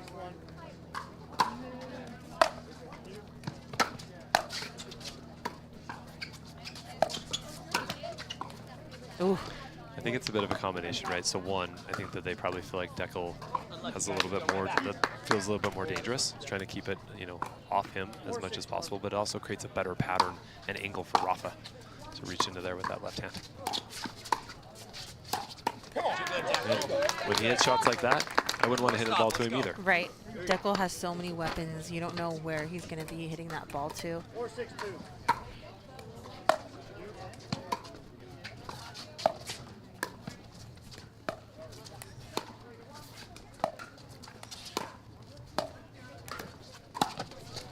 Maybe that's the reason.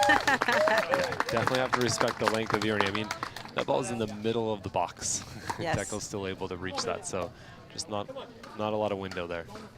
Great play from Dekel Bar, Tyson McGuffin. Rafa Hewitt and Eric Onsens were able to get a point there on that last side out.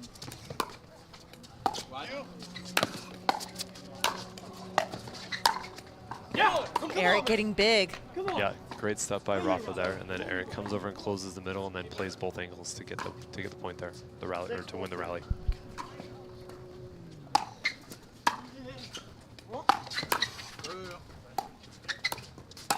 Sorry. Come on.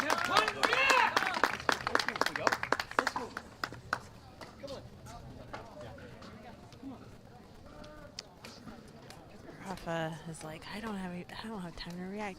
That guy's so big. That's why women get off the line. They play off the line to give them just a little bit more time to react.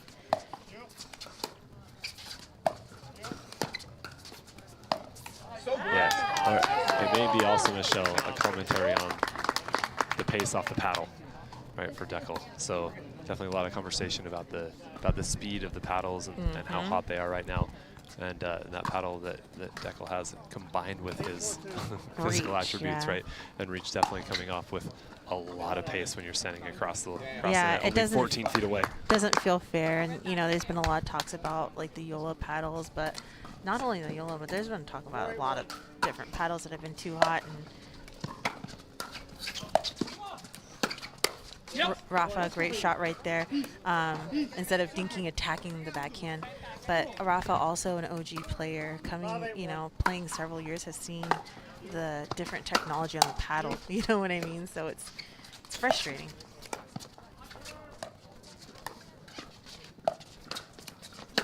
Oh, that's a great ball. Yeah, what an ATP there by Rafa. Such good patience to wait and find that ball on the outside. Yeah, it's you know, the sport's still trying to figure out which direction it wants to go, solve some of these things, but always amazing to see how good these players are, even with those paddles, speed of the paddles.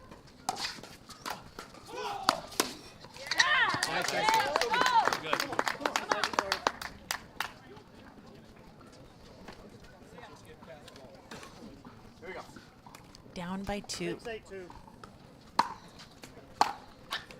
Can you hear the wiffle ball? I you know, lately I've been noticing you could, instead of hearing the ball hitting the paddle, you could actually hear the whistle of the ball because there's so much spin and speed. You hear a little whistle. Good leave by Onsens, and now a tie game here. And Deckelbar is going to go ahead and take a timeout as he approaches the bench with Tyson McGuffin. And we are going to go ahead and take a quick timeout. Don't go anywhere. You don't want to miss the rest of this match. Sunscreen blocks up to 98% of UVB rays and helps prevent visible sun damage. The only sunscreen with Celac Shield UVA UVB protection plus antioxidants. La Roche-Posay, the official sunscreen of the Professional Pickleball Association.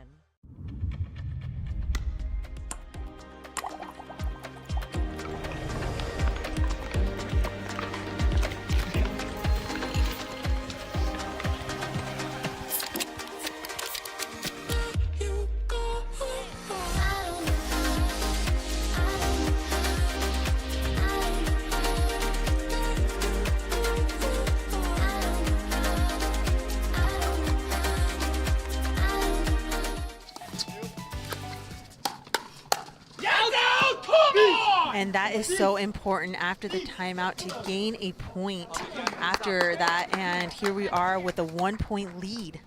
9-8-2. You. Watch it. Come on. Deckelbar is not going to let it down. He is not going to give up here. And Tyson McGuffin and Deckelbar, you know they're coming back with heat. That drive was outrageous. So low, like inches over the net and dipping. Such a great ball. 9-9-1.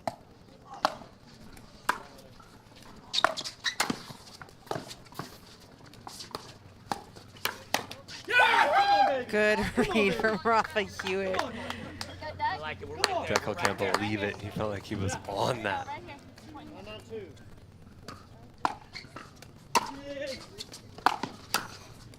You.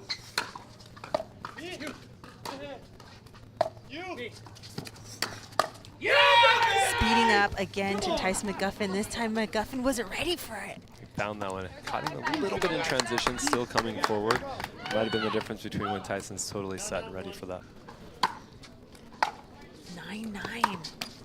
Off the net, and it's called wide. Okay, me too.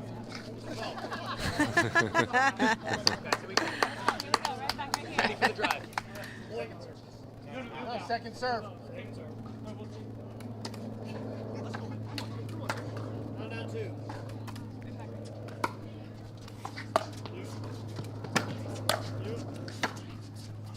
And that's not going to do it for the third or the fifth shot with another side out. Both teams only need 2 points to clinch game number 1. Let the PPA, we do replay the ball if it hits the net on the serve, goes into the service box. And the ball is long. Dangerous try from Dekel Bar. They need one more to get this side out and save themselves from a game point against them.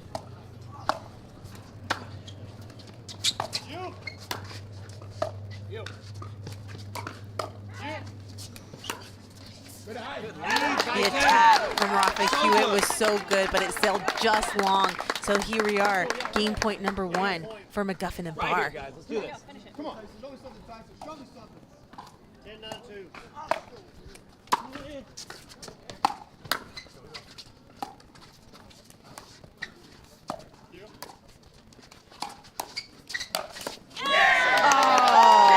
And game number 1 goes to Tyson McGuffin and Dekel Bar, 11-9.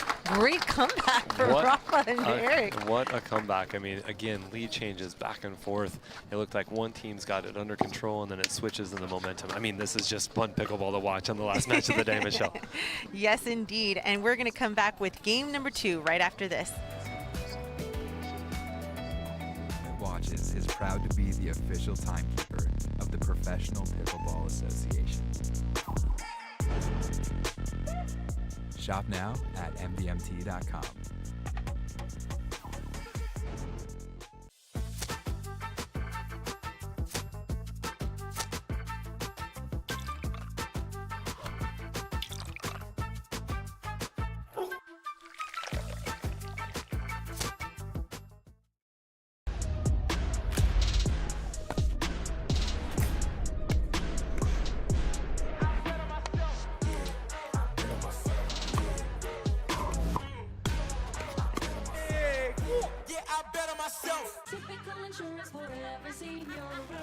Ever notice how seniors and health insurance commercials all look the same?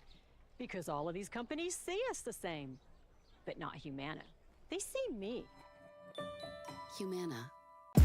Watch the game change. Watch the game change. Watch the game change. Yeah. You know what? Yeah, I gotta win. Watch me kick that door. They won't let me in.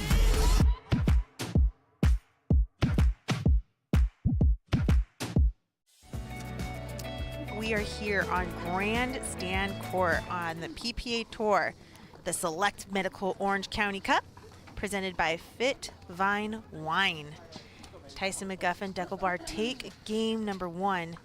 They're looking to close it out here and go home to go to the quarterfinals tomorrow.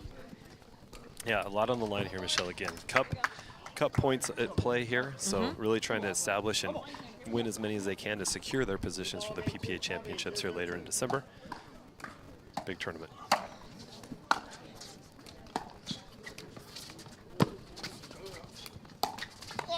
Oh, unlucky off of the net. Twice. Yep. For Eric. Eric survives the first one and then gets caught out on the second one as that comes back across him.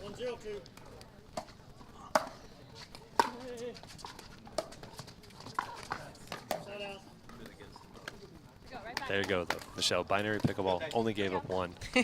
I love that. Try to stay in it. 0s and 1s.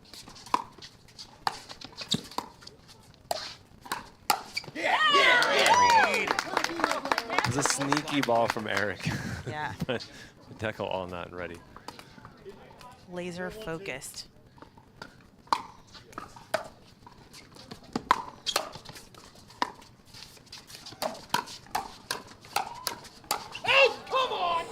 The quick hands in the exchange. I think Tyson has seen enough times of Rafa speeding it up diagonal at him that he finally went for his own diagonal speed I up. was totally thinking that, which is so funny. back into Rafa, but ultimately Rafa prevails on that one as the ball sails long.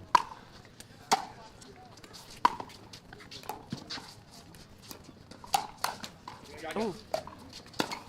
Oh, the net gods are not in the favor of Hewitt and Onsens for this game. It's been a tough start for them. Let's go, boys. Lock in. Let's do this. Let's go. Here we go.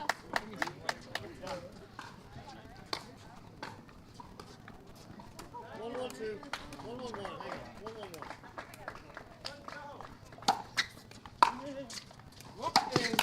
1-1-1. You. Yeah, good choice, Tyson. So good. 2-1-1.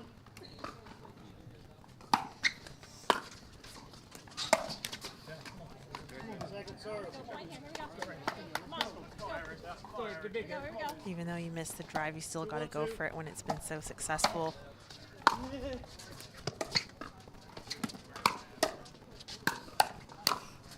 That's it. Come on, man. Big aggressive play from Hewitt and Onsens. There's no dinking with them. They are just going to start it and try to crash and make a combo. Yeah, full gas. Mhm. Just Every point. full speed ahead all the time. I love it. It's very exciting. Watch it, Engel. It reminds me of MLP play, how the points are really quick and there's no kind of like establishing a point or getting into it. It's just so quick and fast and furious. Yeah.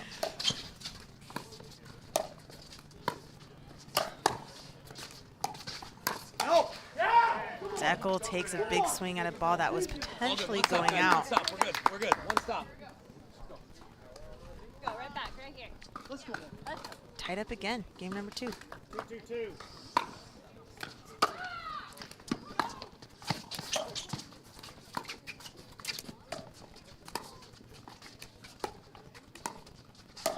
Yeah, we knew that was coming with a dead dink. Taking advantage of a high ball. Yeah, Michelle, and what do you mean by dead dink for the folks watching? Yeah, it's a ball that does not stay low and it bounces up high, and it's a ball that you could attack. You could dink it back, but definitely something that you should attack because it bounces as high as net level, and so it's easy to just hit straight into somebody. Oh, big swing again from Eric Johnson. He's on it. Let's just say that he's quick, he's on it. He's just being overly big right now with his big backswing. You. There's an attack. This time unsuccessful. Send a message, Tyson. I like it. If you guys are following along at home, we see certain patterns here, and hopefully we're doing a good job at explaining those patterns, and it's fun watching. It's like a little chess game. Deckel's won quite a few of those patterns with the drive, but that time, Rafa had said, no more. Right. Rafa was on it. Yeah. And, you know, you're going to keep doing a play until it becomes unsuccessful, right? Yeah. Make him prove it.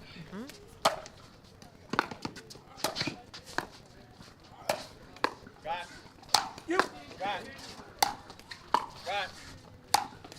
Oh, Deckel bar. He sees Eric Onsens covering that middle and goes right behind him. Yeah, Eric did a great job to read the earlier one and get outside and get well outside the court to get the reset, but then Deckel uses that movement against him and just slides him out. Great patience. Oh,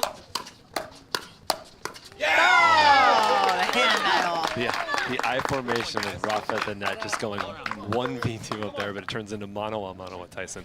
Tyson comes out on top of that battle. 4-2-1.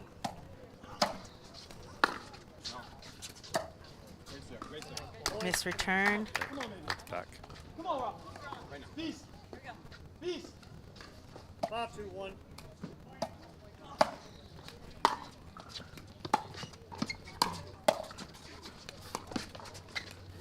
You. Oh, Rafa couldn't quite get out of the way of Deckel bar's shot right there. He jumps that kitchen line like it's no one else's business. But he Ernie's the Ernie and then body bags him while he's still outside the court. That was that's a fun one. That's a great one to see. 6-2-1. Ahead by 4. You. Yeah. Just wide. Back-to-back Ernies there from Deckel and back-to-back points, both successful. Great stuff. This is a hot and heated match here on Grandstand Court. Players are going to take a timeout. Hewitt and Onsens. I don't think they're going to change the pace of play. What do you think? No, I don't think so either. I mean, I think they feel like that's where they're comfortable and that's where they live. And look, for a lot of the match, I mean, it was 11-9 in the first game, right? And they were down, and then they brought it back together. So, you know, sometimes if it's not working right now, it's all about the balance like we've talked about over the whole match. So they may be able to narrow this gap and come on back. But super exciting, really fun to watch. I mean, I really kind of hope they don't change. I know. Because I want to see the speed. I think it's a lot of fun to watch. It's just so quick, and we're used to that dink rally. It might be a little boring, and there's a lot of patience involved with that, but this is fun. I love watching this pace of game. I'm like, can't believe the athleticism and how quick the hands are. Yeah. My goodness. That's what makes pickleball great. Like, this is great, but dinking is amazing too, because the skill to keep it out of unattackable. But this is hot and fast. It's great. You.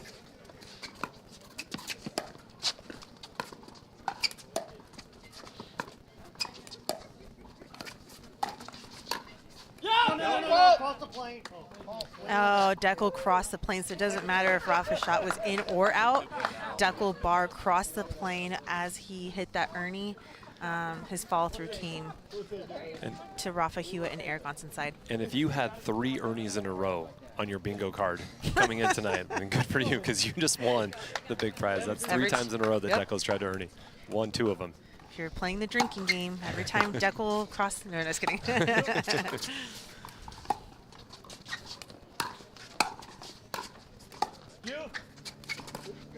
You.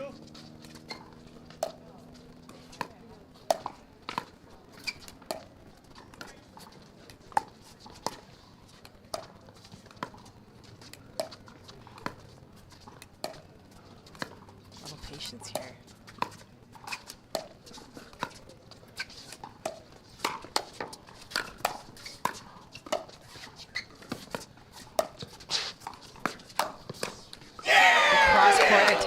Successful for Hewitt. I mean, I think maybe they heard us say that they weren't going to do any dinking and said, well, we can dink too. We don't have to play everything fast. And then had a grindy dink fest point. That get in the middle by Deckel when he got low to hit that cut reset was unbelievable to keep them in that point. Just such a high quality point there.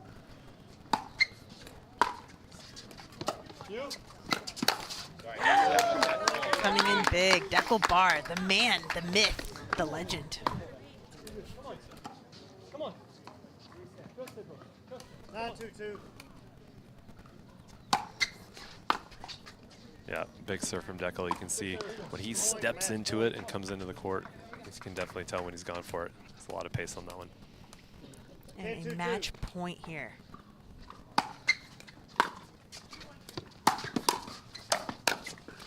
You. Oh, and the ball goes wide for the match. Deckel Bar, Tyson and Guffin moving on to the quarterfinals of the men's pro bracket. So that will be played tomorrow along with the rest of all the wonderful quarterfinal matches here on the PPA Tour. We're here at the Select Medical Orange County Cup presented by FitVine Wine. That concludes the round of 16 on Grandstand Court. What a great day of matches. I mean, we had three game battles. We had ATPs. We had Ernies. We had it all. We had overheads. I mean, just a wonderful day of pickleball. Hope you had it. Hope you all enjoyed it too. Yeah. And we'll see you back here tomorrow. Yes, and make sure you follow along on Facebook, PPA Tour, on Instagram, also on their webpage where you'll find all the information on tomorrow's matchups. All the matches have to end today for us to schedule out the matches for tomorrow. So that's why you have to be a little patient and wait to see what the matchup times are for the quarterfinals. So thank you again, Adam Hill. Thanks, Michelle. Thank you so much for joining us at home. We hope you had a great time, and we'll see you tomorrow.